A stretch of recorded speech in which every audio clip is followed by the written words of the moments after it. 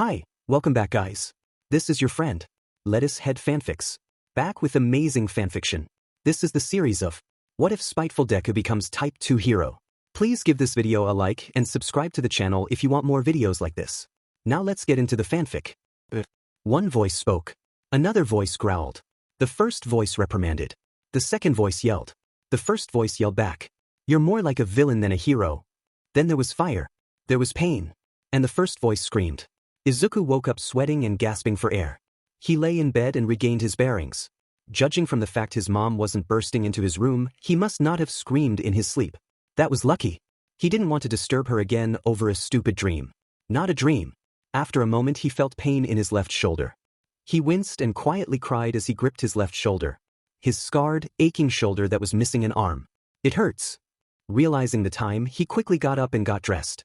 With almost a year's practice behind him, he managed to get dressed in the UA uniform with minimal hassle. Never did get the tie right though.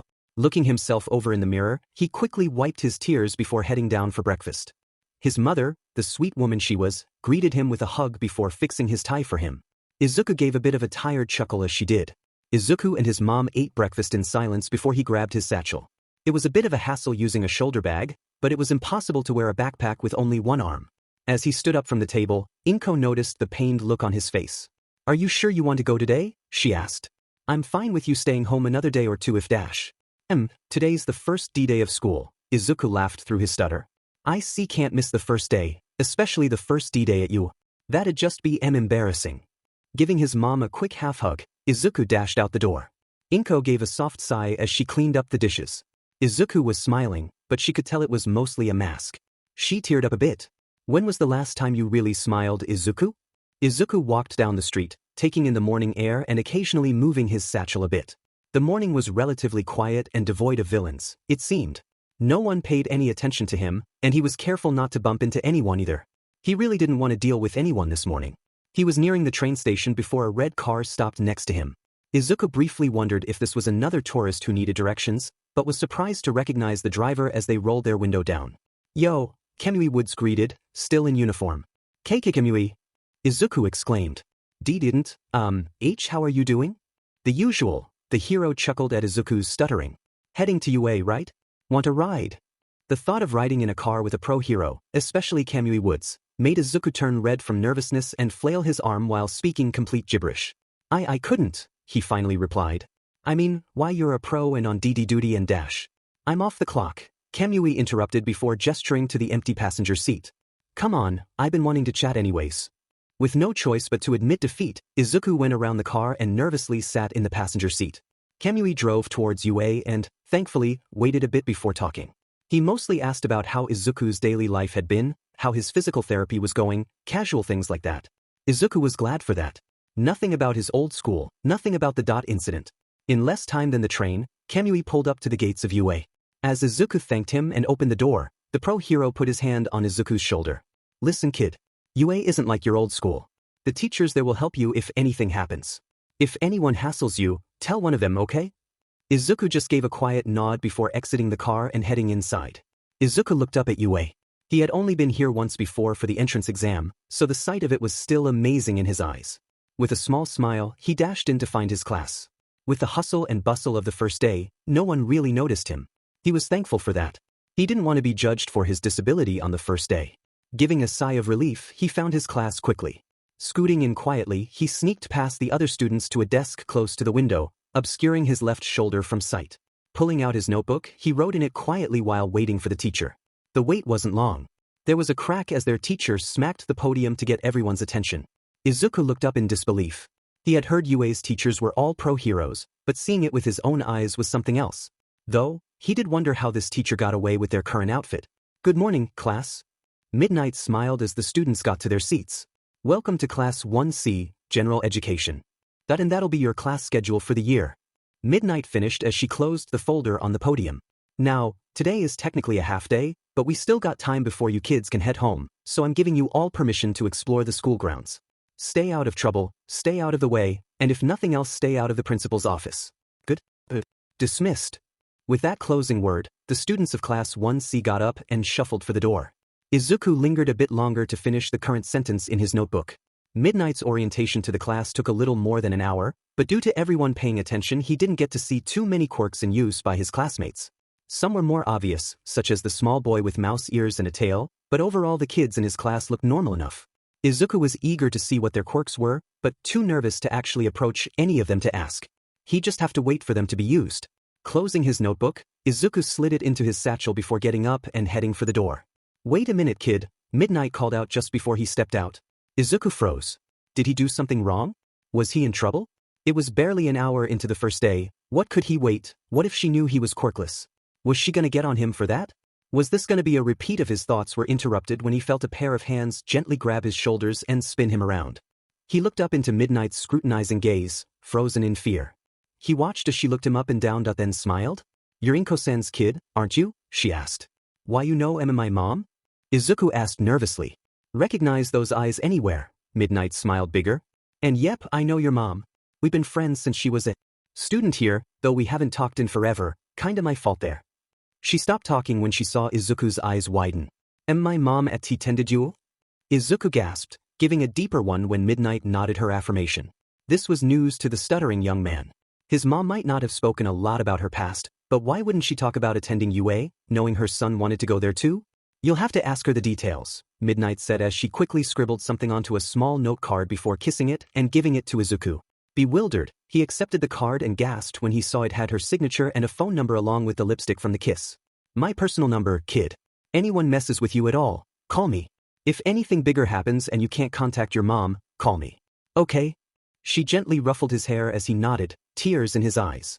Just like that, his first hour at UA was better than the whole 3 years at Aldra Junior High. Pocketing the note, he gave a deep bow before leaving the classroom. Midnight gave a smile as he left. "Don't worry, Shirmu-chan," Midnight whispered to herself. "I'll help keep him safe." Izuku raced down the hall, his hand on his satchel. If he memorized the school map correctly, the support course workshop shouldn't be much further. He had filled out a request form for a certain object not long after receiving his acceptance letter. Due to the non-violent nature of the object, his request was accepted and he was told it would be ready by the first day of school. He just had to grab it from the workshop himself. He smiled as he saw the metal double doors of the work. Boom! Both doors slammed open from a sudden explosion. The shockwave might have knocked Izuku off his feet had he not tensed up the instant he heard the noise. Only little smoke billowed out, but it was followed by a coughing girl with pink hair, soot-covered goggles and singed clothes. "Okay," the girl laughed as she pushed her goggles up, revealing yellow eyes that seemed to have crosshairs in them. "Maybe a lil too much juice in that one. Better tone it down for the next test." Then she turned and saw Izuku standing not too far from the door. He had not moved since the explosion occurred. "Hey there, little guy," she exclaimed as she hopped over to the shorter greenette. "Didn't see you there. I didn't hit you with any." Her words dropped as she noticed he didn't JRK or scoot back when she leaned her face close to his. Her smile dropped when she saw the look in his eyes. Those weren't the eyes of someone who was startled from a random noise. Those eyes, still focused on the doors, were the eyes of someone frozen in primal terror. "Hey," she said in a quieter, calmer tone as she gently tapped his shoulder. "Hey, are you all right?" The sudden contact on his left shoulder startled him from his stupor. He looked around a moment before his gaze settled on Hatsum. Wiping a few tears from his eyes, he looked up at her with a nervous smile. Sorry," he stuttered. "I'm fine really." She gave a frown, clearly not believing his words as her hand gently squeezed his left shoulder. She looked at his shoulder, clearly noticing it was missing something. Izuku winced as she did this, certain she was going to say something about his arm. Instead, her eyes lit up and she looked at him with a bigger smile. "You're Midori Yakuin, right?" she asked. "The one who requested that desk thing, right?" Surprised by the sudden cheerfulness, Izuku only nodded before the girl pulled him close and dragged him towards the workshop. "Awesome. I'm Hatsume, and they had me work on it as an extra credit thing after the entrance exam. True, a genius like me doesn't need extra credit, but it was fun to work on. Did you come up with the basic design yourself?" "Pretty smart, green bean." The support student kept jabbering on, not letting Izuku get a word in edgewise, which he was completely fine with, as she pulled him towards a large workbench that was already charred black and had a flaming something on top. Hatsum casually grabbed the burning device and tossed it into a nearby can, eliciting another pop, which made Izuku jump, before grabbing a large metal case off the floor and setting it on the bench. She gave a chuckle before flipping the tabs and opening it.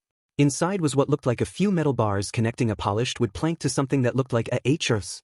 Hatsum pulled it out with ease, gently pushing Izuku back a step before slowly lowering the apparatus onto his shoulders. There were a few curved and padded bars on his shoulders, with the rest of the device resting against his stomach. Despite all the metal, the object was fairly light, a fact the 150 centimeters tall boy was thankful for. After helping him buckle it into place, Hatsum stepped back and let Izuku try it out. At first the wooden plank was resting against his stomach, but Izuku grabbed the corner and spun it clockwise, from his perspective, until the corner was next to his chin. Then he slowly pushed the plank forward, hearing the gears click as it rotated forward before coming to a rest in front of his chest.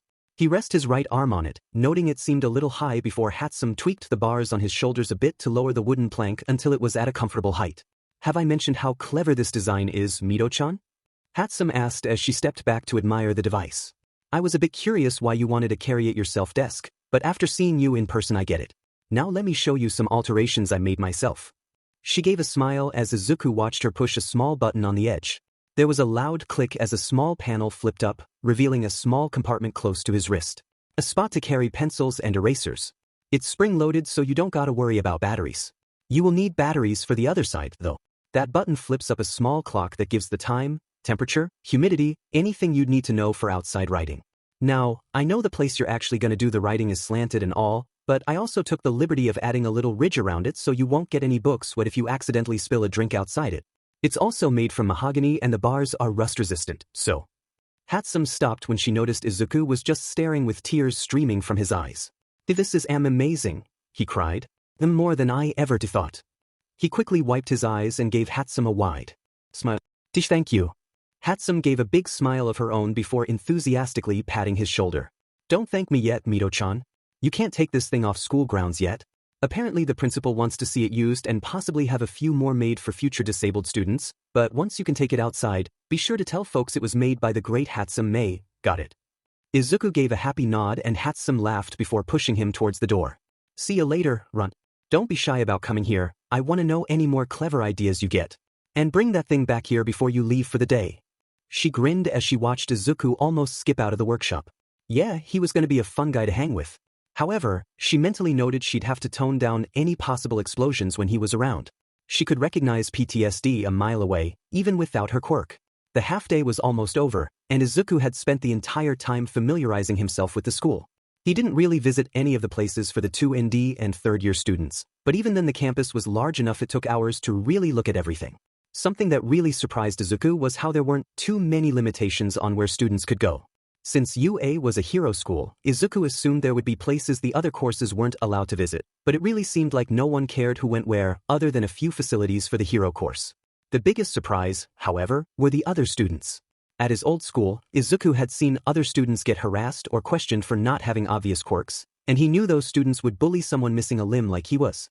Instead, the other students he had seen here had let him pass without hassle, and it wasn't out of being ignored. Izuku knew what it was like being ignored. On top of that, a few older students had actually approached to ask if he needed help with anything. It was a stark contrast to his old school. After a while, Izuku went outside, choosing to rest a bit on a small hill overlooking a PE field. God, even the grass here felt so comfy. Did one of the teachers have a landscaping quirk? He would not have been surprised if there was one. He leaned back and closed his eyes, enjoying the breeze. Then something hit him in the chest. He jerked up, heart racing as he looked around. Finding no one else in the vicinity, Izuku sighed and looked down at what hit him. It looked like a baseball but had some weird stuff attached to it. Maybe the baseball club was doing tryouts? They'd probably want this back. Thinking about how the ball hit him, Izuku picked it up and walked in the direction he hoped it came from. After a few minutes, he reached another part of the field and saw a large group of students about 100 meters away from the hill he walked on. Even from this distance he could see none of them had baseball bats. Maybe they weren't the baseball club? Izuku watched them for a few minutes as they all took turns throwing different ball, making Izuku feel a bit silly about bringing back the one that hit him, and noting they were all using their quirks as a shaggy-looking older man watched. Wait a minute. This was a quirk assessment. The meant hero course. Izuku gasped, dropping the ball. Quickly sitting down and folding his desk back down, Izuku pulled out a new notebook and started writing. He was too far away to get the finer details of some of the students, but they all had a huge variety of quirks that he could see. He noted one purple-haired boy handed a huge guy with a lot of arms the ball to throw, while another girl threw her ball using her vine-like hair, and holy crap, that girl made a cannon? The noise of the cannon made Izuku flinch a bit, but it was thankfully far enough away that he didn't freeze up again. Izuku watched them for around 30 minutes before the assessment came to an end. Izuku was a bit sad by this, as he hadn't been able to get all of their quirks down. He could guess for quite a few, but some of them, like that girl who might have had long earlobes, were too indistinct to figure out. At the end, the man who had to be the teacher said something that made the shorter boy with grape-like hair cry out. Izuku didn't know what sort of horror that boy was told, but judging from how the boy had just latched onto the cannon girl's leg and appeared to be trying to stuff his face into her but while flailing around, he didn't feel too bad about it. Soon after that, the teacher grabbed the purple midget and carried him away while the other students began the trek back to the main building. Izuku wondered which hero class they were. From what quirks he had figured out, he was sure he could devise a way for some of them to improve themselves. Of course, that was assuming they'd listen to him. Everyone else he'd met today might have been nice to him, but for all Izuku knew, the Hero Corps students might be elitist and not listen to a disabled quirkless runt like him. Suddenly the hairs on the back of his neck stood up and Izuku turned around. To his surprise, he saw the shaggy teacher from earlier behind him. Judging from how the man was crouched, he must have been sneaking up on Izuku. And judging from the tweak of his eyebrows, he must have been surprised Izuku noticed him. Izuku looked over his appearance once and gasped. "Why, your Eraserhead," he exclaimed. Another twitch from the older gentleman. "Yes," Eraserhead affirmed. "And who are you?" Izuku quickly scrambled through his pockets and pulled out his ID, handing it to the pro hero. "Midoriya Izuku, sir. CC Class 1C, General Education, sir." Eraserhead looked over the ID, making sure it was legitimate, before handing it back to Izuku. "All right, now what are you doing here?" The pro hero watched as Izuku slowly and shakily reached down to pick up the ball from earlier, holding it out. "This hit me while I was resting on a hill over that-a-way," Izuku explained. "I thought it might have BB belonged to a C club, so I came to return it, BB, but saw you and your C class instead. I saw why you were doing a QQ quirk assessment and DD decided to take notes." "Notes?" Izuku quickly handed his notebook to Eraserhead, who took it and paged through it slowly. As he did, his eyes narrowed. "Oh God, was he angry?" It's a hobby of mine, Eraserhead." Izuku quickly clarified. I like to take notes on heroes and their Q quirks. I originally did it to prep P-Pair to become a hero. Myself, but..." He subconsciously rubbed his left shoulder and teared up. "Am I in TT trouble, sir? I swear, I'm careful with my notes, and I never show 'em to people, and dash." "Kid, breathe," Eraserhead finally stated. "I'm not mad. There's a lot in here, however. How long were you watching us?" 30 minutes, sir," the green-haired boy replied after checking the clock on his desk. "And what's your quirk?" Izuku looked down and teared up more at this question. "I'm quirkless." There was a short, awkward silence. "You're telling me," Eraserhead asked, "that you're quirkless and managed to figure out this much in only a half hour?" A nod from Izuku as more tears fell. "Kid, cheer up. I'm not mad. If anything, I'm honestly impressed." Izuku looked back up at him as he flipped back through the pages. To get so much from such a short observation time from this distance without a quirk, it's DMN impressive. He closed the notebook and read the title. "Number 15? You have 14 more of these." "Kinda," the greenette nervously chuckled. "And number 14D doesn't have much in it yet, B, because it's gonna be about my C classmates, B, but I got 13 more F filled out." "I said you could calm down," Eraserhead looked at him. "No need to stutter. C can't help it. He been SS stuttering since." Izuku rubbed his shoulder again. "DD doctors said it's L-linked to TT trauma. Didn't know how long it'll last." There was a few more moments of silence before the pro hero held up the notebook. "Mind if I borrow this tonight? And think you could bring the first 13 to school tomorrow?" Izuku's eyes widened before the teacher continued. "No, you're not in trouble. Stop thinking you are. I just know a teacher here who might like to see these. He likes brainy kids like you, even if he honestly terrifies half the staff." "Why you think he'd want to see my stuff?" "If anything," Eraserhead chuckled, "he'd feel rather put out if he didn't see this. We won't damage the books at all, and they'll be returned at the end of the day. Sound good?" Izuku quickly nodded in reply, and the hero gave a grin. "Good. Now, get going, kid. Day's almost over. Also, for the record, you can call me Aizawa." Izuku's eyes widened more. Just how wide could those things go, before nodding and running for the main building. The pro hero watched him go before flipping through the notebook again. Inko was busy setting the table for a late lunch. She knew Izuku would be home any minute, and would be needing either comfort food or celebration food. She was praying it was the latter. She didn't know how the staff would treat her son, since quirkless kids weren't allowed at UA when she was attending. She heard Kiyama Nimuri was a teacher there, but still. "I'm home," Izuku called as he stepped into the apartment. Inko turned to greet him, but stopped when she actually saw him. This morning he was downcast and quiet. When he came home he had a shine in his eyes and a smile, a genuine smile, on his face. It was such a drastic difference Inko was almost brought to tears. "How was your day, sweetie?" she asked. "It looks like you had a good one." It was amazing, Mom. He beamed as he gave her his trademark half-hug. I didn't talk to too many PP people, but the people I did talk to were all so nice. And no one harassed me for being quirkless. So teacher F for the hero course is the eraser head. Inko smiled as Izuku continued to chatter about his day, just enjoying the honest smile on his face. Just one day and Yue had changed his mood so much. Maybe it would help him after all. And my homeroom teacher is Midnight. Also, she said she knows you? Inko froze for a moment in surprise before laughing. Oh my, she is? Good for you both. And yes, I know her. I'll tell you all about it later. How is she as a teacher? She's pretty good. Izuku nervously chuckled as he fished through his pockets. Then again, it's only the first day. She also gave me her number FF for an emergency C contact. He held out the card in question and Inko took it. That's good. So long as she didn't kiss it like she does for Dash. Inko stopped when she saw the lipstick on the card. Izuku was confused as Inko kept smiling while the air around her seemed to darken. Before long, she slowly looked toward the door. I'm gonna kill her. It. I'm gonna use my quirk to rip her Dash. Mom, stop. Izuku comically exclaimed. At the same time Izuku was trying to keep his mom from killing her old friend for reasons he still did not understand, Aizawa was sitting in a particular office. In front of him was the teacher he told Izuku about. Said teacher was carefully paging through Izuku's notebook, going over the notes he took on Class 1A. And he took all this down in 30 minutes? Nezu asked. No quirk either, Aizawa nodded. That kid has one of the most analytical minds I have ever seen. I'm honestly looking forward to the other books, Nezu chuckled while sipping tea. Who is this student anyways? Closing the notebook, the principal read the name on the front cover. His face scrunched up a bit the instant he read the name. Midoriya? Small, green, missing an arm? You're familiar with him? Aizawa asked. His name has crossed my desk a few times in the past. The rat bear thing took another sip before handing the book back to Aizawa. The real question though, is what you plan on doing if his other notebooks are just as good as this? Nezu was certain of what Aizawa's decision was. If he's as good as we think, Aizawa stated, I want to put his name forward to receive Type 2 training. It was Izuku's second day of high school. He had taken the train to school today and got a few pitying looks from other passengers, but he didn't notice.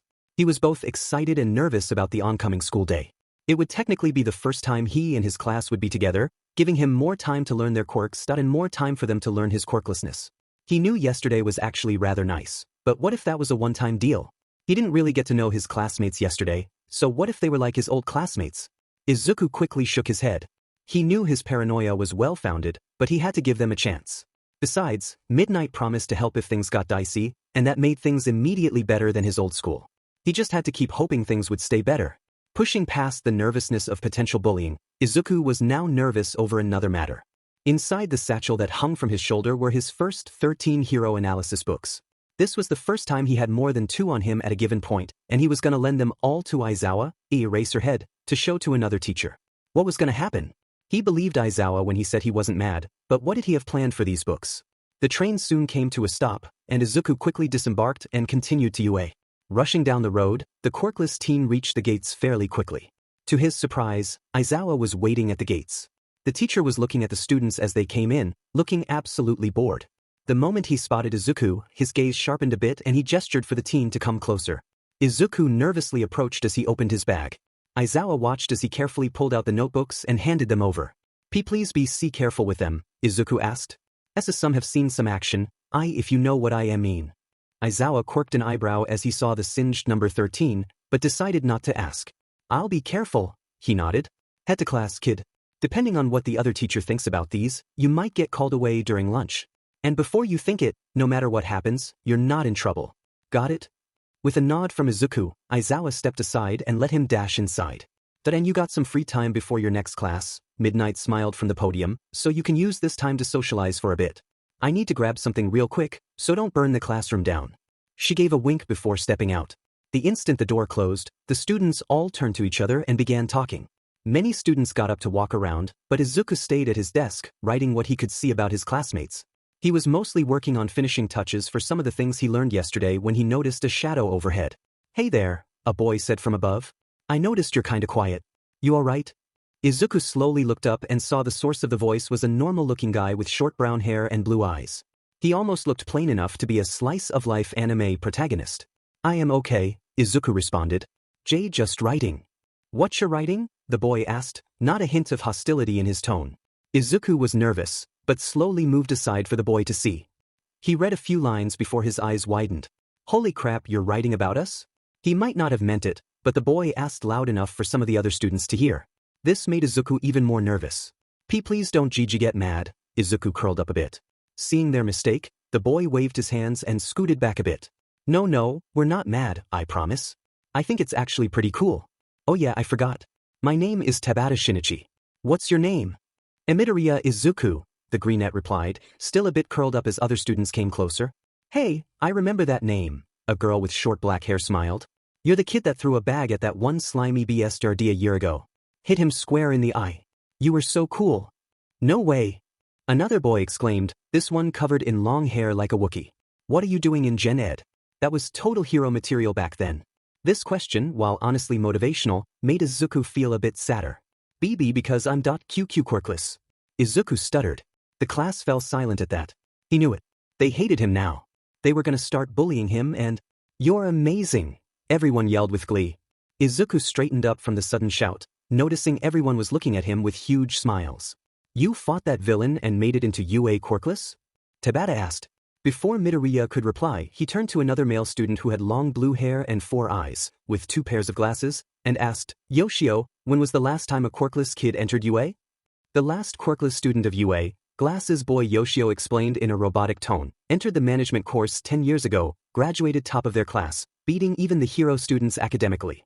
You're really cool, the small mouse boy Izuku saw yesterday squeaked from nearby. Hey, you're writing about us, right? The girl who first recognized Izuku asked. You want to know our quirks and stuff? At this question, Izuku's eyes lit up and he nodded. The girl smiled and closed her eyes. The students closest to her gave shouts of surprise as she grew before their eyes, stopping at what Izuku guessed was around triple her previous size. I'm Asano Ryoko, she introduced. I have a gigantism quirk like MD Lady, but nowhere near as big. Least that means you won't break any buildings, the Wookiee from earlier laughed as he and several other students approached Izuku. Hey, slow down everybody, Tabata said before anyone else could step forward. Give the kid time to write, okay? We still got some time before class, after all. Izuku was floored at this. They didn't hate him for his quirklessness at all. They were all so friendly toward him. If he weren't focused on writing, he might have started crying. For the rest of homeroom, and in the following classes, Izuku wrote down everything he could about his classmates. Asano Ryoko had a smaller-scale gigantism quirk, stopping at barely more than 3.5 meters. She had short black hair and violet eyes that glowed a bit whenever she used her quirk. Choji Ryanosuke was basically a real-life version of a Wookiee, standing around 180 centimeters tall and covered in long fur. Izuku noted that he loved water despite apparently having difficulty swimming. Tabata Shinichi was the protag boy who first approached Izuku. His quirk just let him unspoil food, which was perfect for his dream of entering culinary school. This quirk also meant he was the perfect weapon against date RPE drags, which impressed Izuku immensely. The small blonde mouse boy was Oscar Mousequitz. Apparently his family moved to Japan along with the Draconis family, who were big-name businessmen from America. He had a tail and sharp hearing, but was almost as nervous as Izuku. Yoshio Keiji had 4 brown eyes and was apparently Tabata's lifelong friend. His quirk let him read incredibly fast and retain that information with absolute clarity, which made it embarrassing to learn he SCD at math. Sanada Kayano was a fairly tall girl with green hair and amber eyes. Her quirk let her shape-shift her head and neck to look like any other individual, real or fictional. She demonstrated this by turning her head into all mites and singing California Girl. Gakushu Hifumi was a fat boy with red hair and a quirk that honestly spooked Izuku. He could turn his entire body two-dimensional, letting him slip through the tiniest of cracks despite his immense girth. One of the more curious students was Sakai Hibi.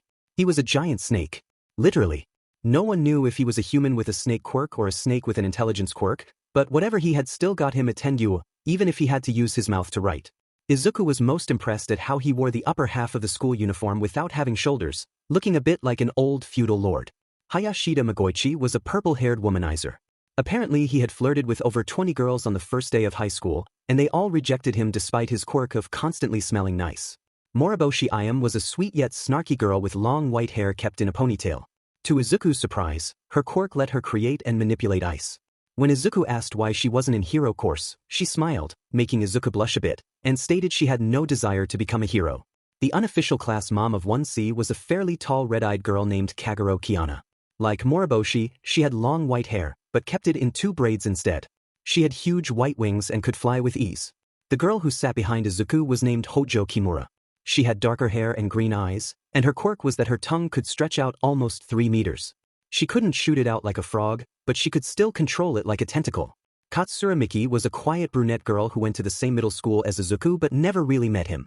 She wore a scarf over both eyes due to being blind, but her quirk let her see shapes and colors in place of people and animals. She also had slight empathic abilities, but only so far as someone's color would change depending on their mood. Gorogoro Mamoru was a stocky boy with calcified outgrowths on his body, like small stony spikes. He was strong and fairly nimble, but failed the practical hero exam by a few points. However, he did not let this get him down. The last student in the class was Oyaniko Fujikuro. Tall and lanky with a mess of blue hair, Oyaniko's quirk let him erect an energy shield that could block almost anything. However, he could not move while using the shield. Izuku made sure to talk to everyone at least once before lunch to get their basics recorded in his book. His prior trepidation had all but disappeared before second PRD, replaced with enthusiasm and light-hearted smiles.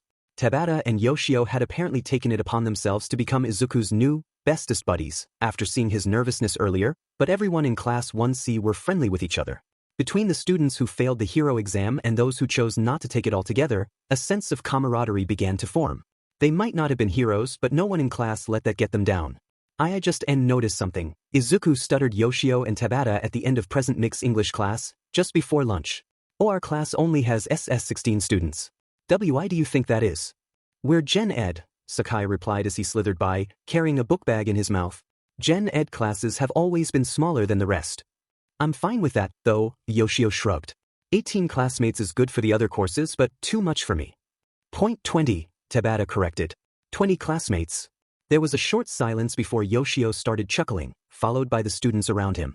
As they laughed, Present Mike checked his phone. What he read made him turn pale. Midoriya Izuku, he called out, silencing the classroom. Did you do something wrong? It. Izuku replied. And no, Laban is staying good. Why? Present Mike held up his phone, pointing at the message on it as though the students could read it from their seats. 'Cause the principal himself just requested to speak to you during lunch. Personally. Now Izuku turned pale. He remembered Midnight's warning the previous day, and how the principal's office was the last place any student wanted to be.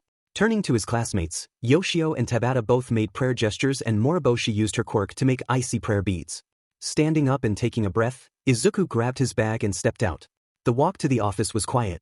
He left before lunch PRD technically started, so the halls were thankfully empty. Of course, this also meant there was nothing to distract Izuku from his thoughts. Why did the principal want to see him? Was he going to get kicked out? Why would he get kicked out? His thoughts were a chaos of paranoia and questions. Yes, everyone here had been nice to him so far, but 1.5 days of niceness could not offset a decade of abuse and trauma. As it was, he considered himself lucky he wasn't having a panic attack. Speaking of which, he decided to take extra measures to make sure he wouldn't get one. He slowed his pace and took deep breaths all the way to the principal's office, stopping just outside. Never before had a door been so intimidating. Taking one more deep breath, he slowly reached up to knock on the door. To his shock, the door opened before he could even touch it. Not moving an inch due to the sudden opening, Izuku peered into the room without lowering his hand. The room in question was a pristine white, reminiscent of a hospital room. There were plants in each of the corners he could see, and the walls were bare save for a large mirror opposite the door. There was a large desk under the mirror with multiple chairs around it. Seated in one of the side chairs was Eraserhead, giving a side glance to Izuku. Seated at the desk was Principal Nedzu, the white mouse bear thing that ran the school. On the desk in front of Nedzu were a few trays of steaming katsudon and Izuku's eyes widened when he saw his notebooks on the desk. Come in, come in. Nedzu greeted, gesturing to a nearby chair. I won't bite, young man. This snapped him out of his stupor and he meekly entered the office, jumping a bit when the door closed behind him. Taking a few more deep breaths, he approached the desk and sat in the chair in front of Nedzu. Before we begin, I bet you are wondering if I'm a bear, a dog, or a mouse, right? I'm actually more focused on the fact you're the principal, Izuku admitted as he fidgeted with his hand. Ah, a good observation to have. Nedzu laughed as he poured tea for everyone. Anyway, I called you here because of these, he gestured to the notebooks. I have to say, young man, the observations in these are quite inspiring. There's even a few things I never noticed until you pointed them out. I'm certainly glad Aizawa convinced you to let me read them. Izuku did a spit take at this. Why, you were the TT teacher he mentioned? He turned to Aizawa. He was the teacher? Aizawa nodded and Midoriya turned back to Nedzu. Why, you were the dash? Yes, I believe we established this, Nedzu laughed. I may be the principal, but I view myself as a teacher first. Now, back to the subject at hand, these notebooks. Resting his hand on the notebooks, Nedzu continued, as I said before, the observations in these notebooks could only be described as stellar.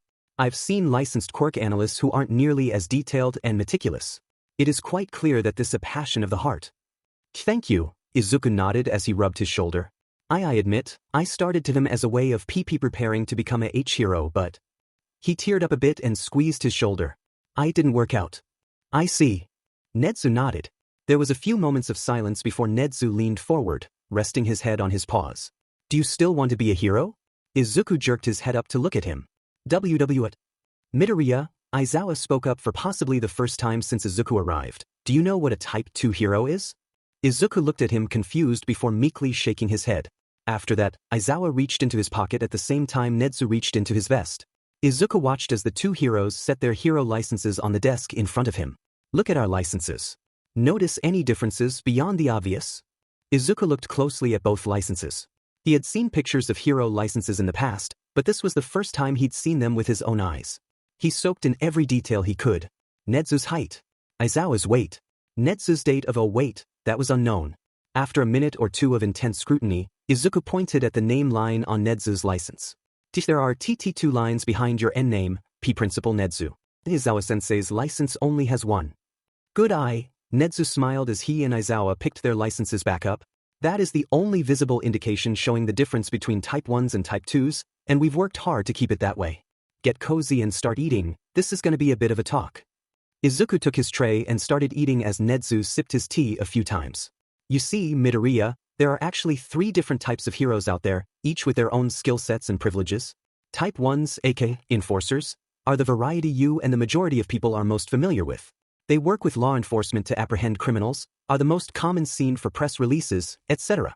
Type 2s, or strategists, are heroes like me. We focus more on intelligence and analysis, taking in information and sorting it out before relaying the most pertinent intel to the enforcers, though we do fight from time to time. Type 3s, otherwise known as fortifiers, are the heroes like Recovery Girl, who don't do any form of combat but still support and help from the sidelines. Fascinating, Izuku admitted, wishing he had an empty notebook right now. This was something he never even considered, and was definitely something he'd have to keep an eye open for. The reason we tell you this, Aizawa leaned forward, is because we want to train you to be a Type 2 hero. Izuku almost fell out of his chair at this statement. W, the stuttering boy exclaimed. Just what you heard. Nedzu beamed. We think you have the makings of a great Type 2 hero. WWWBBBWHY? Izuku asked. I am QQ quirkless and kinda am missing a little s something. He punctuated this last statement by grabbing his left sleeve and flipping it around. We are aware of both, Nedzu continued smiling, and we want you to be aware that both of those can be worked around. While having an intelligence-based quirk is useful for a Type 2, you've demonstrated you don't need one to do what you do. As for the arm, well, we'll cross that bridge when we come to it. Now that you know your 2 biggest detriments are nothing to be concerned about, I will ask you again. Nedzu leaned forward, smiling big as ever. Midoriya Izuku, do you still wish to be a hero? Class 1C was back in their homeroom for their afternoon study PRD. Each student studied their own subject, but each student also had the same question in mind. Anyone seen Midoriya? Midna asked. Not since Mike Sensei's class, Gorogoro shrugged. You don't think he was abducted, do you? Who would abduct him? Kagero asked as she stretched her wings. I mean, I could see why he'd get abducted, but who in the school would? I bet it was some girl from the hero course. Hayashida leaned back in his chair. What do you think, Katsura-chan? The blind girl turned her head toward the door for a minute before smiling. We have nothing to worry about. The moment she finished her sentence, the door opened and Izuku stepped back inside with a pile of folders under his arm. Some of the students tried standing up but were stopped by midnight before she approached the shorter boy. Is everything all right, Midoriya? She asked. Izuku smiled and handed her a late note to read before turning to the class. Everyone, he announced with a smile bright as the sun, I am still gonna be in this CC class, but I am also gonna be receiving PP personalized training from Principal Nedzu BB because I am gonna be a hero. There was a brief, stunned silence before the entire class erupted in cheers. That's awesome. Tabata cheered. Good for you, Midoriya-kun. Moriboshi laughed. Chu can do it. Mousequid stood up on his chair to cheer. The class was filled with tumultuous cheering before Midnight smacked the podium with her whip. Simmer down, kids, she laughed. Turning and winking at Midoriya, and reveling at his blush, she continued, "Knew you had it in ya, kiddo. Get to your seat." With his huge smile, Izuku skipped back to his desk and set the folders down. Nezu had requested to keep borrowing the notebooks for a few more days, but had given Izuku folders covering both hero course classes so he could analyze each student in detail. With these folders and 2 fresh notebooks, Izuku had a lot of work ahead of him and was eager to get started. Oh hey, that one girl did have long earlobes. Go figure. Aizawa was giddy. Class 1A could see it. All Might could see it. He was helping supervise All Might's first class, and hardly derided the pro hero about his lack of teaching skills. As the students were paired off and going through their hero trials, All Might took the opportunity to approach the grizzled hero. "You seem to be in good spirits," All Might stated. "Could you tell me what occurred?" "The principal and I found another hero student," he smirked. "He can't be transferred to the official hero course, but God, I wish he could. He has more potential than half the class. I wish he had been here instead of Mineta." "Yes, I saw you expelled him yesterday," All Might nodded. "May I ask who this particular student is?" "You'll meet him later," Aizawa stated. "And when you do, be nice to him. He's had a rough past." "A rough past? Does he have a difficult quirk?" "No quirk at all." "No quirk? And he's going to get hero training." "You say that like it's a bad thing," Aizawa glared. All Might sweat a bit at his glare. "Well, in my experience, it's not possible for a quirkless to be dash." "Finish that sentence and I will break your nose," Aizawa growled. "This kid has potential, and that's all you should care about." All Might sweat even more, and simply nodded before stepping back. Now he really wanted to know who this student was, but was scared to ask. This wasn't possible. Izuku flipped through the folders of both hero course classes. He did so multiple times. There was something missing. Someone he knew would have been accepted into the hero course. No matter what he did, Izuku knew nothing and no one would have stopped him from entering. So why wasn't Bakugo Katsuki in these folders? It was the end of the school day. Most of the students had already left their classrooms, eager to head home. In the workshop, however, Hatsume was hard at work on a new device. Despite being serious about getting it to work, at this point she was mostly just fiddling around as her guest observed the framework for the second iteration of the walking desk, as she called it. "It is an ingenious creation," Nezu said as he paced on top of Hatsume's workbench. "It can certainly make things easier for any other students we get who are also missing an arm." "You should be lauding Mito-chan," she grinned. "He's the one who designed it, I just added a few parts." The principal nodded and continued looking over the adjustments she had made. Hatsume felt giddy at having the principal look at something she crafted. She had a massive mental list of designs, but a lot of those babies were stuck behind a wall set by Powerloader. So if the principal himself liked what she made, maybe she could convince him to let her try some of the others.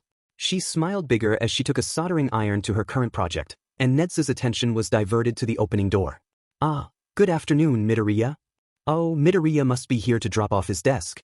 "Wait a minute, he was here while she was." May instantly set the soldering iron down and pushed her project aside. If she kept working on it there might have been a chance of it exploding, and she did not need Midoriya around for that. She swiveled her stool around to greet the small greenette, missing the curious look Nedzu gave her. Izuku himself gave a smile as he unfastened the desk. "See, could you itch help me get it off?" he nervously chuckled. Still having a bit of trouble." "God, you're too adorable," May thought as she laughed and got up to assist. Undoing the final few clips, she pulled the desk off his shoulders before giving said shoulders a gentle rub, eliciting a shy squeak from the boy. "Too tense," she observed. "I'll have to see if I can make the next desk lighter for you." It's all right," he waved with his hand. I think I need some toughening up anyways." Turning to Nedzu, the small boy gave a small bow. "Good afternoon, sensei." "Afternoon to you too," the small mammal smiled. "How are you enjoying those files on the hero students? Think of any improvements yet?" "A couple," Izuku nodded, along with some outfit adjustments. A few of them are a bb-bit.pp provocative right now." A few moments later, Hatsume stopped rubbing his shoulders and went back to her stool. "Or also, sensei, I have a bit of a question." "Oh." Hatsume could hear the interest in Nedzu's voice. "This should be good." "Well," the shorter boy stuttered, I was looking through the FF files and noticed something, or rather as someone, was missing." "If you're referring to a purple midget," Nedzu smiled, "Mineta Minoru was expelled yesterday. He failed the quirk assessment, and his behavior was deemed inadequate." Gigi guessed this is something like that happened yesterday when I was watching Dame." Izuku rubbed his shoulder. But my question is about someone else. As someone I went to school with, who was gonna try for the hero course here, and Nedzu cut him off with a raised paw. "You are referring to a Bakugo Katsuki, correct?" Izuku nodded as Hatsume leaned forward. This might not have been her conversation, but she didn't want to risk working on anything while Midoriya was in the room. Plus she was curious. Was this a friend of Midoriya's? What were they like? I'm sure it's obvious, Nezu smiled, cutting off Mei's train of thought, but I guess you would need verbal confirmation from me for it to sink in. I can say, with absolute honesty, that Bakugo Katsuki is not only not a student in the hero course, but he is not even a student of UA. Hatsum couldn't help but think the principal was a bit blunt there and turned to comfort Izuku on his former classmate's failure, only to see his face wasn't sorrowful. If anything, there seemed to be a glimmer of something in his eyes. Disbelief? Joy? She couldn't tell, but she wanted to know. He isn't? Izuku asked. Really? Bibi, but I know H's goal was to CC come to the hero course and dash. Midoriya, Nezu interrupted. Do you know UA's policy on bullying? Bullying? Why would wait? If either of the males in the room were looking at Mei, they would have seen the spark of realization in her eyes. This, wasn't a friend but a bully? Who would bully someone so small and sweet? Looking at Izuku, she saw him shake his head at Nezu's question. 2 words, Nezu raised his paw. 0. Tolerance. He started pacing on the workbench again as he continued. UA's goal is to train people to become either heroes or upstanding citizens of society. As such, anyone who has a significant history of bullying isn't permitted to join UA, and I think we can both agree that, he pointed at Izuku's left shoulder, goes well beyond bullying. Hatsum's gasp of shock and horror went unnoticed by the other two.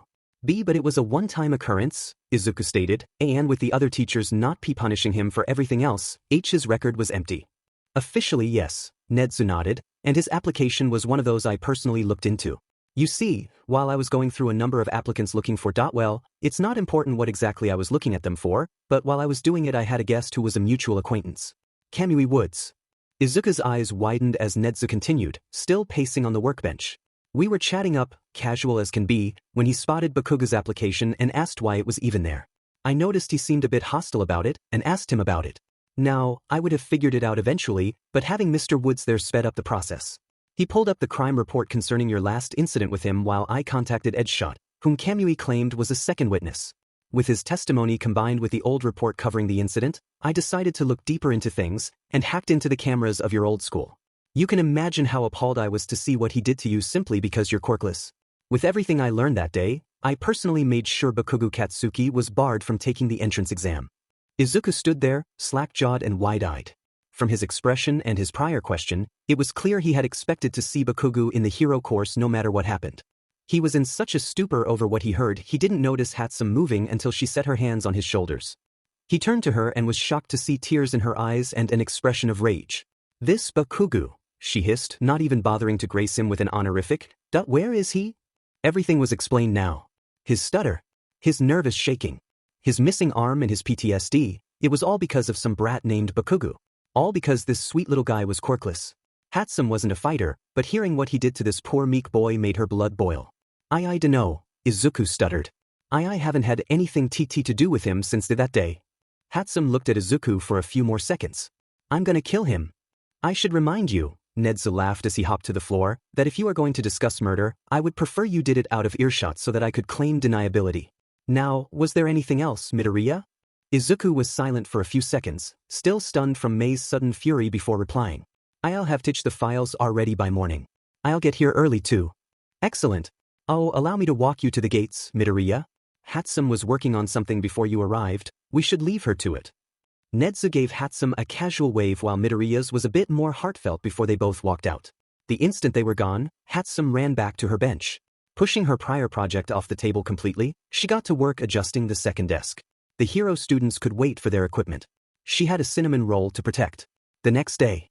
So you're a venomous snake? Izuku asked Sakai as the two made their way to the classroom for morning announcements. Yup, Sakai nodded. It's just paralytic though. Docs tested it thoroughly. Still cool. I mean, if you ever became a C-cop, you could just say, freeze, and bite them to make them freeze. The two boys laughed at this last sentence before settling into a comfortable silence. At the start Izuku was afraid it would have been hard to get along with Sakai, but to his relief the snake was a rather jovial individual. Just had to be careful not to step on his tail. Or the rest of him for that matter. By the way, Sakai stated as the two entered their class, being greeted by the rest of the present students. I noticed you're not wearing your desk thingy this morning. Did it break? And no, Hatsum-san is just making some adjustments I think. She said it'd be ready after lunch.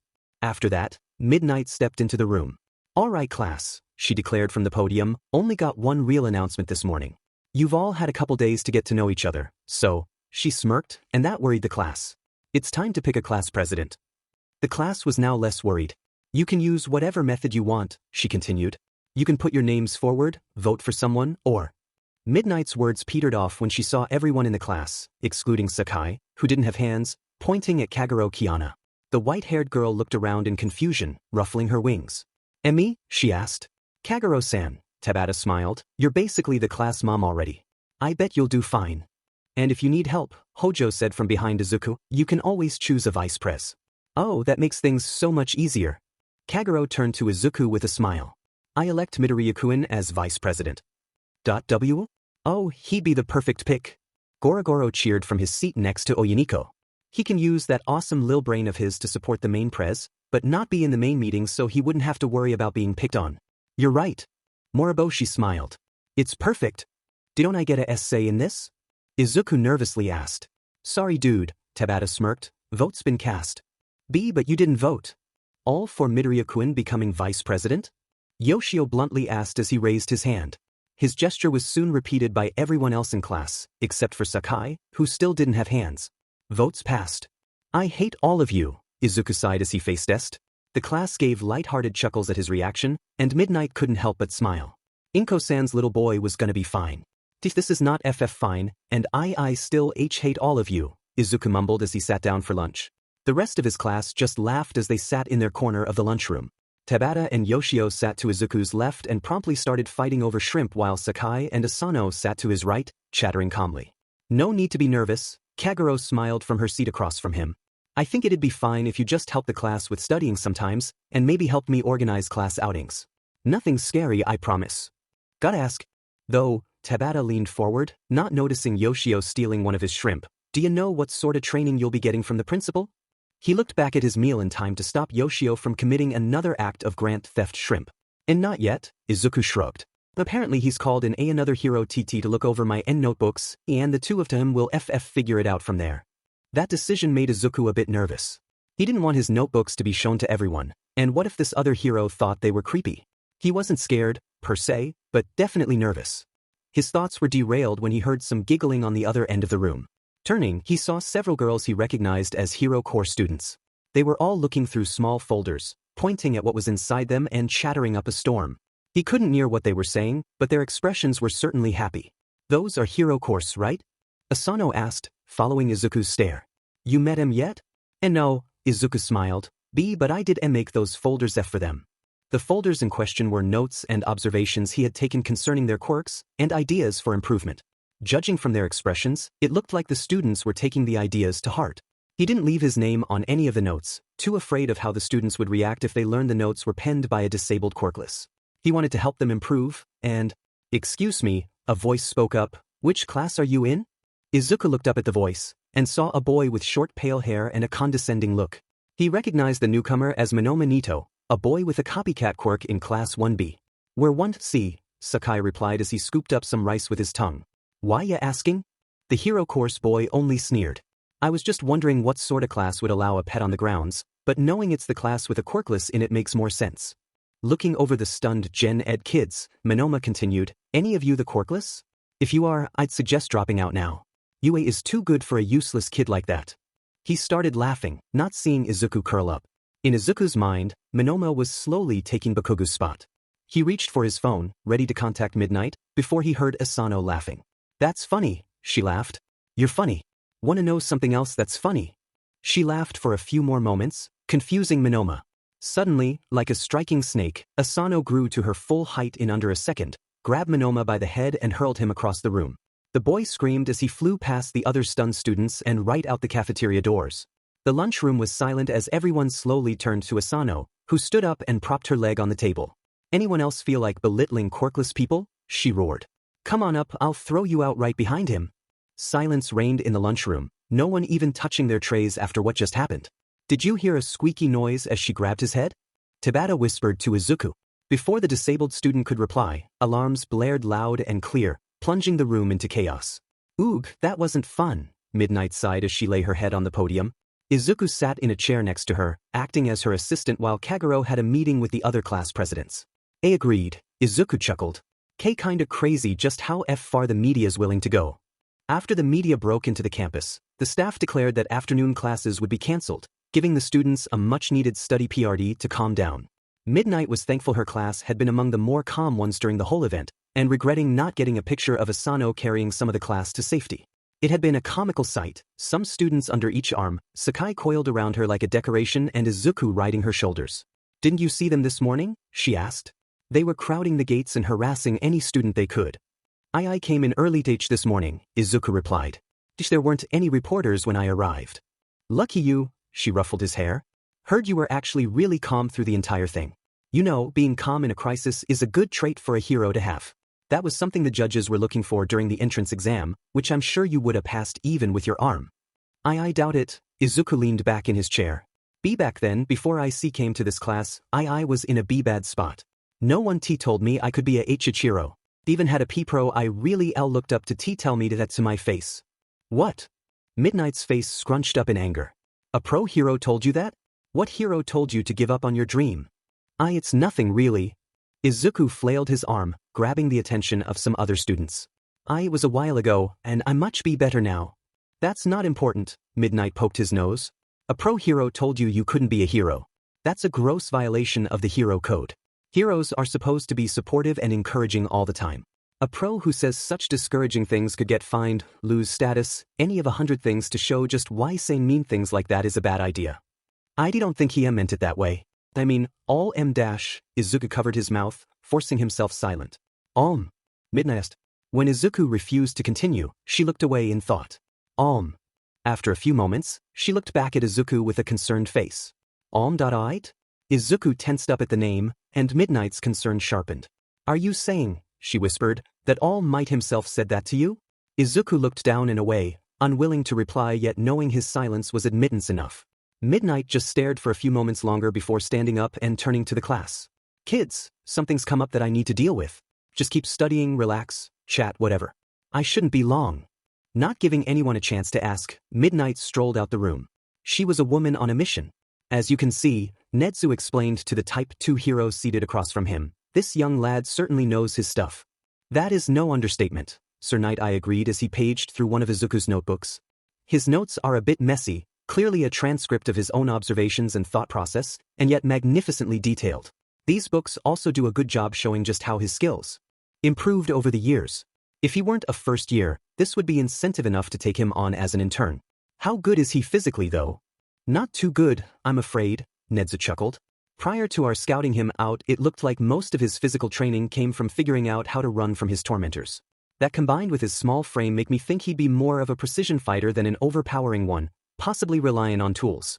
Which is why you requested me personally, Knight I observed. Alright, I'll help you train him. His missing arm might be a bit of an issue, but I'm sure you've got something planned for that. Before Nedzu could reply, his personal phone started ringing. One moment, Nedzu held up his paw before taking the phone. Principal Nedzu speaking. I'm sorry, she's doing what? Nedzu listened to the person on the other end for a few more seconds before sighing. Be right down. Hanging up the phone, the mammal turned back to Night Eye. Forgive me, but something has come up that I need to handle. I shouldn't be gone long. Take your time, Night Eye said, holding up the notebook in his hands. I'll be reading these more. This Midoriya has around 8 pages of notes on pro hero Slenderman, and no one else has notes like this. Nedzu nodded and exited his office while Night Eye read up on the cryptid of a hero. The trip to the teacher's lounge was a short one, and the principal opened the door and beheld a rather curious sight. He could barely keep from laughing, however, at the noise he was hearing, which was a series of fong noises accentuated by someone saying idiot over and over. The principal watched for several seconds before announcing his arrival by clearing his throat, silencing the room. Midnight, Nedza smiled. I am aware you are a rather passionate person, but I find myself at a loss. What has transpired that compelled you to beat All Might over the head with a cardboard poster tube? All Might stared through a small window into the classroom for one see. He could see Izuku and could tell the boy had not noticed him. The pro hero saw the boy laughing with some of his classmates, but he saw their smile was smaller than it was when he first met the boy close to a year ago. He could hear the boy had a stutter that was absent in the past. He could also see Izuku's left sleeve hanging limp and empty. Seeing that sleeve hurt his heart more than Midnight's poster tube hurt his head. What you did, a familiar voice stated, was rather hypocritical, Yagi-sen. All Might turned his head in surprise. Night Eye? What are you doing here? He had never expected to see his old sidekick again, let alone see him walking down a UA hallway. The hero stopped in front of All Might, regarding him coolly for a few seconds before holding up the charred notebook. You signed this, Night Eye stated plainly. You saw the meticulous notes he took, saw how utterly brilliant they were. You heard he was quirkless, just like you used to be. His eyes narrowed. You told him no. All Might started. I thought it was the right thing. He looked back into the classroom and continued, I saw those notes, and was afraid that if villains learned about them, he and everyone close to him would be a target. I tried directing him to safer careers, anything to keep him and that innocence away from the trauma and horror of our profession. When I saw him charge that villain back then, I was scared for him but also in awe. In that moment, he reminded me what it meant to be a hero. But he also reminded me of why I became a hero. To protect those who could not defend themselves. People like him. And yet he still ended up being maimed in defense of another, Night Eye admonished. All Might flinched at that, and after a few seconds Night Eye sighed. I thought you were a fool to disregard my warning in the past, Yagi. I never thought just how foolish you could be. He walked past All Might, leaving the hero by the door. After going a short distance, he stopped and turned his head. I will be training him as a type. I know you already chose your successor after Togata turned you down, but try to imagine how great that boy would have been if he was given your quirk instead. Not even awaiting a response, Night Eye continued walking. All Might was truly alone in the hallway, alone in his thoughts, until the final bell rang to dismiss the students. He quickly ran away, not wanting to be seen by any of the students, especially the boy he failed. School had ended, and Netsu was taking one of his walks around the school. After the incident in the teacher's lounge, the principal needed a calm moment. Walking the empty halls after the day's ending would normally provide that. As he walked, Netsu happened upon Power Loader. The support course teacher was sitting on a bench in one of the atriums, his helmet on the ground by his feet. Even with his bangs covering his eyes, Netsu could see his fellow teacher had what could be described as an expression of depressed contemplation. It was quite unusual to see him like this. Netsu plodded over and hopped onto the bench, though Power Loader didn't seem to notice he was there until Netsu patted his leg. Forgive me, Principal, Power Loader bowed his head. I didn't see you there. I am a bit hard to spot sometimes, Netsu chuckled. However, it was easy for me to spot that you seem a bit distressed. May I ask the issue? It's the transfer student, Power Loader replied. The third-year girl from America. I've been giving her the same assignments as everyone else, but... Is she lagging behind? No. If anything, she's shooting ahead. Power Loader sighed and put his face in his hands. She's completed every project and assignment in record time, earning top marks for each one. She told me she transferred here so she could get a feel for actually helping heroes, but I'm afraid she'll regret it if I don't figure out some way to actually challenge her. The teacher sat like that for a few moments, but looked up when he realized Netsu had not responded. Looking at the mammal, he saw Netsu had a contemplative look of his own. Then he smirked and chuckled. Power Loader had long ago learned to fear the chuckling principal. My Jima-san, Netsu referred to Power Loader by name, your dilemma has given me an idea that could solve both your own dilemma as well as mine. Yeah, Power Loader was scared now. As of this morning, Izuku had been a student of UA for 4 days. 4 days into the school year, and Izuku had actual friends. No one cared he was quirkless and he was going to be a hero. He almost wept with joy these past few days because of this. If one had told him a year ago that this would happen, he wouldn't have believed it. His giddiness had reached the point he was practically skipping down the hallway to May's workshop to grab the new desk she made. She promised it would be better than his first one, so he could only guess what she'd improved. Reaching the workshop, he gave a quick knock on the door. He knew he was the only one who bothered knocking, so May would know to put away any volatile projects before calling him in. Waiting for her response, he smiled and opened the door. As he stepped in, he opened his mouth to say something, only to stop. May was at her workbench with the new desk, and standing on the table next to her was Netsu. That wasn't unexpected. What was unexpected was the other person in the room. He was an incredibly tall man in a white suit standing to the side. His hair was dark green with yellow streaks, his eyes a brilliant yellow. Izuku immediately recognized him as Sir Night Eye, another pro-hero he had idolized. His glower was a bit intimidating, but was nowhere near as hateful as Bakugu's had been. What was more intimidating was the notebook in his hand, which Izuku recognized as analysis book. Good morning, Midoriya. Netsu greeted. You've arrived at a good time. Come on. I'd like to introduce you to a fellow Type 2 hero. I'm sure you recognize him? Notebook 3, I believe? Izuku gave a silent nod as he stepped closer. I've read through your books, young man. Sir Night Eye held up the notebook in his hand. I must admit, I am genuinely impressed. You seem to have a good head for analysis. Good enough to be a hero, Certainly. Thank you, Izuku bowed his head. I am glad to have the privilege. Most K-kids would gladly give an arm and a leg for this chance. He gave a weak chuckle and rubbed his left shoulder. Yes, I got my chance at a D discount. Night Eye gave a smirk at the joke. I see you have your finger on humor too. I think that was a bit of a reach, sir. Really? I guess I'll have to shoulder that embarrassment. I thought he had a good grip on it, the maid piped up. Oh my god, Nedzu laughed and buried his face in his paws. You guys are gonna get along swimmingly, I can tell. Your fault for putting us all in the same room, sir. May smirked as she tightened something on her table. Continuing, Night Eye said with a smirk as he walked toward the stuttering youth, I'm here to help Nedzu provide you with additional Type 2 training. Nedzu will focus primarily on your analytical skills, along with strategic training. I'll be helping in those fields as well, but with a bigger focus on your physical form. He set his hand on Izuku's head.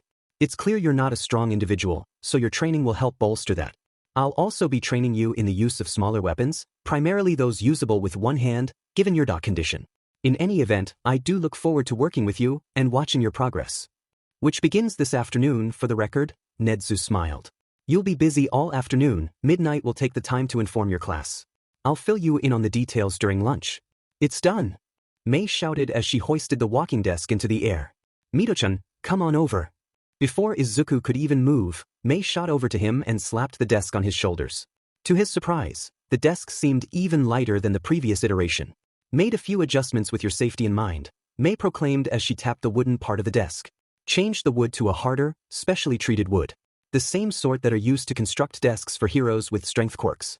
I bet this could stop one of All Might's fingers, so you can use it as a shield.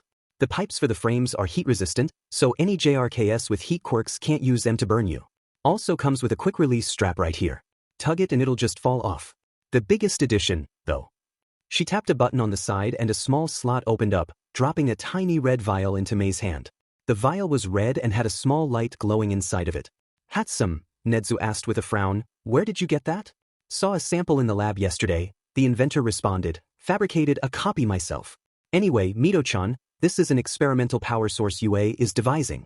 They use solar-powered plasma cells for the school buildings and stuff, but can't implement those in equipment cause they release a massive electric shock if they get wet. This little vial can run for almost a decade without dying, and its sole purpose is to send a signal to a few devices, which will be carried by myself, Midnight, and your class president. It will send this signal every 3 seconds. If you ever get in trouble, break the vial. When it breaks, May snapped the vial between her fingers, and a second later the tablet on her workbench started beeping loudly. Basically, if we don't receive that signal, our devices will alert us. You are awfully protective of Midoriya, Night Eye observed. You have only known him a few days, correct? Mind telling us why you're so adamant on keeping him safe? May was silent for several seconds. That my cousin was a pro hero. This stunned Izuku and surprised Night Eye. Nedzu seemed unaffected, but very little could change him visually. May waited a few seconds, letting the news settle, before continuing her explanation while adjusting the desk to fit Izuku's small frame. My cousin used to be pro hero scouter. He has a similar quirk to mine, only his was a lot stronger. He could count the fingers of someone standing on a mountain 15 kilometers away. He felt his quirk was better suited for spying and watching. He rarely got into a fight himself, and his arrest record was almost non-existent. Then one day villains captured him. They left in him a room for over 2 weeks, occasionally questioning him and testing their quirks on him. The worst part was they'd always begin the torture by flashing bright light into his room, disorienting him. That got to him. She finished working on Izuku's hos, but rested her hands on his shoulders, looking at the floor. When he was rescued, it seemed like he'd be fine. His time in the hospital was peaceful and quiet. When he was released, the media was waiting for him.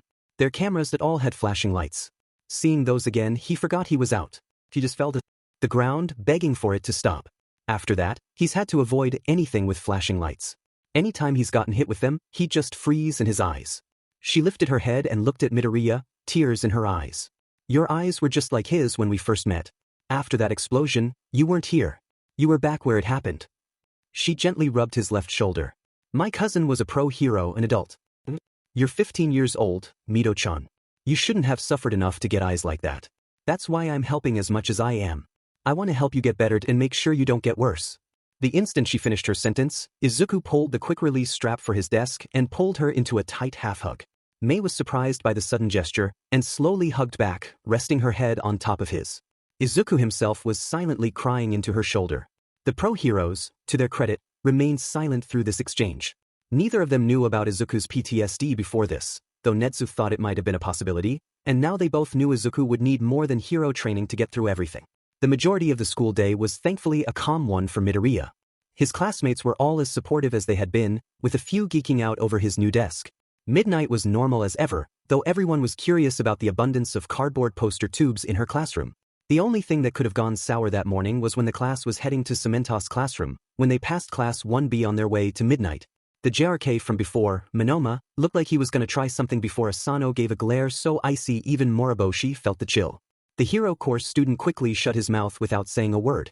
Lunch arrived quickly enough, and Izuku was called to the principal's office soon after it began.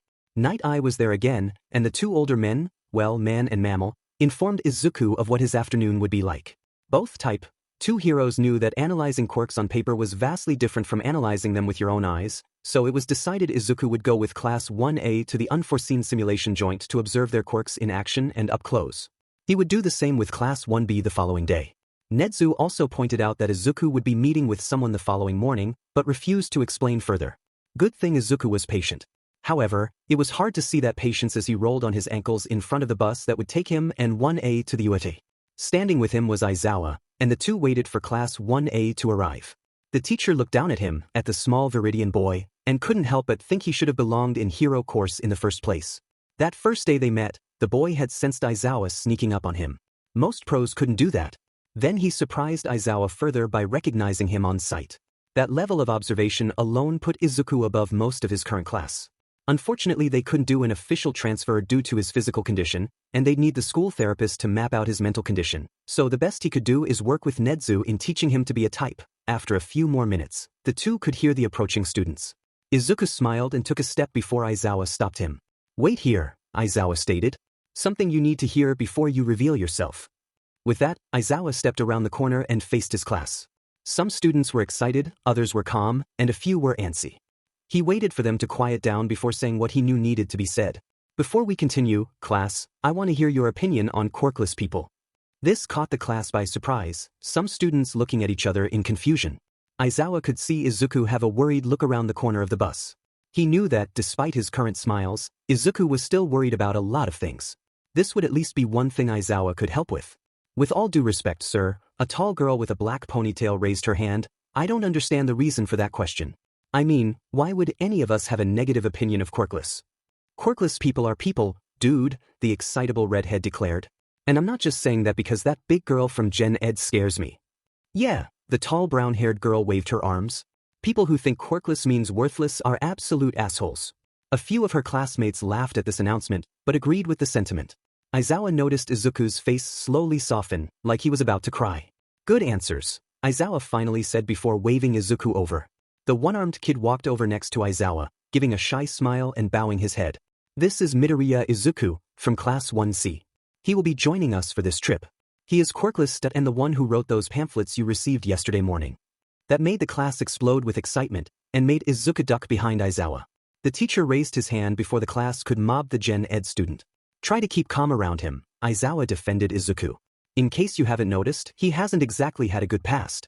He is going to be receiving specialized hero training from the principal himself, which includes analysis. He's already come up with ideas from reading your folders, now he's coming to see your quirks in action."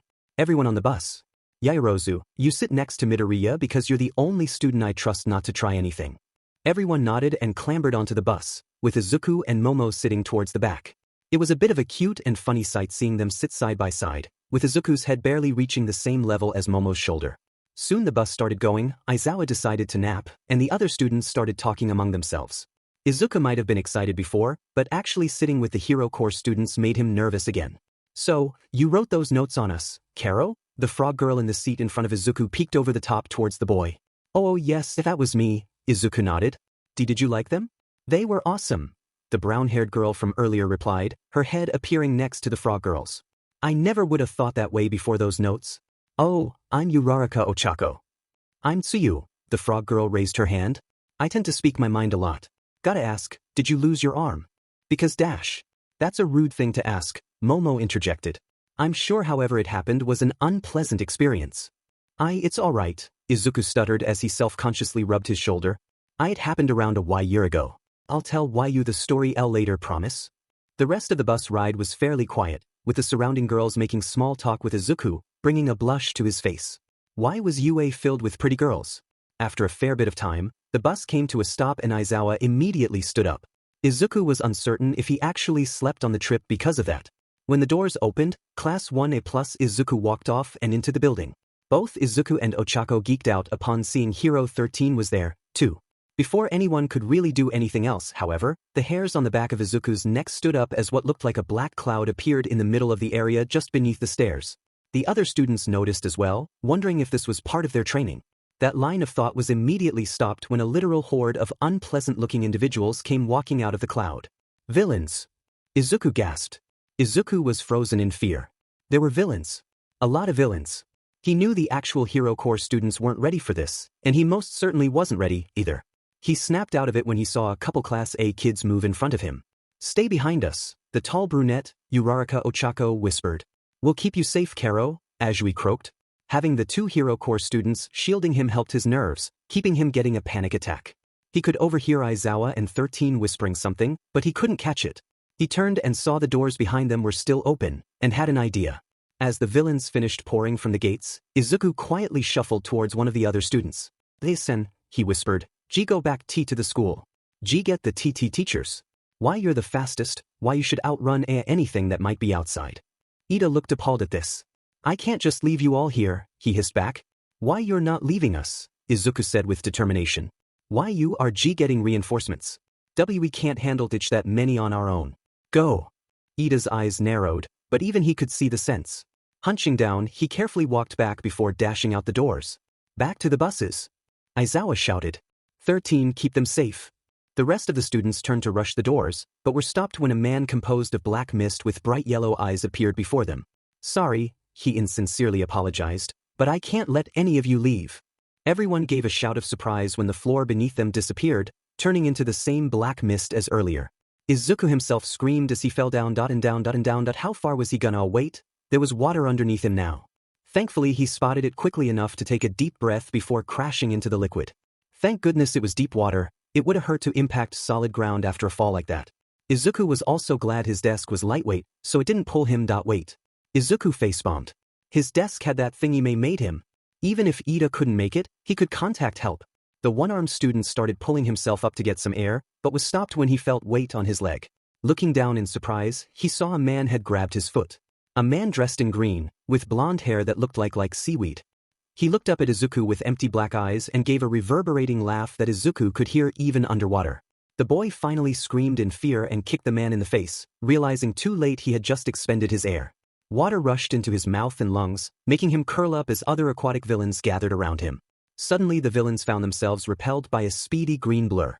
Izuku tried swimming up as the villains were pushed back, but another one managed to grab onto his desk. Before he could do anything, the villain unintentionally pulled the quick-release strap, freeing Izuku in time for the green blur to grab him and fly up to the surface. He flew through the air before landing on a solid wood floor. Izuku curled up and coughed as someone rubbed his back. Careful, said a female voice he didn't recognize. Try to breathe slowly. They're not coming aboard, a second voice he recognized as Tsuyu stated. I think we got some breathing room. Izuku coughed for another minute or two before taking a deep breath and looking around. He was on a boat, he could see that now. With him were Tsuyu and a girl with long green vines for hair.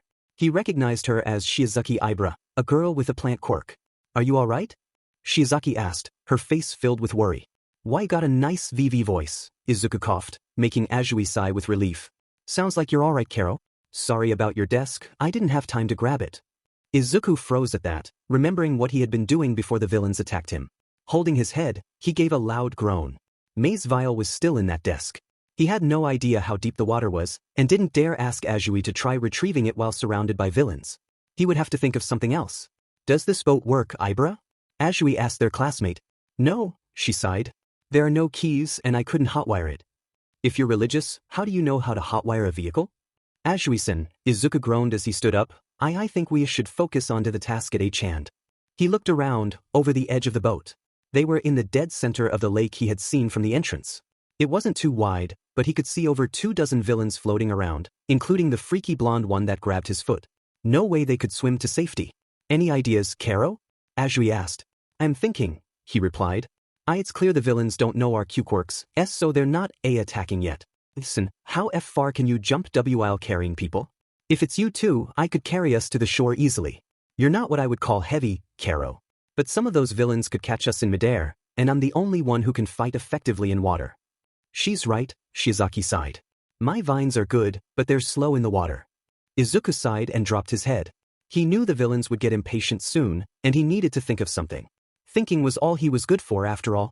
Looking towards the front of the boat to see the shore on that side, he noticed the bow had solar panels on top. At least that meant the villains couldn't explode any gassed out weight. Solar panels. His eyes widened as he remembered what May told him that morning. They use solar-powered plasma cells for the school buildings and stuff, but can't implement those in equipment because they release a massive electric shock if they get wet. Izuku dashed past the girls and into the boat's engine room. Confused, the girls followed him. He saw it had a traditional-looking engine, but next to it was a big black box. He knelt down and worked on opening it, quietly thanking Azui as she helped him wrench the box open, revealing an array of fist-sized cubes that were shining with a green light and had plugs on top.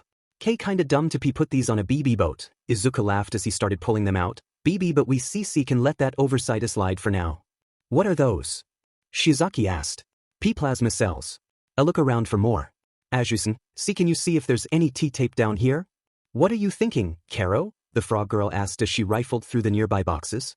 A friend told me about these. Izuku stuttered as Shiozaki returned with an armful of cubes. They're good batteries, but if they get wet, they release a big shock. So, if we throw those in, Shiozaki finished with wide eyes, we can incapacitate the villains. Truly, we've been blessed to land here. Did know if I see could be considered religious? Izuku laughed. But right now I'll take what I can get. And need to tape these T together though. Thankfully, at that point Azui returned with a huge roll of duct tape, and the three students got to work arranging all the cells and taping them together into a single huge mass with all their plugs pointed out. Are we gonna throw this then jump? Azui asked as she hoisted the pile. And no, the one-armed boy replied. If we do, we could elect Titrokyut the boat. It needs to be D-dropped when we're airborne. Which means Shiozaki-san will need to C-carry it. I only got one arm, and I'll need to hold ONTT to Azui-san, and she'll need to hold us both. The plant girl nodded and took the cells as the three ran up topside. Their timing was perfect, as the villains had grown impatient and began attacking the boat as they got on deck. Tsuyu quickly grabbed the other two students and jumped for the shore. As they flew, a single big villain leaped from the water to catch them. Before he could grab them, Shiozaki gave a battle cry and threw the massive batteries at him hard as she could. There was a satisfying crunch as it impacted his face, and both he and the batteries fell into the water. Izuku watched as the batteries' light turned from green to red before they exploded, releasing a literal flood of electricity through the entire lake. Azui landed as the electricity died down. They looked back and saw all the villains floating, defeated by the power cells. Hope we didn't kill anyone, Izuku grimaced. I doubt it, Tsuyu said as she released her passengers. Come on, we should get back to Aizawa-sensei. Todoroki was looking at the lake from his vantage point in the now frozen landslide zone. He was too far away to have identified the students flying through the air, but he certainly saw the lake light up. It was quite a sight to behold, watching the electricity arc across the entire lake. I wonder if that was Kaminari. Course not, I'm right here you dingus. Todoroki turned to the noise and saw Kaminari was indeed close by. He was sitting on a nearby rock, glaring at Todoroki as one half of his chest was stuck in ice. He seemed to have been caught in the glacial strike that Todoroki used to both stabilize the terrain and disable the villains. It was actually a kind of comedic sight. Apologies, Todoroki approached the half-frozen classmate. I'll get you free in a dash. His sentence was interrupted when a very big fist sent him flying back into a different mass of ice. The impact stunned him a brief moment, barely giving him time to dodge the huge fist aimed at his head. Sliding away, he looked up and saw the villain attacking him was a huge man with spikes jutting from his shoulders and head. The man almost looked like he was covered in stone, though said stone was also glowing red like he was molten underneath. A rock man with a heat quirk. No wonder the ice didn't get him. Nice try, the man rumbled with a sneer, but you can't freeze lava. The man swung his fist again, this time missing Todoroki by a large margin. The UA student threw ice at him, but it melted the moment it contacted the villain. He laughed and charged Todoroki again, ignoring all the ice the student threw at him. Dodging another fist, the icy student glanced at his trapped classmate, who was waving him over with electricity arcing between his fingers. Understanding what he meant, Todoroki sent out an even bigger wave of ice to push the man in Kaminari's direction, but the man just laughed more and smashed through the ice. Todoroki tried to dodge again, but took a solid hit to his shin before collapsing to the ground. He tried standing, but the pain in his leg flared up. Must be broken. Pathetic, the villain gloated. This is why I hate heroes. You're all one-trick ponies. Normally I don't kill kids, but you ain't quite a kid anymore, so. The man laughed as he raised his foot, intent on smashing Todoroki's skull. The student raised his hand to conjure an ice wall, but stopped when a pink and black blur slammed into the villain's face, sending him flying. Stay away from my classmate. Uraraka Ochako screamed as she attacked the villain again. To everyone's surprise, Uraraka's fist sent him sprawling. The two boys knew Uraraka had some combat training, but to see her go all out against the villain was definitely an eye-opening experience. Giving a sidelong glance at Kaminari, the girl slammed her palm against the villain, negating his gravity and sending him flying at the electric kid. The villain gave a snarl when he impacted Kaminari, but that snarl turned into a scream when electricity coursed through his body. He fell to the ground unceremoniously as Uraraka deactivated her quirk. Is everyone okay? Uraraka asked. I think my leg is broken, Todoroki replied. I can't stand. I'm stuck in ice, Kaminari said with less anger than before. Other than that I'm fine. Good. Uraraka pulled Todoroki up, letting him lean on her shoulder as they stumbled towards. Kaminari. Thank God I hit my growth spurt. Be kinda hard to do this if I was shorter than you. You used to be short? Kaminari laughed as the other got close enough for Todoroki to melt the ice holding him in place. Once freed, he dashed to Todoroki's other side to help hold him up. We should get back to the main plaza, Uraraka stated. Others might be heading there too. Others were indeed heading to the plaza, as demonstrated by Izuku, Ibra and Tsuyu after their flight from the lake. They had encountered a couple other villains along the way, but they were quickly dispatched by the hero students. As they neared the plaza, they hid behind a nearby boulder to observe the area. There were a lot of villains lying unconscious in a heap, but there were quite a few more still up and active. They weren't doing anything, however. They were all quite a distance away, likely keeping an eye on the entrance. Closer to the group, though, a single, massive villain with black skin and a head like a brainy bird had pinned Aizawa to the ground. The hero wasn't moving. Not far from him were what Izuku assumed were the two ringleaders. One of them was the foggy guy who warped everyone in the first place. The other was a lanky man with pale blue hair who appeared to be covered in hands. And you're sure no one got out? The handman asked. Yes, Fog Guy replied. This class's roster listed 19 students, and I warped 19 individuals. The hand guy laughed maniacally about how things were working out as Izuku gave a quiet sigh of relief. He was one of the warped individuals. That meant they didn't spot Ida. Help would be coming. Now they just needed to figure out how to help Aizawa out from under that Hulk wannabe. 2 hero students and a Gen Ed student with 1 arm versus over 24 villains, a Hulk, Fogman and a freaky guy with a hand FT. Not good odds. Even worse odds when the boulder they were hiding behind suddenly crumbled and shattered. What do we have here? Hanzi asked as he peered over the rock. 3 little hero students, huh? A frog, a plant, and a bush. Like your hair. The 2 girls took up fighting stances in front of Izuku. They knew he couldn't fight. He knew he couldn't fight, but he couldn't just stand there. As the man gloated and laughed, his eyes fell on a sharp-looking rock nearby. It was just out of reach, and Izuku knew the man would attack the moment he moved, so he waited.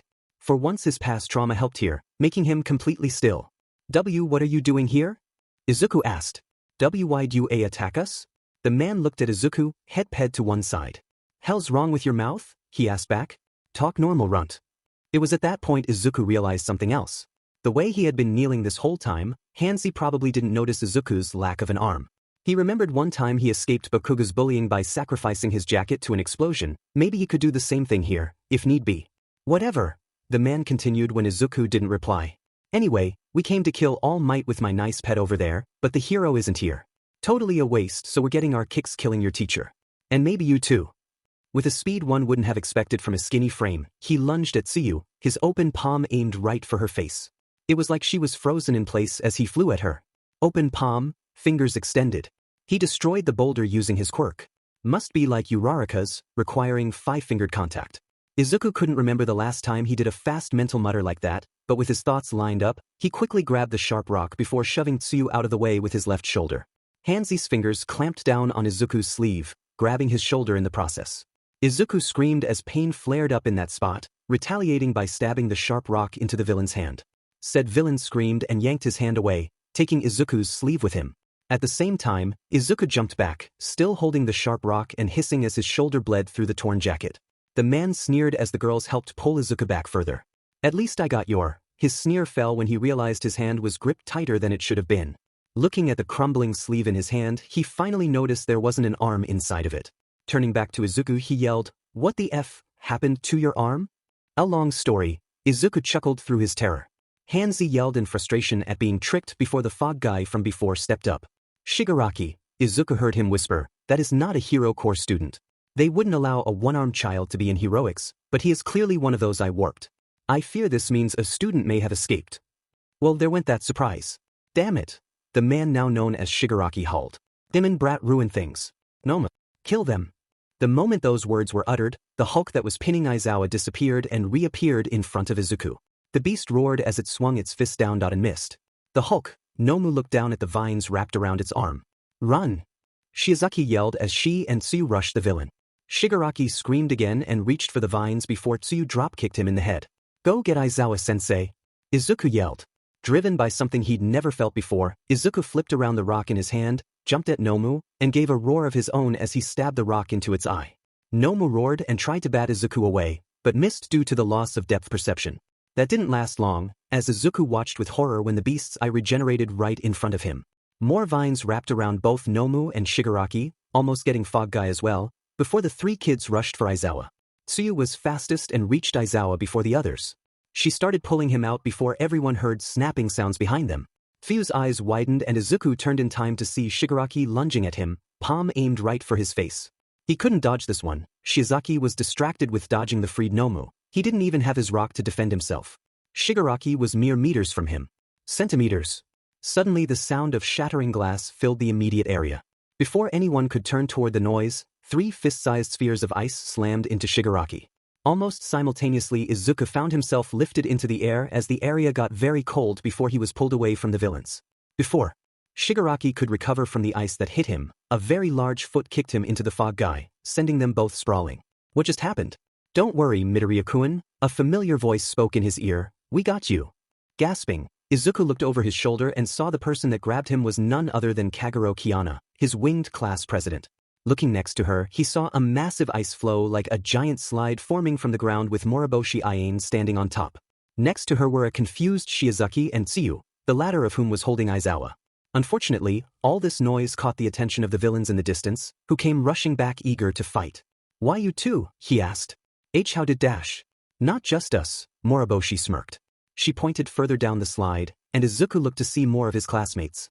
Asano was standing at full height with Sakai looped around her shoulders. At her feet were the spiked Gorogoro Mamoru, Choji Ryanosuke the Wookiee and the rotund Gakushu Hifumi. They all looked said, "Who are you guys?" Tsuyu asked. "We're from Class 1C, like Izuku. We lost the signal from him around 12 minutes ago," Kagero explained as she landed next to the Hero Corps students, wincing at the blood on Izuku's jacket. "We alerted the teachers and opted to come ahead to help best we could." Izuku was confused since he didn't destroy the vial, but he was more happy that help was here. Hey! Shigaraki roared. "No fair bringing in extra bosses." "Shut it, finger fucker." Choji yelled as he hoisted a boulder. "If anything, you're the boss fight here. See careful."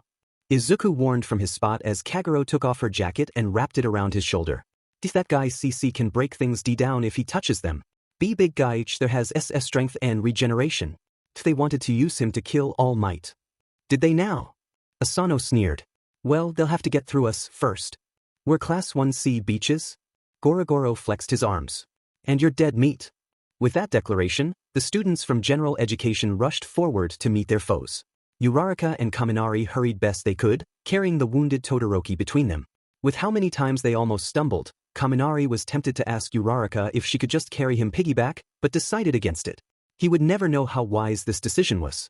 What weirded them all out, however, was that they hadn't encountered a single villain since they escaped the landslide zone. None of them knew if this was a good thing or a bad thing. "Why is it so quiet?" Kaminari asked as the trio hustled through a forested area. "We were practically swamped back there, but now."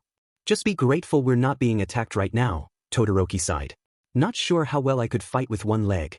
"Wonder how everyone else is doing," Uraraka voiced with worry. While they had not run into any villains, they had not run into any classmates either. She could only hope they were just busy with the villains in wherever they landed. She turned to say something else, but stopped when the trio was hit by a sudden cold wind. Before anyone could react, all 3 students saw a massive, intricately carved fist made of ice shoot up from somewhere past the tree line. They watched as it sent a group of villains flying before crumbling into snow. "That wasn't me," Todoroki deadpanned. Let's go! Ochako yelled as she swung Todoroki around to carry him bridal style and ran ahead, leaving Kaminari. Said Electrokinetic just watched her disappear between the trees. Diamen her and her long legs. As Kaminari struggled to catch up, Uraraka wove her way between the trees with Todoroki holding on tight. With the way she was bounding, he guessed she must have used her quirk to lighten her mass without negating it entirely. Didn't that quirkless boy come up with that idea? Todoroki had to admit, his ideas were beyond clever, but too many relied on his fire.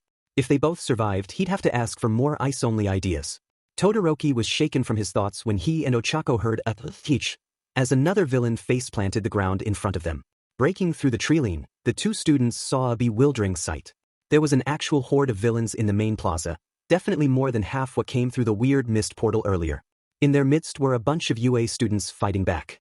Uraraka and Todoroki recognized Tsuyu, Ojiro, and Kirishima, but the majority of them were unknowns for the most part.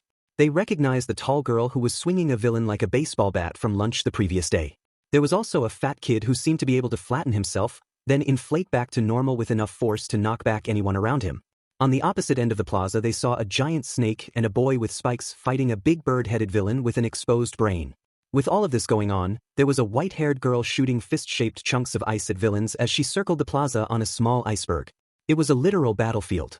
What did we miss? Uraraka asked. Uraraka-san. Todoroki-kun. Both students turned and saw Shiozaki running up to meet them, only stopping to wrap another villain in her vines. I am glad to see you are well. I don't think having a broken leg counts as being well, Todoroki replied. What is all this? A group of students from Midoriya's class came to render aid, the religious hero student explained. Somehow he was able to get a signal out to alert UA. She ducked her head to avoid a villain sent flying by Asano before continuing. Midoriya himself is on top of the tallest ice pillar over there, with Aizawa-sensei and another student from his class. Aizawa-sensei was wounded by the big brain villain and is incapacitated. As she finished, the group saw one villain was climbing the pillar in question and neared the top before a large white wing batted him off the side. Initially it was only Azui-san and myself aiding them, but Ojiro-kun and Kirishima-kun arrived a few minutes ago. That's a lot to take in, Uraraka stated. She kind of wanted to join in and contribute to the fight, but with everything going on and the wounded classmate in her arms she was having trouble finding a place she could actually help. She got her answer when she heard a youthful scream of pain. The three students turned toward the noise and gasped at what they saw. The big villain had laid a heavy blow on the Spike Kid, smashing him into the ground. The snake bit the villain's shoulder hard before being torn off and hurled aside. Uraraka noticed the villain slowed down considerably after that, but was still moving in for the kill. Put me down, Todoroki tried to push his way out of Ochako's arms. You two go help them, I can provide cover. The girl with the gravity quirk nodded and gently set her classmate down before she and Shiozaki began running towards the big villain. As they ran, Todoroki held his right hand to the ground. Working on one of the few ice-only tricks Midoriya had devised for him, Todoroki created a thin layer of ice a few centimeters under the soil and extended it out across the plaza. Using this layer, Shoto raised pillars of ice that slammed into any villain that got too close. There weren't too many villains that got close, though, as most of the villains were fighting the Gen Ed students. A couple villains tried going after Todoroki directly, but either met with more ice or were sent flying after getting bowled into by one of Asano's victims. After a minute the girls reached their target, in time to see the snake bite him again, this time in the leg. The villain slowed down further, giving Shiozaki ample opportunity to wrap them in her vines. Simultaneously, Ochako reached down and pulled the spiky kid out of his hole in the ground. The boy was unsteady and bled from multiple injuries, but managed to stay upright with the help of Uraraka and his serpentine classmate. You doing okay? Uraraka asked. What's the big guy's quirk? Quirks, Gorogoro said between breaths. Regeneration, super strength, Sakai listed. And during our fight we noticed his muscles were tougher than most, so we think he may have shock absorption as well. The snake looked back at the villain that was wrapped in vines. My venom slowed him down, but I think his regeneration is letting him adapt to multiple doses. We need a more surefire way to incapacitate him. I have a way, Uraraka nodded. Who here is the physically strongest? Before either boy could answer, there was a scream as a villain was sent flying into the nearby wall. Ochako turned and saw Asano still standing tall and sending the remaining villains flying. Hey big girl. Asano turned to Uraraka, holding an unconscious villain in her hand. Gonna need you to hit this guy hard as you can when I give the signal. Turning and dashing to the villain, she slapped his face hard before nodding to Shiozaki. The plant girl nodded back and released her vines. As she did this, Asano tossed aside the villain in her hand and turned to Moriboshi, who was still surfing around. Moriboshi, Asano called out over the remaining villains and the other hero students, I need a hammer. The ice girl nodded before sliding over to the ice pillar closest to Todoroki. This yours? She asked. Confused, Todoroki only nodded. Not bad. Borrowing it. She placed her hand against the pillar and closed her eyes. Todoroki watched in awe as his ice pillar slowly changed shape. It grew taller and more slender, gaining what looked like intricate carvings. He was so drawn into watching this process he almost didn't see a small group of villains dashing right for them. Fortunately, Ojiro and Kirishima slammed into them. Whatever you're doing, go faster. Ojiro hollered as he held one villain in a chokehold. It's harder using ice I didn't make. Moriboshi yelled back as she kept changing the ice. I'd make my own, but I'm iced out. As she reshaped the ice, Todoroki saw a familiar black cloud appear behind her head. His eyes widened as a hand emerged from it, poised to grab Moriboshi's head. He moved to stop the hand and gave a shout of surprise, not wanting to know what would happen if that hand got her. Unfortunately, he wound up learning as Moriboshi created a wall of ice behind her to stop the hand, only for the ice to crumble around it. Moriboshi looked back with eyes of terror, literally frozen in place. Todoroki staggered upright and lunged for the hand, trying to create his own ice to knock it away while Ojiro and Kirishima finally noticed what was happening and moved to intervene. It was too close. He was too slow. The hand was centimeters from touching her. Before he reached it, however, the gate suddenly closed and he could hear a distant scream as the arm fell to the ground at the ice girl's feet. The act of closing the portal had severed that arm. Both ice students stared at the fallen appendage in a mix of shock and disgust. Ojiro just stared with wide eyes while Kirishima straight up vomited. Todoroki almost joined him. He didn't know it, but Uraraka had also been watching the formation of the ice hammer while holding the zero-gravity Hulk in place above the ground. She had seen the portal form and recognized it. Looking around quickly, she saw the two head villains from before, including the one who could create the portals. Narrowing her eyes, she leaned down and picked up a large rock. With the sort of precision that could only come from spending years skipping stones across lakes, she hurled the stone at the portal guy hard as she could. Her finger hurt after the throw, but she was rewarded with a direct hit to his head, knocking him down and out. She did not expect the act to result in a severed limb. The sight of the villain bleeding like that, and knowing it was her fault, was almost too much for her and she almost lost control of her quirk. Fortunately, at that same moment Moriboshi finished reshaping Todoroki's ice. The three boys stared at her creation in awe. It wasn't just a hammer, it was covered in precise and intricate carvings. It was a piece of art. They kept staring as Moriboshi used her quirk to send the ice hammer flying to Asano before falling to her knees. At that point Todoroki noticed her hair was matted in ice and snowflakes. Perhaps she wasn't completely immune to her own cold either? In a moment of compassion, Todoroki set his left hand on her head and used a little bit of his fire side to help warm her up. Looking at him in surprise, she quickly nodded her gratitude as he warmed her up. Meanwhile, Asano caught the hammer and gave it a few spins before turning to the still-floating Nomu. With a smile more befitting the villains she had spent the last 5 minutes beating up, she rushed at the Hulk and gave a battle cry as she swung with all her might. The resulting impact shattered the hammer, but also sent the beast speeding through the air. Uraraka negated her quirk after hearing it break through the glass of the dome. With her quirk released, Ochako fell to her knees and took deep breaths. With the departure of the Nomu, the fighting finally died down. The hand villain managed to succeed in rousing his portal-making compatriot, but they were met by the angry and determined glares of the students. No other villain was on their feet. I think we lost, the dismembered villain whined. Stupid heroes and their dash. His words were cut off as the doors to the USJ were slammed off their hinges and sent flying across the plaza.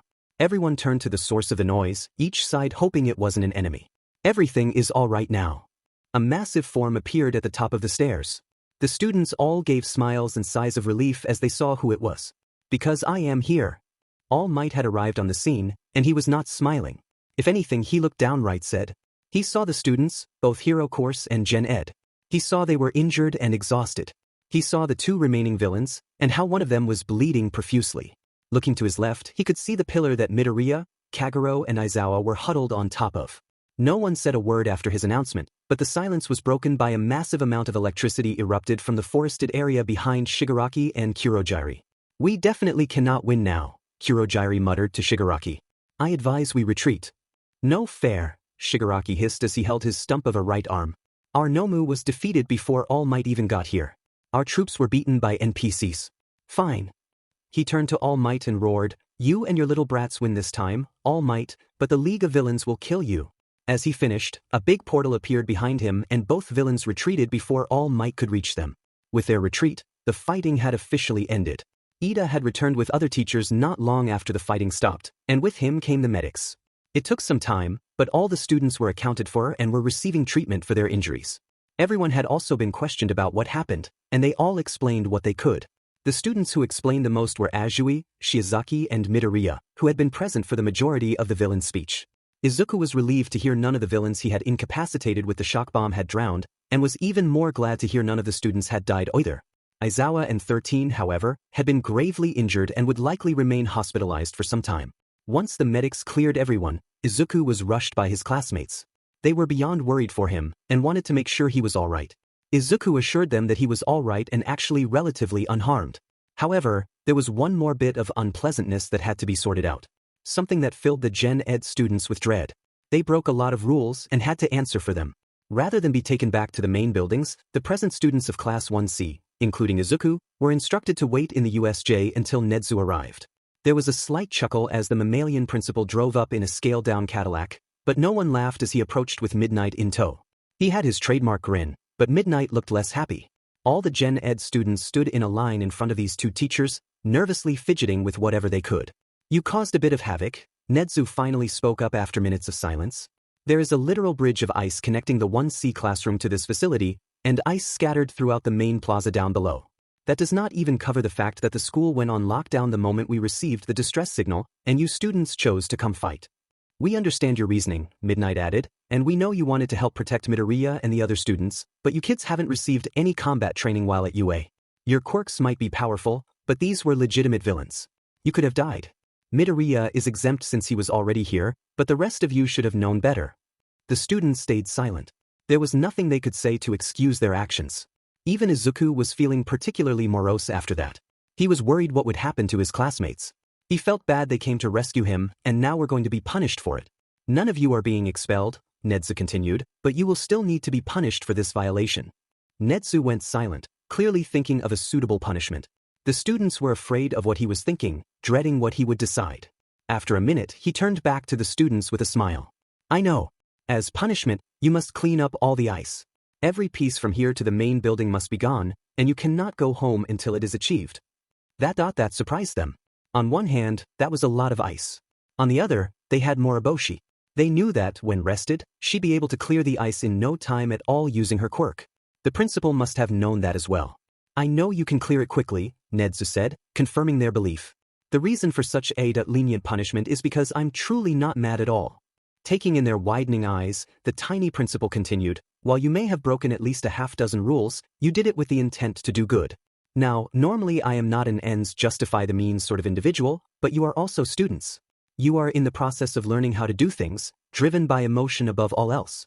You heard your friend was in danger, and rushed to help. That is a very heroic mindset. Just be sure to rein it in next time, alright?" The students nodded.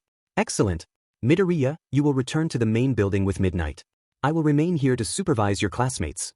With that, Class 1C gave Midoriya one last hug before Midnight pulled him towards the doors. The two clambered into the remaining automated bus and sat side by side. When it started going, Midnight pulled Izuku into a tight hug. "I am so sorry," she whispered. "I promised I'd keep you safe, and you got attacked your first week here. I'm so sorry, Izuku." Izuku could hear the remorse in her voice, and though flustered by how close his face was to her chest, he reciprocated the hug best he could. It's alright, Midnight," he replied after a moment. "You didn't know it would happen. P+, I was with hero students. They helped save me T2. The two stayed in the hug, neither willing to move. After a few minutes, Izuku tightened his hug and gasped. "Izuku?" Midnight asked with worry. "MA's gonna kill me," the student stated. "I lost her DD desk in the Lake B back there." Midnight stared at her student in surprise for a few moments before laughing and pulling him closer. If he was worried over something small like that, he was gonna be alright. Now she just had to figure out how to explain this to Inko. At the same time Midoriya was being suffocated by Midnight's generous bust, there was a small bar a few towns over that was occupied by a misty barkeep, an annoyed doctor, and a screaming villain. Against one wall was a television with a camera on top. Displayed on the TV was a man that, if you knew him, would qualify as living nightmare fuel. "It's not fair." Shigaraki yelled as his stub was being tended to. "We lost the fight before All Might even got there. They had more NPCs than we thought, and they were way powerful. It's like they were keeping secret weapons or something." "An interesting twist," the man on the TV replied. Did they happen to say who they were? They identified themselves as Class 1C, Kurogyari explained. According to the records, 1C is a general education class. They should not have received combat training, and yet so many of them were quite proficient at it. I'm gonna kill them, Shigaraki declared after his arm was finally wrapped in bandages. I'm gonna hunt down those brats and kill them all. Calm yourself, the man on the TV ordered, silencing Shigaraki immediately. While losing the Nomu was a hard hit, we can still learn from this event. We've learned that the hero courses aren't the only ones with students prepped for battle, and we know that having 100 minions does no good if they're all so weak. With this in mind, Shigaraki, I want you to focus on rebuilding the league's numbers. However, rather than focus on quantity, I want you to focus on quality. Bring in a few powerful members. They defeated us with a handful of strong individuals. Let us show we can do the same to them. I will, Shigaraki sneered. I'll get people better than those brats. More powerful. And they will kill them. Shigaraki gave a laugh, but winced and held his right shoulder. But first I'm gonna need a new arm. It was the morning of the following day. There was a public announcement stating that school was cancelled so the students could recuperate from the incident, so Izuku was exploiting this by sleeping in. True, he still woke up before 8 due to sudden phantom pains in his shoulder, but he lay in bed thinking about everything. He had been in UA less than a week. Less than a week, and already so much stuff had happened. He had actual friends, his teachers actually looked out for him, he was receiving hero training, and almost died from a large-scale villain attack. Even with that last part, he had to admit his first week of UA was so much better than the previous 10 years of his life. He also had to admit last night was pretty fun too. Midnight had actually escorted him home, and then hung around a few hours while his mom hugged him half to death. Not long after that, Kamui Woods had dropped by to make sure he was alright, and the night turned into an impromptu game night between the Midoriyas and the heroes. Izuku gave a small laugh when he remembered the look on Kamui's face at multiple points during their game. The pro heroes had walked away with the knowledge to never play Takedo with his mom and expect to win. He was shaken from his thoughts when he heard someone knocking on the front door of the apartment. That was weird, they weren't expecting anyone. Figuring it might have been important, he got up and quickly got dressed. This turned out to be a good idea, as he threw on a t-shirt just as there was knocking on his bedroom door. Izuku, Inko asked through the wood, are you up? Right here, Izuku replied as he opened the door. What's going on? Your principal is here to see you, his mom explained with a smile. He brought someone with him, too. I'm gonna cook breakfast for everyone. Izuku nodded and quickly jogged to the living room. The minute he turned the corner, he saw Nedzu sitting on the couch between the pile of Izuku's notebooks. He was wondering if he'd ever get those back, and the other guest. Izuku froze in place the moment he saw the other person. The new person was a girl he did not recognize. Despite her height, she looked kind of young, like someone who was just on the edge of adulthood. She had long blonde hair, but in the light it shimmered like fine golden thread. Her eyes were like polished turquoise behind a pair of thin eyeglasses, and beheld him with a soft gaze. Her skin was of a fair complexion, unmarred by freckles or markings. She wore a white dress shirt with pink cuffs under a raspberry red waistcoat that accentuated her curves. She also wore gray capri pants, under which were plaid socks that matched colors with her shirt and waistcoat, along with sturdy-looking brown boots. Never before had Izuku seen what he could only describe as a paragon of beauty. Her eyes widened a bit as her gaze fell on his shoulder, but he was too stunned to notice. Good morning, Midoriya. Nedzu greeted, breaking Izuku from his stupor. I'm sorry if this seems unexpected, but I did tell you that I would be introducing you to someone this morning, and I didn't think it would be a problem to keep my word despite this meeting not occurring in school. It's fine, the short green kid stated as he sat in the armchair across from the two. And may I ask who this is? This, Nedzu gestured to the girl, is Melissa Shield, daughter of the famous David Shield, and transfer student for Class 3 age support course. Nedzu then turned to Melissa, good God, what a beautiful name, and said, Melissa, this is Midoriya Izuku of Class 1C General Education course. He has been chosen to receive specialized hero training. A pleasure to meet you, Melissa greeted with a smile. If Midoriya had not already been sitting, he might have fallen to the floor. To his ears, her voice was like the chime of a glass bell, her smile as beautiful as freshly fallen snow at night. Izuku could not remember feeling this flustered even around midnight. Now, Melissa, Nedzu continued as he hopped off the couch and walked towards Izuku, I've heard you've been acing literally every assignment Power Loader has thrown at you, correct? This question caught both students by surprise, but Melissa nodded. I heard you've been acing them in record time too. Which is why I want you to help us with this. Us? Izuku asked. Instead of a response, Nedzu stood next to Izuku and gestured to his left shoulder. As you can see, Melissa, young Midoriya is missing a little something. And I want you to fix that. Once again, both students were caught by surprise. Why you mean? Correct, Nedzu said with a glint in his eye. I want you to make Midoriya a prosthetic arm that is fit for combat. Izuku sat in a daze. He was gonna get a new arm. A new left arm. After everything that happened, he could barely remember what it felt like having one of those. What would it be like? Was it gonna look like something from an anime? Or maybe something like he'd seen in the support course workshops? He hoped it wouldn't be too bulky. It would be awkward if it were so heavy he walked lopsided. There were more questions bouncing around his skull, but they were all derailed when he noticed Melissa had picked up his right arm and was looking at it very closely. What are you? Izuku meekly asked. His face felt very warm at just how close the tall American girl was. She looked up at him and gave a soft smile that made him more flustered. Just giving your arm a close look, she replied with her glass bell voice. I'll be taking more precise measurements back at school, where I actually have tools, but observations made here can give me an idea of what sort of arm to make you. Has to be combative, but not obtrusive. She gave his arm a slight squeeze, eliciting a shy squeak from Izuku, before continuing, you're not too muscular right now, so I can't make it too heavy. What sort of fighting style do you think you'll be using? Izuku spoke through his blushing, Enedzu and Sir Enitai were talking about teaching Meh how to fight WW with weapons, and utilizing my SS speed. This seemed to pique her interest, making her look him in the eyes. Weapons? She asked. Will they complement your quirk? No. Izuku turned away, looking down for a moment before looking back to Melissa. May I ask what your Q quirk is? Melissa looked at him, then gave a smile as she started writing in her notebook. Take a guess, she challenged. Izuku looked at her best he could. Pushing past her beauty, he noted she lacked any form of physical alterations, so it was likely an emitter-type quirk. Since she was apparently acing her course. Something along the L lines of technopathy? He asked after a minute. She smiled and shook her head. Oh, high intelligence. Another headshake. G good vision? Denied. Elemental C command? A laugh and a denial. This continued for another minute or two, with Izuku going through his mental list of possible quirks and her denying it. Eventually he sighed and drooped his shoulders. What is your quirk? He asked in defeat. Melissa simply smiled again, reached into her wallet and pulled out her ID card. Izuku looked at it, specifically the lower right corner. There was a small box in that corner that had one of two symbols in it. If someone had a quirk, this box would have a big green Q in it where the bottom line would turn sharply upward like a check mark. Next to the box would then say the quirk's name and a quick summary of its effects. However, if the person was quirkless, the Q would be red, and instead of a check mark the bottom line would go down a bit further with another short line going perpendicular through it, turning the bottom line into an X. It was a symbol Izuku was all too familiar with. It was a symbol he hated, knowing that so many people would think he was less than human because of it. It was the same symbol that was on Melissa's ID.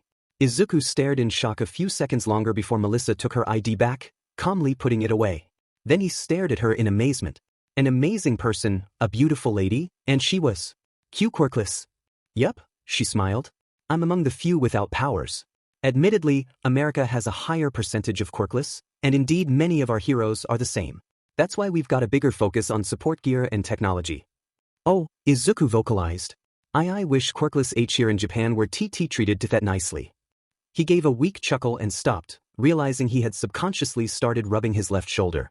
He quickly set his arm back down, but the look on Melissa's face said it all. With that sentence and gesture, she figured out he was quirkless, and lost his arm because of it. Oh my god, she whispered. It's in the past. Izuku tried to explain it away. Really? Nothing to worry about. Melissa stared a bit longer before flipping to another page in her notebook and writing something really fast. Izuku was worried about what she was writing, but noted her face was one of grim determination. Hopefully it was a good thing. While Melissa and Izuku were in the living room going over things, Nedzu and Inko had moved into the kitchen. Inko prepared tea for them both and sat across the kitchen table from the principal. I have to thank you for doing this, Inko spoke as she sat down. Honestly, after everything that happened over the past year, I'm glad to see Izuku genuinely smile again. Everything that happened over the past year is the failings of society, Nedzu admitted. With Japan's discrimination against quirkless, I knew a case like your son's would happen eventually. I had been keeping an eye out, catching what I could before any lasting damage was done. He gave an ashamed sigh. I am truly sorry for what happened to your son. You don't need to apologize, the mother smiled. Izuku's dream has always been to be a hero, to help people. Just when he had given up on that dream, when he was at his lowest, you came and pulled him back up. I think you were the first supportive voice he had before now. She looked down in her own shame. Even I wasn't as supportive as I should have been. There were a few seconds of silence as the two adults sipped their tea. I'd like your son to see the school therapist, Nedzu stated. I know he had to undergo physical therapy after the incident, but I saw something yesterday morning that proved he needs more mental therapy as well. It's covered by the school, so you don't need to worry about payments. I am grateful, Inko set her cup down, but I've been curious for the past week. Hero training, making him a prosthetic for free, now therapy. Does your school normally bend over backwards like this for students? Nedzu stared a moment before giving a laugh. No, Nedzu admitted, but like I said, your son has suffered a lot and the best I can do is help him out of it. Plus, I kind of see myself in him. Brilliant, noble, maybe a tad bit more modesty, and completely ostracized by society because of something outside of his control. It took me literally decades to get accepted by the hero union, and even nowadays some citizens refuse to accept the fact an animal like me can be a hero. So, if I can help someone who's also suffered get up faster, I most certainly will. Especially if they have the makings of a genuine hero. He took another sip, enjoying the flavor of his tea. This is quite delicious. You must tell me the brand. Family recipe, Inko beamed. Nedzu chuckled and the two adults continued drinking in silence. Todoroki lay on his futon, staring at the ceiling of his bedroom. His father was at work, and he was permitted to do only lighter drills today due to his healing leg. This is what gave him the free time he was currently enjoying. As he felt the ache in his leg, he thought back to the previous day. The USJ was his first actual experience fighting villains, and that one lava villain almost got him. He would have to train his ice side harder. He never wanted to feel so weak again. While his thoughts were on his ice quirk, he remembered that ice girl from the general education class. He recalled how she was almost gliding around the area. How she took his ice and reshaped it into a weapon for her friend. How she could make ice float in the air without making it into snow. Her use of that quirk was beyond anything he imagined possible with his own. Seeing what she could do, seeing just how easily it came to her, even just seeing her. Beautiful. He shot to his feet, then staggered back onto his bed because his leg was still aching. After a minute, he got up a bit more calmly and walked to the computer in his room. He overheard that girl's name was Moriboshi. The school would keep her address secret, but the online phone book would no doubt have her address listed. All he had to do was look through the list of Moriboshi names living in town and he could find her in no time. He knew Moriboshi could not be that common a name, so that list shouldn't be one name. Todoroki stared at his computer screen, bewildered at what he saw. Muzutafu was a large city, well over 100,000 people living there, and there was only one family with the last name Moriboshi. It really wasn't a common name, huh? After making sure it was the right Moriboshi, Todoroki quickly grabbed his bag and a nondescript hat. Making sure all his hair was under his hat, he quickly jogged through the halls of his massive house and out the door. No one was home, so he didn't need to tell anyone where he was going. He also knew his dad would be furious if they learned where he was going, but he didn't care. He was a man on a mission. One weekend later, and after everything calmed down, Melissa told Izuku, my classmate looks at the goat and says, I won't tell anyone if you won't, before just walking away. Izuku almost stumbled from laughing so hard at the end of her story. The two of them were walking down the hall towards the support course workshops, with Principal Nedzu in front of them. Izuku was fully recovered from what happened in the USJ, though he wasn't able to get a replacement jacket yet, so he came wearing the one with some bloodstains and a disintegrated sleeve. Izuku was still laughing by the time they reached the workshops, and Nedzu raised his paw to knock on the door before the door opened on its own. Good God, Mito-chan, Mei smiled as she stepped out. I could hear you laughing from. Her gaze fell on Melissa and she stopped talking. She slowly looked the American girl up and down before turning to Izuku while gesturing to Melissa. Mito-chan, who is this titan?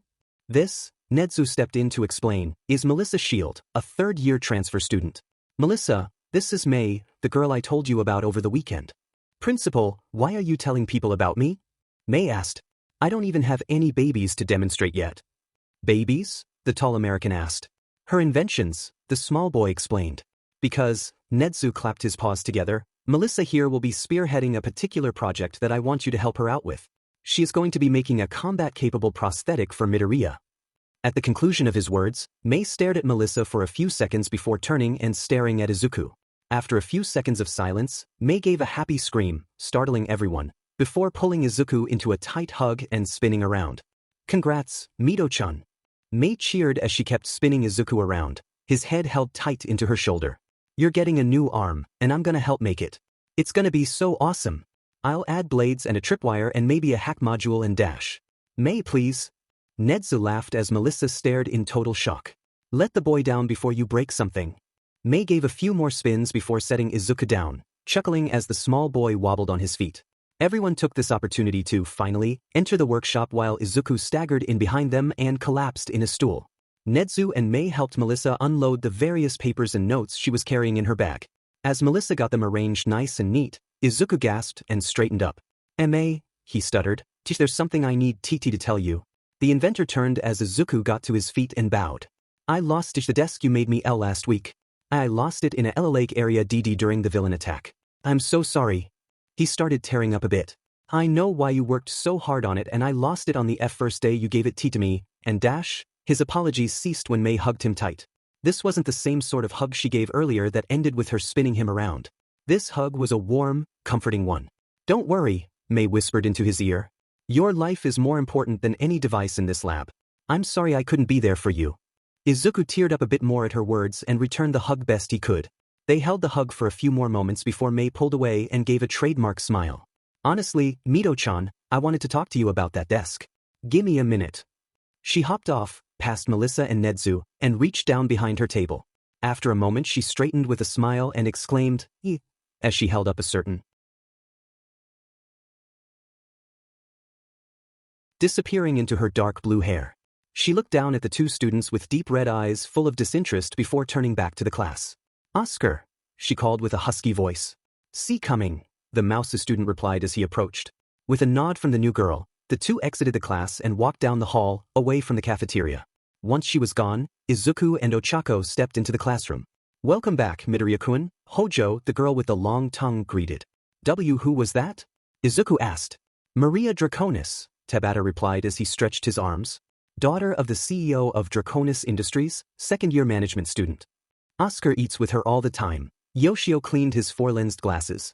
"You must not have seen her yet because your lunches have been elsewhere." "Who's the girl you're with?" Hayashida smirked as his purple hair flapped without a breeze. "She's pretty. This is Uraraka Ochako, F from 1A, Izuku explained as Ochako gave a slight bow. She was wondering if she could eat with us? "Of course." Asano smiled. "We got no qualms with hero kids, and I recognize her from the USJ. She's fine by me." After hearing this, the rest of the students gave their agreement, and soon the class plus Ochako made the trek to the cafeteria. Grabbing their food, they picked a corner of the cafeteria for themselves and sat down chatting away. After a minute, Azui and Shiozaki joined them, followed quickly by Kaminari, who had apparently befriended Choji the Wookiee during a part of the USJ incident that no one else had seen. Izuku looked around as they ate. There he was, surrounded by friendly faces chattering away happily. He spied Azui had joined Yoshio in a game of Steel Tabata's Shrimp unnoticed, while Kagero was regaling Shiozaki and Uraraka with some of the stuff Class 1C did. He may not have been talking to anyone, but he wasn't being ignored either. Sometimes someone would turn to ask him to affirm a statement, other times someone would ask him to pass a condiment. He was in a group. He belonged. The feeling he got from this was a happy feeling he would never take for granted. Looking up from his lunch, he saw a flash of gold in the doorway of the cafeteria. Turning towards it, he saw it was Melissa peering into the room with Mei by her side. After a moment, Mei spotted Izuku and distinctly pointed at him before walking over, followed by Melissa.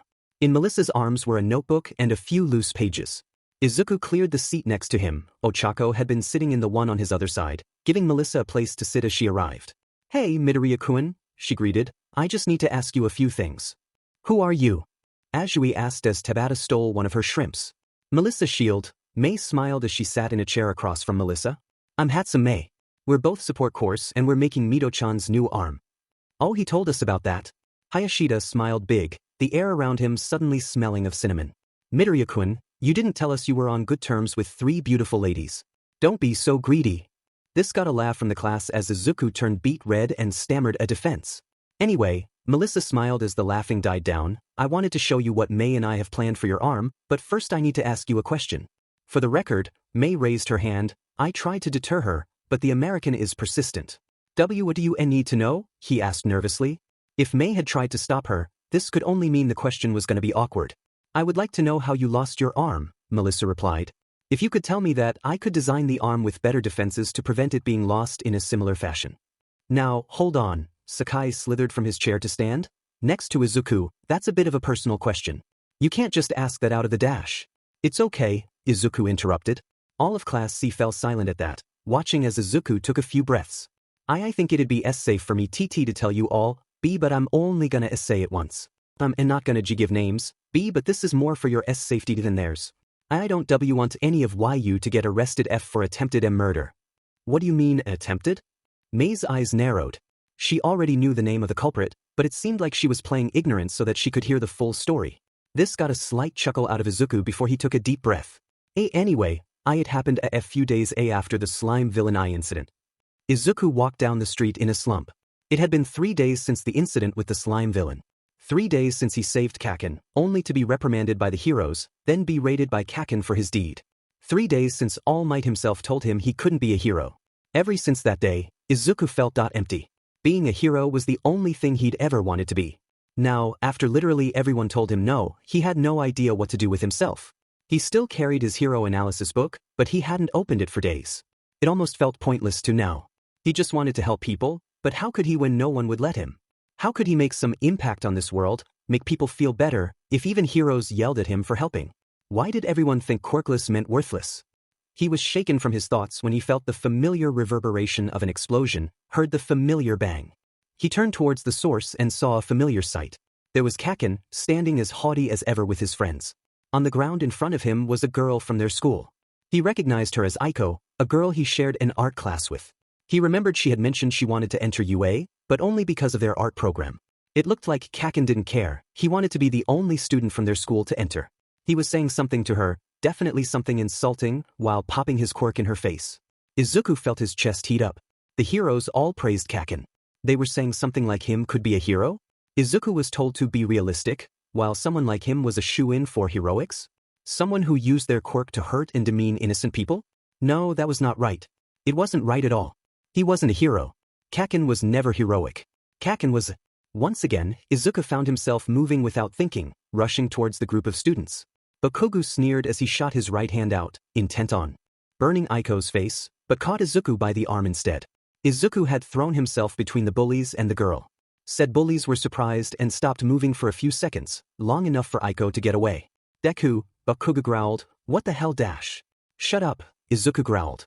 That surprised Bakugo again, whose face twisted in anger. "What did you say, you little dash?" "You heard me, Bakugo. I'm done letting you walk all over everyone just because you have a quirk. I'm done being afraid of you just because you think you're so awesome when you're not." "Deku." Bakugo growled more. Izuku felt Bakugo burning his arm, but he didn't care anymore. For once in his life, Izuku was angry and he was gonna let it out. Heroes are supposed to be supportive, uplifting. Heroes use their quirks to make people feel better. "Shut up, you dash. You only use your quirk to hurt people, to destroy their possessions, to make yourself look powerful." Izuku had tears in his eyes, feeling everything all at once. All his sorrow, all his anger, all his pain, but he didn't stop. Not even though Bakugo was glaring at him angrier than Izuku had ever seen him before. "You've never used your quirk for a single heroic thing in your entire life. Deku dash. Don't you get it, Bakugo? Are you so egotistical that you can't see it? Shut the fu dash. You're more like a villain than a hero." And then everything exploded. The minute Izuku finished his sentence, there was a loud boom and his vision turned white. He felt searing pain in his left arm as the force of the explosion sent him flying. He felt himself bounce off a hard surface once or thrice before rolling to a stop. There was loud ringing in his ears, and he had trouble opening his left eye. What little bit he could see through his left eye was spotty and milky. His body ached all over, but curiously most of his left arm seemed numb. Lying there for who knows how long, he finally realized he had landed on his chest, his face against the pavement. Groaning and crying in pain, he tried to push himself up only to stumble to his left. His stupid numb arm must have buckled. He needed to get up though. He must have landed in the street. He needed to get up before a car hit him. He slowly pushed himself to his knees with his right arm. Why wasn't his left arm cooperating? Come to think of it, sounds on his left side seemed a bit muted too. He slowly lifted his head, trying to get his bearings, but froze. Lying on the ground mere meters away was a severed arm. Izuku gasped when it finally sunk in. There was a left arm. It was just lying there, blood pooling around the severed side. Where did it come from? Was someone else caught in Bakugo's explosion? Oh god, did he actually kill someone this time? As he kept staring, Izuku saw the buttons on the cuff of the sleeve around the arm. He recognized the design on them as belonging to Aldra, like him. Were there any other students nearby? Izuku remembered Bakugo's bully friends, but neither of them were wearing their coats. Was there someone else? He looked around best he could, still dazed and mostly deaf from the explosion, but he couldn't see anyone else. The next time he looked at the arm, he noticed something. There was a watch on its wrist. Though it was cracked, he recognized it as a special limited edition All Might watch. There were only 500 ever made, with 100 distributed to 5 stores across Japan. Izuku remembered how he had gotten up before sunrise to get in line for one. He was one of 100 people in Mustafu to have gotten that watch. And he knew for a fact he was the only one in Aldera to get it. Izuku gave a pained gasp at the indication. Did that mean .no? It couldn't be. He turned his head to his left, not noticing the shouts from his right. He moved slowly, not wanting to see what may have been there. Or rather, what may not have been there. He felt someone grab his right shoulder and shake him softly, trying to get his attention, but Izuku was focused on what he saw when he finally looked at his left shoulder. It was gone. His arm was gone. There was a stump in its place, slowly dripping blood from what veins hadn't been cauterized shut by the heat of the explosion. The flesh was uneven and looked like a burnt steak. Izuku gave a quiet gasp when he noticed he could see a bit of bone poking out from the middle. It was his bone. That was his blood. It was gone. He kept staring at his bloody stump, completely oblivious to any pain. Whoever came to check on him was now carrying him and his severed arm away from the scene. Said individual yelled something to someone else before whispering something to Izuku, trying to get the boy to respond. Izuku didn't respond except to slowly grab his stump with his right hand. It was gone. The person carried Izuku into a bright building, his right eye wincing from the sudden light while his still kinda blind left eye remained focused on his stump. The person set him down on something soft and he heard other voices. He couldn't catch what they said. He didn't even realize they were there until someone gently pulled his hand away from his stump. It was gone. His arm was gone. His arm was gone. Izuku gripped his stump again. The pain came flooding back, and Izuku screamed. It was a scream of complete agony. A scream of horror and loss. The scream of a destroyed child. Izuku stopped to take a few breaths. It had been a year, but it was still exhausting and painful to remember that day. As he breathed, he looked around to his audience, students of Class 1C with a handful from 1A along with May and Melissa. Every single one was dead silent. Even the students who weren't part of the audience seemed muted. He spotted a few people, such as Melissa and Uraraka, were outright crying. May had a look of absolute fury. She was the only one who knew the name of the culprit, and Izuku could only hope she wouldn't commit murder after lunch. See continuing. He breathed as he rubbed his left shoulder. I later learned that it was Keikinui Woods who Cece carried me to the clinic. The doctor there was able to use his Q-quirk to repair my eye and ears. He also lessened the burn scars around my head, and now they're kinda hard to see under my hair. He couldn't fix your arm, though, Tabata stated. And nope, Izuku sighed. The heat from the E-explosion cauterized the wound too much for him to reattach it. The only quirk D doctors who would have and needed to operate within a certain time limit, and they were too far away to help. The end, it was decided that the stump would be amputated. What happened after that? Sakai asked from his spot on the floor next to Izuku. Did the douchebag get punished? After chuckling at how the snake used that word, Izuku continued, he was sent to juvenile detention for a few months. Since this was a first-time offense on a spotless record, he got off easy. Spotless? Gakushu scoffed. He blew your frickin' arm off. Didn't your school do anything? Choji asked from behind Melissa. They moved me to a D different class. Even after that, the principal and T teachers were intent on getting him into UA, and D didn't want me distracting him. Several students exclaimed their displeasure at this, getting loud before Izuku raised his hand. It's alright though. The principal himself barred him from the entrance exam. On top of there was a huge investigation of the school at the end of the year that affected the entire school. What happened at the end of the year? Yoshio asked. Was the school shut down? Please tell me it was shut down. Izuku gave a nervous chuckle. It was obliterated. The Death Star Agency investigated the school due to rumors of discrimination and corruption. I was called to testify about the Q-quirkless discrimination going on there. As a result, more than half the teachers lost their teaching licenses, and most of them went to jail too. The remaining teachers resigned, and the school was shut down. Though, after what Principal Nedzus told me, I wonder if he had a hand in it. Meanwhile, up in the principal's office, Nedzu gave a sinister chuckle as he eavesdropped on the entire conversation through the cafeteria security cameras, remembering just how delightful it had been to destroy that prejudice school. Back in the cafeteria, Izuku took a breath and looked back at his friends. Anyway, that's how I lost my arm, and that's why I was so depressed at the start of the year. But things are better now. He smiled with tears in his eyes. I'm in UA. I have all of you now. Not alone anymore. The instant he said this sentence, his entire class cried out and tackled him, wrapping him in a group hug unlike any he had felt before. Izuku thought he could hear Ida from Class 1A shout about being quiet from somewhere else in the room, but he couldn't quite hear him over everyone in his class talking all at once, all saying nice things to him. Melissa and the Class 1A students only watched, not sure they would have been welcome to join in the hug, but they cried all the same. Mei was crying profusely, a mixture of sorrow over what happened to Izuku and unadulterated rage at what this Bakugo Katsuki did to him. She knew Izuku wouldn't like it if she went out hunting for him, but on the off chance she happened to stumble into him somewhere. Well, he was gonna learn the hard way just what happens during a VSCTMI. It was the end of the school day. Vlad King was making his rounds to make sure the students had all gone home. As he did, he remembered this past afternoon. His class finally got to meet that quirk specialist Nedzu had told them about, and was shocked to see it was a one-armed quirkless kid from Gen Ed. Even more surprising was that his class had apparently run into him before lunch, assumed he was from Class 1A, and thought he lost his arm during the USJ incident. He had to admit, it was pretty funny watching everyone's reactions to him explaining that part. As he stepped outside, he heard a rumble from around the corner. Too loud to be a custodian. Vlad decided to investigate. Before he even turned the corner, though, a large foot stomped into the ground mere meters away. Looking up, he saw it belonged to a really tall UA student. She seemed to be trying to catch a particularly fat student who was somehow around 3 meters above the ground. Said student was also somehow flattening and expanding himself over and over to avoid her grip. Vlad was about to intervene, assuming this was a fight, until he noticed there were more students in the field. He saw one stocky boy with spikes on his back and arms dodging a large snake in a uniform as it seemed to fly at him from different directions. Towards the far end of the field was a really hairy student throwing boulders at the barriers acted by another student. What was going on? Thankfully, he received his answer when he turned his head a bit more and saw a group of students huddled in the corner. He noticed they were talking to the quirk specialist from earlier, and Aizawa was leaning over him, looking at whatever was in the kid's hand. He began to walk towards the group, but stopped when he saw Aizawa had noticed him and started jogging his direction. What's going on here? Vlad asked as Eraserhead approached. Class 1C is using the field, Aizawa replied.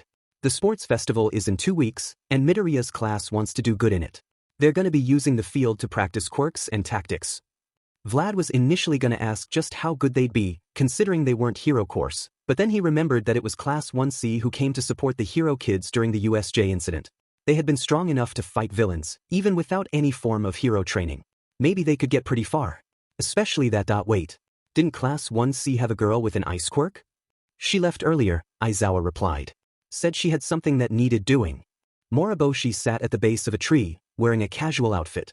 Said tree was in a secluded area just outside of town, away from any potential prying eyes. Normally she didn't come out here, but she was waiting for someone. As said individual approached, she got to her feet and regarded him coolly. I admit, she stated, I was beginning to think this request was a joke. I do not make jokes, Todoroki Shudo said as he approached. I asked you to meet me out here because I have a request. No, a plea, if you will. Moriboshi quirked an eyebrow as Todoroki took a breath. Could you teach me to use ice like you do? She stared at him silently for a while, long enough to make him feel uncomfy. The techniques I know are not things you can but, she finally responded. You would have to put everything you have into mastering them. I understand, Todoroki nodded.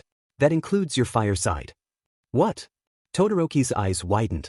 Why would I need to practice my fire side, which I am sworn to never touch if I wish to master ice techniques? Because your fire side is linked to your ice, Moriboshi said as she walked closer to the hero student. You know Midoriya-kun, right? You know how he's studied quirks for years? During his studies, he's learned that dual quirks like yours are a single quirk, rather than 2 separate quirks.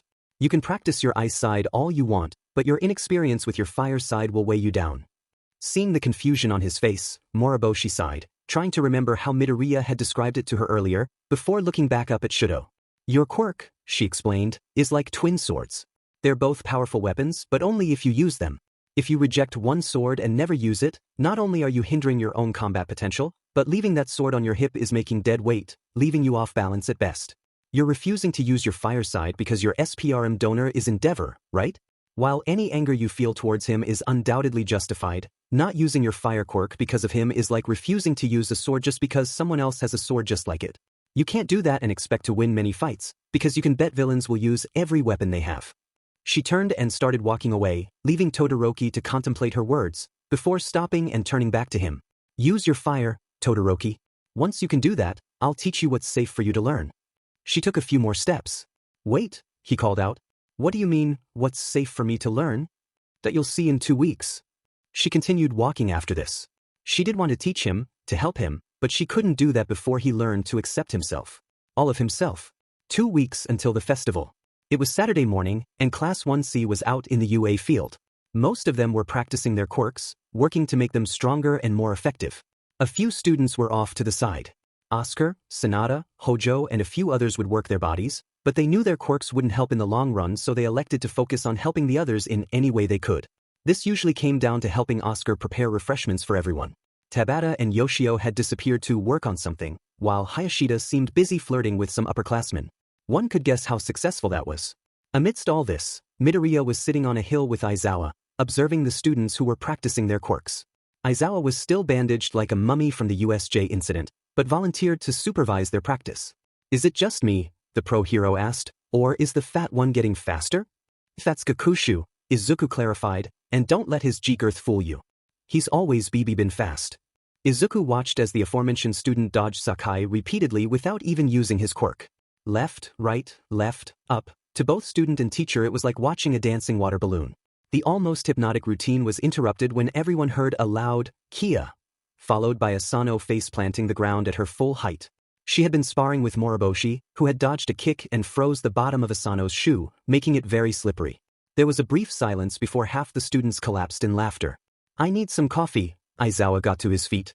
"Don't break anything vital while I'm gone." As the mummy instructor hobbled toward the school, Izuku turned his attention to his class. Asano had gotten back up and was doing post-exercise stretches before shrinking back down to her normal size. I. A voice shouted from the direction of the school. Turning to the newcomer, Izuku and the others saw Tabata and Yoshio running up. "Hey guys!" Tabata hollered, waving a thick brown folder over his head. "We got it! 12 days until the festival."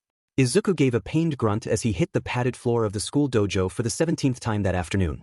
Sir Night-Eye had just demonstrated a masterful judo flip with the kid without breaking a sweat.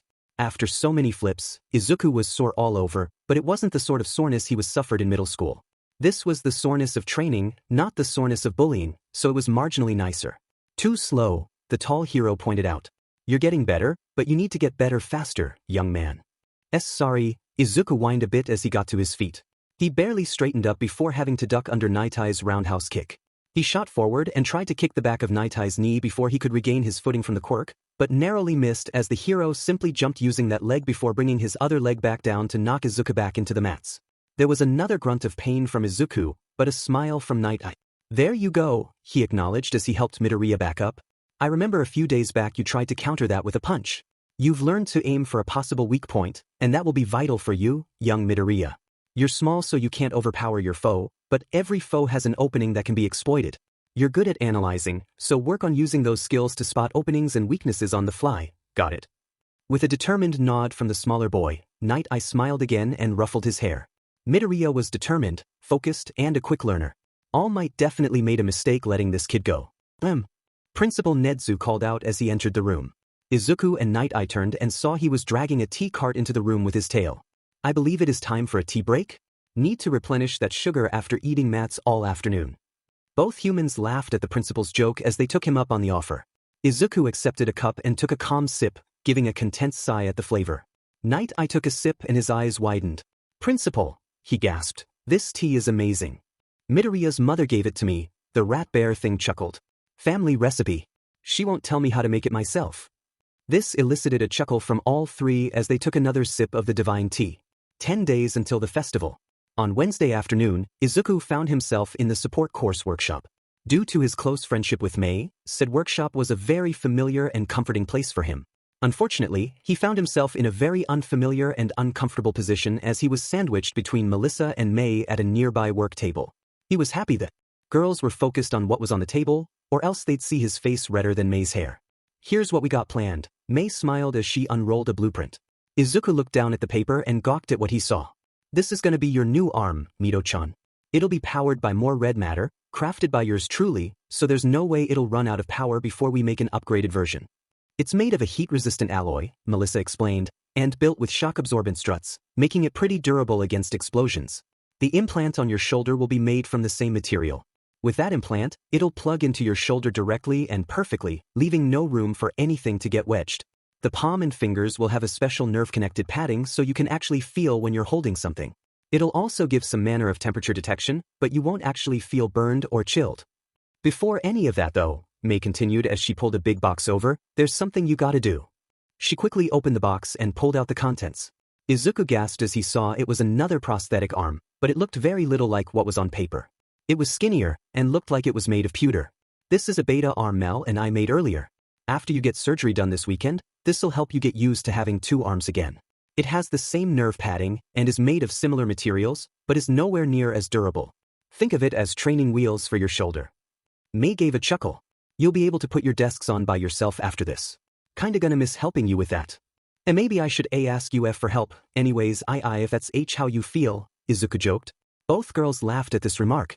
May put the beta arm back in its box and dashed off to check something in the next room over, leaving Izuku and Melissa alone. Izuku turned to look at the third-year girl, taking in the beauty that just permeated off her. He'd known her less than a week, but he felt it was now or never. Is it Shield-sen? He asked. I was wondering if you were gonna be busy tonight? I was actually about to ask you the same thing. Melissa smiled as she put the blueprints into a poster tube. I'd like to talk to you more about your arm, see what sort of accessories you'd like us to install. Oh. Izuku vocalized his surprise. And not busy at all. We can talk tea tonight. He gave a nervous chuckle, feeling like he lost his chance. Excellent. The taller inventor patted his shoulder. We can talk about it over dinner. Your mother recommended a good restaurant not too far from the school. Does 7 sound good? 9 days until the festival. Wait, Oscar asked as he and Izuku exited the classroom for lunch. Are Chu saying she asked you out to dinner last night? I was surprised too, Izuku nodded. I mean, I was gonna ask her, but I didn't think she'd take charge like that. Was it a good dinner? Absolutely. We talked about my new arm and dash. Midoriya-kun. Both boys turned and saw Momo running up. Izuku was a bit surprised to see her in this part of the school before lunch, and Oscar had never seen her, so he didn't know what to expect. Midoriya-kun, I was wondering if... Her gaze fell on Oscar, who suddenly felt nervous. Who is... Oh, Midoriya gestured with his hand. This is my classmate, Oscar Emauskowitz. He's a nice guy. He can climb walls and off track. What was it you needed? Momo stared at Oscar for a few more moments before shaking her head and looking back at Izuku. I wanted to ask if you knew where Ectoplasm Sensei was. He wasn't in his classroom. He's down in the SS second gym with Vlad King. Izuku stuttered. Momo nodded her thanks and glanced at Oscar one more time before dashing off. The 2 boys watched her go. Did I do something wrong? Oscar asked. She kept looking at me. Maybe is it she thinks you're cute? Oscar gave a chuckle at the inconceivable notion and the 2 boys started walking towards the cafeteria. 8 days until the festival. Friday night. It was time. Izuku lay on a padded operating table in Recovery Girl's personal clinic on UA campus.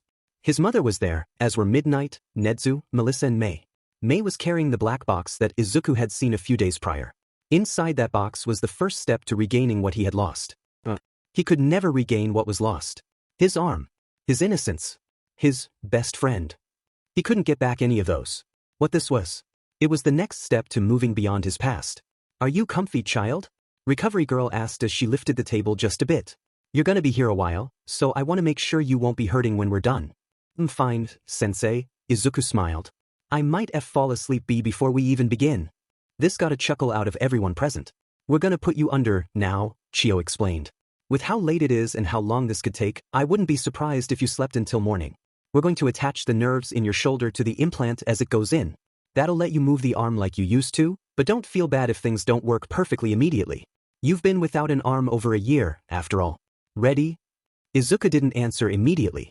He looked at everyone present, gave a genuinely happy smile, and nodded. I'm ready. 6 days until the festival. Class 1C was abuzz with excitement. It was Monday morning, and the sports festival was that Saturday. It almost felt like a holiday was just around the corner, and these kids were eager for its arrival. We're gonna nuke the festival. Gakushu cheered. I bet no one will expect us to get past the first event, but we're gonna take home the gold. Maybe Chu will, Oscar said as he munched on a cinnamon roll, but the rest of us will be lucky to just squeak by. Dude, Sakai groaned, you really need to think of better mouse puns. Say, anyone seen Midoriya? Kagero asked as she preened her wings. I tried to call him over the weekend, but his mom picked up and said he was busy. Wonder what he was busy with, Choji stated. When Choji finished, the doors opened and Midnight stepped into the room. Everyone turned to her expectantly, but were met with a silent glower from Midnight. After a few moments, her glower turned to a smile and she stepped aside.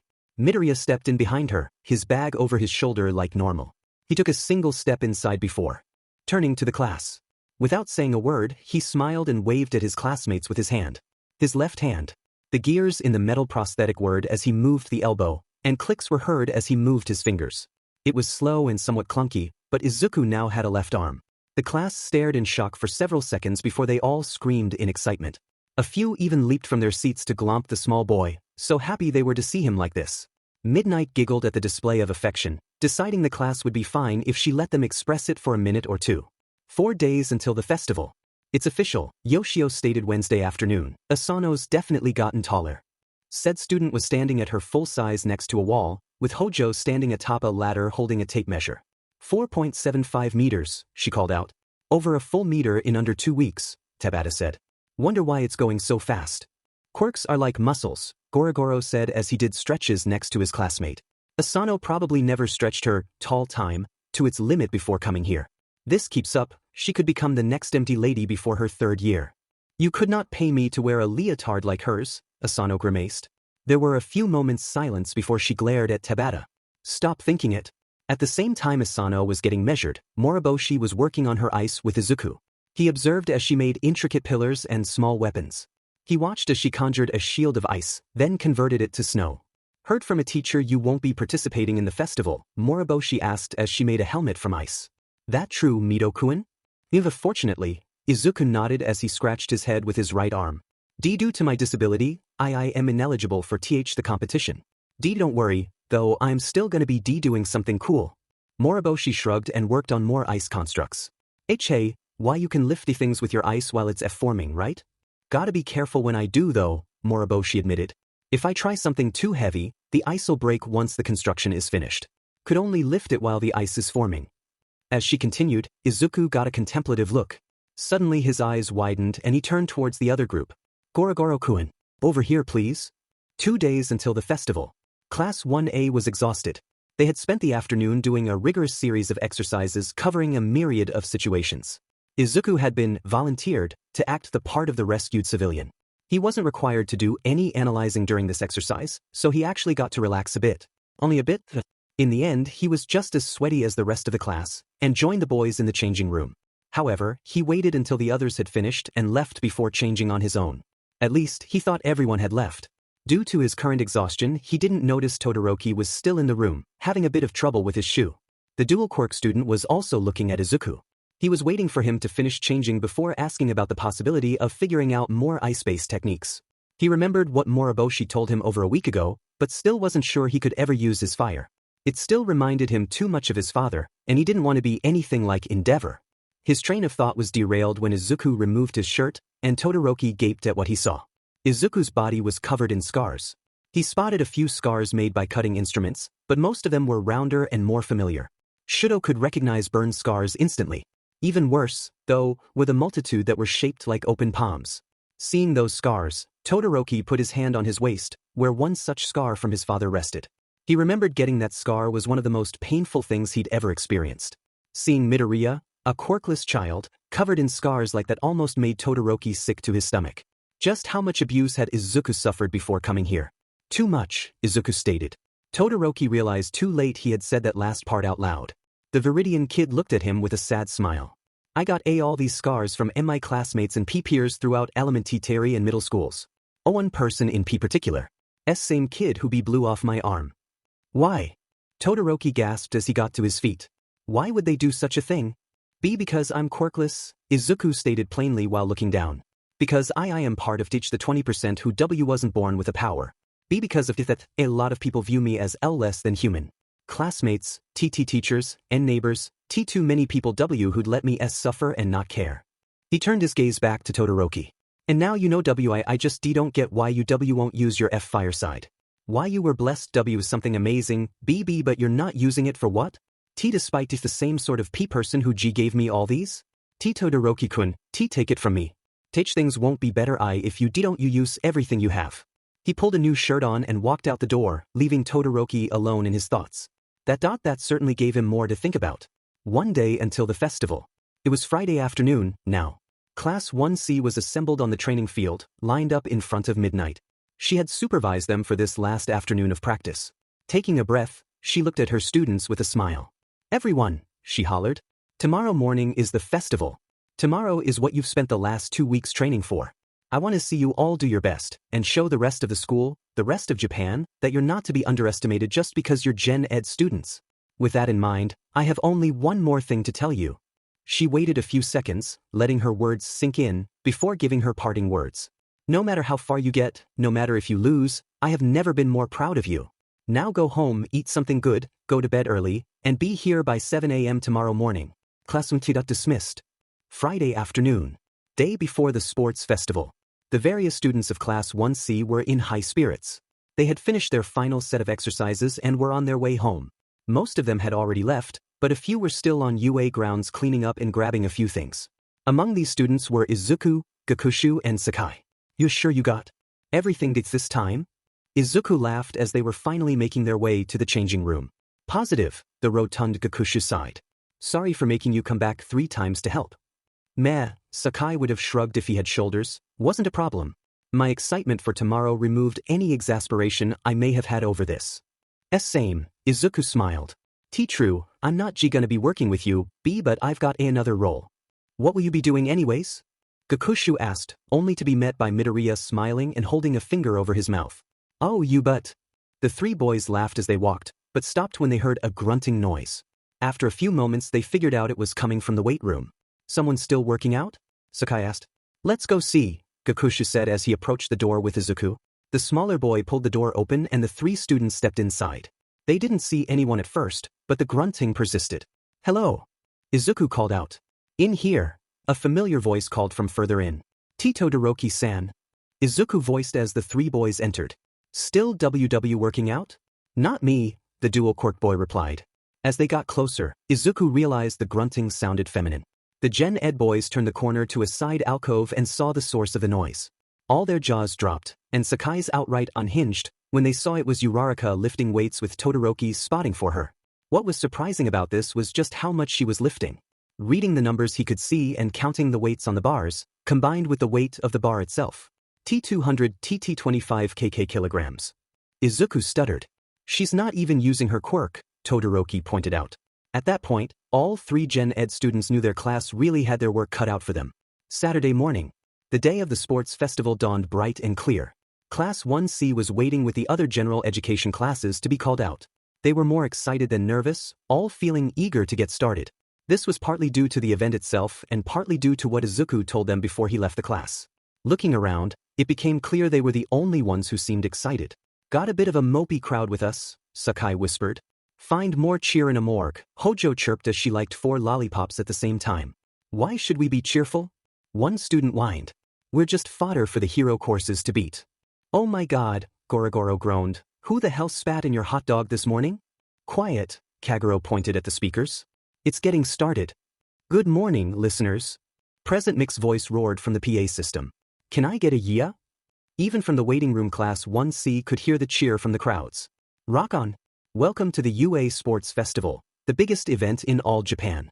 Today we'll see our youngest and newest students, hero and otherwise, strut their stuff and make their mamas proud." The crowd cheered even more, bringing a laugh out of Present Mike. "Awesome crowd today. And even more awesome is our special guest for the day's events. Normally we have a fellow teacher up here with me, but today we got a student whose analytical skills are so awesome that Principal Nedzu himself took this kid on as a personal student. Say hello to UA's resident quirk specialist, Midoriya Izuku of Class 1C. Hello."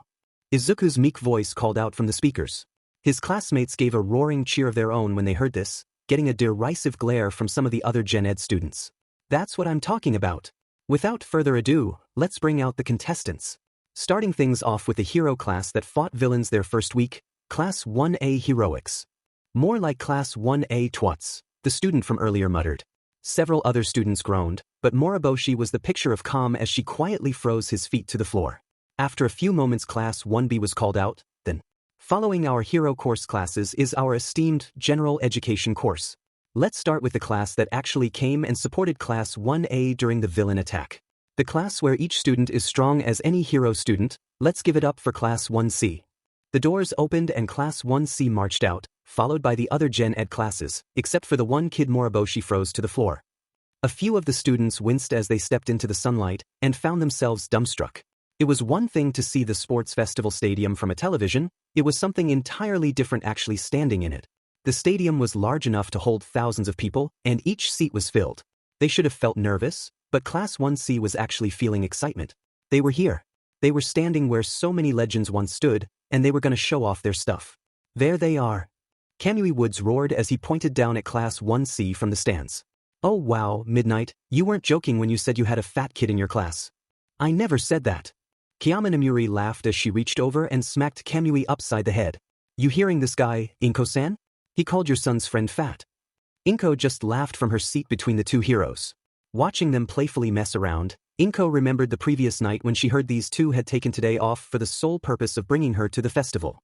She would have been alright just watching it from home, but she couldn't refuse them after everything they did to get her VIP seats. Even if Izuku himself wasn't competing, his friends were, and she was happy to see them. Alongside Melissa, Izuku's classmates had occasionally visited their humble abode over the past few weeks, and Inko was glad to meet every one of them. As the last of the management course students arrived on the field, Inko had a thought. Kaya-chan, she addressed Midnight, aren't you usually the announcer for these events? What are they going to do with you taking the day off? Don't worry, the R18 hero winked. We got this covered, Inko-san. As Midnight relaxed in her chair, the heroine who was filling in for her took their spot in the field. Alright, everyone. MT Lady raised her arm as she yelled. It's time for Players Pledge. Representing the first years as a whole, please step forward Uraraka Ochako. The brunette took a breath and marched forward to stand next to the pro hero as she took the microphone. Looking out over the entire first-year student body, she stood up straight. As the first years of UA, she announced, we pledge to do our best in this festival. We pledge to go far as we can, knowing that wherever we fall is a step further than we stopped yesterday. We pledge to compete with our heads held high, knowing we've proven ourselves worthy to walk the same halls as legends past. We pledge to compete with respect and honor befitting UA, and to any villains who might be watching. Ochako's face turned to a determined glower as she stared right at a camera. We pledge to face you and defeat you again and again until you are nothing but a whispered boogeyman. She shot her hand up. Plus ultra. Plus ultra. The crowd joined in at the end, along with most of the students. The crowd cheered as Ochako gave a relieved sigh and returned the microphone to Milady before rejoining her class. That's what I'm talking about. Present Mike cheered. Class 1A has quite the firebrand among their peers. Why you bet? Izuku piped in. Hey, and I think we're all ready for the first event, alright? You got it, little man. Take it away, lady. With pleasure. MT Lady smirked at the student body. The first event we have lined up is, well, I guess you could call it a qualifier for later rounds. Let's see how many of you can beat the obstacle race. As she shouted this, the words, obstacle race, appeared on the large screens around the stadium. All 11 classes across the 4 courses will participate. The course in question follows the outside wall of the stadium. All in all, a 4-kilometer foot race. A meager distance for someone like me, but let's see how you kids fare. To accentuate her point, Ini Lady grew to her full size as she shouted, one of UA's biggest selling points is its freedom of opportunity. Stay on the course, don't gravely injure your fellow students, but otherwise anything goes. Everyone ready? She asked this question with a wink, flustering many who witnessed it, before turning to the gateway to the outside. With a thunderous clap of her hands, the lady roared, begin! And they're off. Present Mike shouted as the students rushed for the gate. Ready to give your views, little man? Why up? Izuku meekly replied. Awesome. Let's get started. Anything we should take notice of at this point in the race? Anyone you think has an advantage this early on? Honestly, Izuku chuckled, anyone who G gets through the G gate quickly has an advantage here. His statement was proven true as the mass of students got wedged in the narrow gate. Before Izuku could continue, there was a huge cloud of dust from the ground close to the Gen Ed students, followed by roaring laughter as a 5-meter-tall Asano Ryoko emerged from the cloud and rushed the gate. She seemed a bit hunched over but was still moving pretty fast. Alongside her was Moriboshi Ayam sliding on a tall block of ice, and above them both Kagero Kiana flew with her magnificent wings. Wow, looks like Class 1C has an idea. Present Mike cheered. Everyone watched as Asano jumped over the students, and then jumped between the walls until emerging out the other side. Moriboshi abandoned her ice block upon reaching the gate, leaping up against the wall and creating a slide of ice above everyone's heads to move through unhindered. Kagero simply flew over everyone, dodging 1 or 2 projectiles thrown in her direction. As they emerged out the other side, the Class 1C students froze in shock at what awaited them. Time for the first obstacle. Present Mike roared. Robo Inferno. Everyone present stared at the handful of robots blocking their path. Each robot was the size of a small skyscraper, and they were all staring right at the gate. Present Mike. Izuku stuttered. What are those? 0 pointers, the hero laughed. They were an obstacle during the practical portion of the hero exam. What do you think, huh? That oh my god, I would have died. As Present Mike laughed at his co-commentator's slow wording, Moriboshi got to work freezing one of the robots to the side. Todoroki emerged from the gate and unleashed an ice attack of his own, though his attempted to cover all the robots and narrowly missing Kagero as she flew over the robots. Moriboshi deftly redirected his ice before using her quirk to tip her robot to the side, creating enough room for Asano to rush through before it fell back the other way and blocked a majority of the students. Hey, what's this? The loud hero asked. Did Moriboshi just help Asano down there? Yup. Izuku cheerfully replied. There's nothing in the R rules that says the S students can't help each other. My class WW worked hard to come up with ideas to support each other best they can for long as they can. The crowd actually cheered at this, enjoying the surprise turn of events. Most of the students were in a solo mindset, so seeing Class 1C working as a team at this point was nice to see. Asano kept running hunched forward as Moriboshi surfed on ice next to her. Kagero was still above them, dodging ice from Todoroki before Moriboshi spun around and accosted him. Still not using your fire, huh? The ice girl asked as she conjured multiple ice weapons. It's still up for debate. Todoroki replied as he dodged her attacks. Better use it soon, or you'll lose fairly quickly. As if to prove her point, Moriboshi quickly spawned an ice hammer and golf swung it into Todoroki's stomach, sending him flying off course and earning a pained ooh from the crowd. Dropping the hammer, she rushed to catch up with the rest of her class. Looks like some of Class 1C is just about at the second obstacle. Let's see how well they handled at the fall. At present mixed words, Kagero Kiana, who was in front, learned what he meant with such a plain name. In the middle of the track was a massive pit. It was easily 20 meters deep with water at the bottom, and over 100 meters across. Jutting up from the bottom were stone pillars connected by ropes. It was clear the students were meant to cross the ropes to reach the other side. However, it was clear whomever designed this obstacle didn't know about the 1C class president. With an innocent laugh, she easily and quickly flew across the pit. She was quickly followed by, unexpectedly, Hatsum Mei from support course. Said student was cackling like a madman as she used what appeared to be rocket boots to soar over the pit. Okay, we should have seen that one coming. Present Mike deadpanned, the quietest he had spoken all morning. This time it was Izuku's turn to laugh. As Asano drew near to the pit, she did something unexpected. Without slowing down, she quickly yet carefully removed the top to her gym uniform, thankfully wearing a black tank top underneath, and just as carefully balled it up. Using her momentum and size-augmented strength, the 5-meter student gave a roar and hurled her jacket far as she could. It flew across the pit, narrowly missing contact with the recovered Todoroki and the skirmishing Moriboshi, before falling just short of the other side. Everyone in the audience was confused as to what she was doing, and so were all caught by surprise when a long snake body shot out of the coat and bit down on a tree root on the edge of the pit. As the coat continued to unroll, the crowd gave a roar of surprise.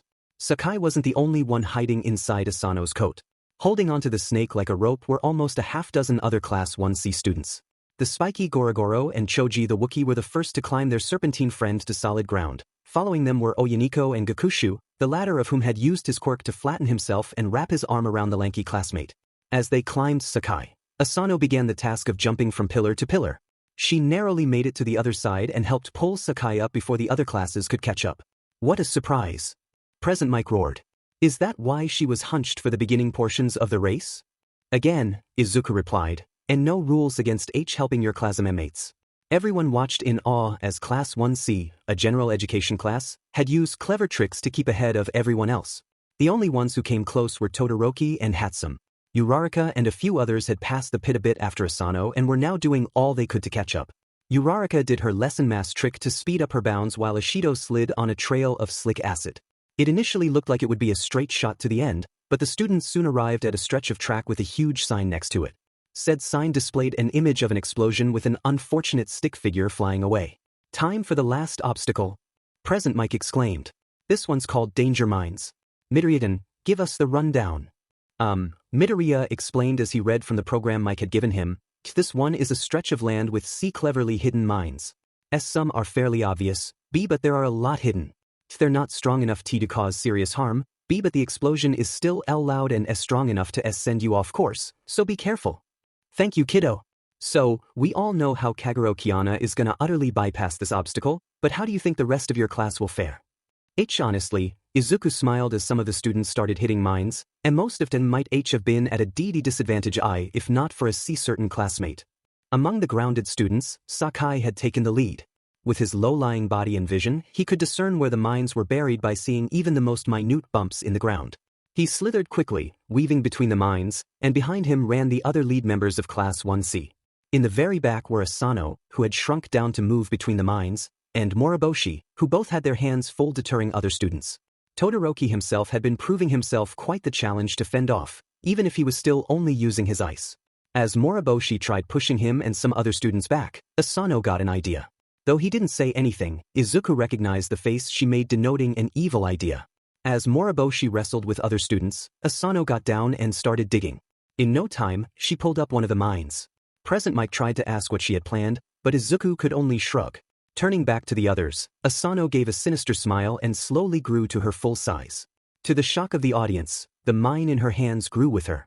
Suddenly it became quite clear what she had planned. With roaring laughter, Asano threw the mine hard at the ground behind her and Moriboshi. The resulting explosion was not only significantly larger than a normal mine, but the pressure detonated almost every other mine, stopping almost all the other students including Todoroki. With that job done, the two girls rushed for the finish line closely pursued by Uraraka and Hatsum, who had somehow avoided the explosions. We have our winner for the obstacle course. Present Mike cheered as Asano and Moriboshi approached the gate. Surprising no one due to not taking flight into account, our first place winner is Kagero Kiana of Class 1C. The crowds cheered as Asano and Moriboshi entered the stadium. Holy crap, for the first time in UA's history, the majority of the top 10 winners of the obstacle course are from general education. What an amazing result. Don't underestimate MI class. Izuku chuckled as Present Mike continued reading off the placements for everyone. Sakai scored second place, followed by Gorogoro, Oyaniko, Gakushu, Choji, Asano and Moriboshi. Uraraka came in 9th with Hatsum coming in 10th. Due to Asano's giant mind trick, it took another 30 seconds for the next competitor to come in. Winded, chilled and beaten up good, Todoroki narrowly took the 11th place slot before Shinso Hitoshi. The other students to come in looked just as beaten up. Though Asano didn't know it, she had set a precedent and all future sports festivals would prohibit students with growth quirks from enlarging minds.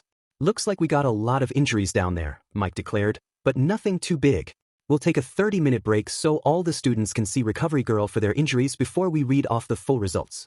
I gotta say, that was quite the interesting event. I know. Izuku laughed. Looks like my C-class just had the overall advantage. And now to see if their luck holds. After a half hour, Todoroki was back on the field in the stadium. His wounds weren't too severe, so there was no problem in healing him up. That race had been surprising. He hadn't even made it into the top 10, but that's not what had his concern. His ice quirk was powerful and he was skilled with it. That was true. What was also true was just how much better Moriboshi was with hers. He could still only use brute force tactics with his eyes, but Moriboshi was making ice weapons in the blink of an eye during that race. The awe he felt seeing her in action far outshone anything he had witnessed short of All Might himself. He still wanted to learn from her, but still wasn't sure if he could truly use his fire. Her words and Midoriya's words rang through his mind, but it felt like there was something that was stopping him. That something that made him decide not to ignite, some mental barrier he had long since forgotten. Oh, he could focus on that later. Lady was announcing the next event. Time to choose the second event of the festival. The massive heroine yelled as a spinning wheel appeared on the screens. The wheels spun incredibly fast for a good 10 seconds before Lady clapped her hands, scaring away any birds in a kilometer's radius and stopping the wheel, landing on. Cavalry battle. Lady roared. Allow me to explain the rules. This is similar to a traditional cavalry battle you may have played or seen before. The 44 winners of the obstacle race will form teams of 4 people, with 3 people carrying the rider. Each teammate will have a headband marked with a certain number of points. The goal of the battle is to score as many points as possible within the time limit by taking headbands from opposing teams. A team is disqualified if all players lose their headbands, or if the rider touches the ground. If even one player still has a headband, the entire team is still in it. Each headband is worth a number of points depending on your placement in the obstacle race. That was interesting. That meant that even someone who came in dead last could win if they get enough headbands. Todoroki listened to Lady read off the point amounts per headband. Since he scored 11th, it was unlikely anyone would come after him, which meant he could focus on getting as many. And so on all the way up. The only exception is the first place ribbon, which is worth a whopping 10 million points. Or he could focus on getting that one instead. That's right. MT Lady continued. 10 million points. Almost as much as my prize-winning smile. She gave a wink, eliciting hundreds of camera flashes, before continuing, you all have 5 minutes to choose your teams. Anyone else who's not on a team before the timer runs out will be thrown together, so choose quickly. With that in mind, Todoroki looked around for Class 1C. Perhaps he could convince them to let him join. Oh my! Present Mike blared. Looks like Class 1C already made their decision. Surprised, Todoroki continued looking around until he saw the students of Class 1C. Sure enough, they had all made their teams already, 2 teams made from the 8 students to pass the obstacle race. 8 students. Enough to make 2 teams. That was way too convenient. Did they plan this? How could they have prepared for this? The second event is randomized, and Midoriya was stuck up in the commentator's booth the entire time. There was no way they could have known the second event would be a cavalry battle. Right? 2 weeks before the sports festival. Oh, hey guys. Tabata hollered, waving a thick brown folder over his head as he and Yoshio rushed towards the rest of 1C. We got it. What did you get? Izuku asked as the rest of the class gathered. It better and not be another of those weird doujinshi you showed me earlier, W with the ogre girl and the dash. Oh god, you showed him the doujins? Yoshio groaned as Tabata waved the folder. Not those. Tabata exclaimed. It's the result of mine and Yoshio's hard work. He gestured everyone to sit down, and waited for the class to do so before pacing in front of them with the folder in his hands. Now, Tabata explained, our big objective with this sports festival is to make a big impression to everyone watching. Well, in order to do that, we'd need to get at least a few of us to reach the 3rd stage of the event. The first stage is usually something big, Yoshio stepped in, designed to whittle down the masses to a more manageable number. Usually it's something like an obstacle course or a scavenger hunt, something that can accommodate a large number of participants. The third event is almost always a fighting tournament, consisting of one-on-one matches between students. Any of us who are skilled in combat should be able to handle whatever the first event might be, and we don't have to win the third event to make our impression on everyone. He pushed up his 4-lensed glasses for dramatic before stating, this means it is the second event which we would have to worry most about. How could we prepare for them though? Hojo asked as she raised her hand. The second event is always randomized, isn't it? Yes, Tabata took over. However, Yoshio and I looked into the second events and noticed a few things. First and foremost, while the decision is overall random, the second event is almost always selected from a list of 8 events, which in turn was taken from a list of around 16. Wait a minute, Hayashida piped up. What about last year's event? That one had Kamui Woods and Pixie Bob make a forest on a giant turtle. That event honestly gave me nightmares, Sakai shuddered. About that, Yoshio replied, Tabata and I deemed that sort of event as an anomaly, just as any other event that required the aid of a hero from outside UA's employ. And they never use anomalous events 2 years in a row, Tabata pointed, so we can ignore that sort of thing for this year. Continuing, Yoshio used his quirk to memorize and compile a list of every sort of second event used since UA's sports festival became publicized. A trend I figured out through careful use of math, which Yoshio still SCKS at, was that it seemed like every year that went by where a certain event wasn't used, the following year seemed to have a higher chance of that event being chosen. Figured this out by seeing that some events that hadn't been done for several years straight would appear on the second event's spinning wheel more often, rather than being changed out like the rest. On top of that, the spinning arrow would stop moving faster some years than others.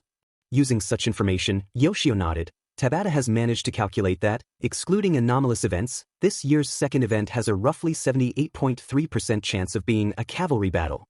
There was silence following his words as everyone processed what they had been told. Some students were nervous, some were excited at the prospect. After a few moments, Asano stood up. So that means we gotta practice formations and stuff, right? Why though? Oyiniko asked back. I mean, there's still more than a 1 in 5 chance of it not being that sort of event. What if we practice and it's not a cavalry battle? Then we're still at no more a DD disadvantage than everyone else, Izuku smiled. P+, as several of the other events have mechanics as similar to a C cavalry battle, so tactics and stuff C can still be utilized. Yoshio, Tabata, you two are geniuses.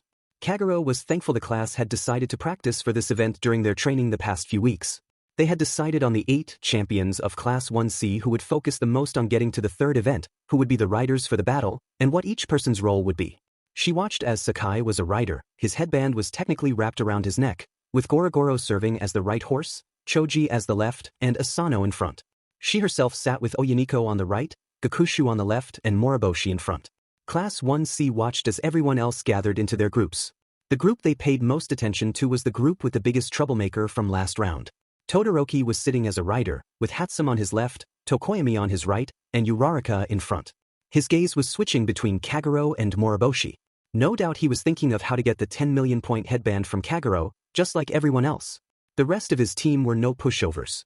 Midoriya had given Class 1C a detailed rundown of everyone in Class 1A, and everyone was just as familiar with Hatsume and her devastating yet non-explosive gear. This combined with Uraraka's gravity control and Tokoyami's dark shadow made for an offensively minded group. Unfortunately for Todoroki, this meant that unless he used his fire, he was the least threatening member of his team. Looks like everyone's gotten together. Present Mick's voice shook her from her thoughts. You still got 3 minutes before the event begins, so talk to your teammates, but once that timer hits 0 it's game on. Kagero and her team slowly moved towards the corner of the stadium while Sakai's team moved in front of hers. They were ready. Izuku was glad for this extra 5 minutes before the event began. They may have gotten a half hour earlier, but he had spent that time talking with his mom, Midnight, and Kamui, which meant he didn't get to do any of the other things one would normally do during a break, such as refilling their water bottle. As Mike announced the 3-minute mark, Izuku was downstairs at a water fountain refilling his bottle. One would think they'd have a mini fridge or something in the booth, but it was curiously devoid of such things. He wondered why as he twisted the cap into place on the bottle. Maybe he should grab a second bottle while he was down here. Deciding this was a good idea, he turned to a nearby vending machine, but saw something unexpected. And Melissa. To his surprise, the third year was using that same vending machine and didn't notice Izuku sooner. The minute he called out, she turned to him in surprise before giving a smile. She stayed by the machine as Izuku jogged up with his bottle. What are you doing H here? Izuku asked. Teach the third years don't compete until tea tomorrow. And miss you strut your stuff? The taller American said with a wink, and enjoying the blush she put on his face. I know you're in the booth, technically, but I still wanted to be here for you. Plus, wanted to make sure the arm wasn't messing up. Oh my arm, Izuku held up the prosthetic. Working P pretty girl or pretty good? Working good. Melissa giggled at the statement, and not missing his there. Glad to hear it. Hey, got anything planned tonight? Actually, Izuku raised his finger, and my mom wanted to know if you wanted tea to join us for dinner? And she usually makes a lot of food during the F festival. Oh, I'd love to. Melissa gave another angelic smile. Your mom makes the best food. Izuku blushed and opened his mouth to say something else before Present Mick's voice rang out from the speakers. 1 minute, little competitors. Get ready to rumble. I gotta get back to the B booth, Izuku stuttered. Before Melissa could say anything else, Izuku took a breath and gave her a quick hug, careful not to put his head anywhere near her chest. See you later. He dashed off before she could respond, his face flushed red. He hugged a girl. He actually hugged a girl he liked. As he ran off, Melissa watched him go with a smile. Looks like the little man's getting braver. Everybody ready? Mike shouted. Well, too bad if you aren't cause it's go time. Most points in 10 minutes wins. The starting alarms blared, and immediately most of the teams charged for Kagero's team. And as expected, almost everyone's rushing Kagero Kiana's team. How will she handle this onslaught? I think you'll find my Class H handles it pretty well, Izuku chuckled. True to Izuku's words, none of the groups got within reach of her headband. Many in front were met by a wall of ice, and more on her right ran into Oyiniko's barrier. The few groups that charged from the left found themselves thrown back by the shockwave from Gakushu's 3ing quirk. Kagero herself didn't move, instead wrapping herself in her wings. As this happened, several of the groups who tried to charge Kagero instead found themselves wrestling with Sakai's team. The large snake struck left and right, yanking the headbands of riders and horses alike, and he struck fast. The few who tried to take Sakai's headband were met with empty air, and usually lost their headbands in the process. A few teams actually lost their riders due to how hard Sakai was pulling their headbands. What a massive mayhem! Present Mike announced. It's like no one can even get close to the 10 million headband. What do you mean like, sensei? Izuku stuttered. And no, is G getting close? Tish they might be better off G going for different T teams. Todoroki, meanwhile, watched Class 1C's team intensely. No one had gone after his team, but Hatsum and Tokoyami had exploited the chaos and snatched some headbands from people who got too close. One team who came from the other side were just sent flying by Uraraka with a flick of her fingers. Shoto noticed this and was curious how she did that, but figured he could ask after the battle ended. In the meantime, avoid Class 1C, Todoroki stated. You sure? Uraraka asked as she knocked back another team. At their arrangement, the icy hot boy pointed. Kagero's team has their backs to a wall. She's hiding inside her wings, and all her horses are on the defensive. They got an energy barrier, that flattening guy, and Moriboshi. Heck, Moriboshi could keep the headband safe by herself. Meanwhile, the Snakes team is playing aggressively, intercepting teams and whittling down their numbers. They're on bodyguard duty, working together just like with the obstacle course. Still not sure how figured out their plan so quickly, but it would be best if we focused on the others. His team considered his words, and all gave their assent. Hatsum was a bit bummed out she couldn't test some her babies against Izuku's classmates. They turned to pursue other teams when a voice caught their attention. Giving up so quick? Todoroki ducked his head in time to avoid Monoma's grasping hand, preserving his headband. How did that Class 1B mook get so close? The snide Hero Corps student and his less memorable teammates rushed Todoroki's team again. This time, Todoroki repelled them with his ice while Mei stole another headband with one of her devices. You got such a powerful quirk, and you're not even trying to get the goal. Monoma laughed as he continued trying to steal Todoroki's headband. To think the illustrious Class 1A was full of dash, his sentence was cut short when a blue blur grabbed the back of his headband and yanked, sending him flying and relieving him of his headband. Todoroki's team stared in surprise as Sakai slowly coiled back up on his riders. "Always hated that guy," Sakai said with a mouthful of ribbons before his team ran off. Todoroki nodded his gratitude and rode off with his team, snatching more ribbons and avoiding Class 1C entirely. 5 minutes left, and almost half the teams are already disqualified. Present Mike roared. "What a surprise. I think it's clear who the W winners of this round are gonna be," Izuku chuckled. "This is one serious furball," Kemui stated with wide eyes. He remembered cavalry battles were chaotic, but this was something else. "My class sure has things handled," Midnight giggled as she held Inko's hand. "They're making Mama proud." Inko herself was smiling alongside Midnight. Just as it was fun watching her son's classmates practically dominate the field, it had also been fun to reconnect with Midnight.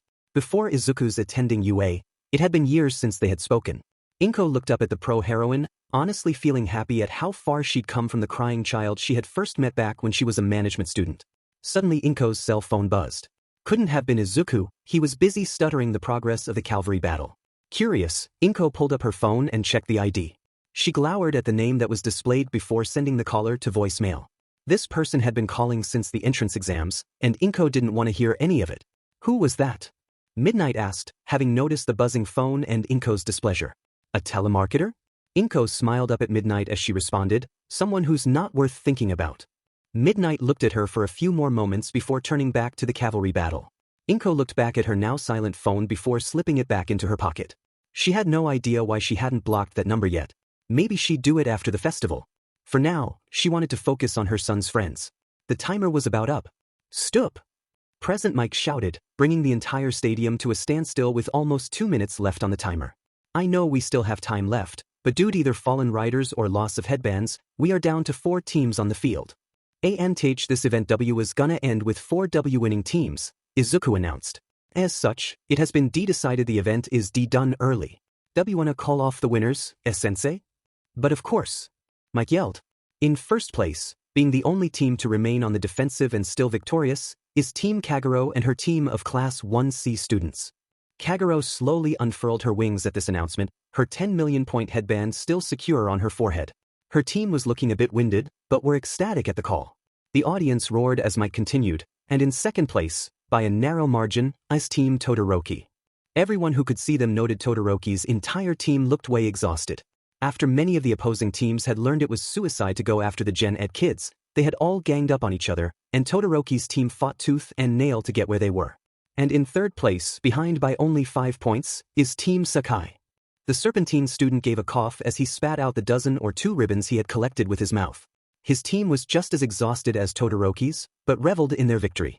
Asano had outright collapsed when the time was called, having literally carried her team for a good minute or 2. And pulling up the last place, having survived multiple close calls, is Team Ishido. This one caught everyone by surprise, but sure enough, one more group of Class 1A students had survived the mosh pit of headbands. Ishido Mina gave a tired thumbs up as she sat on Kaminari, Ida and Yayorozu. Their team had a few more headbands than they started with, but not too many. "Midoriya, wanna announce what's coming next?" Hold on," Izuku muttered as he shuffled through some papers in front of him. Ahem, after another short break, Teach these 16 students W will F face each other in a series of 1-on-1 matches. Teach the first round W will be randomized, W with the lineup B being determined A as we speak. T this will be teach the last event of the festival, and the winner of teach these fights will be teach the winner of the first year F festival. And if you didn't make it to the final event, any lady called as she stepped back onto the field in her enlarged state, not to worry. While we take a half hour to ready the stadium for the fighting portion, there will be another series of recreational events you can participate in. As for those who did win the battle, go drink something and rest up. She winked down at the tired students. Your time to really shine is almost here. The audience roared with excitement, and for good reason. Half of the remaining students were Class 1C underdogs who had dominated the past 2 events through teamwork, but everyone knew this last event would throw that teamwork out the window. Not only that, but there was a question now plaguing the minds of several pro heroes in the audience. A question none had even considered before this year. Is it possible to ask for Gen Ed interns? 30 minutes until the 3rd event. Why you guys did F fantastic. Izuku stuttered to his classmates as they staggered into the waiting room. Everything went perfectly. Most of that was you. Moriboshi smiled while pointing at Izuku. We just did what you planned, and it worked like a charm. The shorter boy chuckled at the praise and started handing out bottles of water to everyone. Also got to spite Mono-Deech. Sakai grinned like only a snake could. Really don't like that guy. Mono-Deech. Gakushu deadpanned. You need a better nickname for him. Like what? Sakai asked his rotund classmate. Why you talking about Honoma? Izuku asked. Everyone turned to look at him in shock. Izuku started feeling a bit nervous, but this was negated when everyone in the room started laughing. Echonoma. Kagero laughed as she pulled Izuku into a sudden hug from the side. Oh my god, I did not expect something like that to come out of your cinnamon roll mouth. Where did that even come from? Asano asked with a chuckle. Let's just say those therapy sessions have been helping, Izuku replied while looking down to hide his embarrassment. His classmates replied with more good-hearted chuckling and patting his back, though Kagero had yet to stop hugging him. After a moment he looked back up at them. Anyway, we got a half hour before the tournament. Why you're on your own B but it's alright. Why you've already made our C class stand out with how many of us got this far. There's no way the heroes are gonna forget Class 1C this year. His classmates all gave determined smiles and nodded. They knew what they were up against, and were ready to meet it head-on. 25 minutes until the 3rd event. Uraraka was hunched over, using a drinking fountain to both quench her thirst and wash away the sweat on her head. She knew the cavalry battle was going to be intense with a 10 million point headband on the line, but she was still caught off guard by how crazy it was.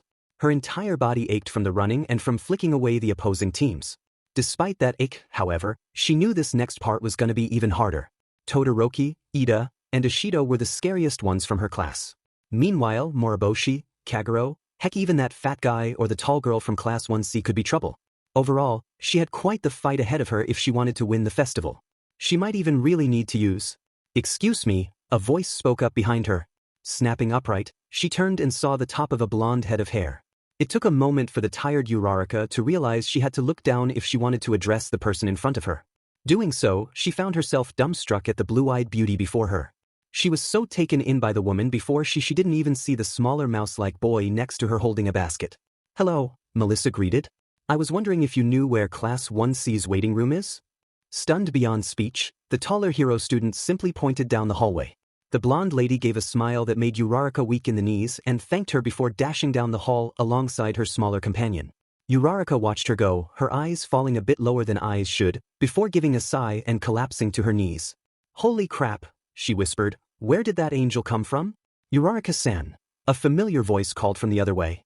Uraraka gasped and quickly got to her feet before Yaoyorozu came into view. The creative student caught her breath a bit before looking up at her classmate. Sato's got some cupcakes in the Class A waiting room to help us re-energize before the next event. Want one? Sure, Uraraka nodded. Giving one more glance in the direction the Golden Angel walked, Uraraka followed Yaoyorozu back to her class. She was determined to find out who that woman was. Also, Yaoyorozu asked a bit more nervously, did you happen to see a small mouse boy anywhere? I thought I saw him come this way earlier. I didn't see any, Uraraka replied. Then she realized what Momo just asked and looked down at her. Wait, why are you dash? No reason. Momo waved her hands. No reason at all.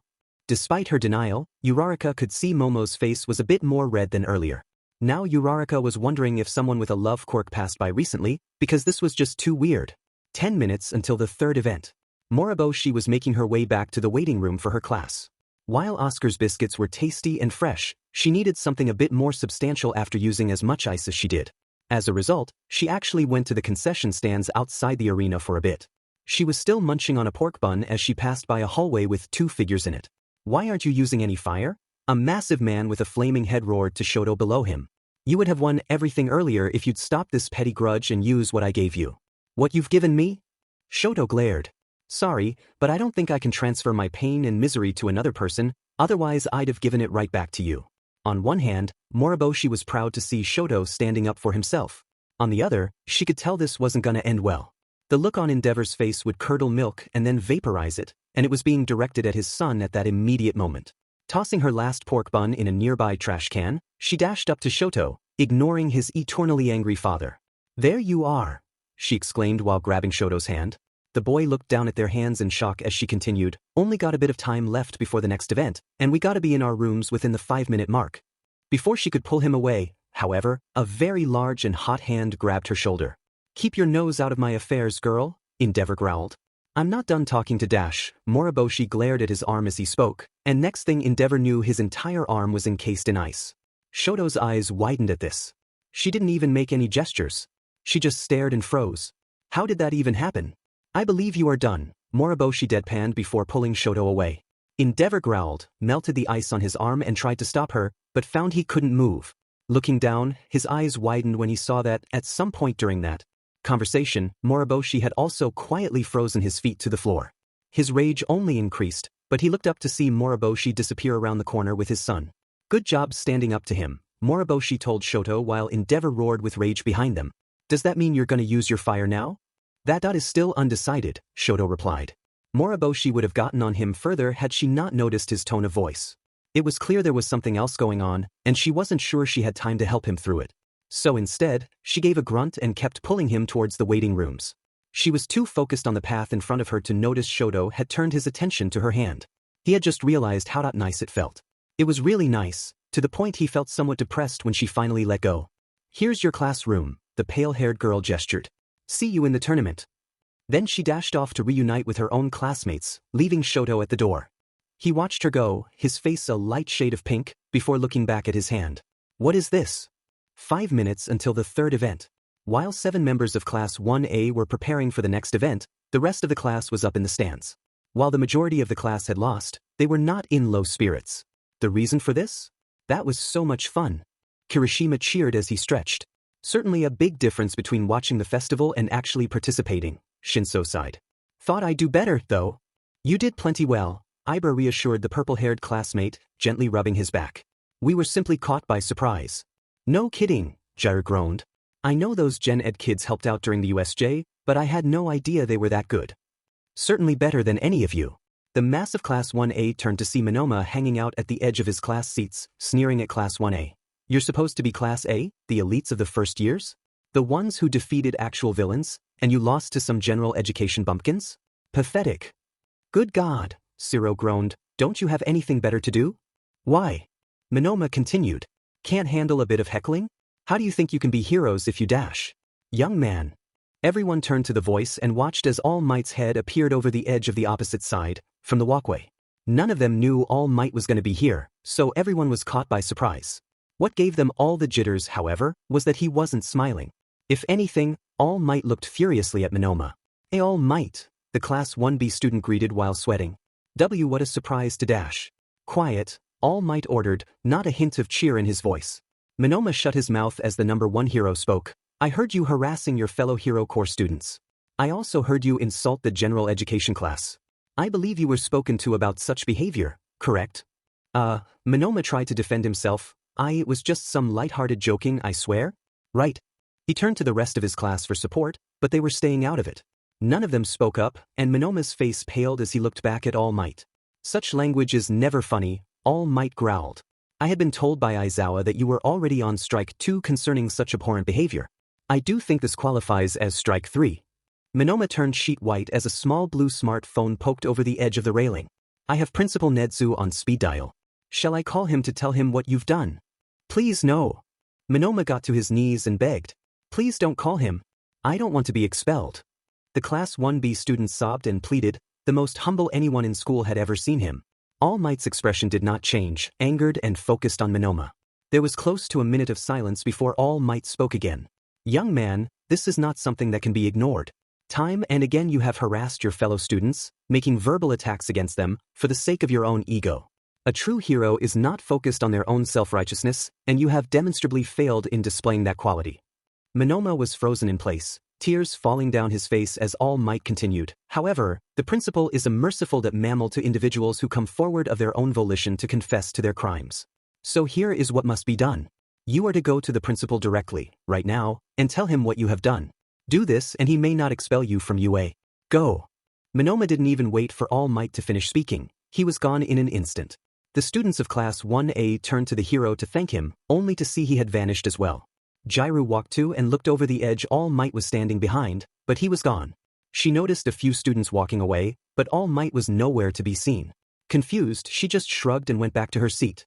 Meanwhile, up in Ned's office, the principal was raucously laughing his head off.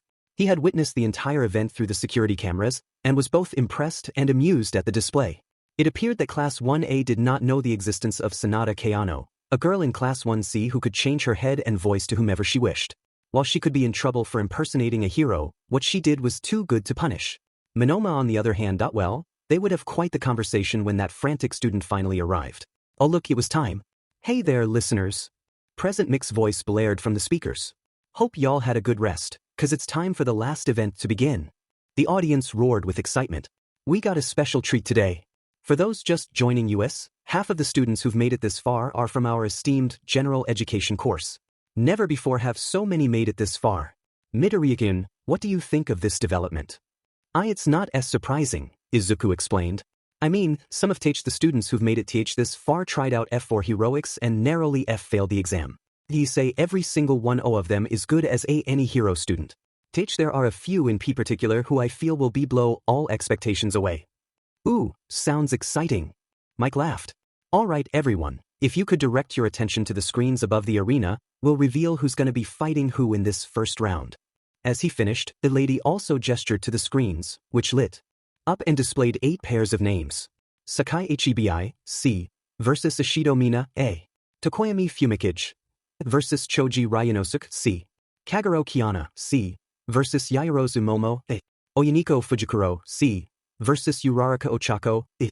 Moriboshi Iam, T, versus Hatsume, H. Kaminari Denki, versus Asano Ryoko, C. Inatenya, versus Gakushu Hifumi, C. Todoroki Shuto, versus Gorogoro Mamoru, C. And there's our lineup. Mike cheered. The first match for the last event of the UA First Year Sports Festival is between Sakai Hibi, the Serpent of Class C, and Ishido Mina, the Acid Queen of Class A. It's Snake versus Dancer. Who do you think will win? Both fighters please approach the arena. The 2 students clambered onto the large concrete arena from opposite sides. Mina smiled as she rolled her sleeves up as Sakai simply coiled up on his side. The lady was standing off to the side at her full height, smiling down at the competitors. Alright kiddies, she announced, give us a good clean fight today. You lose if you fall out of the ring, become incapacitated or forfeit. Ready? Ishido nodded and held one arm back as Sakai shifted his body into a series of tight S-curves. Begin. Ishido started by using a trick Izuku had devised for her, where she sprayed acid at high velocity from her entire forearm. Dubbing it Acid Veil, she fired it at Sakai or at least where he was. At the same time MT Lady called the match to begin, Sakai launched himself at Ishido, hitting the concrete with his tail hard enough to crack it. He flew just under Ishido's acid, and just barely missed impacting her. As Ishido recovered and turned to face him, Sakai landed and slithered to the side faster than some thought possible before launching himself at Ishido again.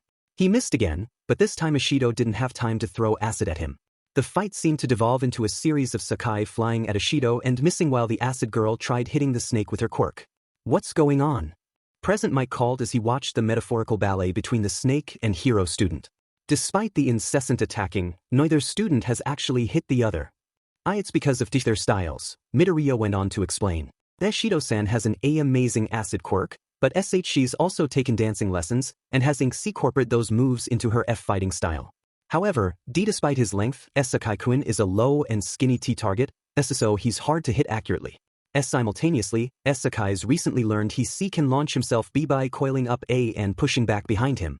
His spring launch, as he calls it, is fast A and will hurt I if it hits, B but he C can't change direction midair. H she can't constrict Ishido-san either. B because she can make acid from anywhere on her B body. With such styles and T techniques, they're both about equal.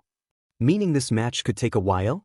Mike asked as Sakai shot past Mina for the 10th time. They gotta get tired eventually though. Teach the person T to lose W will be the first to make a mistake, Izuku affirmed, watching his classmate fight the hero student. After Izuku said this, Sakai shot at Ishido again, but closer to the ground. As a result, he flew between her legs, and she gave a shout of surprise as the end of Sakai's tail caught her ankle and yanked her along with him. As he landed, Sakai quickly formed into more S-curves and launched himself at the edge of the ring. Before he could fly off, though, Sakai bit down on the edge of the ring, his fangs sinking into concrete as his whole body whipped forward. Ishido gave another scream as she fell out of the arena and impacted the grass.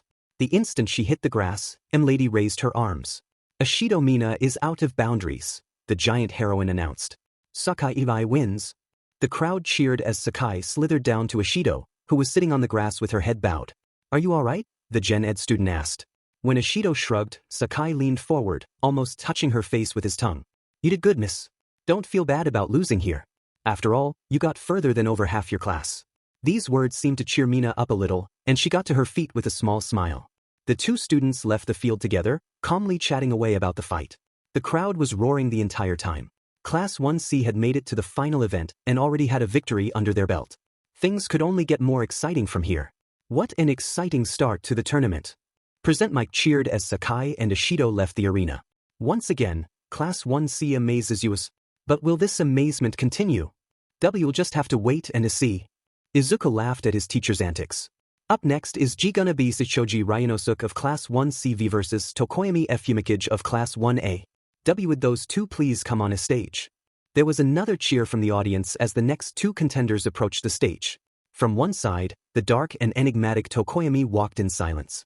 Hovering over him was his quirk, the intelligent dark shadow. From the other side strode Choji, tall and strong. His long fur waved dramatically as he stepped up to the arena. As MT Lady made her opening statement of rules before beginning the fight, Choji thought back to the conversation he had with his classmates while Sakai was fighting Ishido. This is a bad matchup. Moriboshi asked Choji as she and their classmates chatted in their waiting room. I'm fighting Tokoyami next, Choji explained.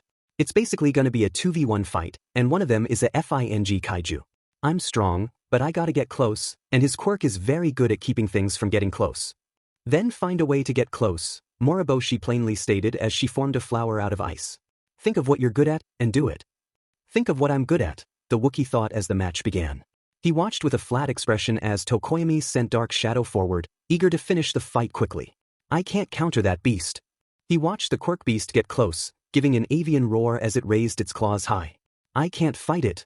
Dark Shadow swung down, aiming at the Wookiee. So, mere moments before impact, Choji leaped aside. Instead of striking the student, Dark Shadow's claws slammed into the ground, breaking the concrete and sending small chunks flying into the air. I'll just go around it. His face now hardened with a glare of determination, Choji grabbed one of the flying chunks of concrete and hurled it at Tokoyami. Flying faster than Dark Shadow could react, the concrete struck Tokoyami in the arm. The bird boy yelled in pain and surprise. Dark Shadow turned to his master, and Choji exploited their inattention to grab a couple more chunks of the arena. As Dark Shadow turned back to Choji, its eyes widened in shock as the pieces in Choji's hands flew past at high speed. Tokoyami screamed in pain as the chunks hit him in the shoulder and leg, bringing him to his knee. Ignoring the excited screams of present Mike, Choji rushed the kneeling student. Dark Shadow flew between the two and swung his claws at the Wookiee. Choji jumped over the claws and landed on Dark Shadow's head before jumping off, still aiming at Tokoyami. With a loud battle cry, Choji swung his arms down as he landed. The hero student rolled to the side in time to avoid the blow, watching in shock as Choji slammed down hard enough to crack the arena floor. Giving Tokoyami an angry stare, the Wookiee dug his fingers into the cracks and yanked up a large chunk of concrete. He hurled it at Tokoyami, but this time Dark Shadow was fast enough to get in the way. The quirk laughed as it smashed the chunk into pieces before rushing at Choji. Choji ran at Dark Shadow, ducking and sliding under the rampaging quirk beast. Picking up some of the concrete Dark Shadow smashed, Choji shot them at Tokoyami. This time Tokoyami was attentive enough to dodge, but in doing so gave Choji the time needed to close the gap between the two. He just needed one hit. Choji was strong enough that one good hit would disable the hero student. He was meters away now. He could see Tokoyami's eyes widen in fear. Choji gave a roar and raised his fist. It was now or never. It was never. Mere seconds before Choji could deck Tokoyami, Dark Shadow had spun around and caught up with the Wookiee. The Quark Beast quickly caught Choji's arm before expanding to grab his entire body. The Gen Ed student roared and struggled, but failed to break free. Tokoyami was still in shock at what almost happened, actually falling backwards from where Choji almost hit him. The bird-headed student just stared for a few moments before taking a breath and getting back to his feet. You did well, Tokoyami told Choji. Do not take shame in this defeat. With a gesture, Tokoyami sent Dark Shadow to the edge of the arena and tossed Choji. He tried to grab onto Dark Shadow as he fell, but Choji missed and hit the grass with a thud. The audience was actually silent for a good 10 seconds before the cheering began again. And there we go. Present Mike yelled through the stadium. The winner of the second match is Tokoyami Fumikichi. I gotta say, after the beating he took, I was not expecting him to snatch victory like that. And me either. Izuku agreed. I'll admit, I was a bit worried about my classmate down there, but then he started dominating the fight and then was caught at literally the last second. I was one twist after another, like a pretzel. And speaking of pretzels, Mike spoke up, it might be a good time to grab some refreshments. We gotta take a few minutes to repair the arena, so grab 'em while you can. Some of the audience shuffled around to do just that while the two competitors exited the field. Tokoyami was staggering from all the injuries, and Choji was just looking down as he left. He was hoping he wouldn't be the first one out, but like he said before the match, this was a bad matchup. Still, he put up a good fight at least. He was really looking forward to seeing how everyone else did. Melissa hummed as she walked down the hall. It was fun hanging out with the Class 1C kids, but since she wasn't even competing, let alone in their class, she couldn't stay in their room. She could have sat with the other 3H kids who came to watch, but honestly she felt like stretching her legs. After all, even though this arena was on UA grounds, it wasn't usually open to exploration like it was today, so she was interested in seeing as much of it as she could. She was so engrossed in taking in every detail she almost didn't hear two people talking around the corner. That's so we'll need you to act the part if anyone asks. This is quite unusual, but I'll do my best. She stopped. Acting a part? What was going on? She initially thought these might be villains or miscreants before realizing she recognized the first voice. That was Principal Nedzu. But who was he talking to? They sounded kind of familiar, but not enough to be recognizable. Moving against the wall, she quietly slid closer to the corner to listen in. Normally she wasn't one for eavesdropping, but if Nedzu was involved. Did you contact the other students to tell them about this? The second voice asked. I will during the after-festival party, Nedzu replied. It was quite hilarious seeing that student imitate your head like that, and I also want them to know they won't be in trouble for it. I am glad, the second voice sighed. Whatever was your decision with young Monoma, anyway? Demotion, Nedzu piped up. He's been moved to Class 1D General Education for the remainder of the year. If his behavior improves, he may be moved back up to 1B next year. If he doesn't get better, though, he'll be there the remainder of his high school years. Speaking of remaining time, you sure you have enough time to hand out the medals? Of course, the other voice laughed. I haven't buffed up all day. I have enough time to hand out the medals and even attend the party a bit. Glad to hear that, All Might. Melissa froze. All Might? Uncle Might was the other person? He didn't sound anything like he should. Was he sick? Her father did mention something was wrong, but never went into detail. She was really tempted to look around the corner now. Also, Nedzu continued, I must ask, have you spoken with Midoriya-kun yet? Last I heard you were still avoiding him. Is it that obvious? Oh, definitely. Anytime he's present for a hero class, you fail to appear. Wouldn't it be better to just come out and apologize for what you told him? Apologize?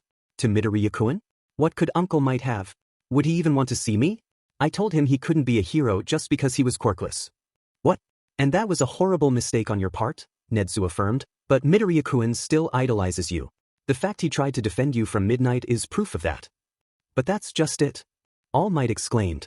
Mistakes are generally unintentional, but back then I said it with finality and belief that I was right. For almost a year I thought I was right. It wasn't until I encountered Night Eye a few weeks ago, where he reminded me of what I used to be, that it ever occurred to me I was wrong. Nedzu, that day I left young Midoriya on a roof after breaking his heart. It would have been easy for him to have jumped off the side after what I said to him. Even if he wanted to forgive me, would I deserve it? There was a brief silence as everyone processed what was heard. Melissa had to outright cover her mouth after hearing all that. She had no idea that sort of thing happened between her uncle and her friend. She knew Izuku had it rough before, but for his favorite hero to tell him that, and then apparently leave him on a roof? No one had told her about that. Heck, she met Uncle Might a few times since her transfer and he never mentioned Midoriya at all. Whether or not you deserve forgiveness, Netsu solemnly broke the silence and interrupted Melissa's thoughts. Is not up to me nor you, Yagi-san. Only the offended party can decide, but he can't decide unless you meet him. Give it some thought, alright? Melissa heard a patting sound, presumably Netsu patting All Might's side, before a series of heavy footsteps was heard heading away. She didn't move an inch. That was way too much to take in, and she didn't know how to take it all. And what do you think about this, Melissa? The corkless girl stiffened. Netsu knew she was there? You have a very distinct gait, the principal continued from around the corner, and I am an animal with exceptional hearing. Now you've learned a few things you never thought you'd learn. What will you do with this knowledge, I wonder? Melissa didn't answer, couldn't answer. After a few moments, she heard Netsu give a hum and walk away. At least he wasn't expecting an immediate response. After all, how was one supposed to handle the fact their perfect uncle had discriminated against someone as corkless as she was? And we're back. Present Mike roared to the audience as Cementos finished straightening up the arena. Did everyone get what they need? Good, 'cause here comes the next match. Sound it off, Midori. Why you got it? Izuku cheerfully replied. Up next is it up Mike-sensei, do I have to read this part too? Come on kid, it'll be funny. Izuku gave a sigh as he continued, up next is a C-Cat fight between Class P presidents. From CC Class 1C, we have Kagero Kiana. From Class 1A, Yaoyorozu Momo S steps up. Kagero-san was the W winner of the past T2 events, and Yaoyorozu-san is one of Teach the Star students of Teach the Hero course. I honestly say the winner of this next match is anyone's guess. The two students in question calmly and quietly strode onto the newly refurbished arena. Momo had her top unzipped, revealing her black tank top and ready to fabricate any large objects she might need. Her face bore a look of hardened determination. Kagero just took a few steps before flapping her wings hard, launching her onto the arena. She landed gracefully, giving a soft smile at her opponent. Her smile bore no hint of arrogance or pride. Once both girls were up, E-Lady stepped forward and looked down at the two competitors. You all remember the rules, right? She asked. With an affirmation from both girls, she straightened up and stepped back. You two ready? One moment. Kagero called as she raised her hand. Oh, Mike voiced. What's this? Yaoyorozu-san, the angelic student addressed her opponent. You intend to make a weapon for this match, yes? In the spirit of fairness, I was wondering if perhaps you could make me one as well. Appealing to her opponent for a weapon? Mike laughed. Never expected to see that. You have wings, Momo pointed out. Flying is an advantage, isn't it? Only if I fly, Kagero smiled. However, in the same spirit of fairness, I have no intention of flying during this match. I might use my wings, but I will not be leaving the ground. Surely, such a vow is worth bequeathing a weapon, no? The audience muttered to each other at this twist as Momo thought about it. After a moment, she shrugged. What sort of weapon? A dull sword. Kagero walked over to her peer. Preferably a long sword or a rapier-style weapon. Momo nodded and went to work crafting her sword. At the same time, Momo fabricated herself a sword with an accompanying shield. Kagero reached Momo as the weapons were finished. Both swords had dull edges, but were otherwise well-built and sturdy. Kagero took the offered sword and gave it a few experimental swings before smiling her satisfaction. Need a shield? Momo offered, only for Kagero to move her wings. I have my shields, the Gen Ed student nodded before returning to her spot. As she did, Kagero faced Momo and took up a fighting stance. She was ready. I can't underestimate her, Momo thought to herself. She didn't do much during the first two events, which means she hasn't shown what she can really do. Okay, Emmy-Lady spoke up again, you both ready? With a nod from both girls, the giant heroine smiled and waved her hand. Begin. The instant the match began, Kagero dashed at Momo, flapping her wings to increase her speed. The hero student barely raised her shield in time to block the angel's blade. Momo grunted with effort as she pushed Kiana back, swinging her sword at an opening. To the surprise of everyone, Kiana really did block Momo's sword with her wing. To Momo's surprise, hitting the wing felt nothing like she expected. From what Momo had seen, people with wings were fairly lightweight people. In order to achieve flight, they usually had hollow bones and a light frame. This meant they were not the most durable people. However, hitting Kiana's wing gave Momo the impression that the winged girl was anything but fragile. If anything, her sword almost bounced from the impact. It was like hitting a brick wrapped in a blanket. Kiana knew this, and smiled as she used her wing to push Momo back before moving in close. Again, however, her blade met Momo's shield. What a start! Mike yelled. I did not expect Kagero to use her wings like that. F-flight is not her only skill, Midoriya happily stated as the two girls fought. Everyone in the stands watched the fight best they could. Both girls were incredibly fast, their blades being little more than flashes of light interspersed with feathered wings. You are wonderful.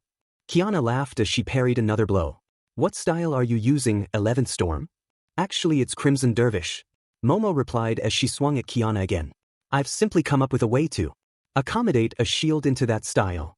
Which means it can't be countered by Sundering Weave. Kagero whistled. Just as clever as I'd expect from the only daughter of the Yaoyoro Zuko. The two girls continued fighting, though anyone who knew Momo could see her prior discomfort had all but vanished. She was still determined, but she wasn't out of her element anymore. Her confidence grew as she pressed the offensive, a smile forming on her face. Neither combatant seemed to notice how their fight took them dangerously close to the edge of the arena. Suddenly, a lucky hit from Kiana sent Momo's shield out of her grip and out of the arena. Momo grit her teeth, knowing her opponent wouldn't give her time to make another, and kept fighting best she could. However, after a wide swing from Momo, Kiana ducked and spun, batting Yaoyorozu with her wing and sending the hero student flying from the arena. The minute she hit grass, the PA system blared and Momo was declared defeated. Neither she nor Kiana moved from their respective spots, catching their breath after the high-speed sword fight. After a minute, though, both girls just started laughing. That was awesome. Kagero said as she hopped down to help Momo to her feet. We must spar again sometime. I promise not to use my wings next time. No, go right ahead. Momo smirked. It's clear I need to figure out how to counter those things. This elicited another laugh from Kagero as the two girls made their way towards Recovery Girl's office. Kagero Kiana may have won that fight, but it seemed like they both gained a new friend.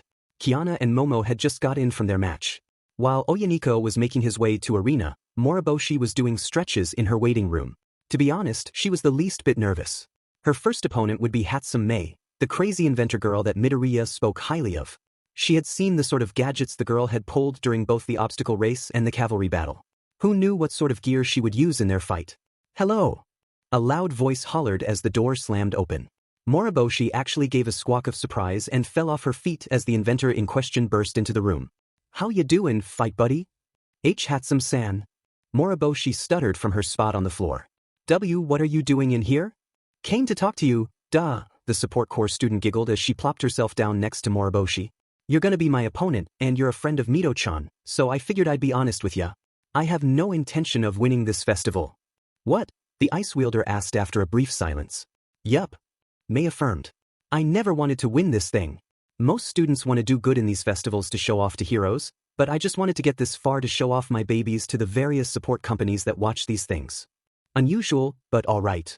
Moriboshi sat up and turned to her opponent before continuing, and why did you want to talk to me before our match? Because I need your help. Mei grinned. I have a fair few babies I want to show off, but the best way to do that is for someone to use them. So, if you're willing to help me show off my babies, I'll be willing to throw the match without any resistance. Just help for, 10 minutes. After that I'll just hop out of bounds by myself. So, will you help? Uraraka stepped onto the arena, barely heeding the excited screaming from present Mike. Across from her was Oyaniko Fujikuro. He was tall, though not as tall as she was, and lanky, having what Izuku had once described as Marfan syndrome. Along with this, he possessed a defensive quirk she would definitely have trouble with. She had seen him use it during the cavalry battle to absolutely stop anyone who got too close. How would she beat him? Begin. MT Lady declared. Uraraka rushed at Oyaniko, reducing her gravity after the first step. She was hoping she could get to him before he could raise his guard, but the lanky blue-haired boy simply stood in place. Less than 3 seconds after the fight began, the hero student was barely 2 meters away before a shimmering orange barrier appeared in front of her. It was somewhat comical watching her bounce off the ward, almost falling on her but from how fast she had been going. Thankfully, she caught herself and simply skid back a bit, eyeing the barrier as it slowly faded. Oyaniko had not moved, his hands still in his pockets. Whoa, looks like Uraraka was stopped in her tracks. Present Mike called out. Oyaniko I isn't much of a FF fighter, Izuku explained, but his Q quirk is an almost perfect D defense. And near as we know, it can stop anything. And not even gases C can pass through. Looks like this'll be a battle of wits, then. Mike declared. He's right, you know, Oyaniko pointed out. I can't really fight worth kidney beans, but unless you can get past my barrier you can't lay a hand on me. So, hero student, how will you solve this dilemma? Uraraka noted his tone wasn't condescending or demeaning. Wasn't resigned either. It was more like it she gasped as it hit her. Teaching. Oyaniko knew he couldn't beat her, so he was treating this fight like a puzzle. She just needed to figure out how to get past his barrier. She stepped back and paced in front of him, looking at him. He didn't move when he raised his barrier, and it went up pretty quick. She wasn't sure she could outpace that speed, not yet anyways. What about angles, though? She had only ever seen him use his barrier like a wall, so perhaps he could only irk them on ground level? And how big could he make them? Uraraka gave a chuckle. It looked like Midoriya's analysis skills rubbed off on her a bit. Well, may as well put it to good use. Still with reduced gravity, she leaped into the air at Oyaniko. Releasing her quirk in midair, she fell at the Gen Ed student with her leg extended. Oyaniko watched her descent and shrugged. Again, 2 meters away she was met with a barrier. This one, however, was in the air and at an angle, perfect for blocking her kick. Clenching her teeth, she kicked off the barrier and landed on the ground. Now she knew his quirk could be used in midair. However, she also knew he watched her. That meant his quirk was controlled with his sight. He had to look at where his barrier went up. She also noted every time he used his barrier it had been within 2 meters. Was that a range limit, or a range preference? Come on, Oyaniko was now doing a small dance. You gotta think faster than that. Villains won't give you time to think. Hurry up. Uraraka gritted her teeth that informed an idea. She had watched Cementos repair the arena earlier. She knew the arena wasn't a single mass of stone, but rather a lot of smooth concrete blocks laid in place. They were snug enough that they didn't need mortar to be held in place. That also meant they weren't technically secured. The hero student smirked and rested her hands on the ground.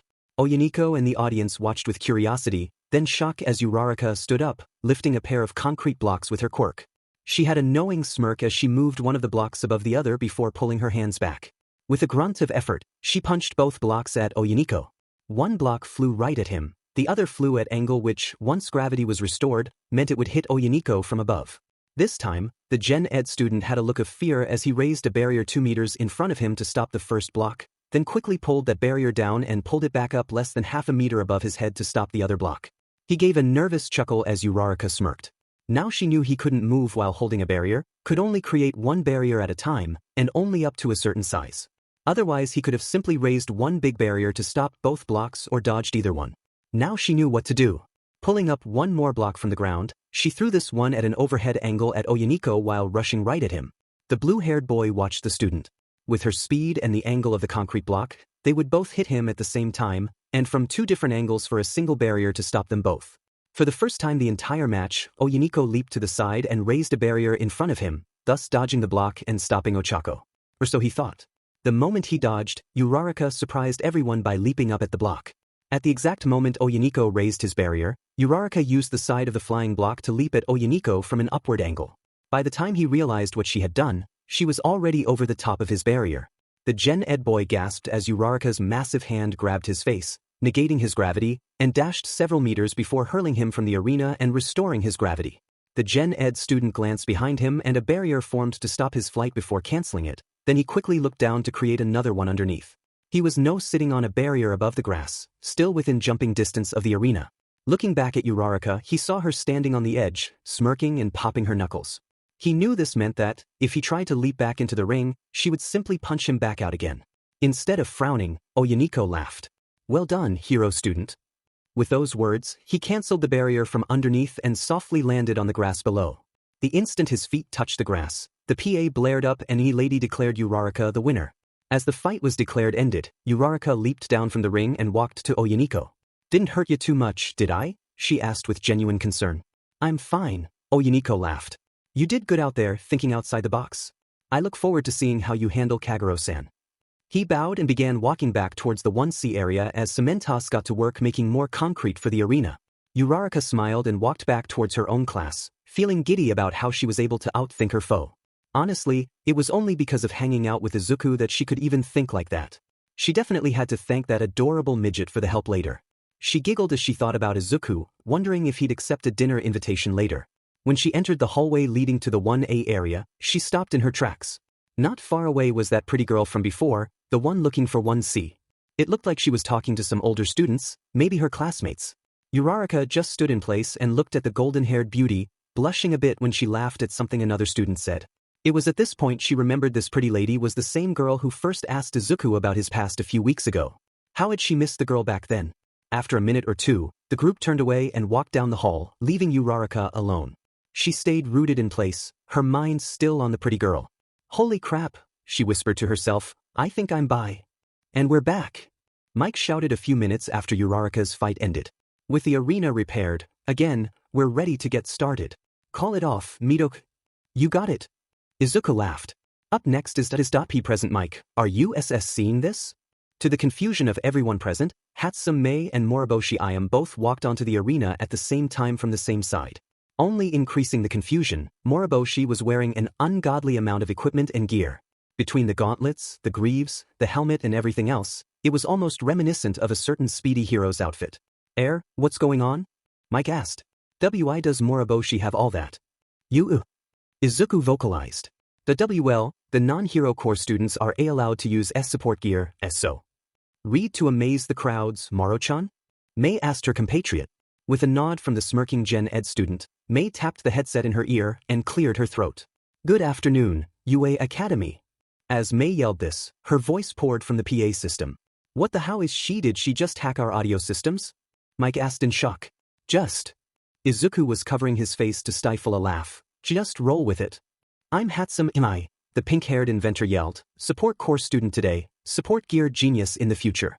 And today my assistant and I have one hell of a presentation for ya, so any support gear companies better pay close attention. Arms up, Moro-chan.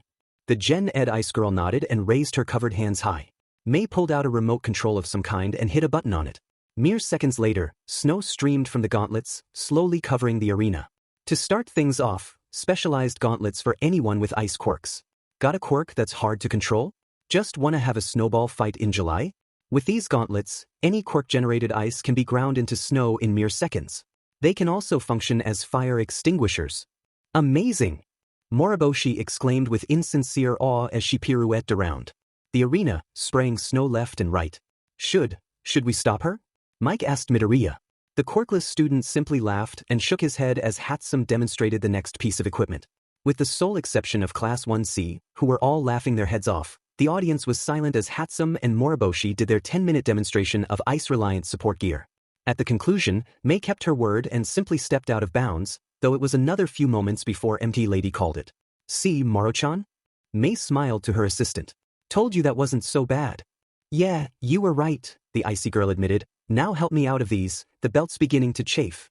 Mei laughed in reply and began the task of removing the gear, reminded of when she'd help Izuku remove his mobile desk. Meanwhile, Todoroki was busy emailing the 10-minute video he had recorded on his phone to his own email to make sure it would be safe on his computer. Not only was that actually some pretty neat gear, but for some reason he thought Moriboshi looked pleasing in armor like that. Nedzu was in his office, chuckling from the display. He figured something like this would happen if Hatsum was involved. He knew her demonstration would make an impact too. Now he could only wait and see just how many gear companies would compete for the privilege of working with the first-year savant. He was shaken from his thoughts by a heavy knocking on the door. Checking the camera, Nedzu quirked an eyebrow when he saw who was standing outside. Flipping a switch, Nedzu opened the door from his desk, and his guest calmly stepped in, not reacting to the door closing behind him. He didn't say anything as he gave a slight bow before sitting in the chair across from the principal. You're here a few days early, Nedzu started. Midoriya won't be told until Monday. I am aware, the man said with a gravely voice. There was a tropical storm brewing off the Hawaiian coast, so I had to take an early flight or else risk being several days late. I guess that's understandable, Nedzu shrugged. So, at the moment, what do you think of young Midoriya? The man only smiled, or at least what Nedzu assumed was a smile. I look forward to testing him. Alright. Mike shouted as Moriboshi and Hatsum exited the arena. Now that the demonstration is over, it's time for the next match. Hopefully this one will be an actual fight. At least the arena didn't need repairs this time. Izuku laughed.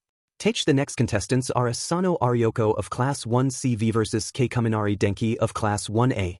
Please come on up. Asano was a little nervous as she stepped out. Her quirk was a Gigantism 1, and her current maximum height was 5 meters. While it gave her increased strength, it was also a close-range quirk. No matter how big she got, she'd have to be up close and personal to do any fighting. Meanwhile, her opponent was Kaminari Denki. According to Izuku's report, the kid was essentially a lightning mage able to conjure electricity at will. Worse yet, he could either shoot it out like bolts or keep it close to his body. In other words, he was good at any range. And she had to fight that. The Gen Ed student focused on breathing as she walked up the steps onto the arena. Just a few meters in front of her was the blonde Electro kid. He was looking away, waving at his class. When he turned back to look at her, he suddenly froze with a fearful expression. What was that about? Why, you're the girl from the cafeteria? He pointed. The big one who threw Monoma out the doors like a wet paper towel. Crap, I didn't know it was you. Asano quirked an eyebrow. He was afraid of her. She could work with that. Okay kids, M-Lady smirked. You know the rules, right? Begin. The very instant the heroine declared this, Asano grew to her full 5-meter height in under a second, looming over Kaminari and screaming while making a scary face.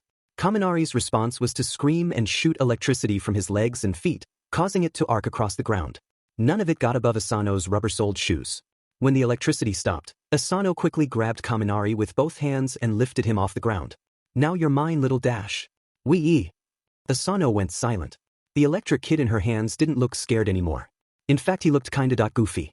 His eyes were wide and cross-eyed, he was kind of drooling and giving a thumbs up with both hands. Instead of words, he just kept cheering like he was seeing a sports game. No one else made any noise, not even from the audience. And then Asano remembered Izuku's report saying Kaminari went brain-dead if he used too much power. Any lingering impressions of a fight finally dropped completely. Asano's expression turned from scary to confused as she looked around. After a few moments, she slowly walked to the edge of the arena, knelt down, and dropped Kaminari on the grass like she was releasing a fish into water. The hero student just lay there, giving his thumbs up and cheering to the sky. Lady cleared her throat after a few seconds and gestured to the now normal-size Asano. Kaminari Denki is both out of bounds and unable to continue. The winner is Asano Ryoko. Asano gave a nervous laugh as she exited the silent arena. That was significantly less painful than she thought it would be. She turned and watched the medical bots carry Kaminari off the field. Electricity might be a good quirk, but he'd need to get better control of his emotions if he wanted to be a hero.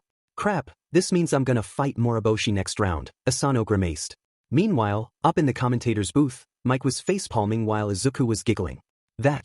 Mike sighed, that was anticlimactic. See, can't all be awesome, Izuku shrugged. Ida was doing some final stretches before his fight. He hadn't really watched the fight between Asano and Kaminari, knowing neither one could hold a candle to that Moriboshi girl. Technically, he doubted he could beat her either, but he would certainly give his best effort if he got that far. No, when he got that far. He was the younger brother of Ingenium. He would make it. His name was called, and the speedy student briskly walked to the arena. His opponent was Gakushu Hifumi. Crap. Which one was that one again? Ida was ashamed to admit he did not know Class 1C nearly as well as Class 1C seemed to know Class 1. Was it the boy with the spikes? Or was it the large boy who was currently dancing on the other side of the arena? As Ida stepped onto the arena, he saw Gakushu dancing on his side, making quiet grunts every few movements. He wasn't stretching, he was legitimately dancing.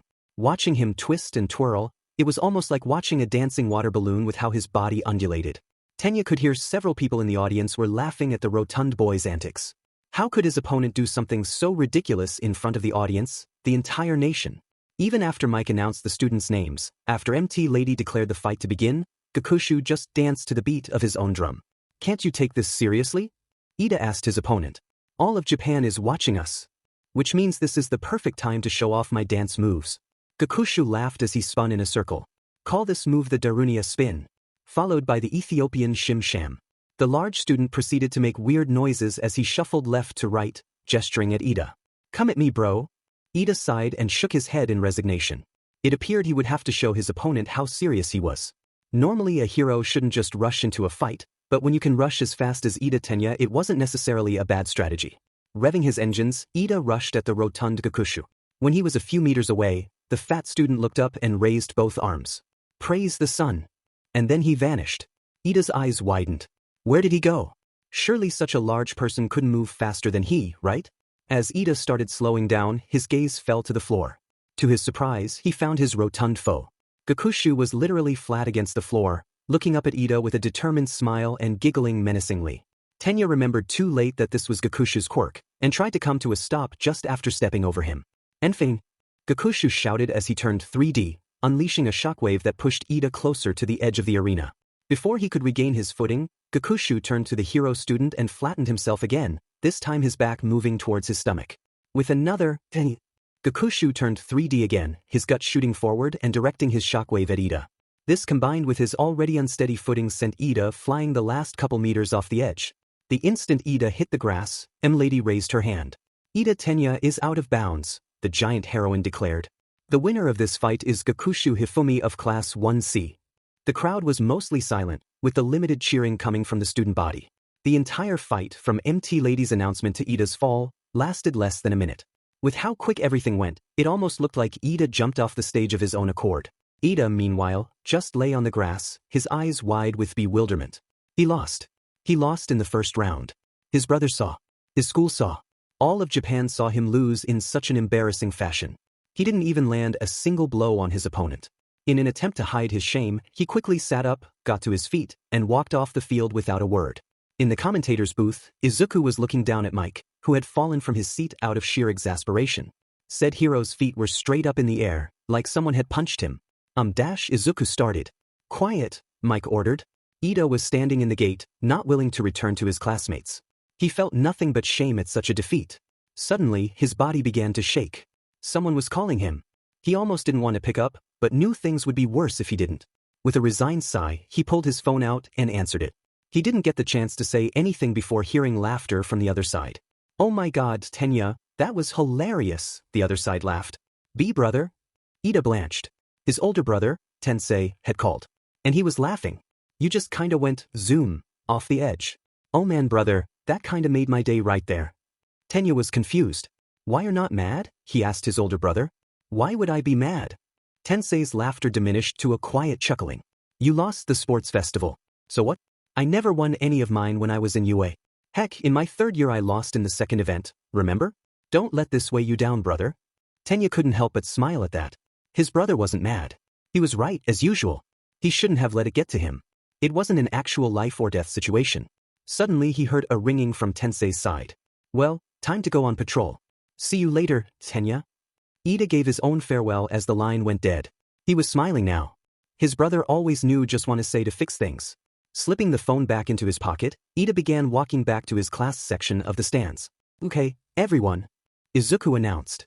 Present Mike refuses T to get off the floor, so I'll be CC calling the next fight. Would Gorogoro and Mamoru and Todoroki Shudo please come to the stage? The two students walked to the arena from their respective sides. "I'm pretty sure we'll have a fight this time. Gorogoro is someone who only narrowly failed the hero practical, and Todoroki is definitely no L lightweight either." Todoroki walked onto the arena, giving his opponent a disinterested look. He had seen Gorogoro a few times before, remembering the spiky boy from the USJ. Todoroki didn't get too good a look at him back then, but now he could see the Gen Ed student was thick. He kinda looked like a dwarf that had been stretched out with a rolling pin. At least his spikes were only on his arms and back. As Izuku spoke more about each student and Lady recited the rules, Shudo contemplated how to beat his opponent. If this fight occurred even a couple weeks prior, he probably would have just threw a glacier at him. Now, though, he felt like being nicer. He still couldn't bring himself to use his fire, but he didn't feel the need to vent his frustrations by reenacting the sinking of the Titanic with his schoolmate. "Begin!" Emilady yelled. Todoroki raised his hand and shot a rod of ice at Gorogoro. The stocky student smiled and ducked under the rod. Then, to everyone's surprise, he curled up and rolled at Todoroki. The icy student's eyes widened as he narrowly dodged the rolling student. That was Gorogoro's quirk? Todoroki thought he just had spikes, but thinking about the spikes placement it kind of made sense now. "Oh hey!" Present Mike roared through the speakers. "Looks like this fight won't end so quickly. When did you get off the F floor?" Izuku asked. Todoroki ignored the commentators and shot a wall of ice at Gorogoro. The spiky student responded by uncurling and punching through the ice. Todoroki tried to hit him with more ice as he flew through the hole, but Gorogoro once again curled up and sped under the ice. Shudo tried to create a lot of ice to stop his rolling, but it shattered the instant he hit it. Again, Todoroki had to leap aside. This wasn't going to be easy, but after that last pass Todoroki realized something. His ice needed room to grow, making him better at mid-long range combat. Gorogoro, however, had presented two flaws in his attack style. Two flaws that Todoroki could easily exploit. He utilized the first flaw by using a new trick he had devised after watching Moriboshi during these past couple weeks. Rather than shoot his ice out, he slowly covered his right arm with it while dodging Gorogoro's rolls and occasional punches. True, he had done similar things in the past, but this time was special. He closed his fist and focused on making more ice over it. It was crude and not nearly as beautiful as what Moriboshi could make, but he had effectively made an ice hammer on his hand. It was heavy, but he wasn't weak. Now he just had to lure Gorogoro in. Todoroki moved back, closer to the edge of the arena. He knew Gorogoro wouldn't try to roll directly towards the edge of the area. He was blunt, not stupid, but his idea would still work. Now standing adjacent to the edge, Todoroki quickly raised a line of ice spikes to his right. To an untrained eye, it looked like a wild, easily avoided strike. However, several of the heroes in the audience recognized it for what it was. Gorogoro rolled past the spikes, now coming at Shudo from next to the edge. Shudo raised his hammer hand and leaped away as Gorogoro rolled past him. Just as the rolling guy shot past, Todoroki smashed his hammer against Gorogoro's back and exploited the second flaw. Similar to Asano hitting the Numu those few weeks ago, Shudo's hammer shattered as the added momentum of the strike propelled Gorogoro further than he anticipated. The Gen Ed student unrolled at the last moment, but it was still a moment too late as he fell from the arena and into the soft grass. Gorogoro is out of bounds. Emilady yelled. Todoroki wins. This time the entire audience was roaring with excitement. What an exciting first round. Present Mike roared through the speakers as Todoroki left the arena. If you would all turn your attention to the screens, you can see what the next fights will look like. Midoriya hit the button. The greenette nodded and pressed the button that updated the tournament brackets, showing who would be facing who in the next round. Sakai Ibai, C, versus Tokoyami Fumikichi, A. Kagero Kiana, C, versus Uraraka Ochako, I. Moriboshi Ayam, C, versus Asano Ryoko, C. Kakushu Hifumi, C, versus Todoroki Shuto, A. Looks like Class C is still dominating the board. Mike laughed. G got some good matches C coming up. Izuku piped up. Everyone take a F15-minute breather, we're gonna roll these next matches out F fast. Todoroki was only half listening to the announcement. As he walked down the hall towards his classmates, he ran into someone else. Moriboshi-san, he vocalized as the white-haired ice queen leaned against the wall. Covering your arm in ice was a neat trick, she smiled. You should be more careful though. Even I could tell you were this close to getting frostbite before that last hit. You need to use your fire if you want to do any more than that. I know, Todoroki admitted. Problem is there's something. I don't know what it is, but any time I think about using my fire I can't. Moriboshi regarded him coolly, seeing his inner turmoil, his desire to improve. I'm not a psychologist, she stated, so I don't know how exactly to help you. If you can't use your fire because you still associate it with your father, try to associate it with something else, maybe? Give it some thought. Then she took his hand and started pulling him down the hall. Before that though, we're getting you something warm to eat. Since Moriboshi was looking away from Todoroki, she had no idea that food wasn't the only thing getting warm in that moment. The first round had just ended. Izuku leaned back in his chair and took a few deep breaths. Present Mike had climbed back into his seat during Todoroki's fight, and was now drinking from a water bottle. Quite an exciting first R round, huh? Izuku smiled. Most of it, Mike chuckled. Definitely interesting all around though. I'll admit, I really didn't expect so many of your classmates to make it this far. No way general education's gonna be forgotten this year. Looking at the brackets for the next round, the pro hero smirked. So, who do you think's gonna win the next round? Izuku stared at the lists in silence for close to a minute before stating his verdict. And not telling. What? Mike laughed. Come on, you gotta tell me something. And spoil the fun? Izuku smirked. Oh, you JRK.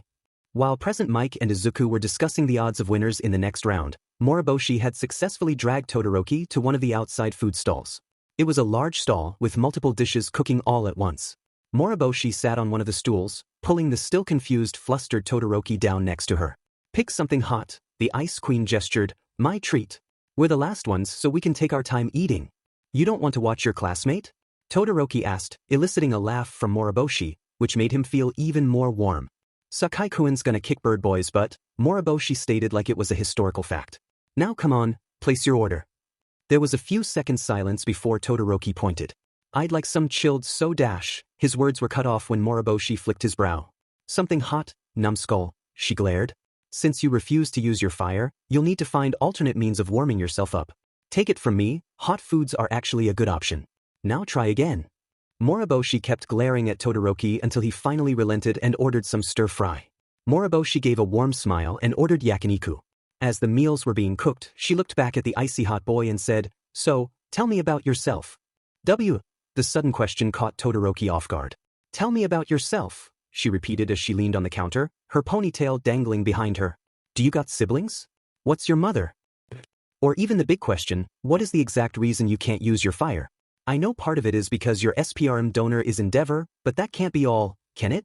I understand if it's personal, but in my experience talking about rough stuff, even just a little, can help so much. Todoroki was about to reject the idea, but then he saw her face. While her wording was nonchalant and casual, her expression was one of pensive worry. Was she genuinely worried about him? The only people he could ever remember being worried for him were Fuyumi and his mother. Not only that, but the look of worry on her face was making his chest hurt. For reasons he was only beginning to understand, he never wanted to see her make that face.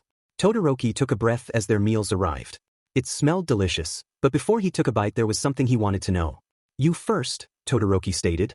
What is a girl with a beauty or strong quirk like yours doing in general education? Because I applied for it? Moriboshi laughed as she started eating her yakiniku. I don't want to be a hero, but I wanted to attend UA because any UA graduate is basically guaranteed a spot in any university. Why you don't want to be a hero? Todoroki asked with wide eyes. Pro-heroism was Japan's most sought-after occupation. He had never met someone who didn't want to be a hero at some point in their lives. Nope, the girl shook her head. There's more to life than being a hero. There's more to heroics than being a hero.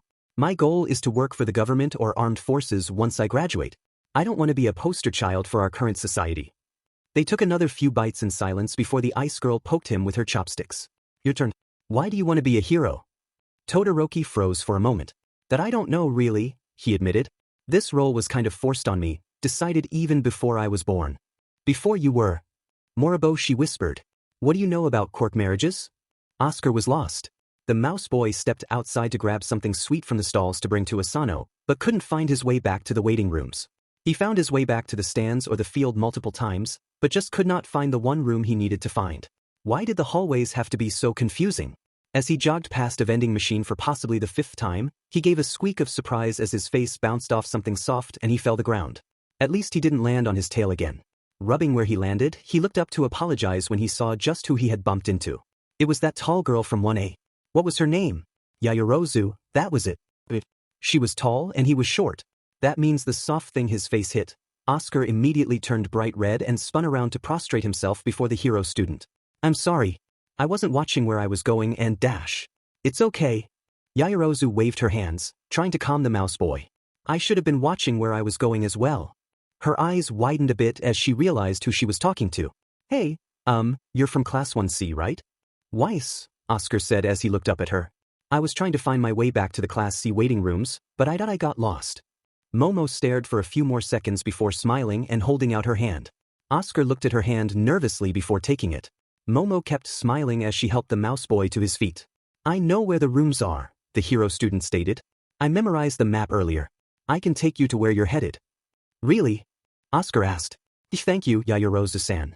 Oh, you already know my name? Momo giggled as she pulled Oscar along. The two students continued chatting, unaware they were being watched by a certain girl with green scales. Away and we're back. Present Mike yelled as the 15-minute break ended. Everyone ready for the next round? Gimme a ya. The audience roared with excitement. Rock on. Midoriya, call out the fighters. Why you got it? Izuku cheered. F from my own class of 1C, C come on out Sakai Hibi. The crowd cheered as the blue serpent slithered onto the field. And from class 1A, G give it up F for Tokoyami F Fumikichi. There was another cheer as the bird headed by stepped up. So who will win? H the flying serpent, or the M master of shadows? IID say place your B-bets, but gambling isn't allowed on S-School GG grounds. This got a laugh from the crowd as MD Lady stepped forward to restate the rules. Tokoyami watched Sakai as he curled into his tight S-curves. He would need to keep a close eye on Sakai. He had been caught by surprise when he fought Choji, and his body was still aching from the blows. Meanwhile, the snake in front of him had demonstrated masterful agility during his fight against Ishido. He would not underestimate this schoolmate even if they didn't have arms. Begin! Emilady yelled. Sakai did a spring launch at the exact same moment Tokoyami conjured Dark Shadow. He knew that Sakai couldn't change direction midair, and his current trajectory would send him flying into Dark Shadow. What Tokoyami didn't expect, however, was for Dark Shadow to give a squawk of surprise and bend over backwards from the impact. Before Sakai could pull back, Dark Shadow grabbed him and threw him back across the arena. The Serpentine student plopped on the ground and curled into more S-curves before Dark Shadow rushed him. Tokoyami's quirks slammed their claws into the arena, barely missing Sakai as he flew to the side. For a brief second there was nothing between Tokoyami and Sakai, but that moment wasn't long enough for the snake to spring launch. Dark Shadow screamed as they swiped their claws through the arena floor, doing everything they could to keep the snake away. Looks like another deadlock. Mike called out. Dark Shadow's just too fast for Sakai to find an opening. At the same time, Izuku piped up, Sakai-kun is too nimble for D-Dark Shadow to C-catch. I have no idea who C could win this one. Liar, you totally have an idea. Mike laughed. As the two commentators spoke, Tokoyami was beginning to feel the least bit frustrated. Sakai had dodged literally every move, sans that prior throw, and didn't even seem tired from all his launching. True, he didn't really get exhausted from using Dark Shadow in sunlight, but he wanted to end this fight before the judges declared time running out. He needed to finish this now. Dark Shadow clawed into the arena again, and again Sakai dodged. The snake landed, however, he had to move again to avoid a chunk of concrete. Dark Shadow gave a menacing chuckle as he grabbed another chunk, ready to throw. The snake just laughed. Took a page out of Choji-kun's book, huh? Sakai asked. I intend to finish this quick, Tokoyami replied before Dark Shadow threw more concrete. Same here, Sakai shouted as he launched away from the concrete. To everyone's surprise, his launch sent him flying right at Dark Shadow. Rather than impacting it like he did before, Sakai looped around Dark Shadow's neck. Before the quirk could grab him, Sakai slithered down Dark Shadow's body like he were descending a tree. He moved faster than Dark Shadow could turn, and in mere seconds he was right in front of Tokoyami. The bird-headed boy was frozen in shock for a moment too long, and failed to dodge as Sakai shot out and bit into his shoulder. Tokoyami screamed in pain while Sakai coiled around him, pushing him to the floor from the added weight. Dark Shadow, get him! Tokoyami yelled. Instead of extricating his host, Dark Shadow stayed in place, poised to strike yet not moving an inch. Dark Shadow! I can't move, boss, the quirk hollered. Tokoyami's eyes widened from shock as Sakai stopped biting and slowly uncoiled from around him. The hero student tried to get up, but found he himself was also frozen. What's this? Mike asked. Sakai's let go, but Tokoyami isn't moving? If that's Sakai's other trick, Izuku smiled. Along with his S size and speed, Sakai-kun also has a PP paralytic venom. 1 B bite and you're down. He CC couldn't use it during his fight A against Ishido-san due to her acid, B but Tokoyami-kun lacks that defense. As Izuku explained this, Sakai slithered away from the prone bird boy. The venom's gonna hold him there for 10 minutes, he addressed MT Lady. Can you call the fight now, or do I have to pull him out of the arena? I don't think that's necessary, the giant heroine smiled and raised her hand. Tokoyami Fumikage is unable to continue. Our first semifinalist is Sakai of Class 1C. The crowd again cheered with excitement at the declaration. Sakai slithered back towards Tokoyami, who was looking at him with a tense glare. The venom's also a blood clotter, Sakai explained. You don't need to worry about bleeding out or nothing. You did good, dude. Might want to focus on beefing yourself up, though. With a bow of his head, Sakai left the arena just as the medical bots rolled up to carry Tokoyami away.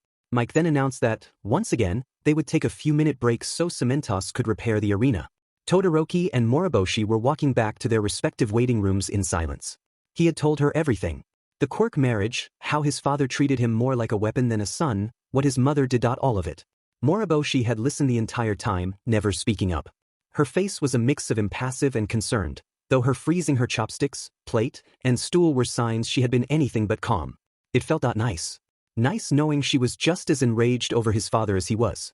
When they reached the Class A waiting room, he nodded his farewell and turned to open the door. Before he even touched the handle, Moriboshi's hand shot out and grabbed his own. I get it, Moriboshi stated. He turned to her, and was shocked to see the faintest hint of tears in her eyes, glimmering like small flecks of ice. I understand completely why you feel the way you do now. Why you worked hard to shove that fire aside. But you must understand that fire is yours. Not his, not anyone else's. Yours and yours alone. I know, Todoroki admitted. I'll see what I can do to but thank you. He gently pulled his hand away and stepped into the waiting room, leaving Moriboshi alone in the hallway. She stood in silence for a minute or two before wiping her eyes and reaching into her pocket. With a look of hardened determination, she pulled out a cell phone, hit a few buttons, and held it to her ear. Uncle, it's me.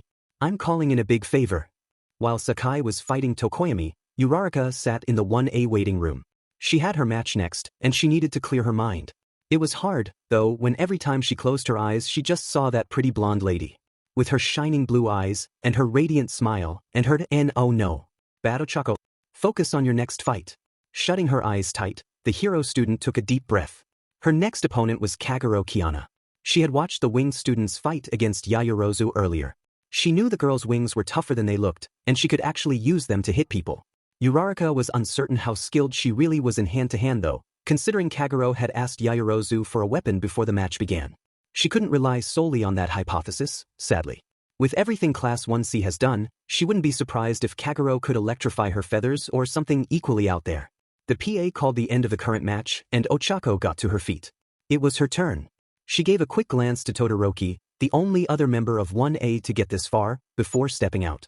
As she walked down the hall to the field, she was passed by the medical bots carrying Tokoyami on a gurney. She gave him a worried glance, seeing he was stuck in what looked like an uncomfy position. Wait, Tokoyami said, causing Uraraka and the robots to stop. Uraraka-san, a word of warning. I don't know how much you heard over the speakers, but don't let the snake bite you. He can paralyze, Uraraka nodded. I saw him use it during the USJ. I know, don't worry. Tokoyami gave a sigh of relief, and the robots continued their trek to Recovery Girl's office. Uraraka watched for a few seconds before continuing her own walk to the field. She squinted a bit as she stepped outside, taking in the roars of the crowd. Here are our next fighters. Mike yelled. On one side, the Queen of Gravity and Behemoth of Class 1A, let's give it up for Uraraka Ochako. F from the other side, Izuku stuttered, the W winner of the first T2 events and C-Class president for 1C, give a shout for K. Kagero Kiana. The two combatants stepped onto the arena. Uraraka stared at Kiana, taking every detail she could. Kiana just stood there smiling at Uraraka, her sleeves rolled up to her elbows. Kiana wasn't as tall as Ochako, nor as muscular it seemed, but she still gave off a very confident air. No weapon? Ochako asked. I thought you used a sword earlier. Do you have a weapon? Kiana asked in reply. There were a few seconds of silence before Ochako shrugged, getting Kiana's point completely. Uraraka raised one arm while tapping it with her other hand, lessening her gravity. At the same time, Kiana stretched her wings forward and hunched down a bit. Both girls were ready. Emmy Lady called the fight to commence, and both girls shot towards each other like bullets. Ochako utilized her lessened gravity while Kiana just flapped her huge wings to propel her forward. Both girls met in the middle of the arena, their fists bouncing off each other. Ochako followed up with a kick that was blocked by Kiana's wing before dodging the angel's own fist. Ochako jumped back to avoid Kagero's swinging wing before shooting forward again with a left hook. To her surprise, Kiana saw through this, grabbed Ochako's arm and hurled her towards the edge of the arena. To avoid flying out, Ochako negated her quirk before reactivating it and charging Kiana again. Whoa, and we thought a few of the earlier fights were wild. Mike roared as the two girls fought down below. Both girls definitely have combat T training, Izuku pointed out. And it looks like Ochako-san's age height is kinda working against her here, since it's harder to deduck under Kagero-san's wings. This was proven true when Ochako got a face full of feathers and was pushed back a bit. Kagero followed up with a few punches to Ochako's gut and chest, trying to utilize the hero student's reduced gravity to push her closer to the edge. Uraraka swung her fist at Kiana's face, but missed at the last moment as the Gen Ed student flew up a few meters before crashing back down and narrowly missing Uraraka with a slam that cracked the concrete. Flying? Ochako giggled. I thought you were gonna play fair here. You can reduce your own gravity, Kiana pointed out with a smile. I believe that qualifies. Kiana shot forward as Ochako prepared another punch. Just before impact, however, Kiana shot to the side, dodging the punch, then flew back and grappled Ochako. The two students spent a good minute or three fighting for dominance in that middle spot, neither giving an inch and the crowd loving every exchange. Both girls gave as good as they got, and sported bruises and bloody lips when they finally separated. They panted for air, their arms and legs sore from the exertion. Even Kiana's feathers were ruffled and uneven. After catching their breath, Kiana moved one wing into a shielding position and readied her right hand for another punch. Ready to go again? Kagero laughed, clearly enjoying the fight. Actually, Ochako smiled softly, I need to apologize. Apologize? Kiana voiced. For what? Rather than a verbal reply, Kiana received the answer in the form of a much faster Ochako appearing right in front of her. Before the angel could react, the gravity girl pushed her wing aside like it was a window curtain and delivered a single hard punch to Kagero's stomach. The impact was strong enough to send Kiana flying backwards, surprising literally everyone in the stands. Kiana spread her wings to halt her flight, but in doing so left herself open to another hard punch. How was Ochako moving so fast now? And hitting so hard? Before Kiana could finish her thought, her opponent delivered one hard kick to her sternum. The force of the blow was enough to both knock the wind out of Kiana's lungs and knock Kiana herself out of the arena. She bounced off the grass, and Emilady immediately called the match. Kagero Kiana is out of bounds, the giant heroine shouted. The winner is Uraraka Ochako. The crowd again went wild at the result, and Ochako quickly jumped from the arena to help Kiana to her feet. I'm sorry, Uraraka whispered as she carried the angel off the field. I didn't hit you too hard, did I? Kiana could only shake her head in reply, still too winded to speak as the two staggered towards Recover Girl. Did that just happen? Shida asked the rest of his class in the stands. Seriously, did that just happen? Where did that even come from? Hojo asked, her tongue flailing wildly. It's like she leveled up mid-battle or something. She wasn't happy though, Katsura asked, her head bowed. The blind girl had been watching the battle carefully, taking note of each emotion. She could feel Uraraka was full of regret in those last few seconds, like she didn't want to go that hard. That was confusing. Why wouldn't she want to do her best? She'd have to ask later. For now, she was feeling an incredible amount of fear from her right. Turning her head, she could feel that emotion absolutely flowing off Sakai. Anyone who did have vision that looked at Sakai could see him vibrating. Despite his lack of eyelids, his eyes looked wider than usual as well. Sakai-kun? Katsura asked. I gotta fight that next round, the snake whined. I'm gonna get curb stomped. Todoroki sat in the Class A waiting room. He didn't really pay attention to the fight. He was fairly certain Uraraka would win, anyways. He had encountered her a few times in the past and witnessed some interesting things. Putting that aside, he kept focusing on what he was doing. Trying to call his fire. He could feel the heat. He could call on it to help melt ice easily. Anytime he tried to conjure actual flame, however, the minute he felt it coming his vision would be filled with his father's face. He'd push the face away, but when he did he'd notice his arm was cold again. He sighed and tried again. And again. Every time ended in failure. Why couldn't he do it? He needed to do it, he knew that. So why he was shaken from his thoughts as the next fight was announced. This is gonna be an interesting match. Mike yelled over the PA system. A face-off between two members of Class 1C. Asano Ryoko versus Moriboshi IM. Izuku yelled with him. Asano-san C can make herself very tall, while Moriboshi-san can conjure and C-control ice. Todoroki heard the crowd roar with excitement at such an unusual matchup. He heard MD Lady call the fight to start, but didn't need to watch the fight. He had no doubts who the winner was going to be. So, Midoriya? Mike asked, got any ideas who's gonna win here? WL, Izuku stuttered, I know these two sparred a lot during the past few weeks. Asano-san had one glaring weakness into the past, so if she's gotten to that covered dash, Izuku stopped as Todoroki heard a loud, K, followed by the sound of something heavy hitting the ground. Dare and there it W's. Asano Ryoko is unable to continue. MT Lady declared. The winner is Moriboshi IM. The crowd sounded less enthusiastic as Todoroki got to his feet. It was his turn now. Stepping out of the room, he was careful to peer around the corners to make sure Endeavor wasn't waiting to ambush him again as he made his way to the arena. The crowd roared as he presented himself when Mike called his name, and he calmly walked up the steps to the arena. Across from him was Gakushu Hifumi, who was not dancing this time. Todoroki remembered his fight against Ida earlier, assuming one could call it that. He remembered this rotund schoolmate could flatten and inflate himself pretty quickly, and unleash a shockwave each time. He had no idea how hard those shockwaves could hit, though. Were they strong enough to shatter ice? How many times could he change in succession? The ice user chuckled a bit, amused at how much he had changed since joining UA. Before he wouldn't have given this fat guy a second thought. He guessed all the times 1C had surprised him combined with all the quirk lessons involving Midoriya were making him think more. The instant MT Lady announced the fight to begin, Todoroki shot a panel of ice in Gakushu's direction. This was less an attack and more a test to see how fast he could shoot his ice. The rotund student dodged the ice easily and rushed at Todoroki faster than most people assumed he could move. He closed in almost before Todoroki could react, and the icy student sent out an array of ice spikes to get some space. Instead of backing away, Gakushu simply 2'd himself and slipped between the spikes before 3G and rushing forward again. Caught by surprise, Todoroki shot a large rod of ice at Gakushu and realized too late it was too high. His eyes widened as he saw the pole shoot right for his schoolmate's head, their eyes wide with shock. Todoroki stopped the ice fast as he could, but not before the pole extended a few meters over Gakushu's shoulders. His head was nowhere to be seen. The entire audience was silent, staring at Gakushu's unmoving form. After a few seconds, though, something unexpected happened. Gakushu's headless body slowly took a few steps to the side, away from the ice. Todoroki watched with wide eyes as the silent body moved like a person after a near miss. Oh wait, it was a near miss, wasn't it? After a moment, Hifumi clenched his fists and there was a pop, as his head reappeared right where it belonged. Holy crap, that was close. Gakushu sighed with relief. I am so sorry, Todoroki stated wide-eyed. What was that? Mike yelled. I thought we were seeing something bad. And his file says he can only flatten his entire body. Teach, that's something he figured out during our T training, Izuku quickly replied.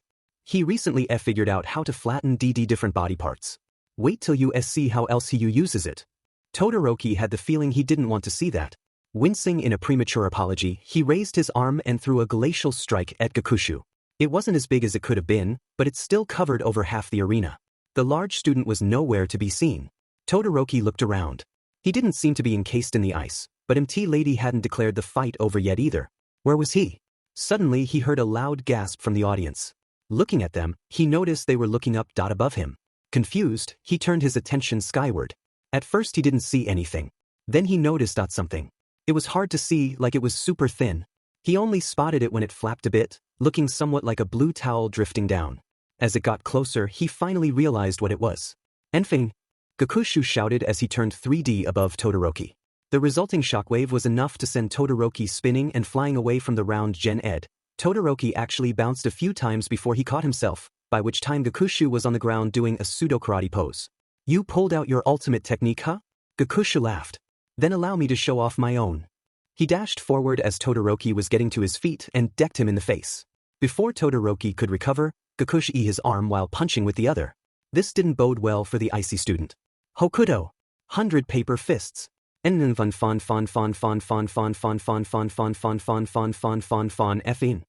The entire audience watched, either cheering or dumbstruck. Of all the tricks Gakushu could use, no one expected a series of high-speed punches. Todoroki was definitely caught off guard, taking every punch the rotund student threw at him. The force of the punches was also slowly pushing him closer to the edge of the arena. What is this? Mike asked, just barely not dumbstruck enough to voice his question.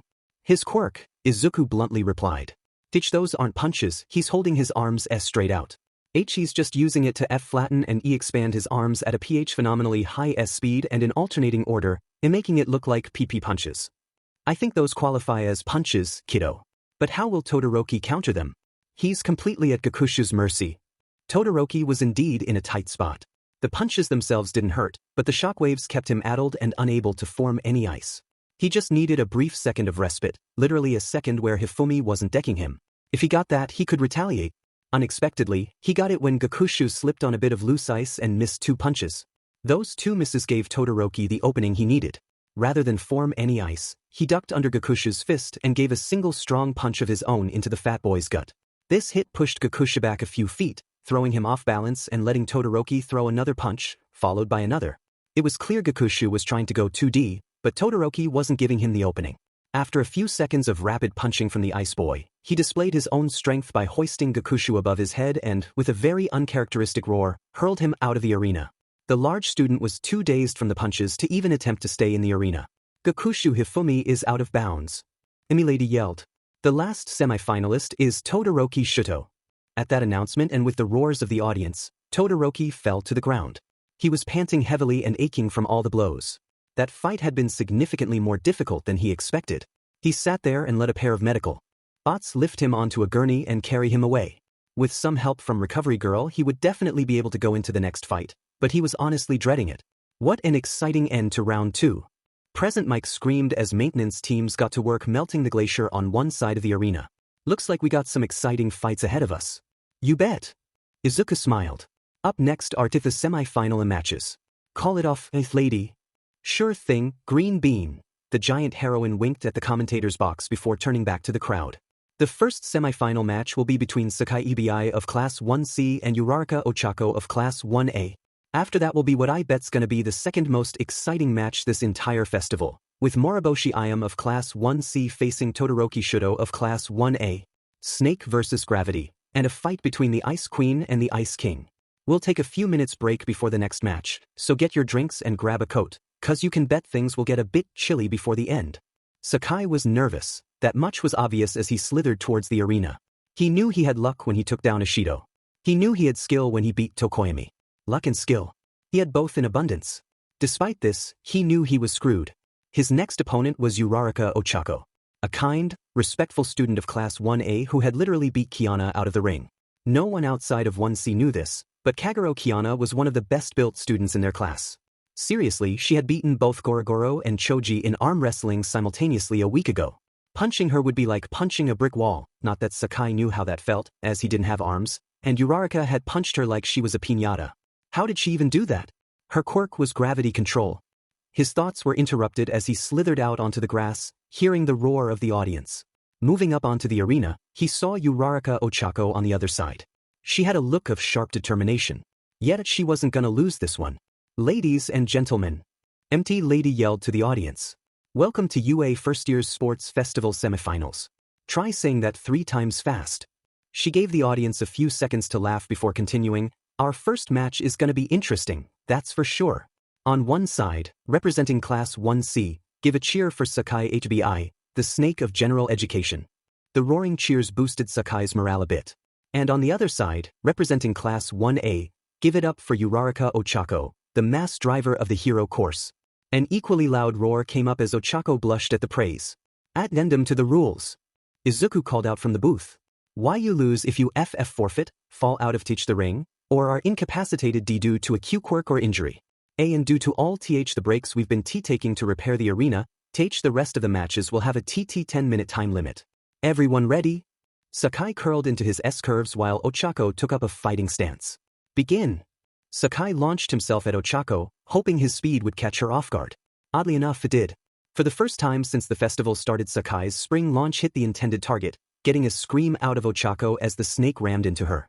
She stayed on her feet and swung her arms to grab Sakai, but only succeeded in grabbing his jacket. With a bit of a laugh, he wriggled and slid out of said piece of clothing, leaving the snake undressed and unhindered as he coiled around her. She managed to slap him and negate his gravity, but he tightened around her before she could slip away. She used one arm to keep him from coiling her completely, and her other arm to grab Sakai's jaw before he could bite her. Sakai was honestly amazed and scared how she wasn't toppling over from his weight. They stood there for a good minute or two, each trying to overpower the other and failing. In the midst of their deadlock, Sakai gave a groan of despair and did the unthinkable. In an attempt to get Ochako to loosen her grip, Sakai took his long snake tongue and shoved it up her nostril. Ochako's eyes widened and she gave a scream of disgust. Unfortunately for Sakai, this feeble trick had the opposite effect from what he desired, as she just squeezed his jaw tighter. Sakai screamed in pain and yanked his tongue from her nostril. The pain in his jaw, and the taste of her snot, caused Sakai to loosen his grip just a little bit. This little bit was all Ochako needed. With a grunt of effort, she uncoiled him from around her shoulders, grabbed his head with both hands and started spinning. With the direction she was spinning, centrifugal force slowly unwound Sakai the rest of the way. The audience watched the snake get spun around by the hero student, screaming with each pass. With a shout of her own, the frustrated Ochako gave one more spin and released Sakai. Still under the effects of her quirk, his flight was quick and straight into the wall underneath Class 1C. Some people honestly heard the sound of a helicopter during said flight. Once he impacted the wall, Ochako released her quirk and let the dizzy snake fall to the grass below. Sakai is out of bounds. MT Lady raised her hand as Uraraka wiped her nose with her sleeve, trying to remove any residual snake drool. The first finalist of the sports festival is Uraraka Ochako. As Uraraka left the arena, Tabata and Yoshio hopped over the wall and landed next to the unmoving snake. Sakai-kun, Tabata knelt down, are you alright? Easy squeezy lemon peasy. We should get him to the nurse, Yoshio said as he hoisted one end of Sakai. Before Tabata could do the same, a giant pair of hands came down and lifted Sakai into the air. Neither of them had even noticed Asano's arrival, but there she was standing at close to 3 meters. I'll carry him, she stated before jogging out of the arena. The two boys watched her disappear into the hallway, both thankful the hallways were tall enough for her, before rushing back up to their seats. Since the arena wasn't damaged this time, they knew the next match would come fairly quickly. Moriboshi watched the fight from the waiting room. She honestly hoped Sakai'd win that one. It was not going to be fun fighting Uraraka. As Sakai was carried out, Moriboshi got to her feet and walked to the arena. As she did, she was joined by Todoroki. He gave a nod as he walked next to her, but otherwise kept his head down. Was he feeling ill? That's never fun before a big fight. And there they are. Present Mike screamed as they emerged into the daylight. The ice royalty of the first years, give it up for Todoroki Shuto of Hero Course and Moriboshi Ayam of General Education. It seemed like the audience had endless excitement here. Both students had powerful quirks, and their fight promised to be anything but boring. They climbed the steps to the arena, giving each other a nod before moving to their respective sides. Emi Lady waited for both students to face each other before stating the amended rules to them. As she did so, Moriboshi coated her arm in ice while frost formed on Shuto's right foot. Begin! The instant MT Lady announced this, Todoroki shot a line of ice spikes at Moriboshi. Rather than shoot ice of her own, Moriboshi glared and raised her hand. When Shuto's ice got within a few meters of her, it split and shot on either side of her.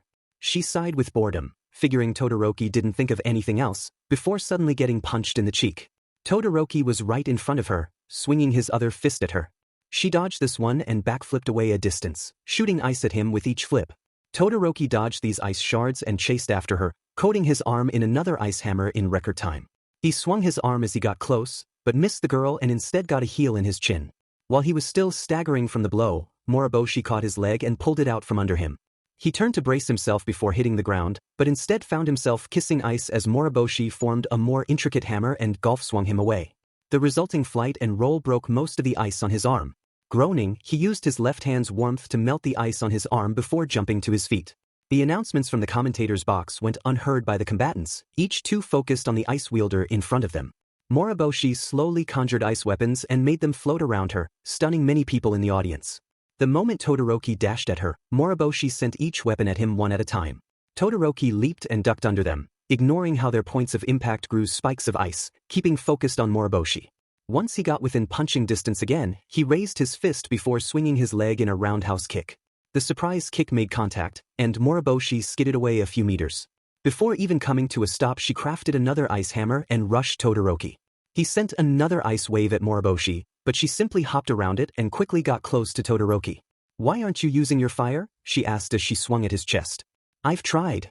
Todoroki responded as he narrowly dodged the hammer. "I just can't get it working. Every time I try, I just see his face." He failed to dodge another swing, sent flying from the impact. "Endeavor?" Moriboshi asked, brandishing her hammer.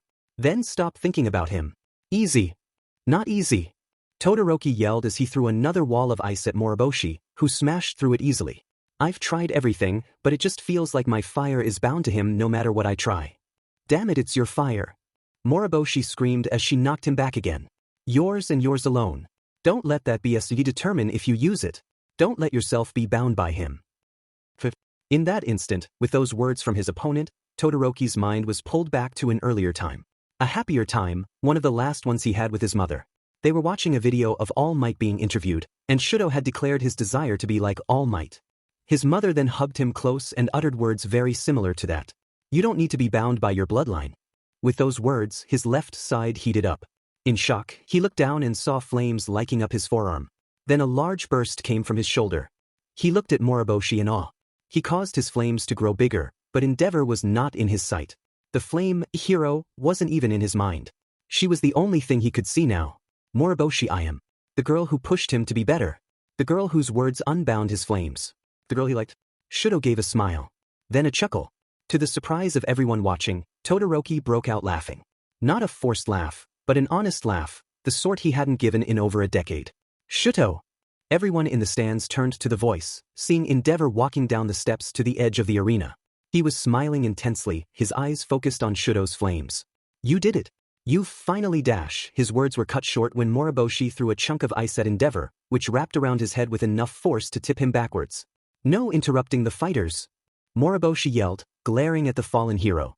Izuku said over the tumult, "I know that attacking the audience is PP prohibited, but W can let that one instance S slide, right?" "Works for me," Mike announced, "but do that again and you're out." Moriboshi responded with a thumbs up before turning back to Todoroki, who had stopped laughing and let his flames run over his left side completely. "How does it feel?" she asked. "Feels good letting it all out, huh?" "It does." Shudo smiled. "I can't remember the last time I felt like this." Moriboshi smirked and got into a fighting stance, summoning icy gauntlets on both hands. "Ready to finish this?" I smiled. Todoroki nodded in reply and intensified the flames. All the ice around him melted almost instantly, and Moriboshi conjured an ice pillar underneath her feet to propel her at Shudo. Todoroki slowly held out his left hand, directing all his heat at the Ice Queen before him. Neither student paid any heed to Cementos attempting to raise barriers between the two to stop the fight before it got too far. "Moriboshi, thank you." There was a flash as the two sides collided, and the arena literally exploded. Blocks and shards were sent flying in every direction, with the distance between the arena and walls being the only thing keeping the projectiles from hitting the audience. The force of the explosion was enough that the full-size MT lady was pushed back, her head narrowly missing the window to the commentator's booth, but still making a sizable dent and knocking Mike from his chair. Several audience members and students were pushed back by the force, and Endeavor, who had just gotten up, was pushed back down. Even after the shockwave stopped, the arena was covered in smoke and mist. The audience was in shock. Silence at the display of power. "Wah!" Mike said from his spot on the floor. "What the hell was that? How did that even happen?" "When everyone was using ice," Izuku quickly explained, "it cooled down the air in the arena. When Todoroki-kun started using his F-flames, it heated that air up, CC causing the air to expand at an E-explosive level." "Thanks for the science lesson." Mike got back into his chair, But what about the students? Lady, think you could dash? On it, the giant heroine groaned as she rubbed her head. Taking a few steps, she quickly waved her massive arms, creating another wind that removed the cloud over the arena. What everyone saw made them even more surprised. Todoroki was still standing. He was panting and hunched over, exhausted from the effort. Half his jacket was also gone, and his left pant leg was still on fire. He was looking forward, but was in shock at what he saw. Moriboshi was still in the arena, also panting and on her knees. She was actually only a few meters away from him. Between the two students was a large shield made of ice. Moriboshi's hands were on the shield, indicating it was her creation. Judging from the condition of the shield and the scorch marks on the ground, Moriboshi had conjured this shield just before the last attack made contact, and somehow kept it up despite the immense heat. Only Todoroki noticed Moriboshi's nose was bleeding. Taking a breath, the ice girl twisted both hands and gave a shout. This resulted in 2 fist-sized chunks of ice shooting from the shield and colliding with Todoroki's chest. Even if he wasn't too tired to get back up from such a hit, the ice sent him flying from the arena, dropping him on his back on the grass. As he hit the ground, Moriboshi herself gave a sigh and fell backwards, landing on her rear and perching on her hands. The stadium was silent for several seconds before Lady cleared her throat and raised her hand. Todoroki Shudo is out of bounds. The second finalist is Moriboshi Iam. Moriboshi and Todoroki were sitting in the infirmary. Due to the damage they caused to the arena, there was gonna be another half-hour wait while the maintenance crews fixed the arena. The two kids sat on their beds in silence, nursing their wounds. Both were freezing and covered in cuts. Todoroki was mostly looking at Moriboshi, having mentally come to terms with his feelings for her. He didn't know the first thing about romance, so when he spoke he decided to bring up another question he had. Your ice, he started. Why didn't it melt in the end there? She looked at him for a few seconds before sighing and leaning back. Something Midoriya-kun actually figured out, she explained. You see, my ice is virtually indestructible while I'm forming it. Once I finishing manipulating it, however, it's no stronger than normal ice. So, a few days ago Izuku thought of something and had me try it out. I'd give you a visible demonstration, but I'm too tired. Anyway, what he figured out is that if I keep putting in the effort to manipulate my ice, but manipulate it into keeping its current shape, I can effectively keep it indestructible. But, like I said, we only figured it out a few days ago, so I don't have it anywhere near mastered. Really tuckered me out earlier. And almost gave you an aneurysm. Recovery Girl emerged from nowhere and bopped Moriboshi softly on the forehead. That might be an interesting evolution to your quirk, but you shouldn't have used it when you were already exhausted from an entire day's efforts. Honestly, between that and everything else you've done, I'd say you'd be better off dash. Fight buddy. Hatsum screamed as she practically exploded into the room. Recovery Girl actually squawked in surprise as the pink-haired inventor rushed over to Moriboshi. How are you feeling? Think you can continue? Do you want to continue? He'd like to, but don't think I can? Moriboshi responded, surprised and unsure of Mei's sudden arrival. Mei's eyes narrowed as she shuffled through her pockets and pulled out a small bottle. The bottle was filled with a dark brown fluid with a bit of foam on top. It honestly reminded Moriboshi of root beer. Drink this, Mei offered the bottle. Moriboshi, knowing what sort of things Mei created, was a bit hesitant at first. Looking back at Mei's face however, and seeing her worried and determined expression, convinced Moriboshi to accept the bottle. Moriboshi took the bottle and slowly imbibed the contents. It legit tasted like root beer. After finishing it, Moriboshi handed the bottle back to Mei. Before she could ask what exactly she just drank, she felt it. A slight buzz inside her. It started small, inside her stomach, but quickly expanded until it felt like her entire body was shaking. Oh wait, her entire body really was shaking. What on earth did you give her? Recovery Girl asked. Heal her, Mei replied, looking down at Recovery Girl. Use your quirk and heal her. When no one moved for several seconds, Mei glared. Look sensei, unless you want Moro-chan to be wide awake for another 18 hours, use your quirk on her. Please. This surprised the nurse. She had never heard Mei say, please, about anything before. Suddenly it became clear this was a big thing for Mei. With a sigh, Recovery Girl hobbled back over to Moriboshi and softly kissed her forehead. As she used her quirk, the buzzing and shaking from Moriboshi slowly ebbed away. After a minute, Moriboshi wasn't shaking at all and her injuries were all gone. What was that stuff? Moriboshi asked with wide eyes, eliciting a big smile from Mei. A concoction of my own design, the support student replied. I don't have a name for it, but it's basically a super energizing drink that gives the drinker stamina for days. I had to dilute yours with root beer, hence the flavor, because even that little bottle would have kept you awake for a good 36 hours otherwise. Can't heal any injuries though, but since it skyrockets your stamina, I put 2 and 16 together and figured out that drink combined with the nurse's quirk would let you heal back to full without making you drowsy at all. But that's amazing, Recovery Girl whispered, noting Moriboshi's current condition. Can I have some? Todoroki wearily raised his hand. Why? Moriboshi asked. Why help me out like this? Well, you helped me before, Mate chuckled like it was a no-brainer. Plus, you're Mito-chan's friend. He blabs about you a lot, and after seeing what happened out there was no way I was gonna just let you retire due to injuries if you wanted to keep going. She gave a wink. Looking forward to the next fight, Moro-chan. There was silence after that as Moriboshi processed what she heard. Seriously, can I have some of that stuff? At the same time Moriboshi was undergoing her miraculous healing in the infirmary, Nedzu was in his office working on some paperwork. His guest had long departed for their hotel room, leaving the mammal alone. Humming a small tune he learned from Midoriya, Nedzu pressed a button and activated the air conditioning. The vents quietly hummed to life as Nedzu pulled out a packet of papers. Straightening it out nice and neat, Nedzu didn't even look as he drew one of his custom knives and threw it into the corner behind him close to the AC vent. Instead of a scream of pain or the thunk of steel hitting drywall, the principal heard a slight cracking sound. At this he finally turned with a knowing smile. In the corner next to the vent was a man. Both feet were against the walls, letting him stay a good 2 meters above the ground. He was garbed in a regal outfit reminiscent of how media portray ninjas, only it was a shimmering white like light reflecting off snow.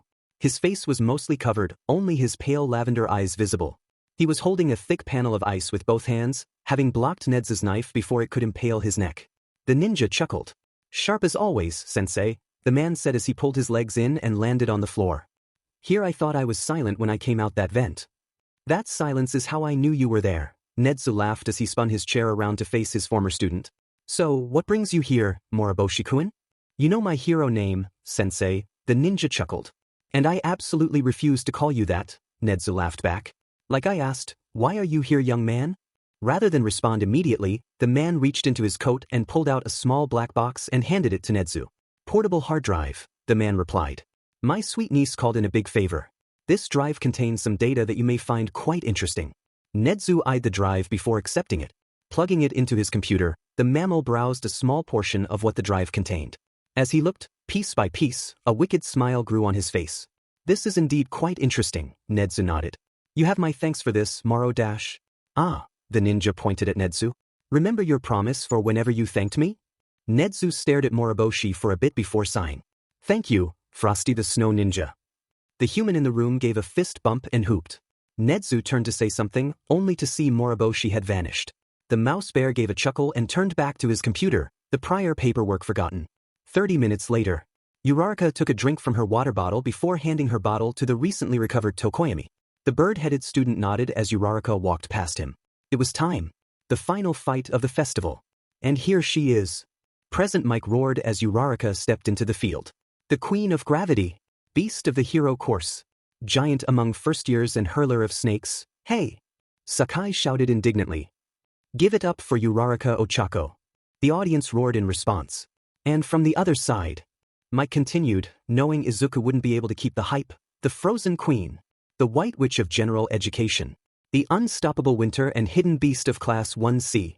Give a shout for Moriboshi I am. The audience gave just as loud a roar as with Uraraka. Looks like they already got fans out there. Izuku laughed. A bit confused, both girls looked out at the audience. To their surprise, some people apparently spent the last break making banners with the girls' names on them. On top of that, they could hear some of the crowd giving personalized cheers. Go Ozu! Go Ozu! Moriboshi for the win. Chilly winter, freeze them in. How did they come up with these? An lady was heard almost mumbling lightheartedly before clearing her throat. All right. You girls know the rules, right? This is the last fight of the sports festival, so give it all you got. Begin. Uraraka took up a fighting stance and, she's right, Moriboshi stated, leveling her eyes at the gravity student. I want to fight you at your best. What do you mean? Uraraka asked.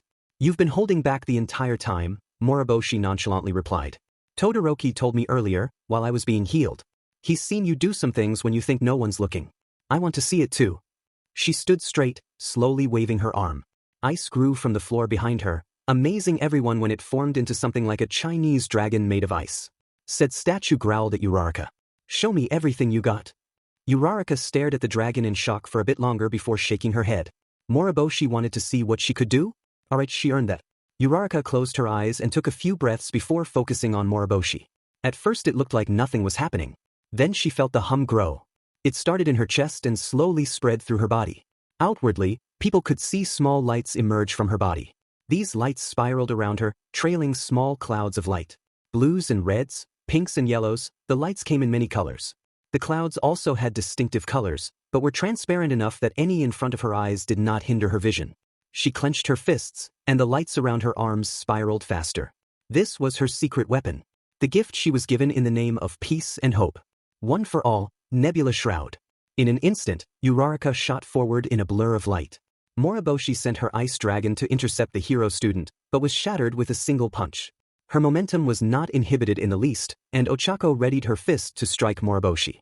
The icy girl ducked in time to avoid the fist, retaliating with a punch of her own using a pair of icy gauntlets. Uraraka was struck with enough force to be knocked back a few feet, but quickly recovered and moved back close with a kick. This blow did land and Moriboshi was sent flying across the arena. She would have been knocked out entirely if she hadn't shot a pole of ice from her arm into the floor of the arena. In another surprising act, she twisted the ice to catapult herself back into the arena. She landed and rolled out of the way before Uraraka could grab her. What a start! Mike screamed. Ladies are going full steam ahead now. What do you think, Midoriya-kun? Mike turned to his co-commentator to see Izuku shuffling through some papers and one of his notebooks. After a few moments he looked back at Uraraka, his eyes wide with shock. I got nothing, he stuttered. I've never seen her do anything like this before. Did her quirk evolve recently? What do those L lights mean? I don't know. Kid, calm down, Mike said worriedly as he rubbed Izuku's back. You don't gotta know everything. Just watch the fight and say what you think, alright. Izuku looked at him for a few seconds and took deep breaths before calming down and looking back at the fight. It looks like Uraraka-san found a way to alter gravity outside of nullification, the small boy stated. I don't know how, but it looks like she's figured out how to increase the mass behind her attacks. That could explain why each hit sends Moriboshi-san flying. Uraraka gave a smile at Izuku's speculation. One could argue he was somewhat correct considering what One for All provided. Maybe she'd tell him someday. Maybe. For now, though, she was focused on fighting the Ice Queen before her. It was clear Moriboshi was using everything she could as well. She created moving statues, a myriad of weapons floating around her, even walls of spikes to hinder her. After smashing through another wall, Moriboshi growled and clapped her hands together. This resulted in two large blocks of ice forming on either side and smashing into Uraraka. She was lucky to see this coming and elbowed both blocks into pieces. Moriboshi grit her teeth and threw some ice shards at Uraraka before pole vaulting across the arena again. She didn't know Uraraka was this strong. At this point, it seemed like fighting from a distance was her safest bet. Up in the stands, back sitting with his classmates, Todoroki was watching the fight in awe. He thought Moriboshi used some interesting ice techniques during their fight. What she was using here? Those golems and floating weapons? They were above and beyond anything he thought possible with ice. Where did she learn such techniques? How did she learn them? Suddenly he remembered the promise she made him 2 weeks prior. Use your fire, Todoroki. Once you can do that, I'll teach you what's safe for you to learn. He gasped at the memory. He did use his fire earlier today. That meant she'd teach him, right? How many of these techniques would he learn? He was really focused on the fight, but now he was zeroed in on Moriboshi more than before and watching everything she did. For the first time in years, he was looking forward to the future. Back in the arena, Uraraka was starting to get mildly frustrated. It seemed like every time she got close to Moriboshi, the girl would use some distracting attack and move across the arena, out of punching range. She needed to do something to get close before she can react, or find a way to attack from range. Uraraka groaned as Moriboshi flew away again. She just remembered something she did earlier. As Moriboshi landed, Uraraka knelt down and tapped her palms on some blocks that made the floor of the arena. Utilizing both quirks, she lifted the 2 blocks into the air, earning a cheer from the crowd. With a smirk, she threw the 2 blocks at Moriboshi. The Gen Ed student quickly raised a wall to stop the stone blocks. While the wall was strong enough to mitigate the blocks, it crumbled when Uraraka smashed through it mere moments later. Eyes widening with shock, Moriboshi quickly raised a shield in front of her. Uraraka's fist collided with the shield, but to her surprise did not break through. Moriboshi groaned in pain and fell to her knee. With a shout of determination, Moriboshi pushed the shield forward, carrying Uraraka away from the kneeling ice user. When Ochako was a fair distance away, she finally broke through the shield as Moriboshi clapped her hands to the ground. There was a loud rumbling as the floor of the arena shook and cracked. Before Uraraka could take more than a few steps, The floor underneath her exploded as a massive ice dragon shot up. Uraraka was caught on its snout as it ascended, one of her arms pinned. Gritting her teeth, Uraraka used her free hand to punch the ice dragon. Her arm was in mad amounts of pain, but she was rewarded when the dragon fractured and shattered. Grabbing a piece of it, she pulled herself back towards the arena, leaping and running along the fractured remains as they fell. To the cheering audience it looked like lightning bolt of colors zigzagging down the destroyed construct. The moment Ochako landed on solid ground, she had to jump again to avoid being struck by more flying ice. Looking at Moriboshi, Uraraka saw she was starting to form ice in her hair. She was nearing her limit. The ninth bearer smirked. She was almost there. Shooting forward, Uraraka raised both fists and smashed through another wall of ice to reach Moriboshi. The ice user quickly reformed the gauntlets on her arms and swung her fist at the tall brunette. Ochako caught her fist and squeezed just enough to break the ice before kicking Moriboshi back. The white-haired girl grunted as she landed on the ground.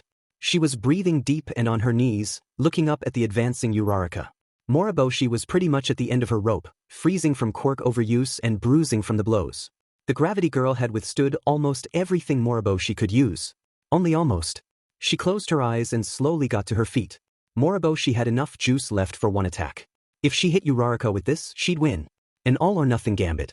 Moriboshi bowed her head and clapped her hands together. Uraraka immediately went on the defensive but kept advancing.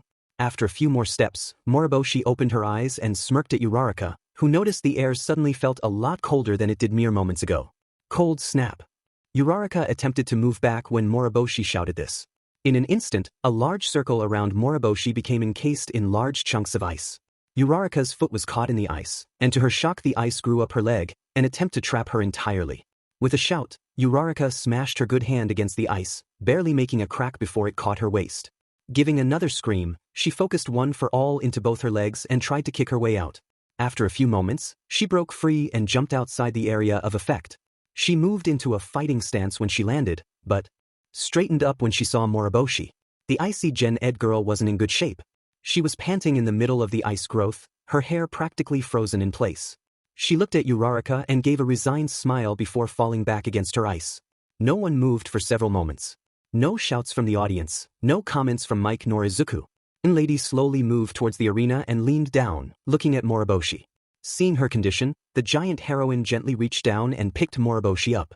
Holding her in her palm, the lady gently pressed her other palm down on Moriboshi, using her body heat to warm the student up. Moriboshi is unable to continue, she yelled. The winner of the sports festival is Uraraka Ochako. For hopefully the last time that day, the festival arena had been repaired.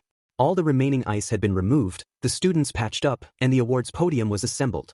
The 4 winners of the festival had been called to their positions, now they just waited for the podium to rise up to the field. Uraraka was at her well-earned spot in first. Standing to her right was Moriboshi, smiling contently. Todoroki stood on the 3rd place pedestal alongside Sakai Hibi. The snake was feeling a lot better after his spinny flight, and Todoroki was also healed from his fight. It's weird, he voiced to the serpent. When I came in I was mostly intent on winning this thing without using my fire. Now here I am, at 3rd place despite using my fire, but I don't feel regretful at all. Because you finally opened up, Sakai stated. Todoroki turned to the Gen Ed student as they continued. This entire time you've kept yourself closed off from everything but what you felt was your goal. Using your fire and acting the way you did, you let your true self out. Probably felt like taking a breath of clean air for the first time in years. And now that you know what it feels like, you're not gonna go back, are you? Is everyone in Class 1C philosophical like this? Todoroki asked with bewilderment. Nah, Sakai tilted his head like a shrug. Suddenly the podium began to rise, going up through a door and rising above the stadium field. And here they are. Emi Lady called out as the podium stopped rising. The winners of the first-year sports festival. The best of the best for the current first-year class. And here to give out the medals. Roaring laughter boomed from overhead as a familiar silhouette appeared against the sky. To the surprise of the audience, All Might himself was descending from the roof of the stadium. Laughing the whole way, he landed just in front of the winner's podium. Is All Might himself? Is myself All Might? There was a bit of an awkward silence as the 2 heroes spoke over each other. After a moment, All Might turned to the giant heroine, who simply giggled and shrugged before All Might turned to the students on the podium. Clearing his throat, he withdrew the medals from a nearby bag and approached the podium. The first to get his attention were Sakai and Todoroki. I am quite impressed with you, All Might addressed Sakai. Despite not having a flashy quirk, nor indeed a traditional physiology, you still did well beyond what was expected. He stepped closer with the medal but stopped. How can I hang this? Sakai chuckled and opened his mouth. After staring for a moment, All Might got the cue and gently hung the ribbon from Sakai's teeth. The snake closed his mouth and straightened up proudly before All Might leaned close and hugged him. You made your class proud, I'm certain. Next to be addressed was Todoroki, who stood straight as the hero approached. As for you, Todoroki Shounen, the #1 hero smiled, you've surprised everyone here, including myself. You've used your fire and to incredible effect. Hanging the medal from his shoulders, All Might leaned close and hugged Todoroki. You're on your way to becoming the best hero you can be. The heterochromatic boy nodded, knowing just how right the hero was. And now you, Moriboshi Shoujo, All Might turned to the Ice Queen in second place.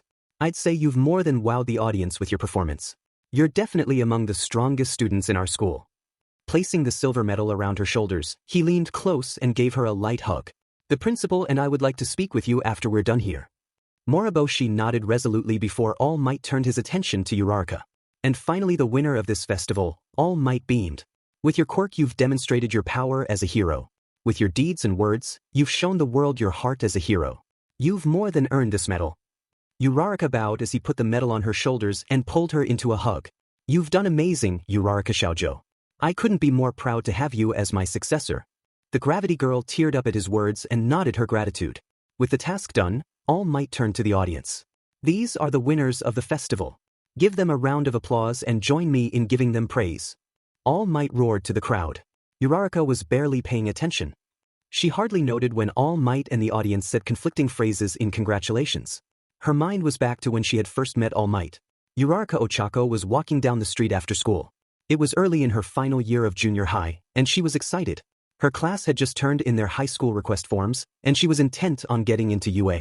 She would study hard, exercise hard, make her parents proud, and eventually make them comfortable with all the money she'd earn as a hero. As she walked she saw a small child going through the crosswalk dragging a toy. Suddenly the string on the toy snapped. Seeing this, the kid turned back to grab the toy, not noticing the light had changed. The truck driver in the intersection didn't seem to notice though he was texting like an idiot. Seeing a disaster in the making, Uraraka rushed into the street. Dodging one car, she barely managed to grab the kid and negate his gravity in time to send him out of the street. She herself barely avoided getting hit by the truck. After making sure the kid was safe, she negated her quirk, letting the child drop into his crying mother's arms. The woman thanked Ochako profusely as the student finally got out of the street, but Ochako waved it off. She was just doing the right thing after all. That was quite heroic. The girl turned towards the voice as the mom and child from before left. The new arrival was a rather skeletal man with frazzled gold hair and sunken eyes. He did not look healthy at all. Are you all right? Ochako couldn't help but ask. As all right as I can be, the man chuckled. But enough about me, young lady. As I said before, what you did before was quite heroic. You aiming to be a hero? Yup. Ochako smiled. Gonna work hard and enter you.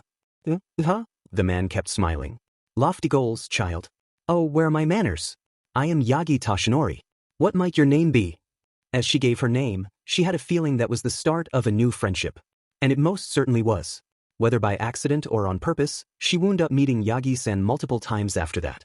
She shared her dreams, her reasons for wanting a heroic career, which he thankfully did not frown upon, and her fears. She was afraid that a simply gravity quirk wouldn't be good enough in a school that was possibly full of kids with better powers. When she said this, Yagi-san simply chuckled and told her not to worry. She was curious why he said that. It was another month or so before she learned why. When Yagi-san revealed himself as All Might, she almost fainted. When she heard the story about his quirk, and how he wanted to give one for all to her, she really did faint. After a quick recovery, though, she accepted his offer with resolute determination. She would become the next symbol of peace, for her family and friends. The trials she had to face were far from easy, but she tackled them head-on.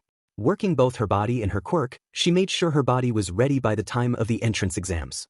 Simultaneously, just when she thought All Might couldn't be a better person, her family's company was hired to do some work on All Might's agency building.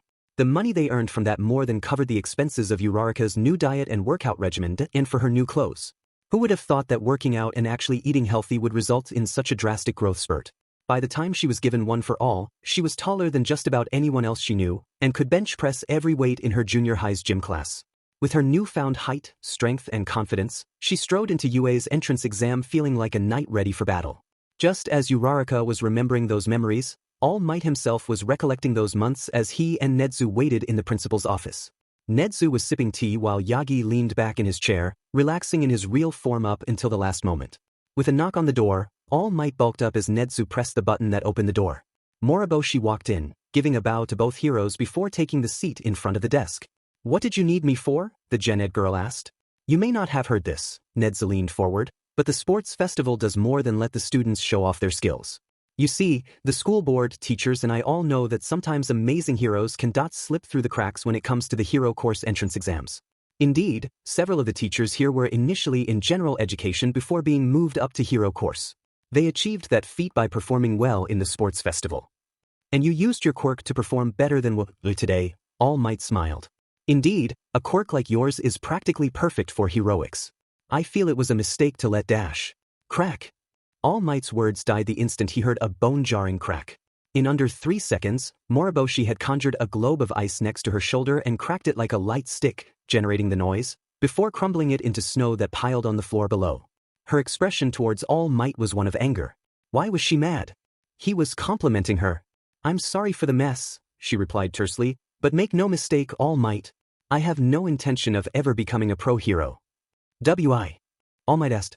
"Your quirk is And that," the icy student pointed at the hero, "is exactly why.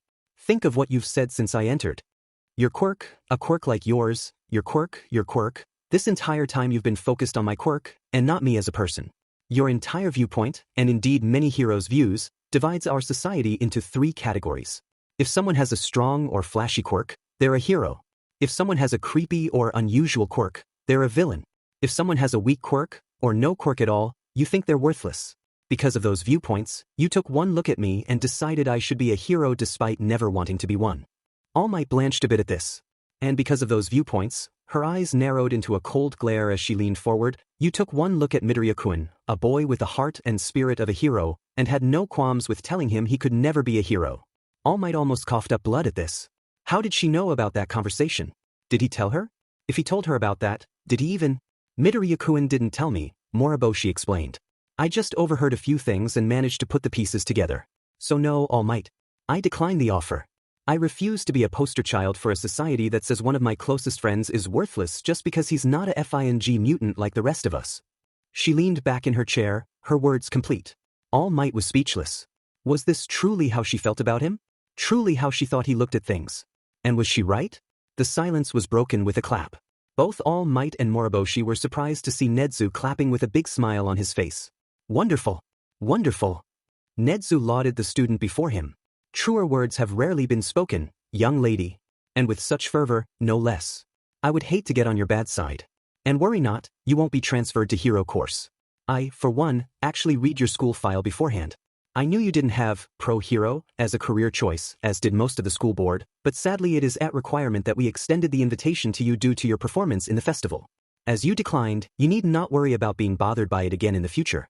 If there is nothing else you like to have addressed, you are free to rejoin your class for the after-festival party." Moriboshi, rather than verbalizing her response, simply got to her feet. She gave Nedzu a respectful bow, followed by giving All Might a derisive glare, before turning and exiting the room. Despite her apparent anger at the situation, she did not slam the door behind her. The instant the door closed, All Might sighed and returned to his normal form. "Well," Nedzu smirked, "I'd say that could have gone better." "You knew she'd react that way," All Might accused. "You knew she would decline the offer and say all those things." "Partially," Nedzu nodded. "Some of what she said surprised even me, but all of it was something you most certainly needed to hear. None of what she said was wrong after all. Certainly gives you more to think about from now on, huh?" All Might did not reply, just busy processing everything he had just heard, while Nedzu went back to sorting through files and papers. It had been a couple hours since the festival ended. Usually the different party venues would be divided by course, but due to their overall performance Class 1C was permitted to join the hero course classes in their party. The venue was thankfully big enough to accommodate all the students comfortably. It was an interesting sight to even the teachers, seeing the students mingling like everything was normal. Sakai was talking with Tokoyami and Ishido, laughing at a joke the latter had just told. Asano was standing next to Tabata and Yoshio, all of them making lighthearted jokes with Jairu and Kaminari about how Kaminari's discharge during his match almost looked like he was wetting his pants with lightning. In one corner, Sanada Kayano was explaining to Shinso and Shiozaki how she was the All Might who talked to Minoma earlier. Upon hearing this, several nearby 1B students thanked her profusely. Oyuniko was performing funny tricks with his quirk, Momo was sitting in a chair to be eye level with Oscar, and even the teachers were laughing at some of the students' cheerful antics. Sitting pretty much by himself at one of the tables was Midoriya Izuku. He wasn't depressed, nor feeling left out. He was just enjoying the atmosphere while sipping some cider. Today had been an epic day, and would be a lifelong favorite. The only thing that had him curious, though, was the absence of All Might. He figured All Might would be here, being the heroics teacher and all, but he was strangely absent. Today had been the closest he'd gotten to All Might since the slime incident. He wasn't even there for the hero lessons Izuku had attended. Was All Might avoiding him? Hey, Midoriya-kun. Uraraka suddenly appeared next to Izuku. Enjoying the night? Oh, hey Uraraka-san, Izuku smiled. And yeah, it's pretty fun. Why are you here by yourself? The gravity girl asked with a worried face. You can talk to everyone. Like I said, you're practically a classmate of ours already. Oh, it's not that, the small greenette smiled. I'm Jay, just waiting for someone. Once they show up, we're Gigi gonna be leaving for a small pea party my mom set up. Uraraka opened her mouth, undoubtedly to ask who he was waiting for, but her gaze went past him and her mouth hung open a bit. Turning to see who it was, Izuku smiled. There they are. To Ochako's surprise, Melissa came walking up with Midnight. Ready to head out? Midnight asked. Your mom invited me too. Sure thing. Izuku got up while chugging the rest of his cider. After giving a cough from the fizziness, Izuku turned back to Uraraka, who was still staring at Melissa. Have a good evening, Uraraka-san. The gravity girl only gave a weak wave as the trio walked away. So who was that? Melissa smirked as she leaned close to Izuku. Was that your girlfriend? Izuku blushed and flailed. No, Uraraka-san is a friend. A minute, did you ask who she was? She won the festival. Oh, I wasn't paying attention to that part, Melissa giggled. I was working on a few final things with May before we give you your new arm on Monday. But they've also been saying her name all day. Izuku almost whispered, eliciting a laugh from both Midnight and Melissa. I'm just messing with you, the American girl laughed as she patted Izuku's shoulder. Though I wouldn't blame you, she is pretty cute. Has some nice legs too. Whoa. Midoriya had officially blue-screened at Melissa's words, getting another laugh from both ladies as they exited the venue. Midnight had brought her own vehicle, so she was able to give everyone a ride back to the Midoriya apartment. As they stepped in, Izuku could smell the huge amount of katsudon both his mom and Kamui Woods had cooked together. In all honesty, his mom's katsudon was far better than any of the gourmet cuisine that was at the party. The dinner was full of stories from the pros along with some stories of his mom's years at UA. Even Melissa pitched in, talking about some funny things that happened at I-Island. Izuku was enraptured at every word, laughing with everyone. At the same time, though, Izuku did his best to keep Melissa away from his room and hiding his baby photos. A couple hours later, as the adults washed the dishes, Izuku sat on the balcony of their apartment. Full of katsudon and full of cheer, he relaxed in the night air. Today had been one heck of an exciting day. He did kinda wish he could have participated as a contestant, but knew he did what he did best. He gave a stretch before looking at his left arm. He was getting a better one after the weekend. It still felt weird to think that. Hey there, Melissa said as she stepped onto the balcony and sat next to Izuku. Enjoying the night? Why yeah, Izuku smiled. After how exciting the day was, it's nice to just relax. Into that, the blonde giggled. Are you looking forward to the second and third year festival tomorrow? Not participating, Melissa stated. I want to spend tomorrow doing a few things, so Nedzu's letting me sit it out. Okay, Izuku nodded. The two teens sat in silence after that, enjoying the night and the companionship. After a few minutes, Melissa glanced down at Izuku, who had his eyes closed. He wasn't focused on her at all. Feeling a little bit daring, Melissa smiled as she scooted just a little closer. Making sure Izuku didn't notice, Melissa went on to surprise Izuku by looping her arm behind him to grab his shoulder. His eyes barely opened before she pulled him close, nestling his head against her shoulder as she rested her cheek on his. She could practically feel Izuku blushing underneath her. Relax, she softly whispered. This is cozy. It took another few moments, but Izuku eventually relaxed and leaned more into her. Melissa smiled again and closed her eyes. Phew. Teens sat like that for a while, not noticing the adults watching and quietly taking pictures of the scene. Uraraka was a bundle of stress. She was laying on her bed, thinking about that night. The party itself was amazing, and she had carried home enough food to sustain her for weeks, but there was one factor that was eating at her. That factor was Izuku and Melissa. Together. The way they acted, the way they talked. They were definitely together. Somehow the angel and the green bean were a pair and she couldn't think about anything else no matter what she tried. Her chest was actually hurting a bit at this revelation. She groaned and rolled over, laying face down in her pillows. She was jealous, that much was obvious. What wasn't so obvious, though, was which one was she jealous of. With the excitement of the sports festival over and done with, the following Sunday passed all too quickly, and before Class 1C knew it, they were back in school. The various students were either in their seats or hanging out in groups, all chatting away the morning. That was awesome. Gakushu cheered. Got so far too. Was certainly entertaining to watch. Katsura smiled, earning a few giggles from the people surrounding the blind girl.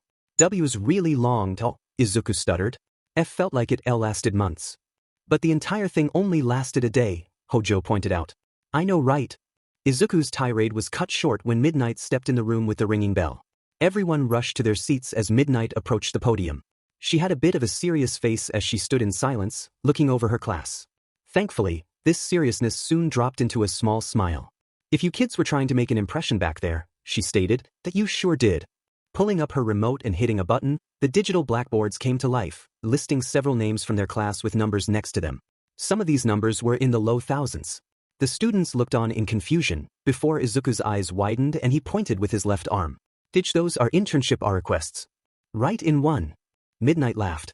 You guys made such a big impression during the festival that Principal Nedza decided that our class is going to participate in Hero Experience Week. Everyone up here got offers from heroes across the country, while everyone who isn't on here can still choose from a smaller roster. But, Tabata raised his hand, what if we don't want to be heroes? Or have quirks that are literally useless for hero work? Teach, there's still options, Izuku pointed out. I mean, Uwabami W works as a R-Rescue hero, but she also handles public R relations and is an official AMBB ambassador. Lunch Rush R runs a restaurant, Arithmancer runs an accounting F firm, Teach, there's a lot of heroes who do non-heroic jobs on the side. Why isn't Moriboshi up there? Sakai asked. She got further than any of us in Dash. I'm doing something else, the icy student interrupted. Not with any of those heroes. And Midoriya's not up there because he's doing something concerning his hero training, Midnight explained. So during lunch, kiddo, you go to Nedzu, okay? You'll be able to grab your new arm after you're done with him. Izuku nodded excitedly as Midnight started handing out the packets, or in some cases, books, of hero offers. You're required to make your decisions by Friday, and you'll be leaving Saturday or Sunday depending on where you're going. Choose where you go carefully, alright? With the packets and books handed out, Midnight ran through the normal morning announcements. So far the only student who was having trouble with his packet was Sakai, because, I'm sorry, the Serpentine student asked, but could someone turn these pages for me? The rest the time before lunch passed fairly calmly. His class had received congratulations from other classes as they walked by. They even received good words from upperclassmen, and that felt really nice. However, Izuku was curious why Monoma Nito seemed to be mixed in with another Gen Ed class, but figured he could ask Nedza later. When time came for lunch, Izuku bade farewell to his classmates and jogged up to the principal's office. The door didn't look at all intimidating anymore, and he gave a gentle knock as he got close. He stepped in as the door opened, but stopped when he got inside. There was a new person in the room with Nedzu. His black outfit, looking almost like military fatigues, was the only normal thing about him. He had a rather extensive mutation quirk, looking like a muddy red dragon man but lacking wings and a tail. His gold eyes seemed to pierce into Izuku's very being, watching his every movement. He wore distinctly four-fingered gloves and leather sandals over his dinosauroid feet. As Izuku got closer, he noticed a small detail out the outfit. "Yes, sir," Izuku asked. "WBY, is there a M member of the A-Atlantic Circle here?" The Dragon Man's brows shot up. "You know of the Circle?" he asked with a gravelly voice. "A little," Izuku nodded. "And not a whole lot, and mostly that you're identified by the small G gold ring on your L left shoulder." He then pointed at the small object, gleaming in the office lighting like a shoulder pin. This seemed to impress the man further as he turned to Nedzu. "He is a smart one." "Told you," Nedzu smiled. "Take a seat, Midoriya." He waited for the student to sit down before continuing. "This is Nihilus, of the Atlantic Circle. He's here to facilitate the first part of your provisional license exam." Izuku almost fell out of his chair at this declaration. "PP provisional license exam?" he gasped. "The first part of it," the Dragon Man, Nihilus, clarified. "Some of the training required to become a Type 2 hero includes helping on live cases, or studying previously solved cases to try and determine the outcome. Both things normally require a provisional license. As such, the Type 2 license is split into two parts. Completing the first part, which I will be supervising, will give you access to those records and cases, though you will not be officially allowed to do any hero work until you pass the second part. This first exam will be covering the experience week for the traditional hero courses. I'll go over it in greater detail on Saturday, but you should prep and pack for a week's departure. Until then, though I'll be observing your training to see what you have covered. You understood, Izuku nodded, suddenly very nervous. B. But, if you don't mind my asking, why did you CC come in for this, and not have a L local hero assigned? To avoid bias, Nihilus calmly replied. Before I stepped on Japanese soil, I only knew your name and your face. As such, when I grade your exam I won't risk going easy on you for parts that others know you're lacking in. For example, if Nedzu here was the facilitator, there is the chance he would alter your scores simply because he knows you'd struggle on one part. I wouldn't do that, Nedzu smiled, but if the risk exists it must be addressed. I honestly look forward to seeing what you can do, young man. Nihilus seemed to smile as he stood up. I've heard about these hero analysis notebooks of yours, but haven't had the chance to browse them myself. Next we meet, I'll be taking you to your testing grounds. He gave a slight bow before exiting the office. And with that hanging over your head, Nedzu pulled out a clipboard. Let's move on to something a bit more chipper. Izuku took the clipboard and looked it over. The form on it had his school info, but it was the line at the very bottom that caught his attention. Hero alias? You are training to be a hero, Nedzu smirked. Even type 2s like us need to have registered hero aliases. So go ahead and put your own down. Izuku looked at the form and looked and was drawing a blank. When he was younger he had all sorts of hero names in mind, but then the incident with Bakugo hit and, even after entering UA and getting hero training from Nedzu and Sir Night-Eye, a hero name never even occurred to him. He didn't want to chicken out and just put his actual name either. With a sigh, he set the clipboard down. And may I have a few days to think about it? Of course. Nedzu smiled. Just be sure to have it before Friday, alright? Now hurry on down to your classmates for lunch, I have another task that needs tending to. Izuku nodded and dashed out the room as Nedzu fiddled around on his laptop. After a few minutes, there was another knock on the door. Nedzu opened the door, barely looking up as Todoroki Shudo stepped into the room. You wanted to see me, sir? The hero student asked as he sat in the chair opposite the principal. Your class received your experience forms earlier, correct? The mammal asked. Todoroki nodded and he continued, I get the feeling you're going to accept Endeavor's offer, yes? Well, I think it would wise if you didn't do so. What? Todoroki asked incredulously. I need to get a better hang of my fireside, and Endeavor is dash. His words were cut off when Nedzu spun his laptop around, showing the student what was on the screen. Todoroki read a bit, and his eyes widened. How dash. A friend of yours called in a favor, Nedzu smiled. In fact, said friend also had an offer for you. This is upside down. Is it? Looks right to me. Blue goes up, remember? Right, my bad. Melissa and May were hard at work in the support workshop that afternoon. They were both repairing and improving a pro's gear as another extra assignment to keep them both occupied and hopefully not explode the lab. They had spent a significant part of the day working on this one piece of equipment, but they were satisfied knowing it would be vastly improved from the previous version. Their work was interrupted by a soft knock on the door. The instant they heard it, they set their tools down before Melissa opened the door for Midoriya to slip in. The American girl had been working with May long enough to know her unwritten rule of no fiddling with potentially explosive objects while Midoriya's in the room, and adjusted fairly quickly. Come on in, Mido-chan. May smiled. Ready for that new arm? Why yes. Izuku smiled. I wanted to get used to it before experience week. Seeing the slightly confused looks on their faces, Izuku quickly explained what Nedzu had told him during lunch, earning excited squeals from both girls, and a hug from Melissa. Once they calmed down, May opened a shiny metal box on the table. Sit down, little man. Izuku sat down in a nearby chair and removed his jacket and shirt down to the tank top he wore underneath, his own excitement rising as Melissa slowly went to work removing his left arm. At the same time, May pulled Izuku's new arm out of the box. Unlike his current arm, the new one was a polished white, with dark gray pads on the fingers and palm. The back of the hand had a small digital display on it, and the forearm had some bulkiness to it. Izuku was so filled with awe and anticipation, and the girls so focused on the task at hand, that no one said a word as Izuku's old arm was removed and replaced with the new one. Everyone was smiling. Once it was firmly attached, Izuku went through the same exercises he ran every morning. First he flexed each finger one at a time. Then he flexed them all at once, slowly at first but speeding up bit by bit.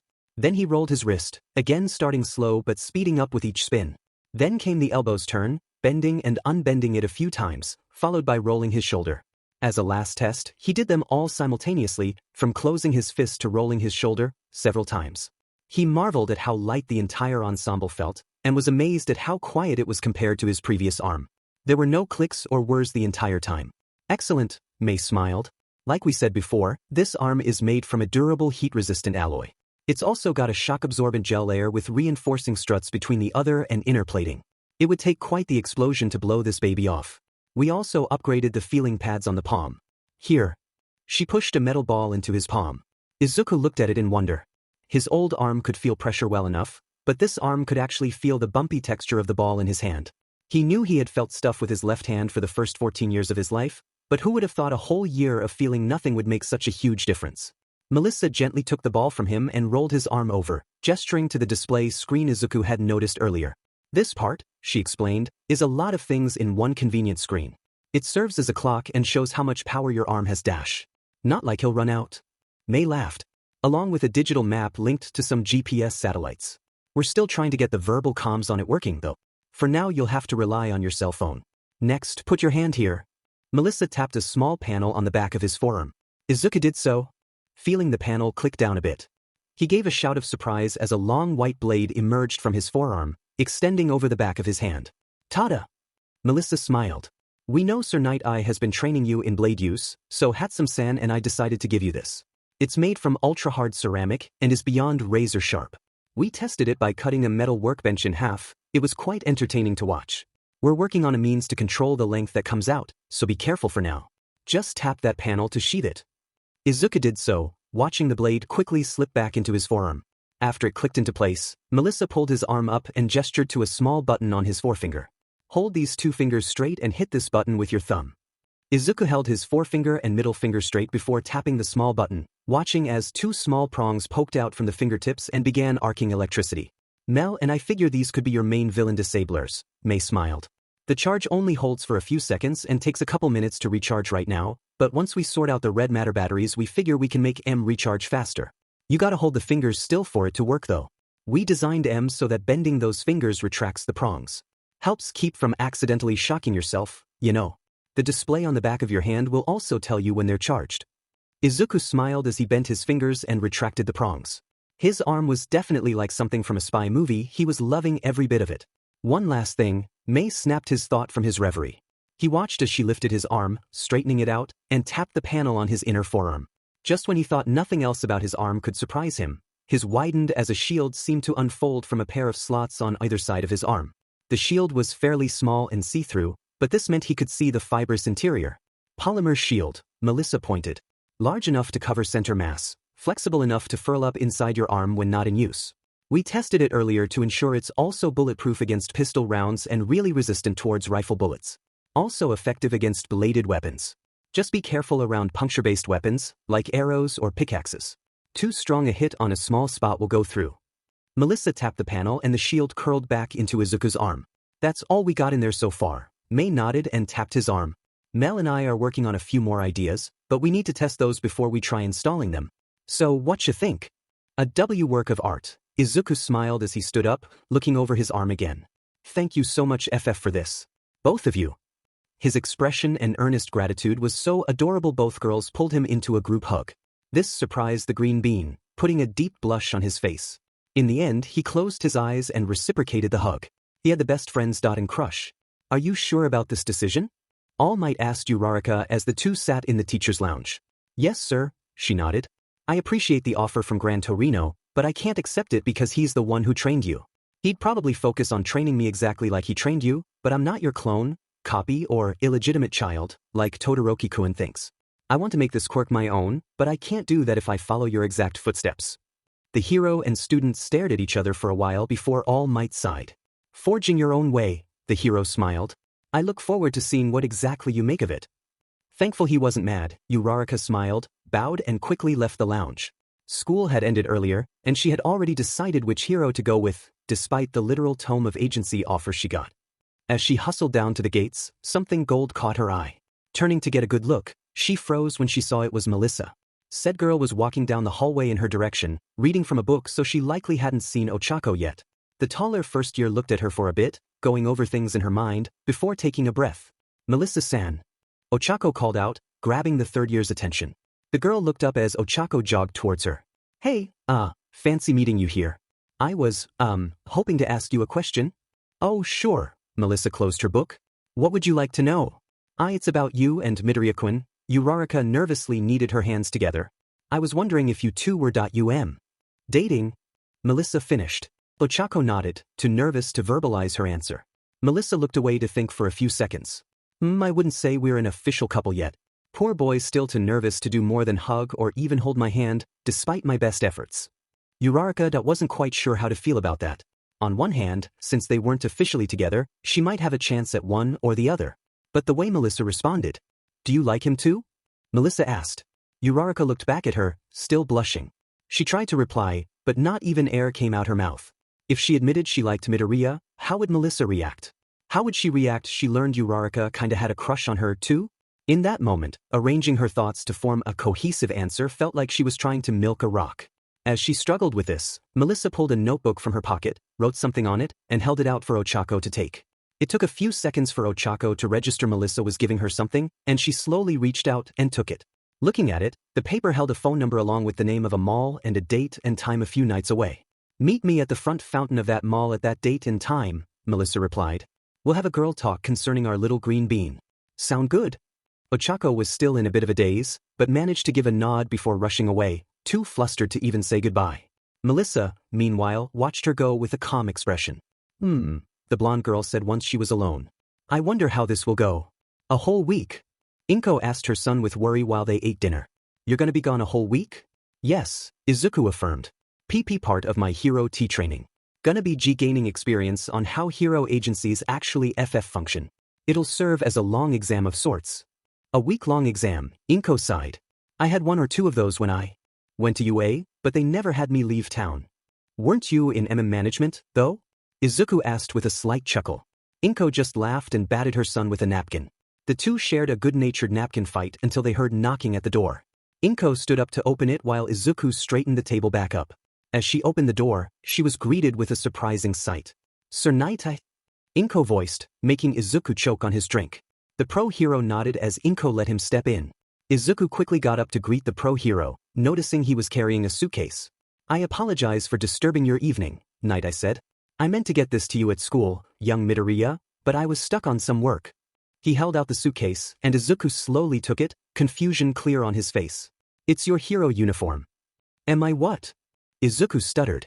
But I didn't submit any DD designs." "I am aware," Knight Eye explained, "which is why you didn't get this before today. May I?" The group moved to the table and sat back down before Knight Eye continued. "You're allowed to change the design in the future if you wish, but for now we'd like you to wear this during your trial this upcoming week. We had to get your measurements from the last time you got fitted for a school uniform, but I believe you will find that outfit a bit more comfortable." Izuku took this moment to open the suitcase and gasped at the contents. It was an almost exact copy of Knight Eye's own outfit. A formal-looking suit with a black shirt and dark green tie. The jacket and pants looked black at first, but when the light hit them they shimmered a dark green. Izuku slowly picked up the coat and gasped at the weight of it. Feeling it between his fingers, he could also tell it was not regular cloth. It felt like silk, but seemed more full, if that made any sense. "It's made from the same durable material as many heroes' uniforms," Knight Eye explained as Izuku and Inko admired the coat. "That by itself gives the suit some added durability, but the main defense is the coat lining. I'm sure you're feeling the weight of it. That's an American-made compound called Dragonweave. Flexible, undetectable, but also virtually bulletproof. Unlike your polymer shield, it can even stop rifle rounds, but the impact from said rounds will still hurt. Speaking of your shield, the girls were kind enough to inform me of your arm's design before I placed the order for the suit, so if you look you will see your left sleeve has slits to accommodate it. The coat and pants also have a fair few hidden pockets to hold knives or small tools. Also, biggest detail that it's machine washable." Izuku had been in a stupor throughout Knight Eye's explanation, but laughed at that finishing joke. Between his arm and this suit, his day had been beyond amazing. Nodding his thanks to Knight Eye, the pro hero smiled and stood up. "One more thing," he said as he reached into his back pocket. After a moment, he pulled out a large straight knife, with a sheath, and set it on the table in front of Izuku. "Consider this a personal gift from me. Can never have too many blades after all." This time, Izuku shot from his seat and hugged Knight Eye. The pro hero stumbled a bit, not from the impact but from surprise. After a moment, he smiled and returned the hug. He really was getting attached to this kid, huh? "I'm going with Iwabami," Asano stated while Class 1C was heading down for lunch on Tuesday. "You sure?" Hayashida asked. "I heard she mostly does commercials and dash." "That's why," Asano interrupted. "I want to become a model someday, and who's better to learn the basics from?" "A model?" Kagero asked confusedly. "I thought you didn't like people gawking at you." "That it's complicated," was Asano's answer. That's her way of saying she wants to get noticed by Dash, was all Oyuniko managed to say before being comically slapped out off his feet by said classmate. I'm not sure who I could go with, Hojo Kimura sighed. All I got is a long tongue, and I'm not sure who would even want that. You'll find someone, Sakai patted her shoulder with his chin. I'm going with Iwabami too. She has that whole snake motif, so I think I'll fit in. What about you, Oscar? Gakushu asked the small mouse boy in the very back. You choose anyone yet? And not yet. Oscar fidgeted. Chu go on ahead without me guys. I need to do something. With an affirmation from his classmates, he dashed away from the group. Once he was around the corner, he pulled out the letter that was hidden inside his desk this morning. Someone wanted to talk to him in private. He didn't know who nor why, but the letter made it seem like it was important. The letter asked him to meet said individual by one of the restrooms in the back of the main building, so that's where he rushed. Weaving between the other students, he got to his destination fairly quickly.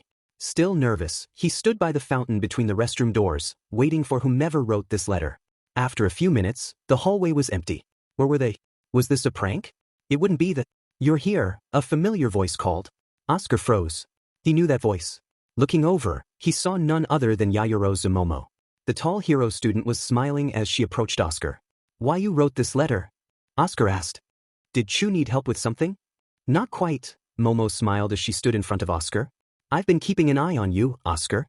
I've been watching how you act, how you speak, and dash. Dish, that's kinda creepy, the mouse boy stated, earning a laugh from Momo. Sorry, she continued, but the point I was getting to is, well, I like you, Oscar. A lot. In the romantic sense. She smiled and watched as Oscar's ears turned a deep red, and she swore she saw some steam pouring from them. Anyway, I was wondering if you would like to have dinner with me tomorrow night? Excuse you. Both students were startled by the sudden exclamation, and even more surprised when Maria Draconis just emerged from the girls' restroom like a dragon exiting their cave. Considering Maria's quirk, this might not be a bad comparison.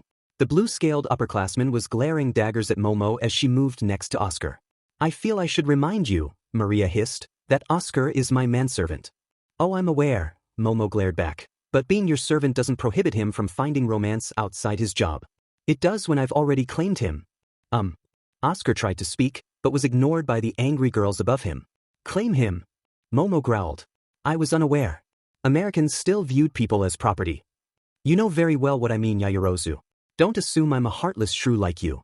That's rich coming from a greedy scaly like you. Gee girls? Oscar whimpered as the two girls were literally head-to-head. The tension in their glares was so intense Oscar was certain that, if he stuck a piece of paper between them, it would catch fire. Oh wait, there were small trails of smoke trickling from Maria's mouth. There actually could be fire. Obsidian harlot. Hornhead. You're only in this school because you're an over-endowed brat. And you're so hideous that your company's stock drops 15% every time you look out the window. After that string of vitriol, the two girls just glared at each other while baring their teeth. Oscar was legitimately fearing for his life now. He felt like he was caught between a dragon and a griffin, and his minor presence was the only thing sparing his life. After several seconds of tense silence, Maria spoke with a level tone. I get him Mondays and Wednesdays, you get him Tuesdays and Thursdays. Fridays we share, Momo expanded, and weekends he either rests or is with the girl of his choosing. The two girls shook hands, their eyes full of determination. As they shook on their business deal, Oscar stared between the girls in confusion. What just happened? Uraraka was hustling through the mall as fast as safely possible. It was Wednesday evening. She had chosen which hero to spend the week with, she had gotten improvements done to her hero uniform, and today was the day Melissa wanted to meet her to talk about Izuku. She was understandably nervous. How was she supposed to act here? How would Melissa react if she learned just how big a crush she had on the green bean? Or even on her? Why couldn't stuff like this be easy? As she walked down a set of stairs, she gave a brief glance at the two boys walking past her, recognizing them as some of Midoriya's classmates. I'm serious, man. Tabata waved his hands. Just like that, disaster averted. No fussing, very little drama, and they just shook hands on it. Fascinating, Yoshio nodded. If only actual harem anime could be resolved so peacefully. Uraraka gave the two boys a confused look as she passed them. What on earth were they talking about? Whatever, not important right now. Turning back, she saw the fountain Melissa had mentioned. She couldn't see the blonde anywhere. Hustling over, she sat down next to the fountain and waited. She still had a few minutes before the preset time, but that also meant she had a few minutes to get even more nervous about this. Thankfully, it seemed like Melissa had the same idea, as Uraraka had been sitting less than 2 minutes before the upperclassman made her appearance. You're here early, Melissa smiled as Uraraka stood up. Come on, we'll talk over some food. Ochako followed Melissa through the mall to the food court. After getting there and ordering food, with Melissa paying for it, the two sat at a nearby table. The food helped Uraraka's nervousness a bit, but soon came time for the talk. So, Melissa smiled over her slushie. About Midoriya? That I like him, Uraraka admitted. I mean, who wouldn't? He's kind, caring, always wanting to help everyone around him. And you like him more than just liking him, right? Melissa asked, still smiling. This got a squeak from Uraraka and her face turned pink. If the table they were sitting at weren't bolted to the floor, it might have started floating. As is, Uraraka was simply gripping the edge hard enough to make a few cracks. The blonde bombshell sitting across from her saw this and giggled, her voice flustering Ochako even more. I see you do, Melissa stated. And I guess seeing him walk away with me gave you some negative feelings, huh? And more than that. Uraraka looked down. This confused Melissa. It was another few moments before Ochako continued. I have feelings for you too. This got a reaction from Melissa, whose eyes widened. Ochako took a breath. May as well get it all out there, right? He had feelings since the festival, when I saw you at the fountain after the cavalry battle, and for Izuku even earlier. He never felt this way for even one person before, so to get that feeling for two people, and see they're together. There was another silence between the two girls. Even the usual chatter of the food court seemed muted after that open confession. Uraraka couldn't even look at Melissa, too afraid of how the older girl would react. She tensed up when she heard Melissa giving a soft giggle. That certainly makes things easier, possibly, Melissa piped up. Uraraka looked back up at her as the support course student grinned and rested her chin on her hands. Uraraka-chan, didn't ever occur to you that all three of us could get together? The brunette's eyes widened. WW. Of course, Melissa continued, looking off to the side. I'd have to bring this up with Midoriya-kun, see what he thinks. I mean, I might be more in charge, but I don't want to pressure him or make him feel like he's unwanted. This'll be something to discuss. Why you're not weirded out? The hero student asked. I mean, I did just confess that I liked both of you and were girls and dash. And that's not an issue with me, Melissa smiled back at Uraraka. I thought you were cute too. Midoriya-kun knows that. I complimented your legs when we walked away Saturday night. Why you like me legs? Uraraka was blushing even more now. You kidding? Melissa laughed. Those things look plush and go all the way up. Almost makes me jealous. Anyway, I'll have to talk to Midoriya-kun about it, but I think I'm open to the three of us getting together if you are. Sound good? Uraraka was in a flustered haze at what she just heard. That wasn't how she expected this to go at all. She never even considered what Melissa suggested as a possibility. And here she was, being offered just that. Before she answered, she remembered those two boys she passed on her way here, and what they were discussing. She'd have to ask if anyone in Izuku's class had a precognitive quirk. On Thursday morning, Izuku found himself back in Mei's workshop. His arm had glitched up a bit the previous night, and the semi-explosive girl was tinkering away with his detached arm while Izuku sat on a bench next to her. They were alone in the workshop, as Mei's usual tinkering had scared the rest of her class into moving to a different shop. And with that in mind, Mei smirked, I presented what I knew and won that game. Wow, Hatsum-san, Izuku said with stars in his eyes. I had no idea you were so good at DD detective work. One of my many talents, Mido-chan. The inventor smiled as she fiddled with his arm more. So, figure out your hero name yet? No, Izuku sighed. I got a lot of ideas, but none of them feel right. Can always just throw the better ones into a hat and pick one. Mei waved her hand. That's what my cousin did. After another minute, she scooted closer to Izuku and went to work reattaching the arm. Once it was locked, she had him go through his exercise again. So what was wrong with it? Izuku asked. One of the wires for an internal component was a cheap piece of junk, Mei shrugged. Anything else you needed, Mido-chan? I won't be available during lunch cause my cousin's coming to visit.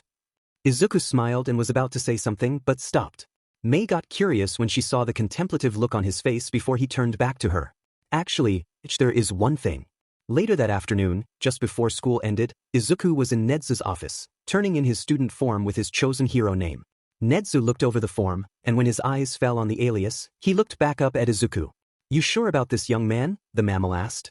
It'll be a hassle to change it later if you want to. I'm certain, Izuku nodded. I spoke to the previous bearer of that name earlier, and he seemed happy at the idea. Plus, I owe the Hatsums for so much. Doing this for them, CC carrying the name forward, is the least I could do for them. Nedzu smiled at Izuku's answer and nodded before giving the form his stamp of approval. Name, Midoriya Izuku. Hero alias, the analysis hero, scouter. Tomorrow's the big day, huh? Melissa asked Izuku as they walked together Friday night. They had gotten into the habit of nighttime walks just as a way of chatting and relaxing, but always made sure Izuku got home before it got too late. I leave early in the morning, Izuku nodded. Sorry I can't be there to see you off, Melissa gave a sad smile. There's something I need to do in the morning. Important stuff. She didn't want to talk to Izuku about the potential relationship between them and Ochako until after the week was over either. She didn't want to potentially sabotage him with such a distraction. It's alright, Izuku beamed. I'm glad we could hang out tonight. With that, the two walked in silence for a little while longer, both basking in the other's presence. As they neared Izuku's apartment, they were both wishing the walk could have lasted just a bit longer. I guess we part ways now, Melissa looked down at Izuku. See you in a week, you adorable green bean. Izuku didn't say anything, but stared up at her with a blush on his face. She was about to leave before Izuku slowly gestured at her. It took a moment for her to realize he wanted her to lean down a bit. Curious, she did so and was surprised rewarded with Izuku going on his tiptoes and giving her a quick peck on the cheek. Both teens stared at each other after that, blushing in their own ways before Izuku bowed his head and ran off, too flustered to speak after what he did. Melissa watched him go to her face, forming a big smile before she started laughing. Of all the things Izuku could have done this night, that was the last thing she'd have ever expected. She was proud of him, in fact. Her little man was really getting confident in himself, and that was a very good thing. That little peck on the cheek was the highlight of her night. Sadly, such a thing was about to be dampened as she pulled out her cell phone. It was time to make sure she could actually do the thing she needed to do. Pressing a button, she waited as the line rang. Hey, Uncle Mike? I was wondering if we could talk about something tomorrow morning. The sun had yet to rise that Saturday morning, and Midoriya Izuku was hustling to the train station. In one hand was the suitcase with his hero suit and gear, and strapped to his back was a large black backpack. Now that Izuku had 2 arms, he could actually use one of those again, but it felt kind of weird doing so after a year without it. He wasn't really nervous, thankfully. He didn't know what his week-long exam would entail yet, but he was more excited and eager than nervous. As he rushed into the train station, his cheerfulness dropped a bit when he saw his facilitator, Nihilus, was already waiting for him. The Type 2 hero saw him and waved, getting Izuku to come up faster. Thankfully, the Draconic hero didn't look like he was mad at all. He gave the nearby clock a glance as Izuku rushed to meet him. You're here early, he said. Just that excited to get started, huh? Why, yes, sir. Izuku nodded. I am really looking forward to what this exam will entail. Yeah, let's see how long that lasts. Nihilus chuckled and gestured for him to follow. You ate breakfast, right? We got a bit of a trip ahead of us. Izuku nodded, and Nihilus nodded back. The two walked in silence to the trains, purchasing their tickets and being among the first to get aboard. With their cases stowed away and having almost an entire car to themselves, they relaxed in the seats until the train got started. The moment it started moving, Nihilus reached into his vest and pulled out a packet of papers. Pulling down the tray in front of him, he set his phone up to play some music, obviously to set the mood, and set the papers in front of Izuku. Welcome to the first half of your provisional license exam, Nihilus stated. It will last 7 days, depending on your behavior and circumstance. You will be spending it with 2 different hero agencies, staying with each one for 3 days with Saturday as the closing day to go over a few more tests before receiving your final score that night. There are 4 main criteria you will be graded on, but each one will also overlap with each other to some degree. The first category, he continued, is analysis. This category is the broadest, and has some effect on the rest. Your grade here will depend on how good you are at spotting details, at reading any given situation. I've heard your journals are super detailed, but I must warn you doing that sort of thing could lower your score here. I could suffer P penalties F for having a lot of information? Izuku asked quizzically. Part of analysis, Nihilus explained, is figuring out how pertinent it is to a situation and focusing on that. For example, you might be able to figure out a villain ate pastrami with cheddar cheese for lunch earlier that day, but that information really isn't too important when they've got a gun shoved up your left nostril. Why do I get the F feeling that's from P personal experience? The next category, the hero continued while turning some papers over, is judgment. This is a big one as well. In whatever situations you face, you will have to judge how best to proceed. If a villain is holding a hostage, do you rush in to defuse the situation faster at risk of escalating things? Or do you wait for help to arrive, which carries the risk of driving the villain to impatience? Neither answer by themselves is wrong, which is why you must use the information you have to decide which is the safer option. You will be graded on how fast you reach a conclusion and the results of your decisions. With me so far? Izuku nodded in reply, and Nihilus flipped a few more pages. Category 3 is combat. Type 2s might have a bigger focus on intelligence gathering, but even we have to fight on occasion. Combat and analysis overlap the most due to their very nature. If you can keep things from escalating to combat, that's good, but if combat is unavoidable, you'll need to have sharp reflexes to keep yourself and others from being harmed. You'll also need to watch your opponents, looking for weaknesses and openings to exploit. Sometimes you'll have no choice but to rush in to stop casualties, but if you can, try to figure out a few things about an opponent before moving to attack.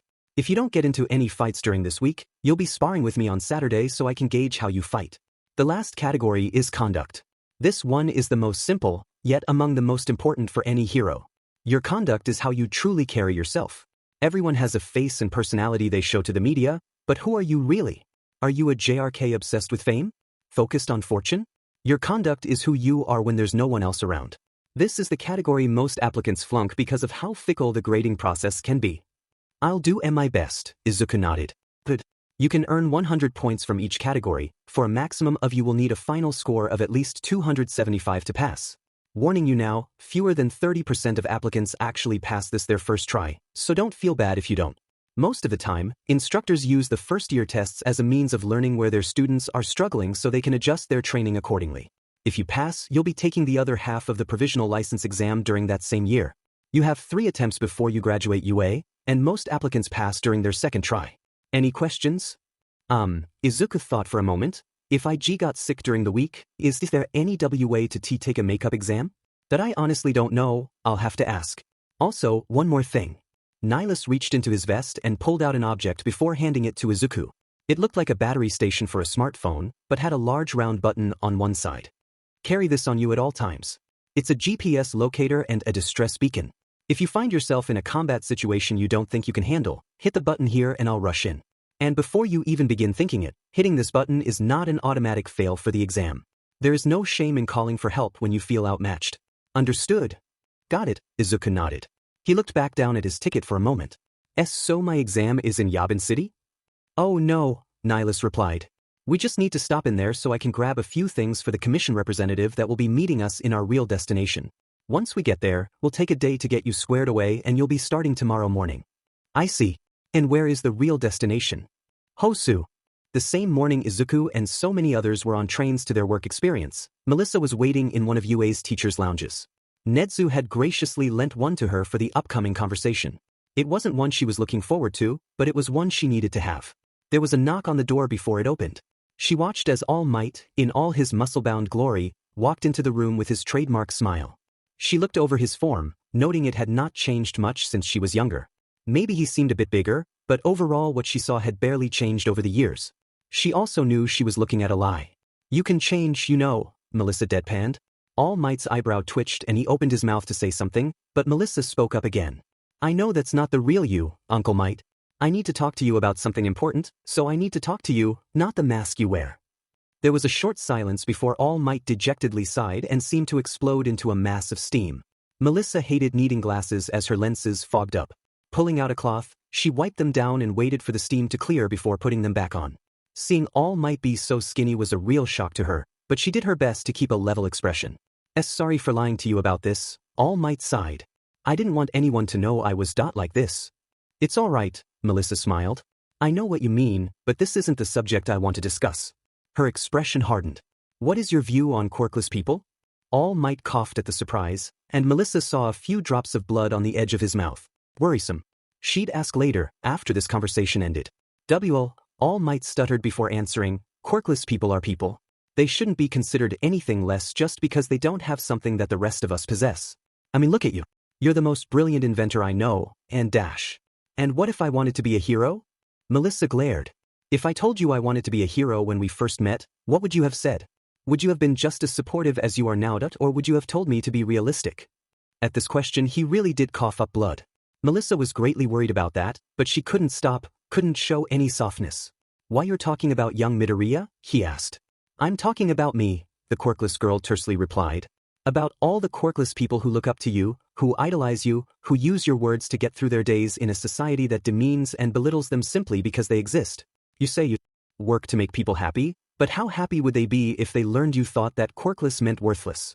I never meant that. All Might shouted fearfully. Then why did you imply it to Midoriya-kun? Melissa's eyes narrowed.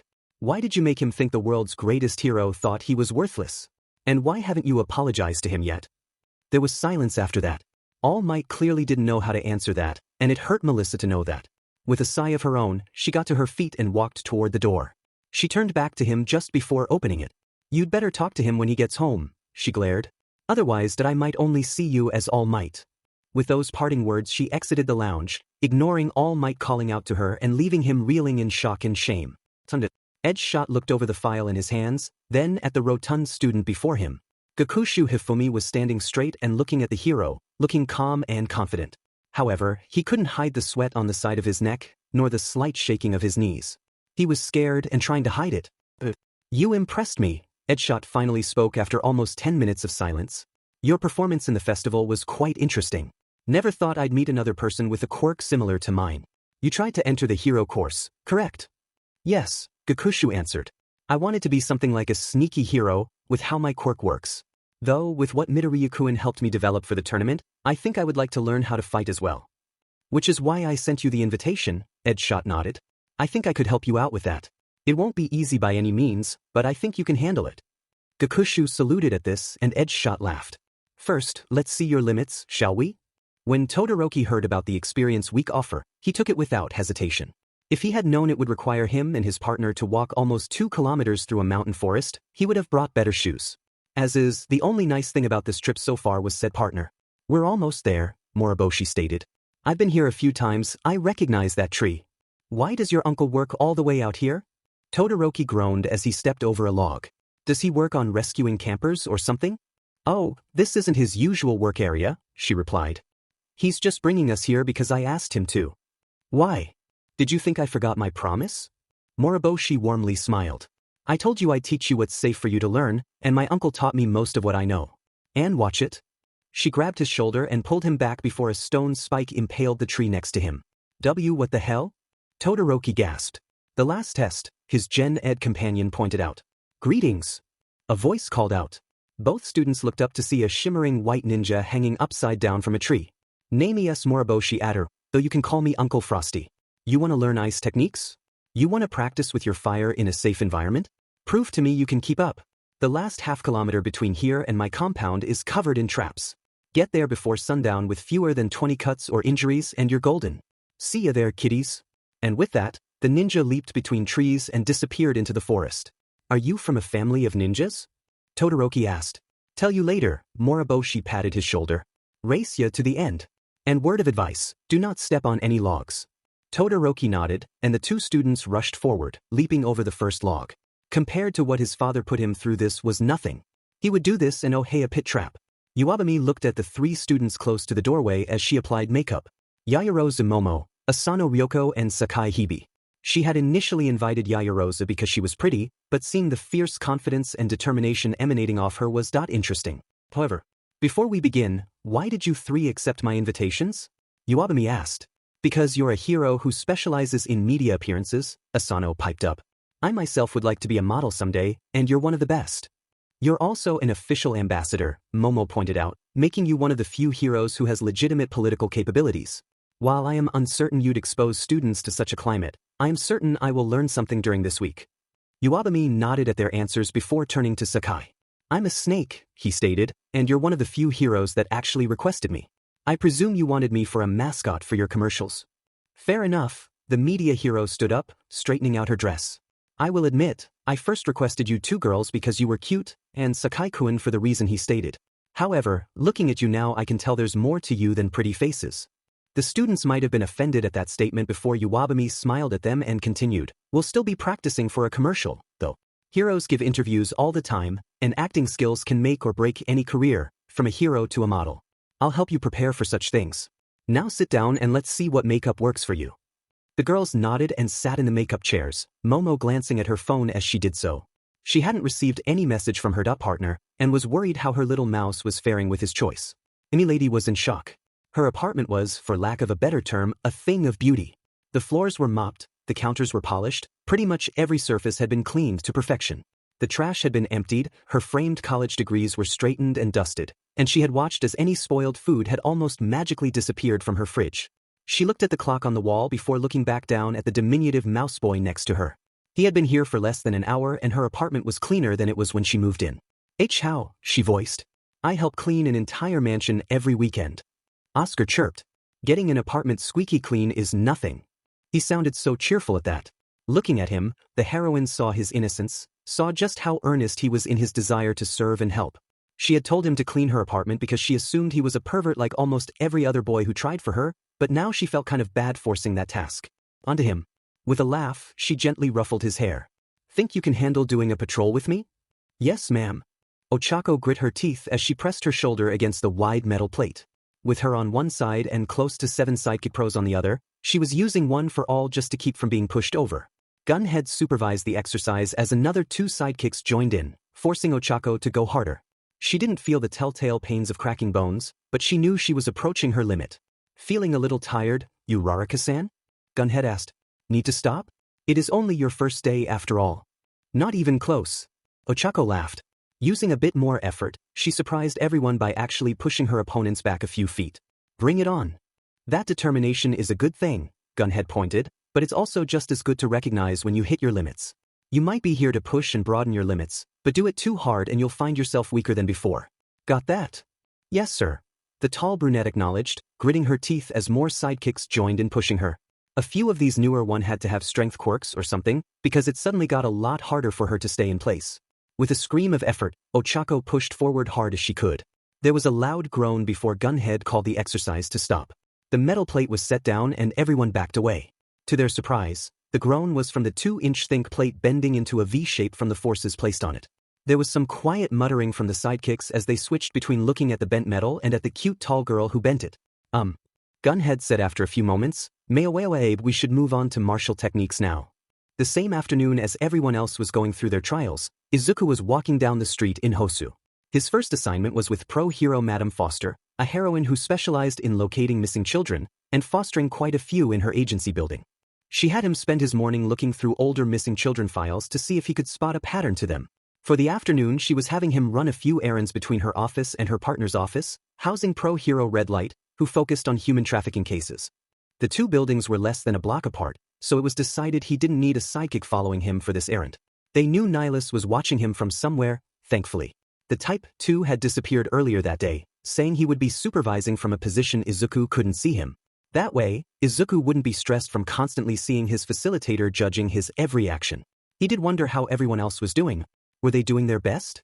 Were they learning new things? Hopefully they. His train of thought was derailed when a small girl with white hair shot from an alley and barreled into him. Izuku staggered a bit after the impact, but the girl who barreled into him gave a scared squeak as she fell over. His training instantly took over, and he knelt in front of her to take in any and all details. After all, a child running out of an alleyway is not usually a good thing. As she slowly recovered from her tumble, Izuku took note of how her outfit resembled hospital attire. She was also barefoot, never a good thing outside, but her arms were covered in bandages. Her long white hair was a bit dirty and tangled, and one side of her forehead had a small horn poking out. When she looked up at him, her red eyes were filled with an emotion Izuku was all too familiar with. "I'm not gonna hurt you," Izuku said, raising both hands. "I'm a good guy."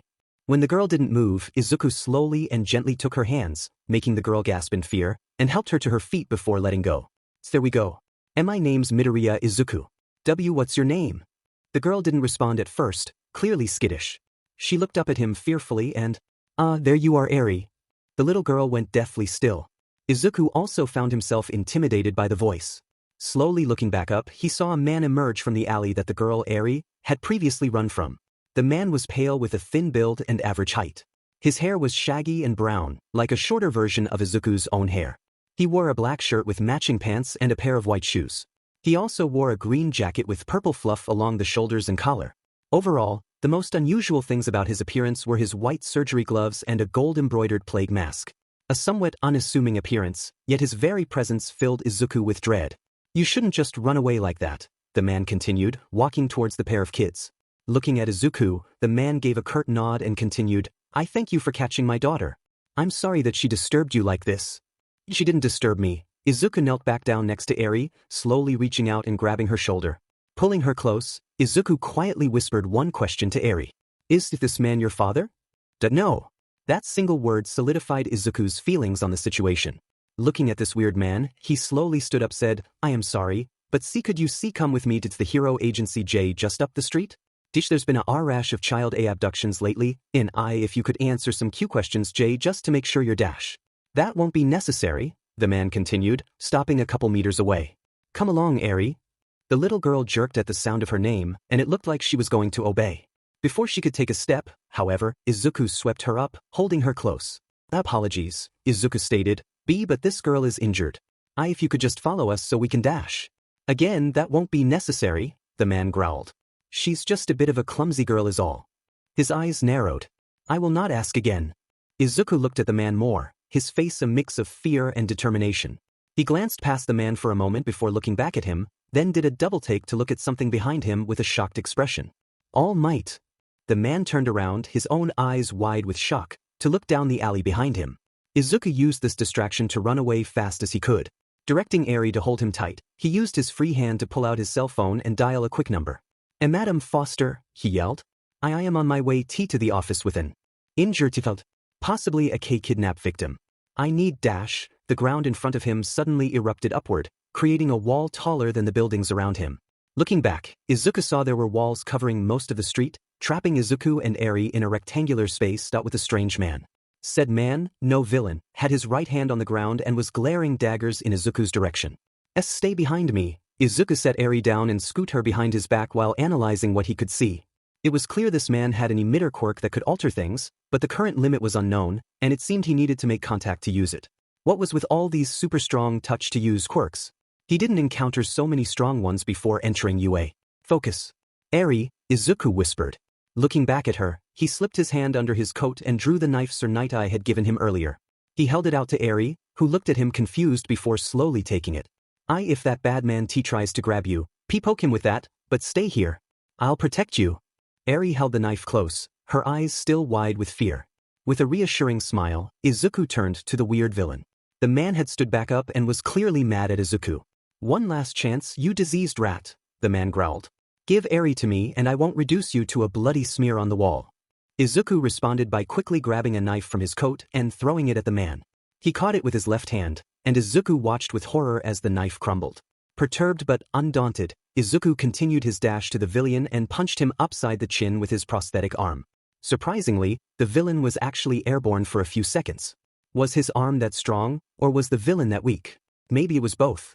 The villain caught himself and landed on his feet. Growling, he held his right hand to his chin, and there was a faint light before he got into a fighting stance of his own. He had no idea what that light show was, but he didn't have time to theorize either.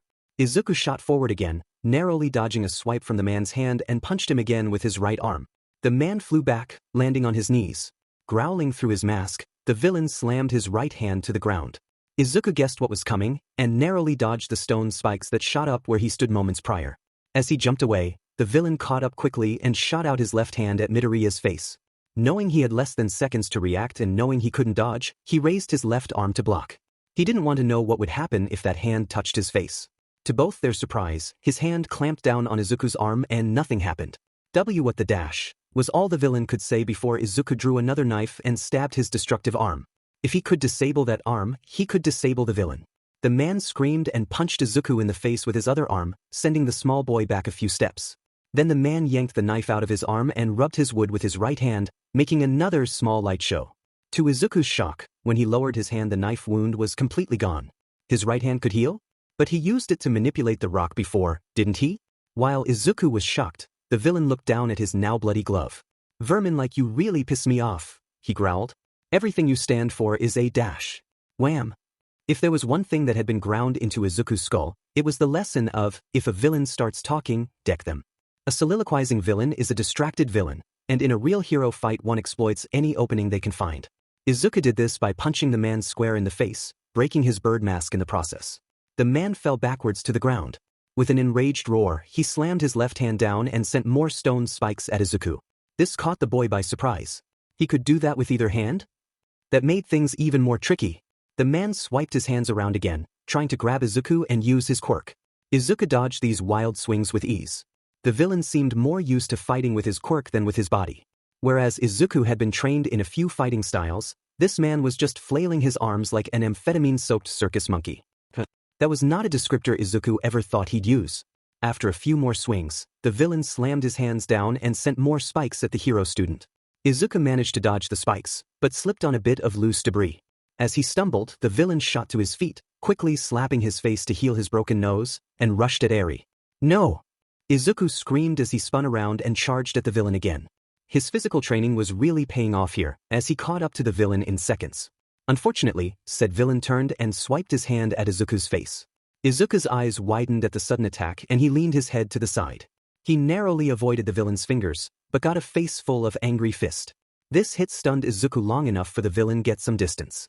Shaking his head, Izuku rushed at the villain again, but knew he wouldn't make it in time.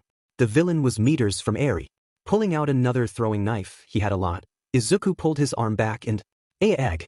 The villain stumbled back, bleeding from a hole in his hand. Little Eri's arms were shaking as she held them out, her knife covered in blood. She listened to Izuku's words, and did indeed poke the villain in the hand. As the villain writhed in pain and shock from what Eri did to him, Izuku swapped his knife for some cuffs and moved in to apprehend him. As he grabbed one of the villain's hands, however, the man turned and grabbed the cuffs, destroying them in seconds. He followed up with a kick that sent Izuku to the ground, laying on his side. Then the villain knelt over Izuku, glaring at him in absolute rage. I've had enough of you, the villain roared. Izuku knew what was coming next. With how he was laying, Izuku couldn't grab any of his throwing knives. However, his right hand was close to his left arm, specifically a certain button. Desperate and seeing no other option, Izuku slammed his hand on the button on his arm, extending his arm blade. As the villain reached down at Izuku with both hands, Izuku swung his arm upwards with a battle cry of his own. Only Eri saw what had happened next. Midoriya, Netsu gestured to the quirkless student, directing him to sit next to the mammal. They were having an outdoor hero lesson today, so the pair were sitting on one of the hills around UA. Izuku sat down, his empty left sleeve making something of a boundary between the hero and student. The boy was thankful, as he had just finished a rather tiring exercise with Night Eye. Is something wrong, sir? Izuku asked. No, Netsu reassured. I just want to talk is all. A bit of an important subject. Netsu poured some tea into a pair of cups and offered one to Izuku. The two drank the tea in silence before Netsu spoke up again. Midoriya, you have been training your body well enough, but sadly there is one lesson you must learn. Netsu took another sip of tea. Well, I say you must learn it, but it isn't really something I can teach. Best I can do is tell you of it. Sir? Izuku asked, confused. Young man, Netsu asked, what is your opinion on grievously injuring villains? On killing them? Izuku froze at the question. He never gave any thought to it. It was not his intention to do such a deed. He was a hero after all. I ask this, Netsu continued, because any hero, even Type 2s like us, might have to face such a dilemma. Any number of villains out there could be planning to bomb a school, gas a business tower, any of a dozen things that could result in dozens of civilian deaths. And in many such cases, the only thing stopping such a terrible event is the willingness to shed the blood of the villain. Sometimes a simple injury would suffice, but sometimes. Have you ever? A few, Netsu nodded, filling Izuku with a cold feeling. I have killed a few villains, and I regret every one. That's one of the things that truly separates heroes from villains, Midoriya. We regret. And in such dreadful situations, the only thing you can do is choose which regret to feel. The regret of staining your hands with blood for the greater good, or the regret of potentially letting many die in an effort to keep clean yourself. In such circumstances, the final decision is yours and yours alone. Which regret? There was silence in the walled-off arena. The little girl, Eri, was still frozen in place with the bloody knife in her hands. She was looking at the two men a few meters away. Izuku was laying on the ground, his arms spread wide and his eyes wide in horror. Kneeling above him was the villain, his own eyes also reflecting horror. It was a few moments before the villain looked away from Izuku and at his outstretched arms. What was left of them? Moments before the villain could grab Izuku, the hero student had swung his arm sword in a wide arc. As a result, both the villain's arms ended at the elbow. His hands were gone. The villain looked at his bleeding stubs, then down at the ground where his disembodied pieces had landed on either side of Midoriya. The villain's eyes widened as it finally set in just what had happened. My air arms. At that point a portion of the wall exploded inward. Izuku turned to the spot, fearing what may come through. To his relief, the first person to step through, and likely the one who broke the wall, was one of Madame Foster's sidekicks, a red-haired, black-dressed woman known only as Dorothy. The heroine spotted Eri and walked over as other heroes flooded in from the hole. A few stopped to survey the area before spotting Izuku and the bleeding villain. The villain turned and looked at the heroes, still too shocked at what happened to resist as they pulled him away. The moment he was away from Izuku, Madame Foster knelt next to him. The gray-haired heroine gently pulled Izuku into a sitting position. Scouter, she said, addressing him by his hero alias. What happened here? Izuku slowly looked at her, looked at the villain, then looked at his bloody arm blade. Looking at the blade, seeing blood drip from the point that it made him remember another bleeding blade and the tiny pair of hands that were holding it. "Eri!" Izuku shouted, surprising Madame Foster. "There's a little girl here. Where is Dash?" "She's fine," Dorothy said with an almost robotic tone as she appeared in Izuku's sight. The sidekick was currently holding Eri, who in turn was clutching the knife handle like it was a lifeline. "She is in shock, however. I recommend we move to more comfortable surroundings before we try anything else." "Good idea," the senior heroine nodded. "Up, Scouter." She grabbed his right hand and gently pulled Izuku to his feet. Grabbing a cloth, she then carefully wiped the blood off his blade before pressing the button to retract it. She had been previously informed what his arm could do, and knew how to do that much. Izuku nodded his gratitude, slowly recovering from what happened. The area was quickly emptied as the various heroes escorted Izuku and Eri back to the office. The villain in question was tended to by one of the medical sidekicks.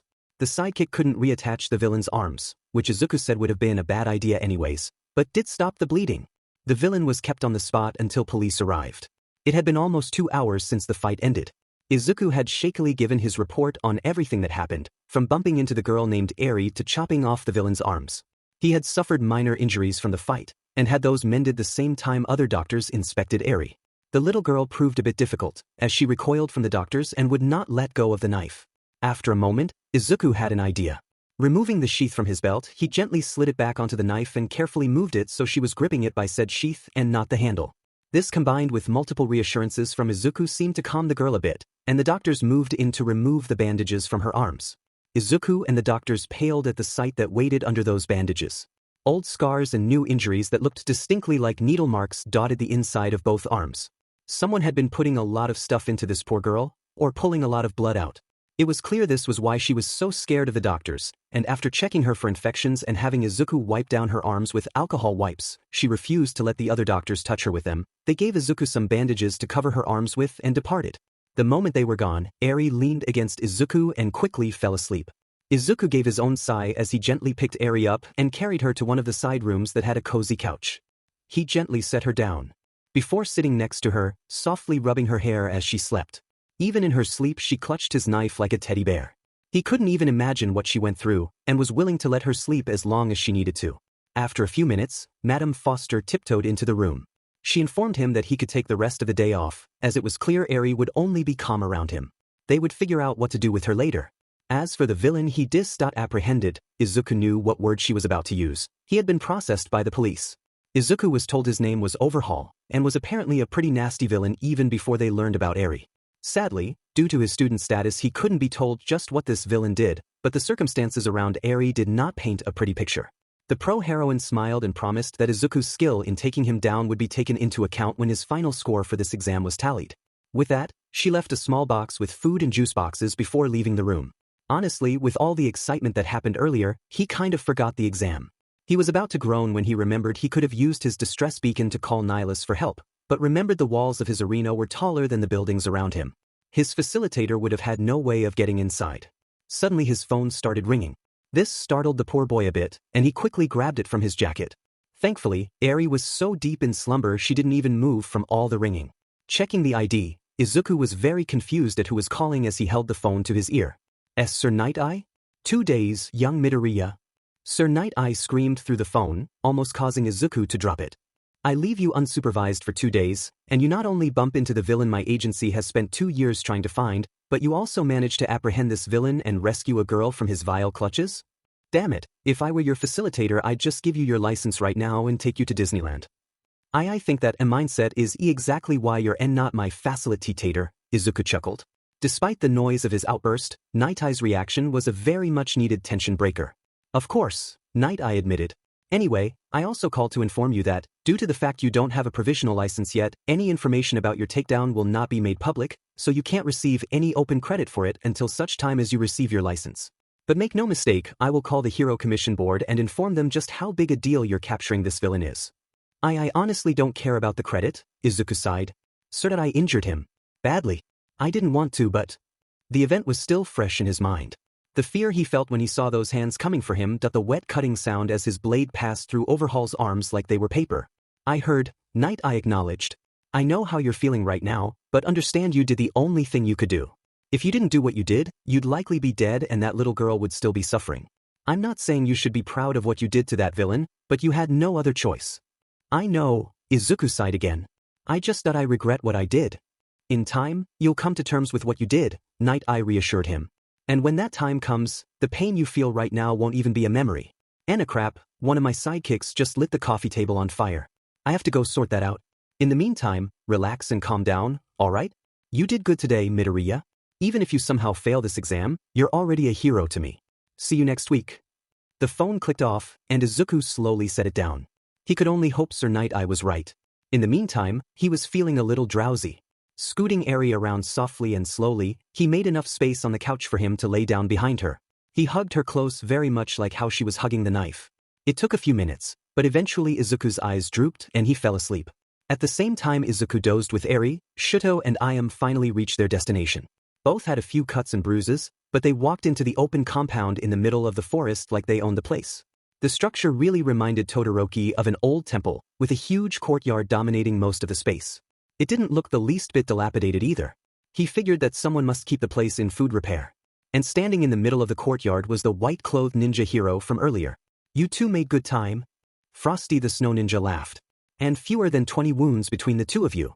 Admittedly, I know for a fact Ayam-chan there was going slowly on purpose, but you did a good job for a first-timer. I wasn't gonna leave my partner behind, Moriboshi laughed. He wouldn't have made it if I weren't there with him. Maybe, the hero laughed. Alright, kids, allow me to welcome you to my secret training compound. The commission doesn't actually know this place exists, and I'd hope you'll help me keep it that way, right? Good. Now, what you just went through was the easy part of what you're gonna go through today, but you also got a good few years to catch up on concerning your fireside. I'll be teaching you how to use some ice techniques, but you'll also be working on your fireside. Any questions? Good gods, brother, a woman's voice chimed in from behind the two students. It's been years and you still talk too much. Moriboshi didn't react, but Todoroki turned around in shock. Standing less than a meter behind the pair was a tallish woman with long white hair. She was wearing a gold and white outfit that really reminded Todoroki of a lord's outfit from the feudal PRD. Her eyes were a pale blue, and they were focused on Todoroki. For some reason, this made him feel uneasy. Oi oi, Frosty pointed, don't go berating me in front of the new guy. I'm berating you, the woman deadpanned as she walked past Todoroki, giving a nod to Ayam as she did so. Todoroki, Frosty gestured to the woman who was moving to stand next to him. This is my twin sister, Moriboshi Shinobu. She's technically working as a hero in Korea, but she agreed to come back for a week to help me train you. She'll be working on your fireside mostly. Why was she behind us? Todoroki asked. I was following you through the forest. Shinobu replied. If either of you got badly wounded, I would come and carry you to the compound. Honestly, I was more worried for you than I was for my niece, but you still impressed me. And with that, Frosty moved away from his sister, we need to see what all you can do. Go ahead and try to attack my sister here with your ice. Any attack? This confused Todoroki further. Were they going to begin combat training immediately after that hellish hike? He gave a glance to his schoolmate and she nodded back. With slight sigh, Todoroki stretched his arms. Looking at the white-haired heroine, he slid his right foot forward, sending a line of ice spikes in her direction. Shinobu watched and simply mimicked Shuto's action, sliding her right foot forward. To Todoroki's surprise, a line of white fire erupted from her foot, melting all the ice Todoroki had just conjured. She looked at where the ice was, possibly gauging something, before looking at the wide-eyed hero student. A straightforward attack reliant on brute force, Shinobu stated. Definitely Endeavor style, but not one suited for you. Let's see what we can do about that. After dinner. Sunday evening in Yuzurifu was a fair bit stormy, with rain and wind battering the windows of the UA Teachers' Lounge. Unfortunately for All Might, the storm outside was nothing compared to his own inner turmoil. The hero was sitting on the couch, rolling his phone in his hands. He had just finished having a conversation with Sir Night Eye, and during said conversation he had been told what Izuku accomplished earlier that day. Ever since that day Midnight beat him over the head with a poster tube, All Might had heard nothing about Izuku except for how exemplary he'd been. This small, quirkless boy had analytical skills that impressed Nedzu of all people. He also helped keep Azui and Shizuki alive during the USJ attack. His advice helped Class 1C almost dominate the entire sports festival. And now he just got news the boy went one-on-one against an S-class villain and won. I really messed up, huh? All Might asked himself. Absolutely, Nedzu responded from his spot next to the hero. Gah! All Might shrieked as he flew back from the mammal principal. Principal Nedzu, what are you doing here? I could hear your internal monologue from my office, he smirked. Decided to come and see what has you in such a mood. And now you know exactly why, the pro hero sighed. Getting back into his seat, he voiced, I messed up with that young man. I told him he couldn't be a hero, and he spent the last few weeks proving me wrong. And have you apologized yet? The principal asked. Not yet, All Might admitted. I've been meaning to, and yesterday Melissa told me she wants me to apologize to him as well. But every time I try, I just can't think of anything to say. My mind goes blank. What can I say to a boy whose dreams I shattered? Well, Nedzu plainly stated, admitting you were wrong might be a good start. I know, Dash. I'm serious, the Type 2 hero narrowed his eyes. You've admitted to yourself you were wrong, you've no doubt admitted it to Melissa. But have you admitted it to him? To the boy who needs to hear it the most? Before All Might could reply, Nedzu slid off the couch, gave a slight bow, and exited the room. Again, All Might was alone in his thoughts. However, he was not languishing in them. The principal's words held some truth to them. All Might felt like he knew where to start. Gah!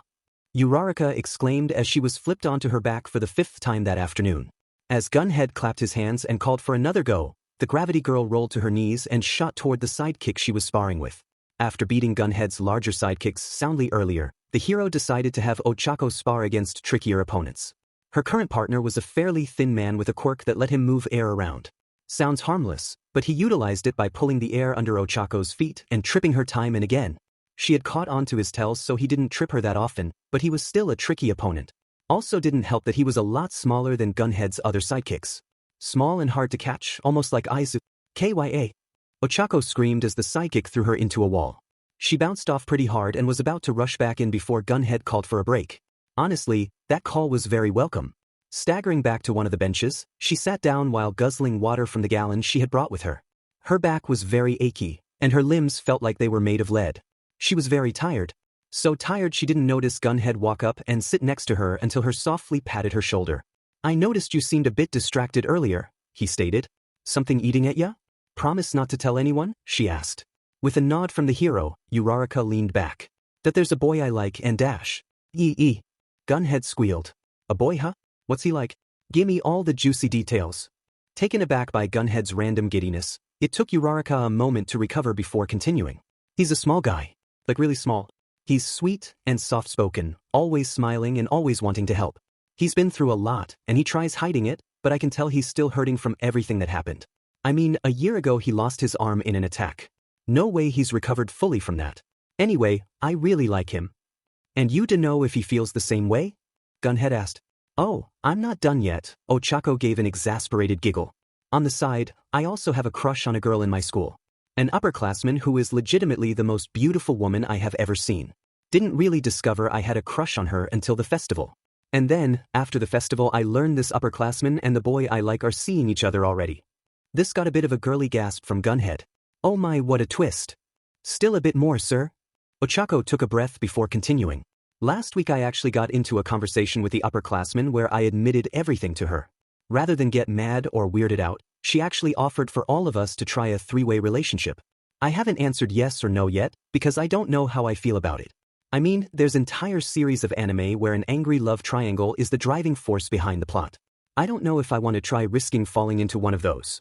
After that was silence born from Uraraka's nervousness at talking about it and Gunhead thinking about it all. The other sidekicks were all chatting in their own groups, so Gunhead was the only other person in the room who knew her dilemma. That is quite the predicament, the pro hero stated. I honestly don't know what the best option would be. Best you can do is maybe give it a shot? I mean, if it doesn't work out at least you'd know for certain, right? Or if you feel just too uncomfy you can also just back away next time you talk to her. Better to get your answer down sooner, you know? Yeah, Ochako admitted. Yeah, you're right. That's the spirit.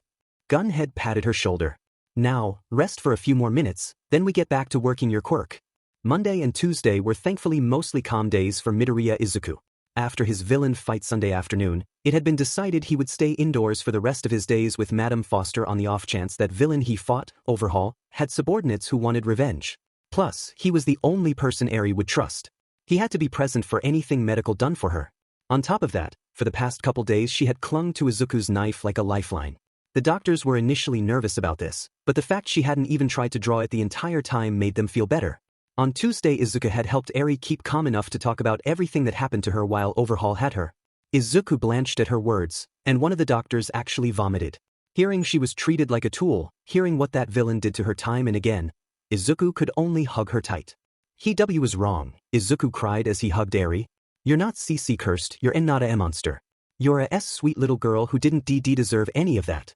At those words, Eri herself began to cry and hugged Izuku tight. It was at that point her horns suddenly grew and began to glow. "No," Eri gasped before pushing her way out of Izuku's hug.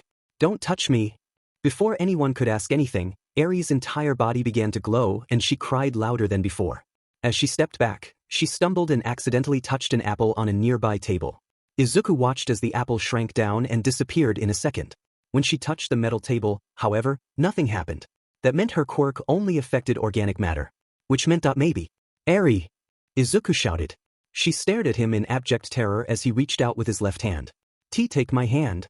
"No," the girl screamed, tears running down her face. "I don't want to make you disappear." "You won't." Izuku shook his head. I won't disappear, I promise." He held out his hand again. Eri, still scared beyond belief, looked at Izuku's face. His face was one of worried determination, the same expression he wore when he rescued her from Chisaki. Eri, her quirk still going wild, closed her eyes. She didn't want Izuku to disappear. After a few moments, her eyes shot open as Izuku gently rubbed her cheek with his prosthetic hand, which had a red aura around it. I won't disappear," Izuku smiled, tears in his eyes. "I'll always be here for you. I promise." These words brought more tears flowing from Eri as she sobbed and hugged his arm the same way she had been hugging his knife. The two kids stayed that way until Eri's quirk calmed down. Her horn shrank back down to its normal size, her glow dimmed down and she fell into Izuku's arms, tired from the exertion. After a few moments her sobs quieted until she fell asleep completely. Izuku gently lifted her up and carried her to bed after that. Madame Foster had witnessed the entire event, ready to have one of her sidekicks, one who had a calming quirk, step in. She was both amazed and impressed with how Izuku handled that, along with a fair amount of anger worry at his recklessness. She'd have to give him a talking to about that later. For now, she'd leave the boy be. Shudo grit his teeth as he focused his flames. Over the past few days he had worked on streamlining both sides of his quirk. He still had a long way to go, but he was much better than before, now that he didn't even think of endeavor while using his quirk. "Concentrate," Shinobu instructed while Ataru and Iam sat a safe distance away. "Fire is trickier to use than ice. Ice is solid, a firm foundation. Fire is wild and fluid, with no direction on its own. Become that direction. Don't be a stone pushing through flames. Be the wind that eases it where you want it to go." Shudo clenched his arm more, trying to bend the flames to his will. He wasn't trying to brute force it like his father had taught him. He slowly eased the flames out from his arm, but not blasting it out. Instead, he worked to slowly shroud his hand with it. He was sweating from the heat, and gave a groan as he fell to his feet, the flames going out completely. As he knelt there, he felt a familiar layer of ice form up his back and down his arm. He turned and nodded his thanks to Iam, who simply smiled and nodded. "What were you trying there?" the female pro-hero asked as she knelt in front of Todoroki. "You were clearly trying to do something with your flames there." The student took a breath. "I was trying to shape it like I shape ice. If we can shape our ice into hammers, I was wondering if I could do the same with my fire." "Interesting idea," Shinobu smiled as she stood up. "However, a flawed one. You tried to make a hammer, right? That would never work with fire." She took a few steps back. "What can you do with fire?" "What?" "You heard me, Todoroki. What can man do with fire? How does he use it as a tool?" "That it's used to cook," Shudo replied. "Used to burn. Used to brand and burn. Used to." He remembered something he saw in school. When he was getting his hero uniform adjusted, he saw one of the support students using a particular tool. "Fire is used to cut." "Exactly." Shinobu snapped her fingers. "Cutting torches. I know a few heroes in Korea and China who use their fire quirks like cutting torches because fire is a cutting power. You'd never be able to make a hammer from fire because hammers are hard and made for heavy impact. Try to think of a different tool instead." Shudo nodded and closed his eyes. Iam had cooled him down enough it was safe to use his fire again, so he raised his arm and concentrated. He felt the flames grow from his arm as he thought of a tool. A weapon really. After a minute of envisioning his idea, he heard a gasp from the two ice users and a chuckle from the fire hero in front of him. "Well, isn't that interesting?" Shudo finally opened his eyes and looked down at his arm. True to his idea and hopes, his flames were concentrated around his arm. Emerging a bit past his closed fist were flames that curved out, forming the distinct shape of an axe head. Even though he lost concentration and the weapon flickered away, Shudo couldn't help but smile. He had made his fire truly his, and he knew for a fact his father could never do what he just did. With a chuckle, he had one thought in mind. "Take that, UBSRD. Peerless." brilliant, evil, merciless. There were many adjectives to describe many villains, but only one villain who fits so many of them. One man who was so feared and dreaded that any heroes who knew of him kept his existence secret from society or risk sending the populace into a mad panic. To some people he was known as Sensei. To others he was known as All for One. To one particularly annoying vigilante 50 years back, he was known as Whitey McTidyface, but that was another story. During the Tuesday night of UA's Experience Week, this master of villains was contemplating what he had learned within the past month. He learned that UA's hero course had some promising students. He learned that Class 1C was something of a secret weapon, full of students just as strong as the hero course. What had his particular interest, however, was one Midoriya Izuku. While Tamura was running around trying to find villains to recruit, he had Kurojairi look into the members of Class 1C and initially thought little of the quirkless boy. After some intel retrieved by his spies, however, All for One learned how foolish he had been to ignore the boy long as he did. During the weeks leading up to the sports festival, All for One had learned this young man was the personal student of Nedzu, one of the few heroes that truly made him uneasy. Not only that, but the boy had analytical skills above and beyond any quirk he had ever heard of. The villain had heard from his spies in different hero agencies about how this boy's analysis of the heroes had greatly improved their skills and gave them ideas of how to further their quirk's capabilities. Heroes he had considered non-threatening were now forces to be reckoned with, all because of this boy's help. It infuriated All for One. Yet at the same time, it intrigued him. He wanted to meet this boy. He wanted to poke around in his little head and see all the boy knew. And take it. Sir, a voice broke him from his thoughts. Turning his head, he felt the doctor approaching him. I have some news on the group you were interested in. From your tone, the villain rasped, I assume it's not good news? Sadly no. The doctor waited a few moments before explaining, the Shai Hasaikai are no more. Apparently their leader, Overhaul, was captured and wounded a few days ago. His closest subordinates attempted to break him out earlier today. However, that attempt ended in failure, and several of their members, including Overhaul himself, were killed. The rest were captured. Is that so? All for One groaned. Shame. I was hoping to learn how I could use them. Well, how comes the preparations for Tamura's little game tomorrow night? Wednesday was a thankfully calm day. The most exciting thing was from the fact it would be Izuku's first day with the second hero for his exam.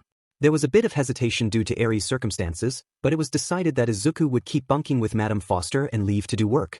Due to the second hero primarily working during the night, while Aries slept, this arrangement was quite convenient. He was thinking about this until the hero he was with began speaking. What I do, Pro-Hero Native explained, is usually along the lines of tracking and information gathering. My quirk lets me track a person's movements so long as I have a possession of theirs, so I can help with anything from finding missing persons to tracking escaped villains. Why, you are a pretty active T-Type too, aren't you? Izuku asked. He read about you, and even after L learning about Type 2s and never guessed you were one. We're not all desk jockeys, Native laughed. I like being out there and spying on gangs and stuff. Come on, we can chat more while we walk. Izuku nodded and took a couple steps before they both heard a deep boom. Turning toward the noise, they noticed a smoke rising from a few blocks over. What the hell? Native asked before both his and Izuku's earpieces exploded with noise. Red alert! The hero comms blared. Large-scale villain attack on Wampa Street. All available heroes move to assist. You heard the man. Native yelled as he and Izuku ran down an alleyway. I want you to focus on assisting civilians in evacuating the area. I'm giving you authority to fight, but do not initiate combat. Izuku nodded and followed the pro-hero. This week was getting to be too exciting. At least the fighting was away from Eri this time. The two turned down another alley and kept running, Izuku keeping up easily. As he ran, the hairs on the back of his neck stood up. He knew this feeling. He started glancing around for what caused it, and was looking up when he saw a streak of red and light gleaming off metal. He gasped, knowing he didn't have time to say anything, and used his left arm to push Native out of the way before a sword slashed across his chest. The city of Hosu was on fire. The violence had spread out from Wampa Street across several blocks. Heroes were doing their best to contain the devastation and evacuate civilians while water-based heroes and firefighters worked to contain the blaze, but it was an uphill battle. There had been countless injuries amidst the chaos, and even a few deaths when the attack began. Shigaraki was ecstatic. The villain watched the chaos from atop a water tank with Kurojairi. The villain was laughing at the chaos below, and his servant was thankful for it. Ever since the USJ fiasco, Shigaraki's demeanor had changed between enraged and depressed. After the conversation with Stain last week, he had leaned more towards enraged. Seeing him laugh like this brought relief to Kurojairi. Despite being an amoral, murderous psychopath with an addiction to video games, Kurogiri really cared about Shigaraki. This is wonderful. Shigaraki laughed, his arms stretched out. Watch all the little cowards run. Yes, yes, the bartender nodded. Just remember not to exhaust yourself tonight. Sensei told us to make sure you don't stress that arm of yours so quickly. Yeah. Shigaraki growled, his previous joy overshadowed by anger at remembering what happened to his original right arm. Raising his new monstrous limb, he hissed, all the other arms were sheet, but this one is perfect. Once I get that, I'll make all those brats pay. Native and Izuku both jumped back after the man with the sword landed in front of them. After he felt sword cut into his coat, Izuku ran his hand across his chest to make sure nothing was bleeding. He sighed with relief when his hand came back dry. He would definitely thank Night Eye for the lining of his coat later. Turning his attention back to the man who attacked him, Izuku gasped when he finally realized who it was. Hero Killer as a stain. Izuku screamed as Native took up a fighting stance between the student and the serial killer. Scouter, retreat, the pro ordered. I'll handle this. No, Izuku shook his head. He'll kill you, stab me into the back. He did that W with the Raja and J Jasmine hero duo L last year. W should dash. Suddenly Stain was right in front of the pair and swinging his sword again. He missed Izuku, but cut Native's arm open. In the 3 seconds it took Izuku to smack the front pocket on his jacket, hitting the button on his distress beacon, the pro hero fell limp to the ground. Izuku saw Stain move in for the kill and made the split-second decision to whip out his taser fingers. Unfortunately, the crackling of electricity was heard by the murderer, who leaped away to avoid the prongs. Before Izuku could even try again, the electricity faded, signifying the power needed to recharge. Groaning, Izuku closed the taser in time to catch Stain's sword with his prosthetic. The killer looked mildly impressed at this before Izuku got an idea. What? Doi. Point. Stain verbalized as Izuku used his right hand to punch Stain's face repeatedly. Were the situation not life-threatening, Izuku might have laughed at the rather comical expressions the serial killer made with each punch to his nose.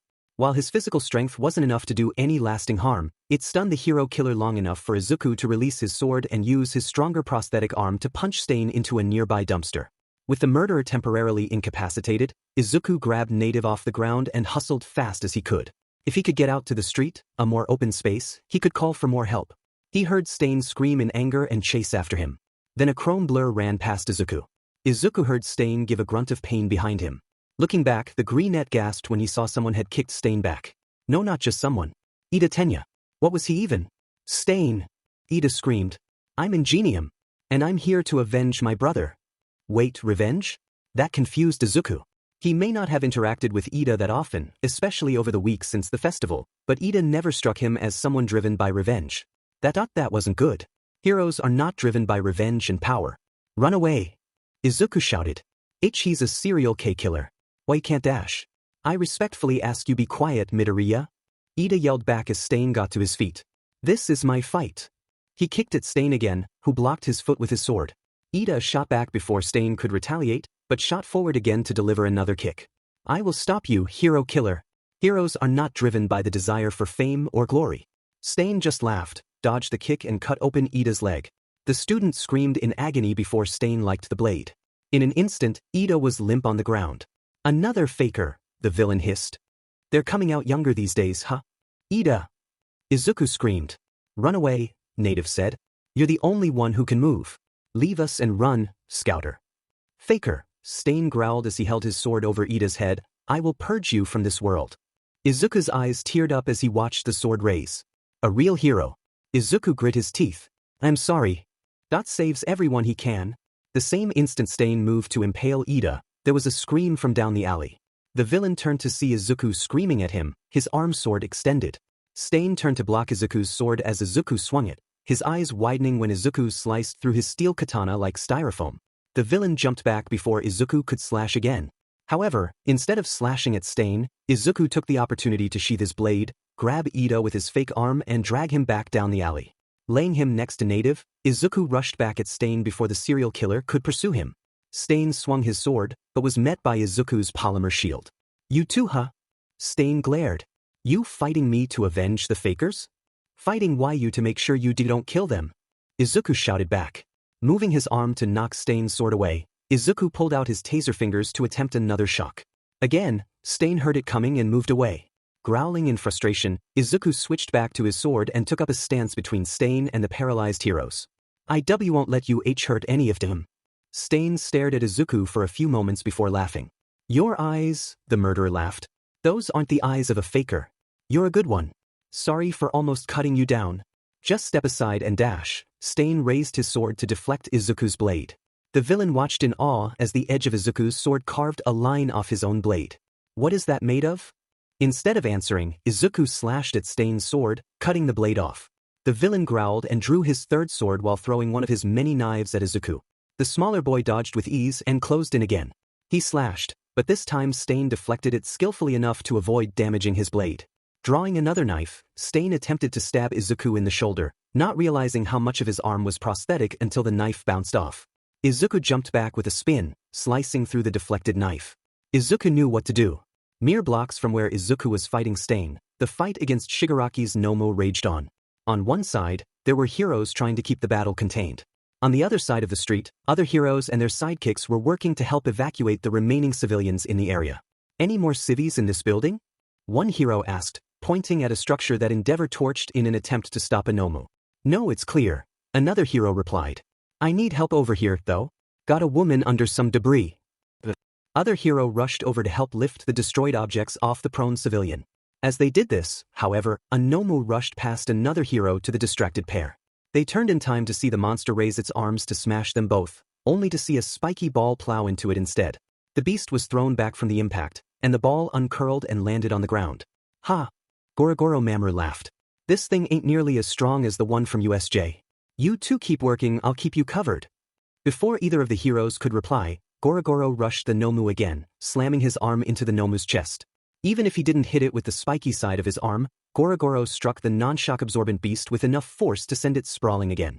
He was beaten by one of these once before, he wouldn't be beaten again, especially when there were more lives on the line. Looking across the street, he saw Oyaniko raising a shield to protect a line of civilians from flying rubble.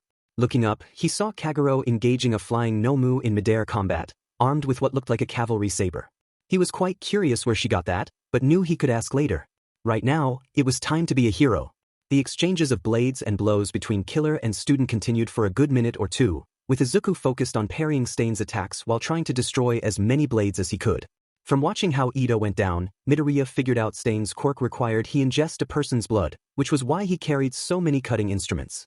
Any he destroyed limited his options further, though this also meant Izuku couldn't use his own assortment of knives. On top of that, Stain was strong.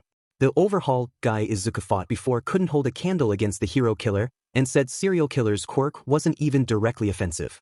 Speaking of which, how did Stain even discover his quirk? Did he bite someone? Did he focus? Izuku could contemplate his quirk after he was at least bladeless.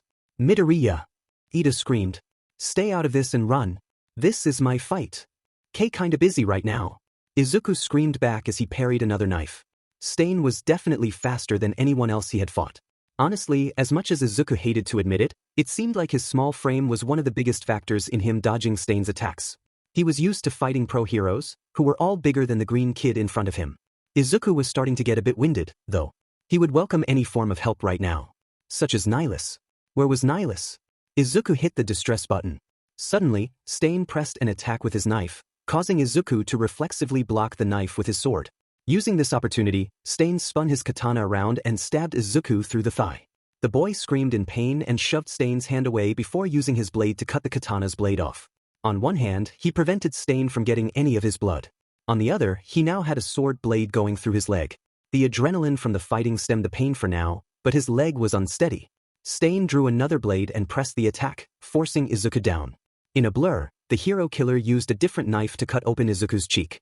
The student couldn't destroy the knife in time, and in a second Stain licked his blood off the knife. No! Izuku screamed as his body fell limp. You're a good one, Stain affirmed. Now lay there and be thankful you get to keep your life.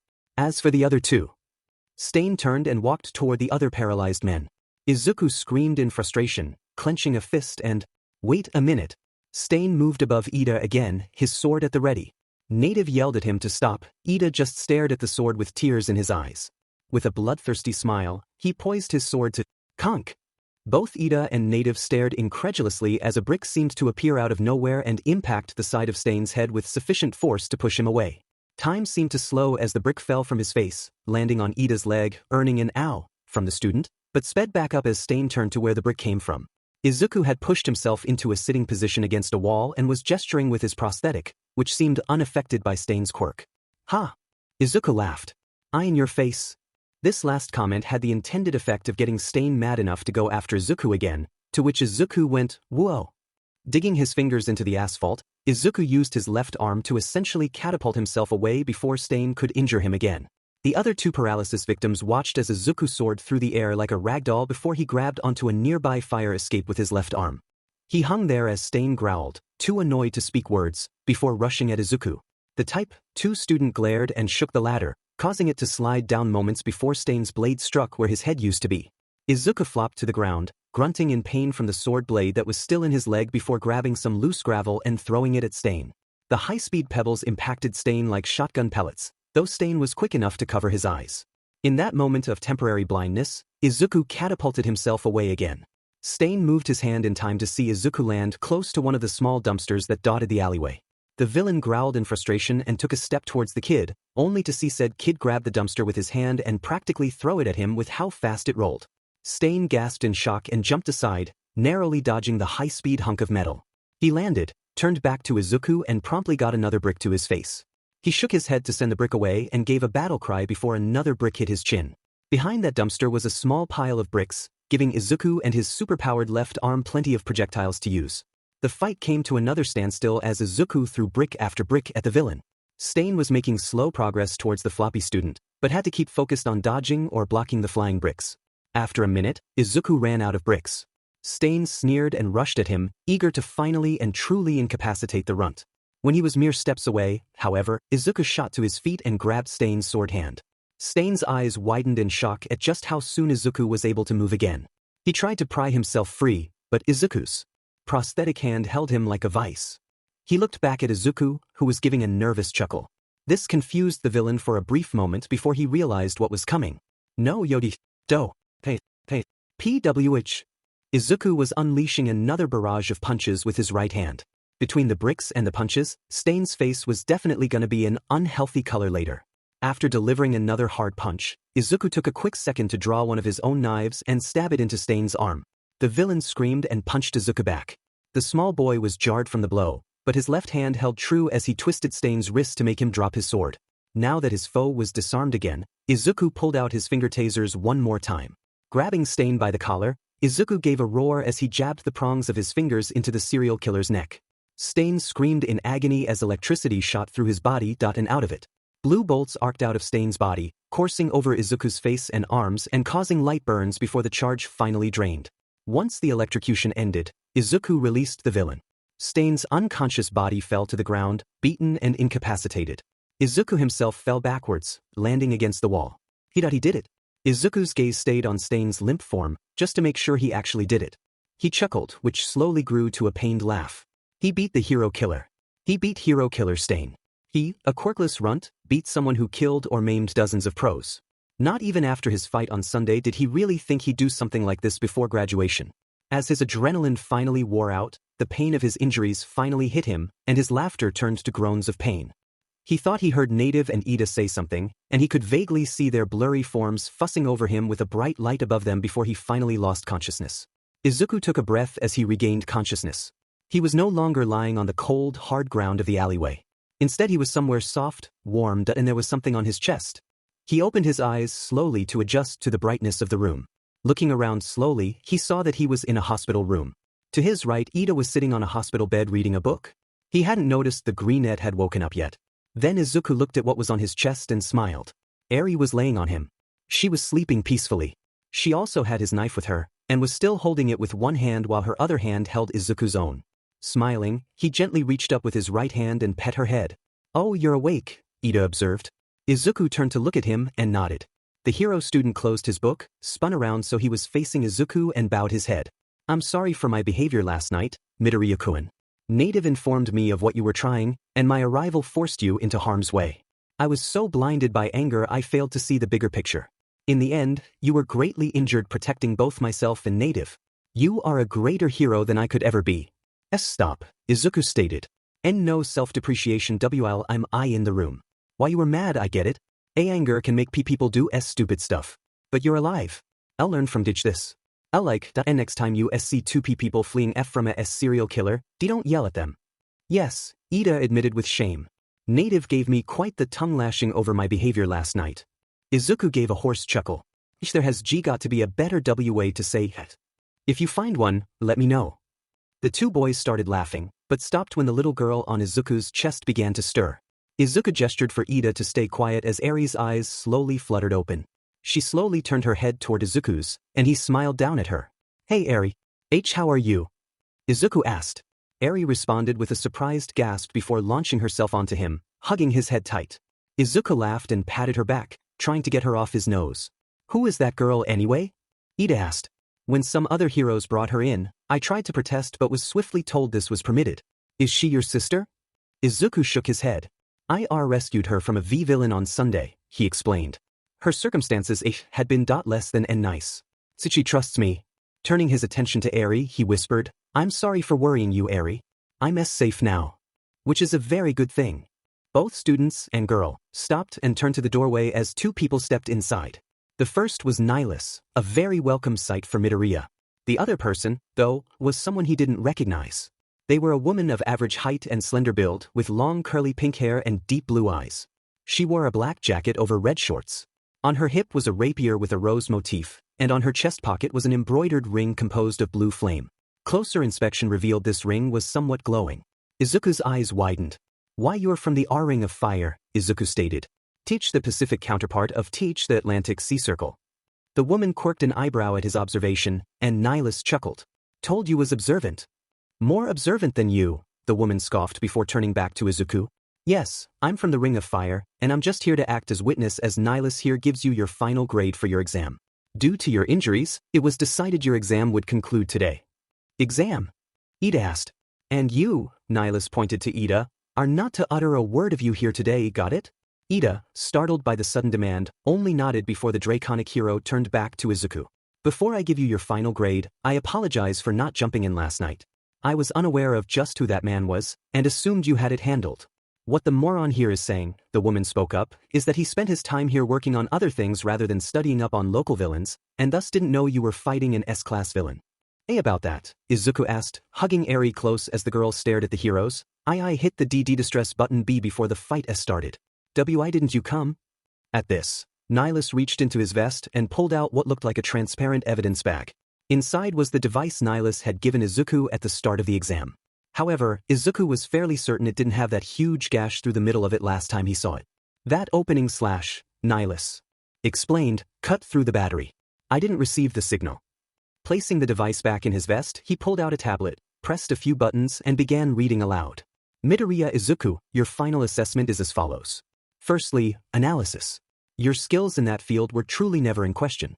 Apparently your journals, which I still have yet to get a chance to peruse, gave enough insight to your skills. On top of those, you clearly analyzed the situations both times you faced villains this week. True, I could not supervise the first one due to the walls, but the fact you won is testament enough. Judgment next. Some of the judges were going to give you some flack in this one until they saw your distress beacon had been destroyed, yet the button was clearly pressed. However, you really did lose some points when you were reckless while attempting to calm young Eri there when her quirk flared up. It could have rewound you out of existence if your arm didn't somehow block the emissions. Otherwise, you did excellently. Izuku was stunned at how glowing his report had been so far. There was no way he'd do so good throughout the entire thing, right? Next is combat, Nihilus continued. I was only able to supervise your fight last night, but you performed remarkably. There was little to no wasted movement and you used every resource you had. On top of that you could have ended the fight in an instant with a fatal blow, but aimed to capture him, which worked in your favor here. You've definitely been trained well. I would hate to face you. This made Izuku nervously chuckle. He really didn't relish the idea of fighting a pro hero at all. Lastly is conduct. The draconic hero smiled. Before I go into detail on this one, there's one more thing I have to tell you now. Your distress beacon? It also has a microphone so we can record what you say. This way we get how you act even when I'm not around. And what I heard from you was heartening. You've displayed honesty, an unrivaled desire to help, and a level of empathy almost unheard of outside of folks with quirks. You impressed quite a few people. Nihilus went silent to let everything sink in. Izuku was still in awe at how good he had done. Nihilus gave a smile. You needed a score of 275 to pass, and you got a score of congratulations, Midoriya Izuku. You're the first year to pass this exam in close to a decade, and certainly the highest scoring. Izuku gasped, his eyes wide. He passed. He actually passed on his first try. He didn't even realize he was tearing up until Eri tried to wipe his eyes with the blanket. Izuku smiled and wiped his eyes. Thank you, Izuku stuttered. Oh, we're not done quite yet, Nihilus smirked. Izuku looked back up at him as the hero pulled a card from his vest and tossed it on Izuku's lap. We had to use a candid shot for it. The photo on your actual school ID seemed a bit morose. Confused, Izuku picked up the card and looked at it. It was a thick, plastic card that had a photo of him smiling on it, possibly taken during lunch. It listed his name, alias, and a license. Izuku had just been given an official provisional hero license. W8, Izuku gasped. I was told IWW wouldn't get 1 of these until dash. Young man, the woman giggled, you fought against 2 S-class villains over the course of 4 days. You fought them by yourself and won. Both times you successfully protected others. You've earned this. You'll still be participating in the provisional exam later this year, Nihilus stated, but with this you can participate in actual heroic operations. It won't be easy, but I have no doubt you'll do well. Lastly, the woman stepped forward, handing Izuku a small black card with a phone number on it. Keep this. The Ring of Fire is officially inviting you into their ranks. If you accept, call this number once you obtain your professional license. She gave a wink as Eri slowly took the card, as Izuku was again too stunned to move. This was too much all at once. He was about to suffer a mental blue screen. As your exam is over, Nihilus explained, you'll be heading home once you're discharged. Your bags are packed and being held by one of Madame Foster's sidekicks. The situation with Eri will be discussed with your principal, since she is only comfortable around you. The doctors patched up your leg and cheek, but want to make sure everything's working before letting you go. He picked up the remote and turned on the television. My associate and I have some business to attend to, but trust me when I say you'll want to watch the news in 30 minutes. You were a fun student to watch, Midoriya. Take care. Both Nihilus and the Ring of Fire heroine bowed a bit before exiting the room. Izuku was still in stunned silence at what he had just been given. Well, Ida spoke up, that was something, Midoriya-kun. Why you're telling me, Izuku croaked. Looking down at Eri, he smiled and hugged her softly again. He didn't know what would happen to her now, but he hoped he'd get to stay in her life. He'd only known her a few days, but seeing her made him feel better about things. He wondered how Melissa would react to her. Or Uraraka. Or the rest of his classmates. Midoriya-kun? There was one of them right now. The room's occupants turned to the doorway, seeing Kagero Kiana standing there. She was wearing an all-white outfit that looked a bit like leather armor. She even had a cavalry saber on her hip. However, said outfit was also cut and torn in a few places, and she had bandages covering her arms. What shocked Izuku the worst, though, was that it looked like one of her signature braids had been cut off. It is you! Kagero gasped as she dashed into the room, causing Eri to hug Izuku tight. I had no idea you were even in town. Are you alright? Were you caught in the fighting? Who's the little girl? Slow down please, Izuku stuttered while gently rubbing Eri's head. I'm doing better, IWS fighting a V-villain, and this is Eri. I rescued her on a Sunday. He turned to whisper to Eri, say hello. She's safe. The little girl slowly looked at Kagero, who was wearing a big smile. Hello, Eri quietly greeted. Now that she was getting a better look at Kagero, Eri's eyes widened a bit. Are you an angel? Yeah, kinda. Kiana laughed. And look, we got the same hair, same eyes. I bet you're an angel too. Eri's eyes widened more at this. Izuku had been saying similar things anytime she felt depressed, and now someone else said it. Maybe it was true? This made Eri feel good enough that she gave a small smile. Izuku gasped. He'd never seen Eri smile, no matter how small. Seeing her smile now just made him feel even more affection for her.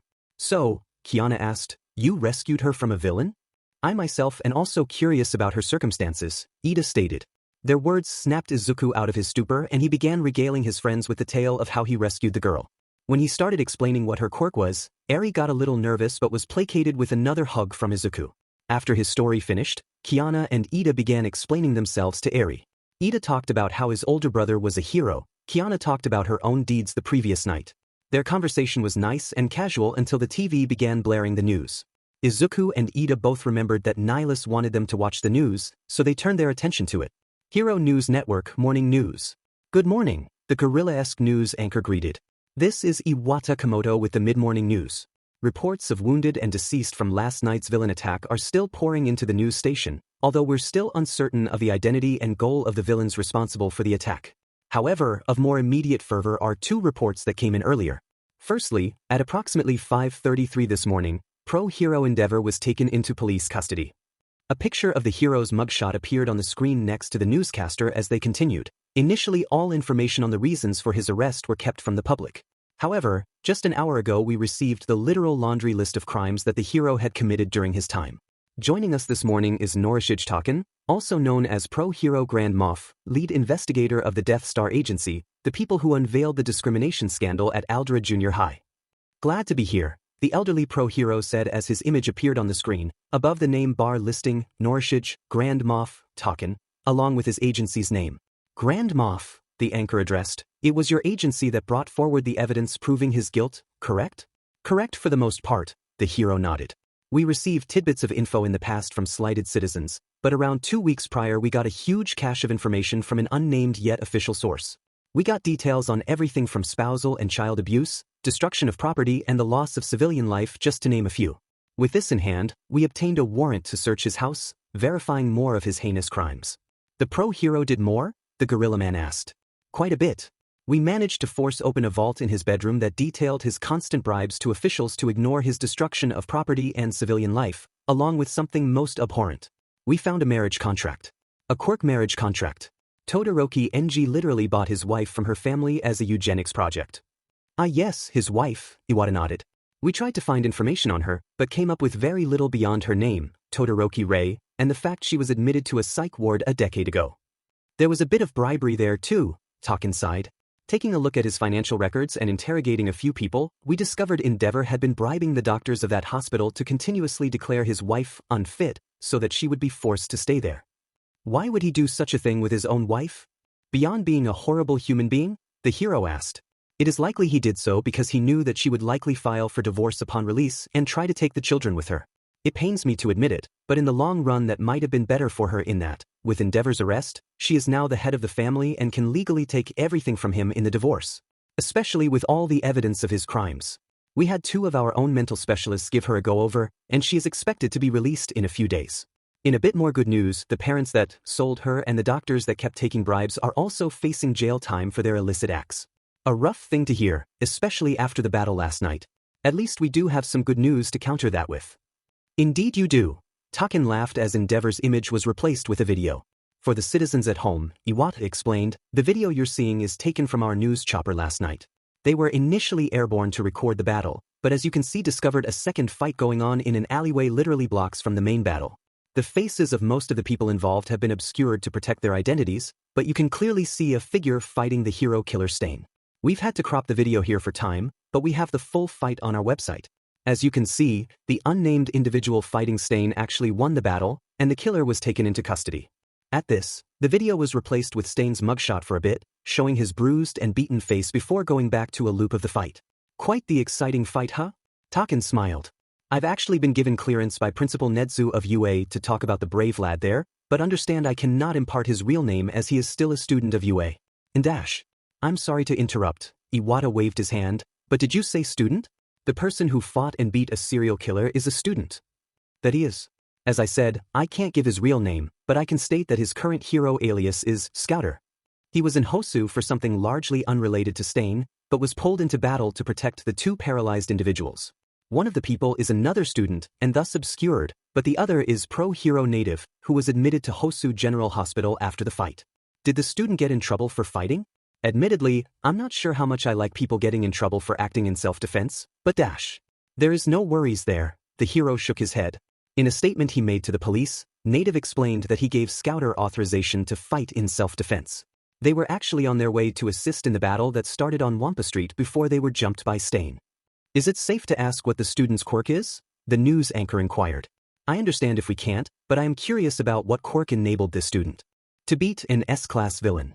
It's perfectly safe to ask, Taken laughed, because he doesn't have a quirk to speak of. That student is a quirkless hero student. Quirkless? Is that so hard to believe?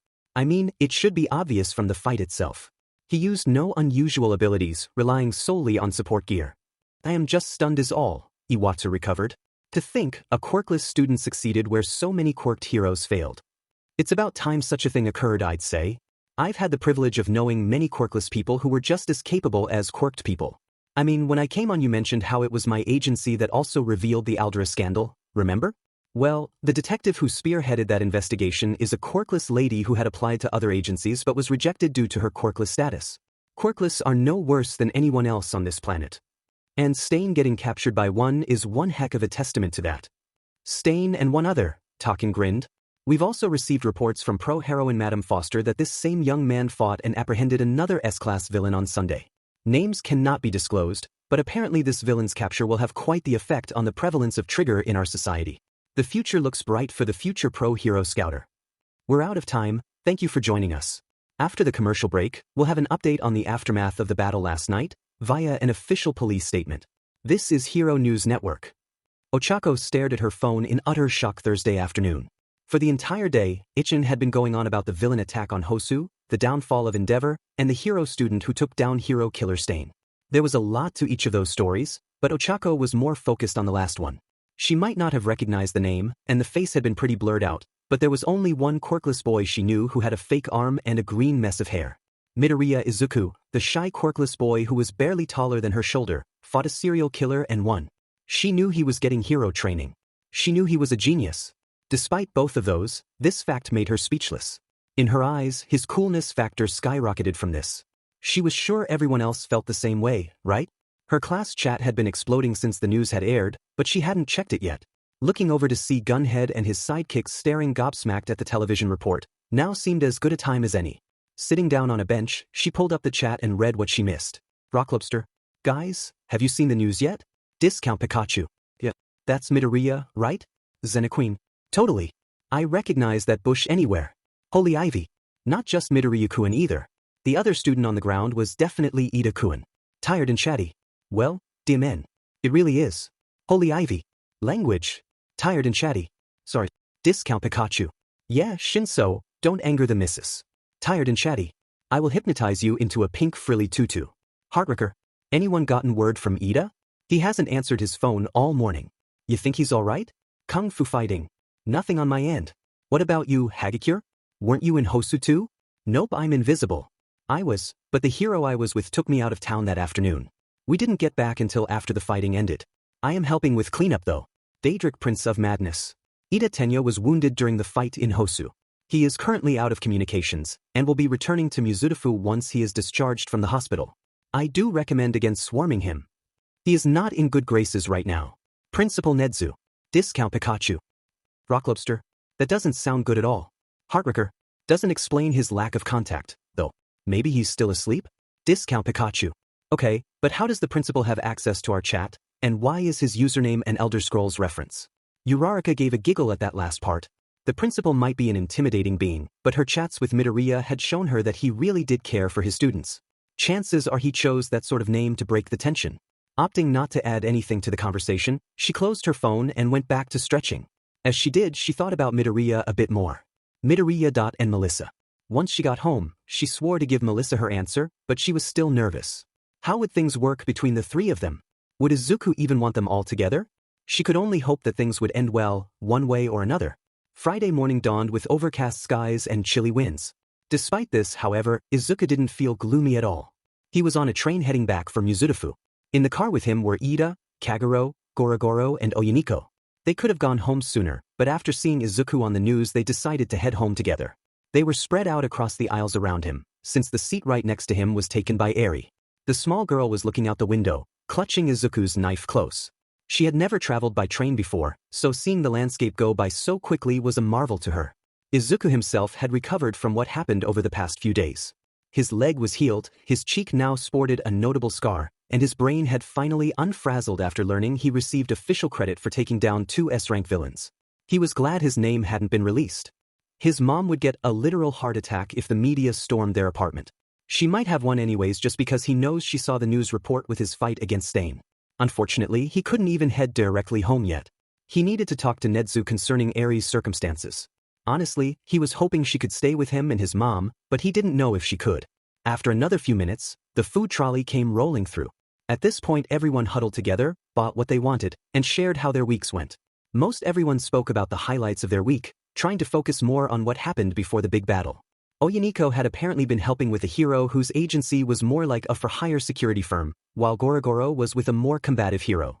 Kagero Kiana had been helping with another hero who was impressed with her sword skills, hence how she got a saber for the Hosa battle. And why she still had that saber. On the train, Izuku couldn't help but wonder how she was allowed to bring that onto the train. Then again, it was probably the same reason why Eri had been allowed to carry the knife on board. Well, something to worry about later. For now, he and Eri were riding home with their friends. At the same time Izuku and Eri were riding the train, Todoroki Shudo was packing his own bags alongside Moriboshi Ayam. The two were instructed to pack before meeting her aunt and uncle that morning, and Shudo was slightly worried.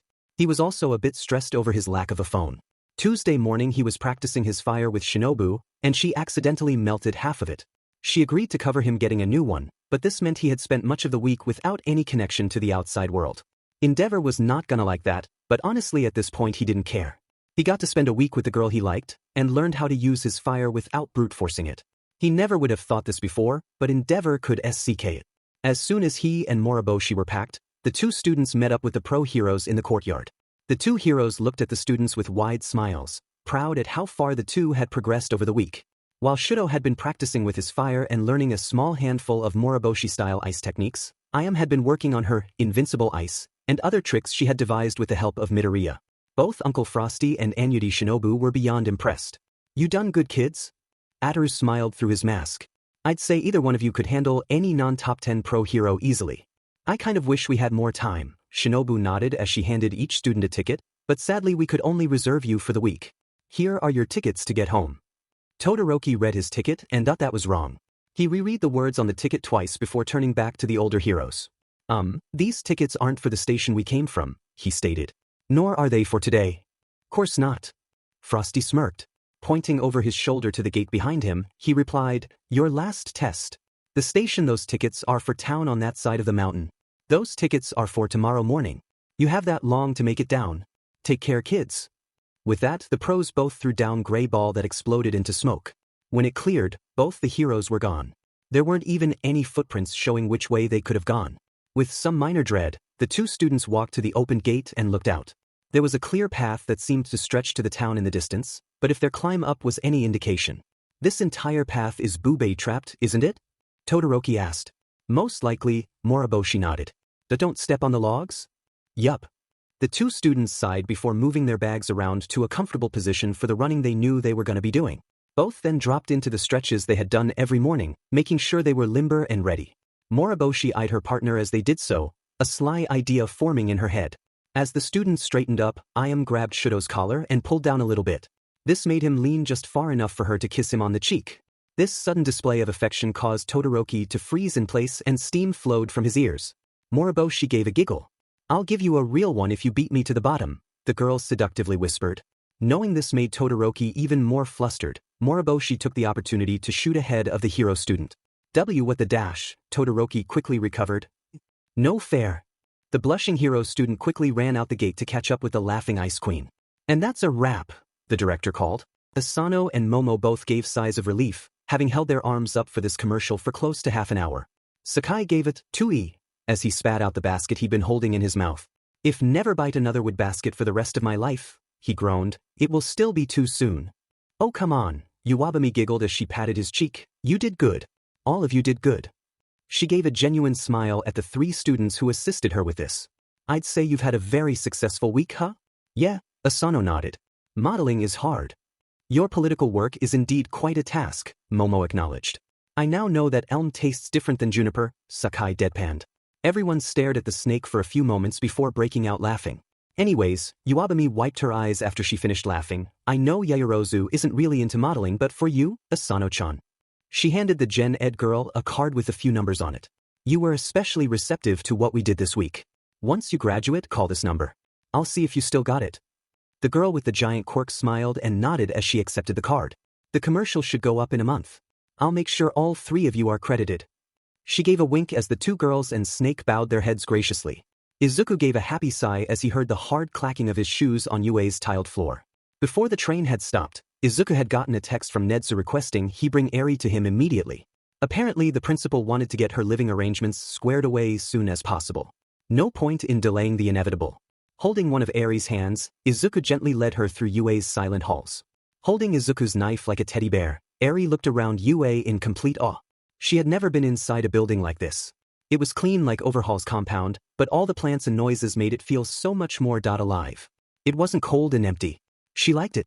After some time, the pair of kids made it to the principal's office. Izuku didn't even get the chance to knock before the door opened. As the two stepped inside, Izuku was surprised to see Midnight and his mother were already in the room. Midnight was clearly holding in a squee after seeing Eri, and Inko simply gave the girl a motherly smile. Nedzu nodded and gestured for the kids to sit on the chair between the two ladies. "Hello, Midoriya," Nedzu greeted. "I assume this is the girl?" Izuku nodded and gently tugged on Eri's hand, giving her a nod. "I'm Eri," she whispered. "It is nice to meet you, Eri," Nedzu smiled. "Midoriya, I am afraid that I've only heard an abridged version of how you rescued her. Could you please tell us in greater detail?" Izuku nodded and explained it as he remembered it. Everything from Eri bumping into him, to his fight against Chisaki, earning a gasp from Inko, and how he managed to calm her down while her quirk went haywire. All the adults listened quietly until Izuku finished his tale. "You've certainly had quite the time, huh?" Midnight smiled, gently petting Eri's head. "Why yeah," Izuku stuttered. But what's gonna happen to Eri?" "About that," Nedzu smiled. "It's certainly for the best that she be with someone she can trust. Someone who can protect her, but keep her in close proximity with you, as you are the only person she trusts. Problem is, though, I'm not certain any of the teachers here are up to the task. Most of them have their own families or are too busy with their own lives to handle another kid. The few who aren't that well, Mike is too loud for her, Hound Dog might scare her, and I don't trust Aizawa's fashion sense in the least. So, the only option." "That's why I'm here," Inko smiled. "We were discussing the possibility of us taking her in ourselves, Izuku. I may have been a little hesitant before, but seeing her now and hearing her story, I think it would be for the best. Plus, you took on those nasty villains. I can't think of anyone better suited to keeping her safe." Izuku was dumbstruck. Here he was, mentally preparing to give any argument and debate he needed to stay with Eri. Instead, things were just immediately solved for him. He smiled and gave a nod just before Eri tugged on his arm. He looked down at the small girl, her scarlet eyes wide with curiosity. "Are you gonna be my papa?" she asked. The entire room fell silent for close to half a minute before Inko gave a squeal. "I'm gonna be a grandmother." It was Saturday afternoon when Todoroki Shudo stepped off the train to Mizurufu. It took almost half the day, but he and Moriboshi did make it to the town with minimal injury. As they still had time before the train, the two students had eaten a healthy lunch, explored the place, and gotten their feelings out in the open. Though Shudo would never admit he got to town after she did. Besides, she still rewarded him later. Moriboshi had gotten off the train before he did, so he was by himself as he walked the last few blocks to his house. He could have taken the bus, but after being on the train long as he wanted to stretch his legs. He knew his father would likely be mad at taking so long, but again he really didn't care anymore. Plus, he knew it would only be a matter of time before Endeavor's past caught up with him. He hoped Fuyumi would be able to handle things after that. He walked in silent thought all the way to his house. Quietly opening the door and stepping inside, he immediately noticed several differences. The air in the house didn't seem so tense. Anytime his father was home, the air felt suffocating, while his absence turned the air stale. Now it felt warm and soft. And there was music. Endeavor would never let music play through the house, saying it was distracting. Especially this particular song. It was one of his mom's favorite songs. She would always play it when Endeavor wasn't around, and she would hum along with it. Like he was hearing right now. He stopped. It was impossible. He tiptoed through the house, carrying his bags and following the sound of the music and the humming. It was coming from the kitchen. Just like back then. He kept quiet as he approached, almost scared of what he'd find. He turned the corner and stopped at what he saw. She was there. His mom was there. She was there, wearing her old apron and cooking a late lunch. She hadn't noticed his arrival, humming to the music player she kept hidden behind the cupboards. Only the device was openly sitting on the counter. It felt like a dream, an impossible hope that brought tears to his eyes. He stared for several minutes before his limp arms dropped his heavy bags. The noise startled his mother and she turned to him. She looked at him for a few seconds before giving a warm smile Shudo hadn't seen in years. "Welcome home, Shudo." Those 3 words broke the walls around Shudo's heart. Too overcome with emotion to articulate words, he just rushed forward and pulled his mother into a hug. She gave a gasp as he did so, feeling his warm tears soak into her shoulder. His arms were shaking, but he kept hugging her tight, too afraid she would disappear if she let go. After feeling this, Rei smiled and gently hugged her son. "I'm not going anywhere," she whispered. "I'm here to stay." This got a sob out of Shudo, still not trusting his voice to make any words for how he felt. She was home. His mother was home. They were both home. Monday morning came too quick for Izuku's liking. After everything that happened the previous week, he wanted to spend another week sleeping. Stretching and groaning, he looked around his bedroom, resplendent in hero merchandise. The sun was just barely coming up, but he could smell his mother cooking breakfast in the kitchen. He tried sitting up, but felt a heavy weight on his right arm. He looked down and smiled at the sight of sleeping Eri. Eri had been adjusting slowly to living with the Midoriyas. Inko had fussed over her scars and lack of knowledge about many things and had spent almost the entire first day shopping for Eri. She almost bought an extra bed before Eri said she liked sleeping next to Papa, a title that melted their hearts even more. Izuku was happy that Eri was getting to experience so many things, but was slightly nervous about what was coming next. Eri, he gently shook her shoulder, "TD time to wake up." The girl woke up almost instantly, a leftover trait from her time with Overhaul. It took her a moment to remember where she was before looking at Izuku and giving a small smile. "Morning, Papa," she whispered. "Good morning." Izuku gently pet her head. "Are ready for today?" It took Eri a moment to remember what he meant before nervously curling up. "They won't hurt me, will they?" she whispered. "Of course not," Izuku reassured. "My CC classmates are going to love you. You've already met a few, remember? The Angel, the S-Spiky guy and Itch the Blue guy? Come on." He gently lifted Eri up into a sitting position. "Let's see what Mom made for breakfast, huh?"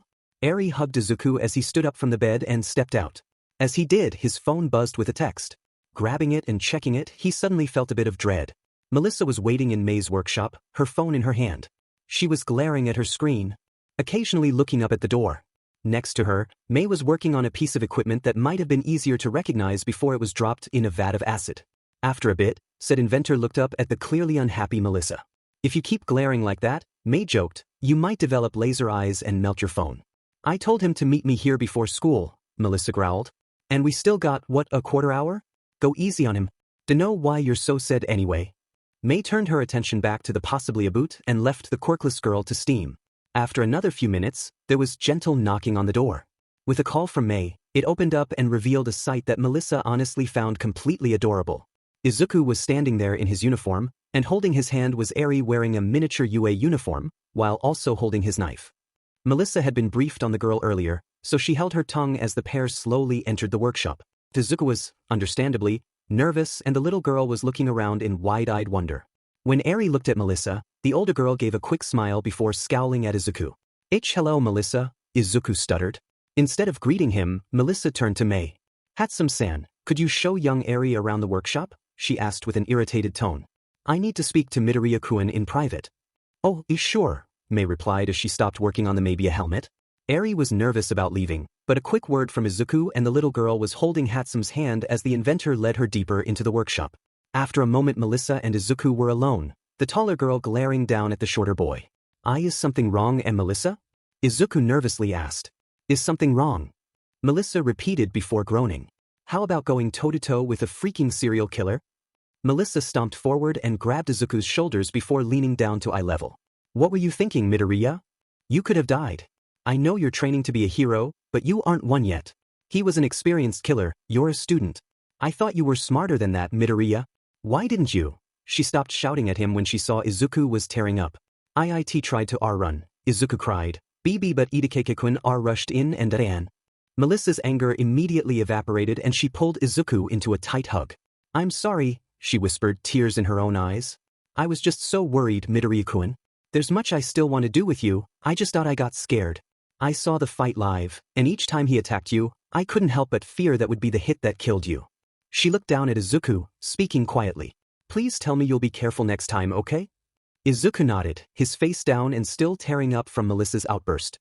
Then Melissa gave an apologetic smile, gently lifted his chin and a kiss. Melissa was kissing Izuku on the lips. It took Izuku a good few seconds to realize what was happening, and he felt his knees turn to jelly. Melissa's hug was literally the only thing keeping him from falling to the ground as Melissa held the kiss. After a PRD of time that simultaneously felt like a few seconds and eternity, Melissa moved away, still giving a smile. She gave a giggle when she saw just how red Izuku had turned. "I was wanting to do that one for a while," the blonde whispered. "Seriously?" May deadpanned, startling both the other teens. Melissa straightened up and let go of Izuku, who nearly fell over before catching himself. Both of them turned to May, seeing her glowering at them while carrying Eri on her hip. Eri, meanwhile, was holding a random device and staring at the two older teens. "How long were you standing there?" Melissa asked. Long enough to feel the need to tell you Power Loader doesn't like students making out in his workshops, May bluntly replied. Especially in front of little girls holding experimental microparticle accelerators. As she said this, the device in Aries' hands made a pew sound and fired a line of blue light through the nearby window, leaving a small hole in the glass. Wow, Eri whispered in awe of the device.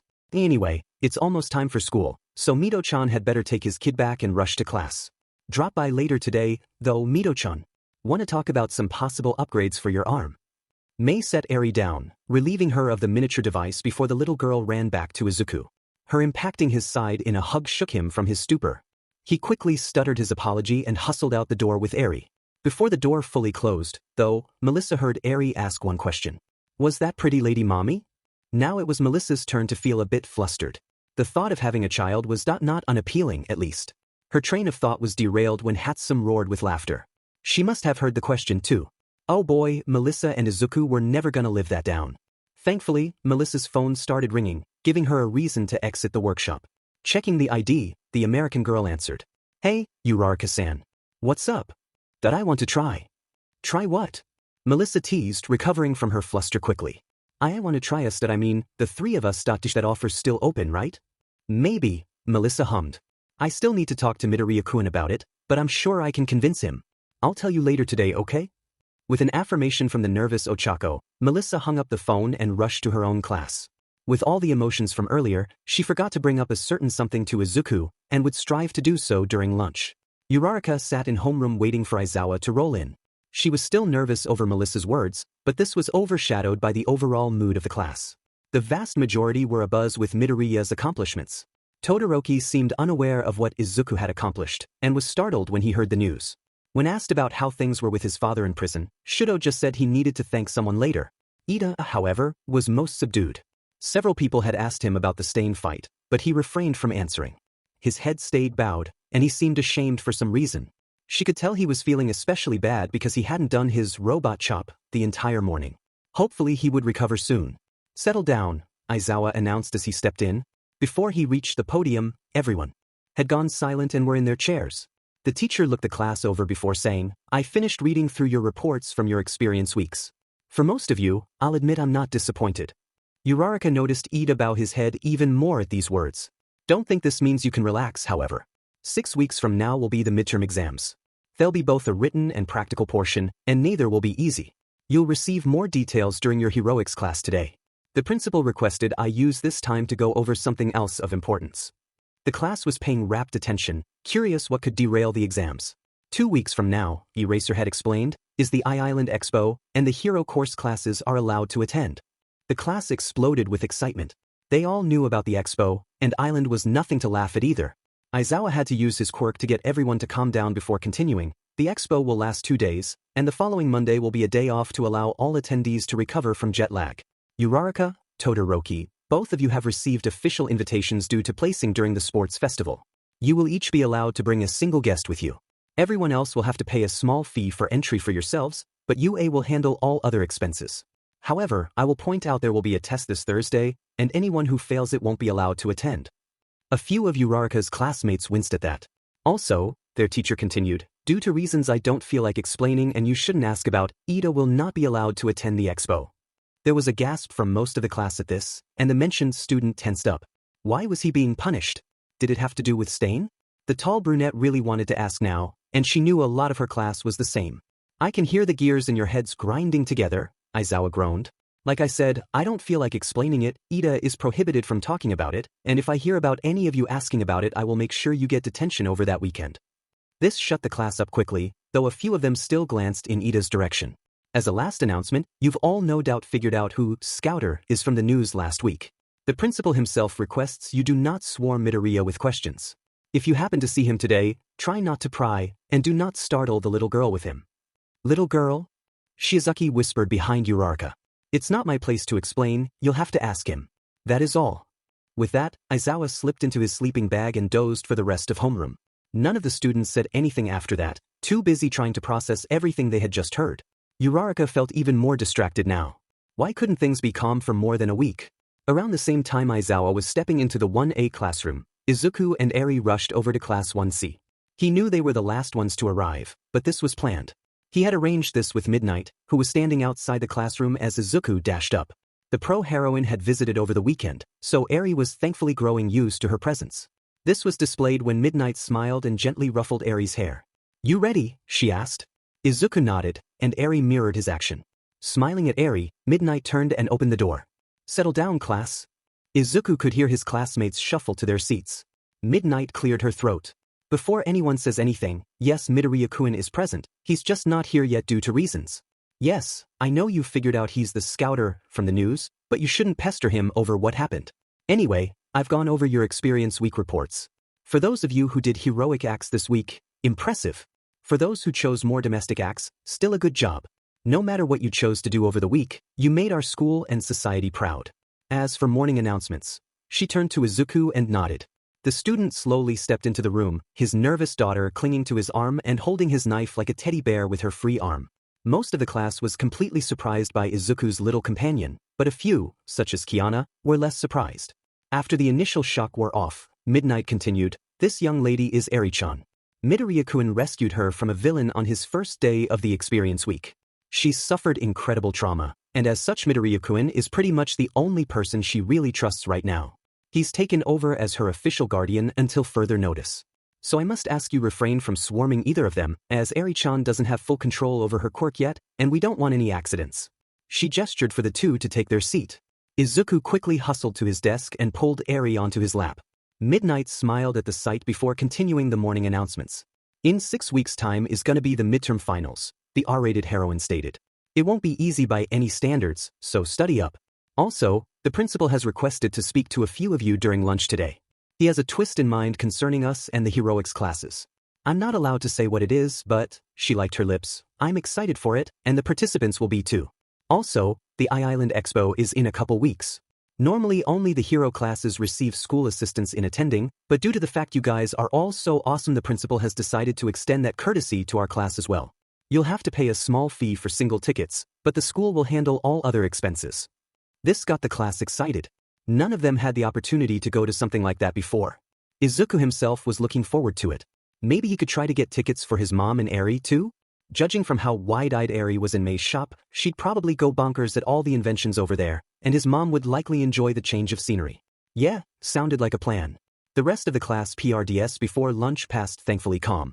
No one in class pestered Izuku about his fight against Stain, and Eri slowly came out of her shell as the hours passed. Everyone in class took a short turn with her, either letting her sit on their laps or simply scooting next to Izuku's desk as she drew crayon pictures of everyone. To everyone's surprise, she seemed to enjoy Sakai's company the most, constantly petting the snake when he got close. "Okay, but seriously," Hayashida asked towards the end of English class, "what do you guys think the principal is?" A mammal?" Choji laughed. "I mean, what kind, you furball?" the purple-haired boy asked. "He looks like a rat, right?" "I thought he was more like a mouse," Moriboshi replied. "Maybe a ferret?" Desano shrugged.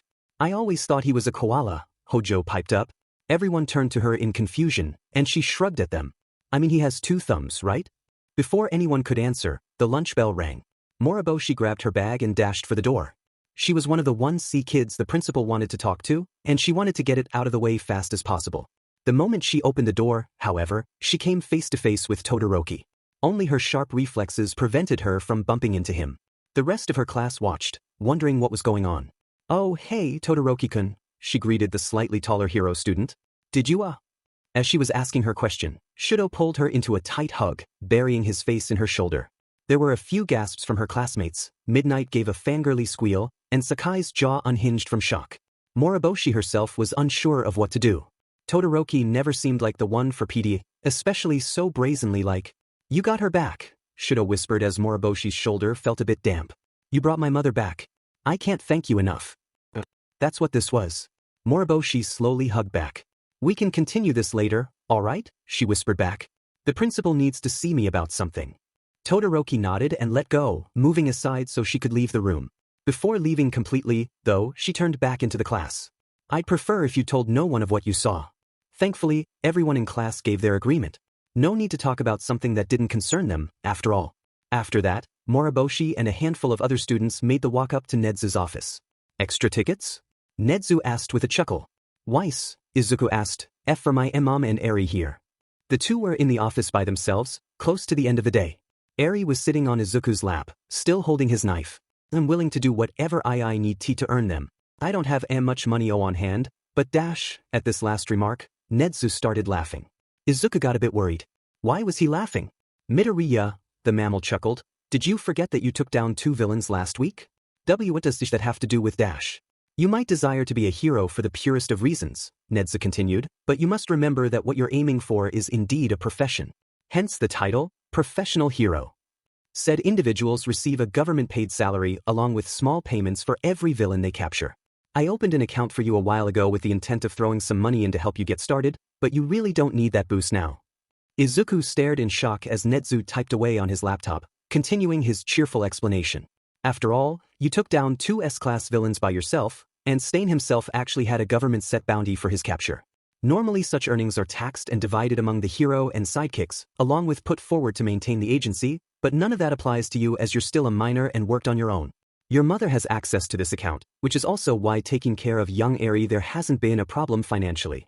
With that he spun his laptop around so Izuku could see the exact balance in his hero account. Izuku stared at then blinked and leaned closer.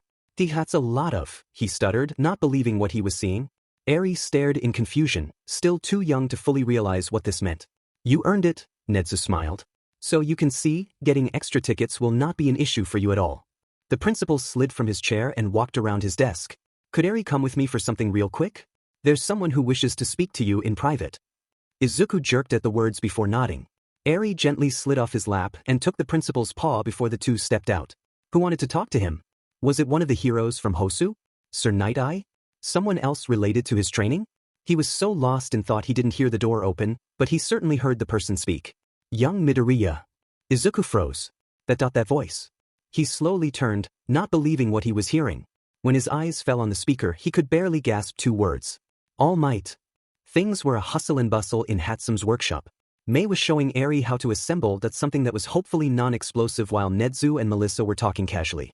School had ended earlier, but no one in the room had anything better to do, so hanging in the workshop wasn't a detriment to anyone. Melissa was curious why Netsu and Eri were here without Midoriya, though. She resolved to ask about it later. Suddenly the doors burst open, surprising everyone when Izuku staggered in. He was uncomfortably pale, sweating a flood and breathing heavily. It was clear he was on the verge of a panic attack. The instant they saw Izuku like this everyone reacted. Eri gasped, worried about her papa, while Melissa ran up and pulled Izuku into a hug before gently pulling him towards a bench that Mei and Netsu had hastily cleared off. What happened, Midoriya? Netsu asked worriedly. Last I saw you were dash. Izuku tried to speak, but his stutter combined with his oncoming anxiety attack reduced his words to gibberish and rough coughing. Easy, Melissa said as she rubbed Izuku's back. Go slowly and tell us dash. I punched All Might in the face. Silence. What? There was an awkward silence in the principal's office. In one chair sat Midoriya Izuku. Across from him was All Might in his true, withered form. Neither of them had said a word since All Might sat down a few minutes ago. Izuku fidgeted in his seat, unsure what was even going on. The pro hero finally spoke up. Crap, this went a lot easier in my head. Izuku just kept watching silently as All Might worked to gather himself before looking at Izuku with a regretful expression. Young Midoriya. I'm sorry. This startled the student even more. He was sorry? Was he sorry for that back then? I was wrong, All Might continued. When I saw you on the roof I just saw a quirkless child and nothing more. I didn't even consider your intellect, any skills you may have possessed, and just focused on how you lacked any powers. Because of that, I was blind to what you were truly capable of. Izuku started. I really dash. All Might raised his hand, politely asking Izuku to wait. There is more, young Midoriya. I watched you rush in to save that other boy, saw your heroic spirit, and still wrote you off simply because you were quirkless. I had the opportunity to make you great, and threw it aside, too hooked on that one factor. When I first heard you made it into UA, even though it was general education, I couldn't believe my ears. I think that's when I began to realize I was wrong about you. He chuckled. Also kind of helped that Midnight was literally beating me over the head when she explained what happened. Is that the day of the media break-in? Izuku asked. All Might nodded before continuing. That was also the day I began taking efforts to avoid you. Izuku coughed at that. All Might had been avoiding him? He guessed that explained why the hero had been absent any time he was with the hero course class. And why he never saw All Might once in the halls. Wow, the #1 hero of Japan had really been avoiding him, huh? That legit hurt. I was avoiding you, All Might sighed. Because I didn't want to face my shame. My shame in what happened to you, my shame in how I treated you. My shame that I am how I used to be. Izuku gave a confused expression. Young Midoriya, I was a late bloomer. A very late bloomer. As in, I was 14 when my quirk first manifested. I had lived my entire life up to that point thinking I was quirkless. After I manifested it, I never looked back. Seeing you here in UA, and hearing how you were Nezu's and Naitai's student, that made me realize that I was so ashamed of my prior quirklessness that I had done everything I could to ignore it. Somehow, that even extended to believing in the capabilities of quirkless people. People like you. People like Melissa. Izuku thought, his chest feeling heavy and his fists clenching on his knees. After hearing what you did in the USJ, the hero continued, I really began to think of my prior behavior towards you. You worked hard and managed to save some hero students. After the sports festival, I had a conversation with one of your classmates, young Moriboshi, and she explained in XPLCT detail just how my perception of society was screwed up. Then the Saturday you went for your experience week, I had one more conversation that really opened my eyes to what was wrong with me. Through my actions, I had made you assume I thought quirkless meant worthless. And after that, hearing you skillfully apprehend two S-class villains. He buried his face in his hands, clearly trying to hide tears. Ever since you saved that young man last year, you've been proving my words wrong. Quirkless people can be heroes. I'm sorry I ever doubted you. I'm sorry I told you no, without even giving you the chance. I am so sorry. Izuku sat, silently processing what he just heard. All Might really felt that way? He had done all this out of shame? Rather than try to make things better for quirkless, he just pushed them aside? Ignored their plight because it wasn't his problem anymore? That made Izuku feel something he very rarely felt. All Might? Izuku asked as he got to his feet. See, could you please stand up? The hero looked at him confused before slowly standing up. See, could you bulk up real quick? Okay, All Might replied as he turned to his hero form. May I ask why dash? Bam. While All Might was asking his question, Izuku jumped into the air and decked All Might in the face with his prosthetic arm. It might not have been as strong as some of the attacks he had taken in the past, but it still had a fair amount of force behind it. This combined with just how sudden the attack came resulted in him deflating and falling back in his chair. He stared at Izuku in wide-eyed shock. Said student held up his fake arm and looked at All Might with tears in his eyes. Think about the repercussions of your W words, Izuku stated before looking at the stricken hero. They might have irreversible results. If then again that if it W weren't for you I might not be here. All Might had the decency to look sullen as Izuku finished with, I do forgive you. B, but only this time. After that, Izuku dashed from the office, leaving All Might alone. Izuku was laying on the bench in Mei's workshop. Melissa had laid his head on her lap, and she pet him gently as he regaled what happened between him and All Might. Eri was sitting on the floor holding his hand, a rare moment where she wasn't holding her knife, while Mei and Nezu sat in nearby stools. Izuku had left out the parts involving his transformation, but even then the panic was too much for him. I punched him, the panicking boy whimpered. I punched all him. I just lost CC control after he told me he was a late bloomer and... Izuku curled up a bit. HEW is like us, Melissa. He knew W what we went through, W what I went through, B but chose N not to do anything. Melissa was herself in a mental storm. Uncle Might know, All Might had never told her he was a late bloomer. Hearing that, and hearing what he did after his quirk manifested, it filled her with rage. He was in a position to change things but didn't? Maybe she was in better conditions being American, but knowing he could have helped Izuku and didn't. What sort of person was he? On the other hand, she really wanted to kiss Izuku for defending her honor the way he did. She felt no qualms over him punching All Might, but it did hurt knowing that he still idolized the man so much that doing the deed almost sent him into a panic attack. She would definitely have to comfort him more later. And damn it, with this most recent incident she still couldn't mention the situation with Uraraka yet. She wanted Izuku to be in a good state of mind. Maybe later this evening. Well, Nezu spoke up, I feel I must apologize, young Midoriya. Had I known a conversation with All Might would turn out like this, I would have remained in the room, or at least warned you ahead of time.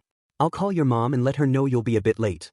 Tell her I'll be coming over too, Melissa piped up. And there may be another guest. Nezu nodded as Eri looked around the room. Where's Auntie Mei? All Might groaned as he walked down the hall in his withered state. His cheeks still hurt from where Midoriya had punched him. Just how strong was that prosthetic? It would definitely leave a bruise. However, the pain on his face was nothing compared to the pain in his heart. Midoriya Izuku was a changed lad. When he met All Might a year ago, the young man was wide-eyed with awe and wonder. The student he met in the principal's office, there was still some of that child in there, but it was buried under pain and regret and experience that no child should have. He knew for a fact that the Midoriya of a year ago would never have done what happened today. All Might passed a window, checking his reflection, and sighed. He really did screw up, huh? Hey Blondie, a shrill voice roared from behind him. The skinny man froze for a few seconds before turning. Storming down the hall was a girl he recognized from the support course. May was it?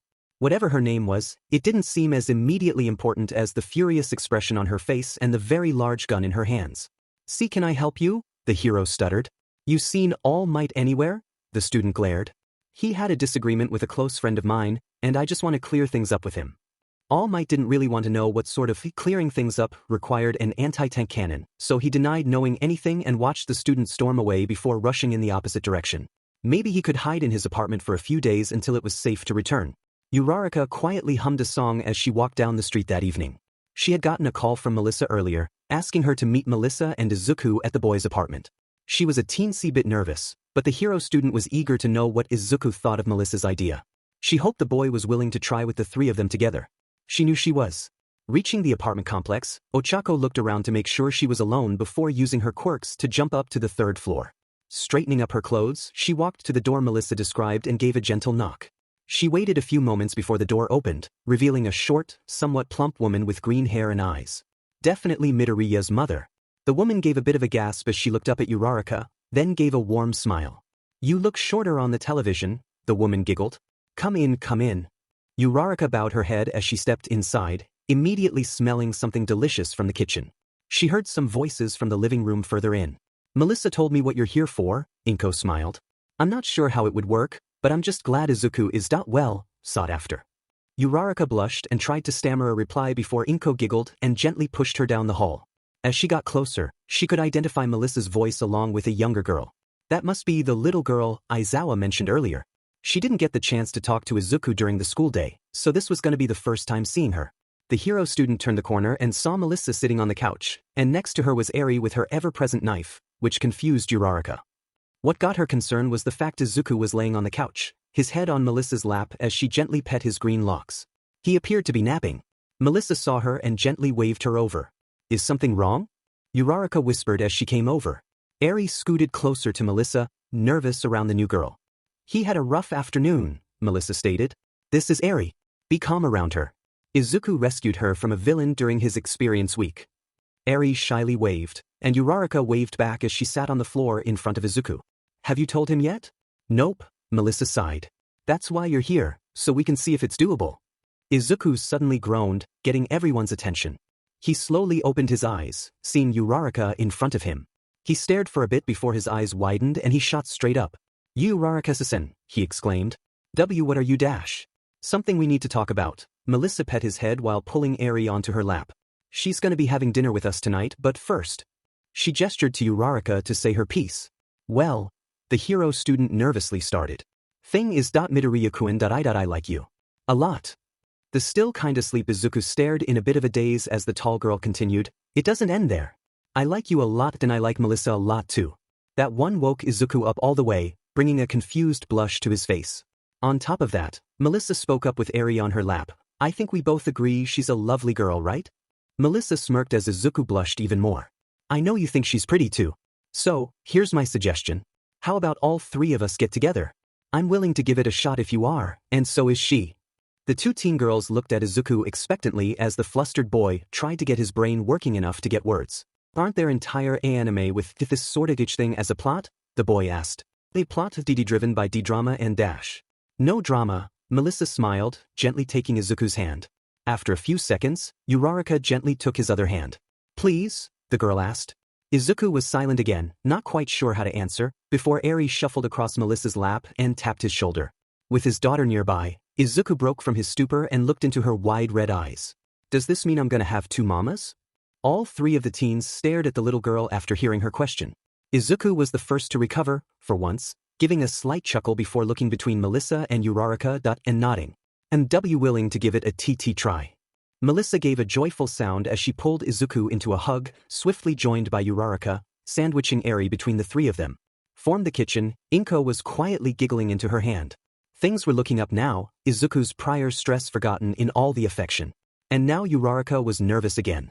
The afternoon after she had dinner with the Midoriyas, gods, that was delicious. She and Class 1A were assembled on the field. They had their assessment tests. Standing in front of them were all the teachers, save All Might and Nedzu. No one in class had any idea why they were all out here, and the suspense was killing them. "Sorry I'm late," Nedzu shouted as he rushed up from behind the teachers. Climbing up Vlad King's shoulder, the principal got comfy and smiled at the students. "Sorry for the wait. We were going to tell you about this yesterday.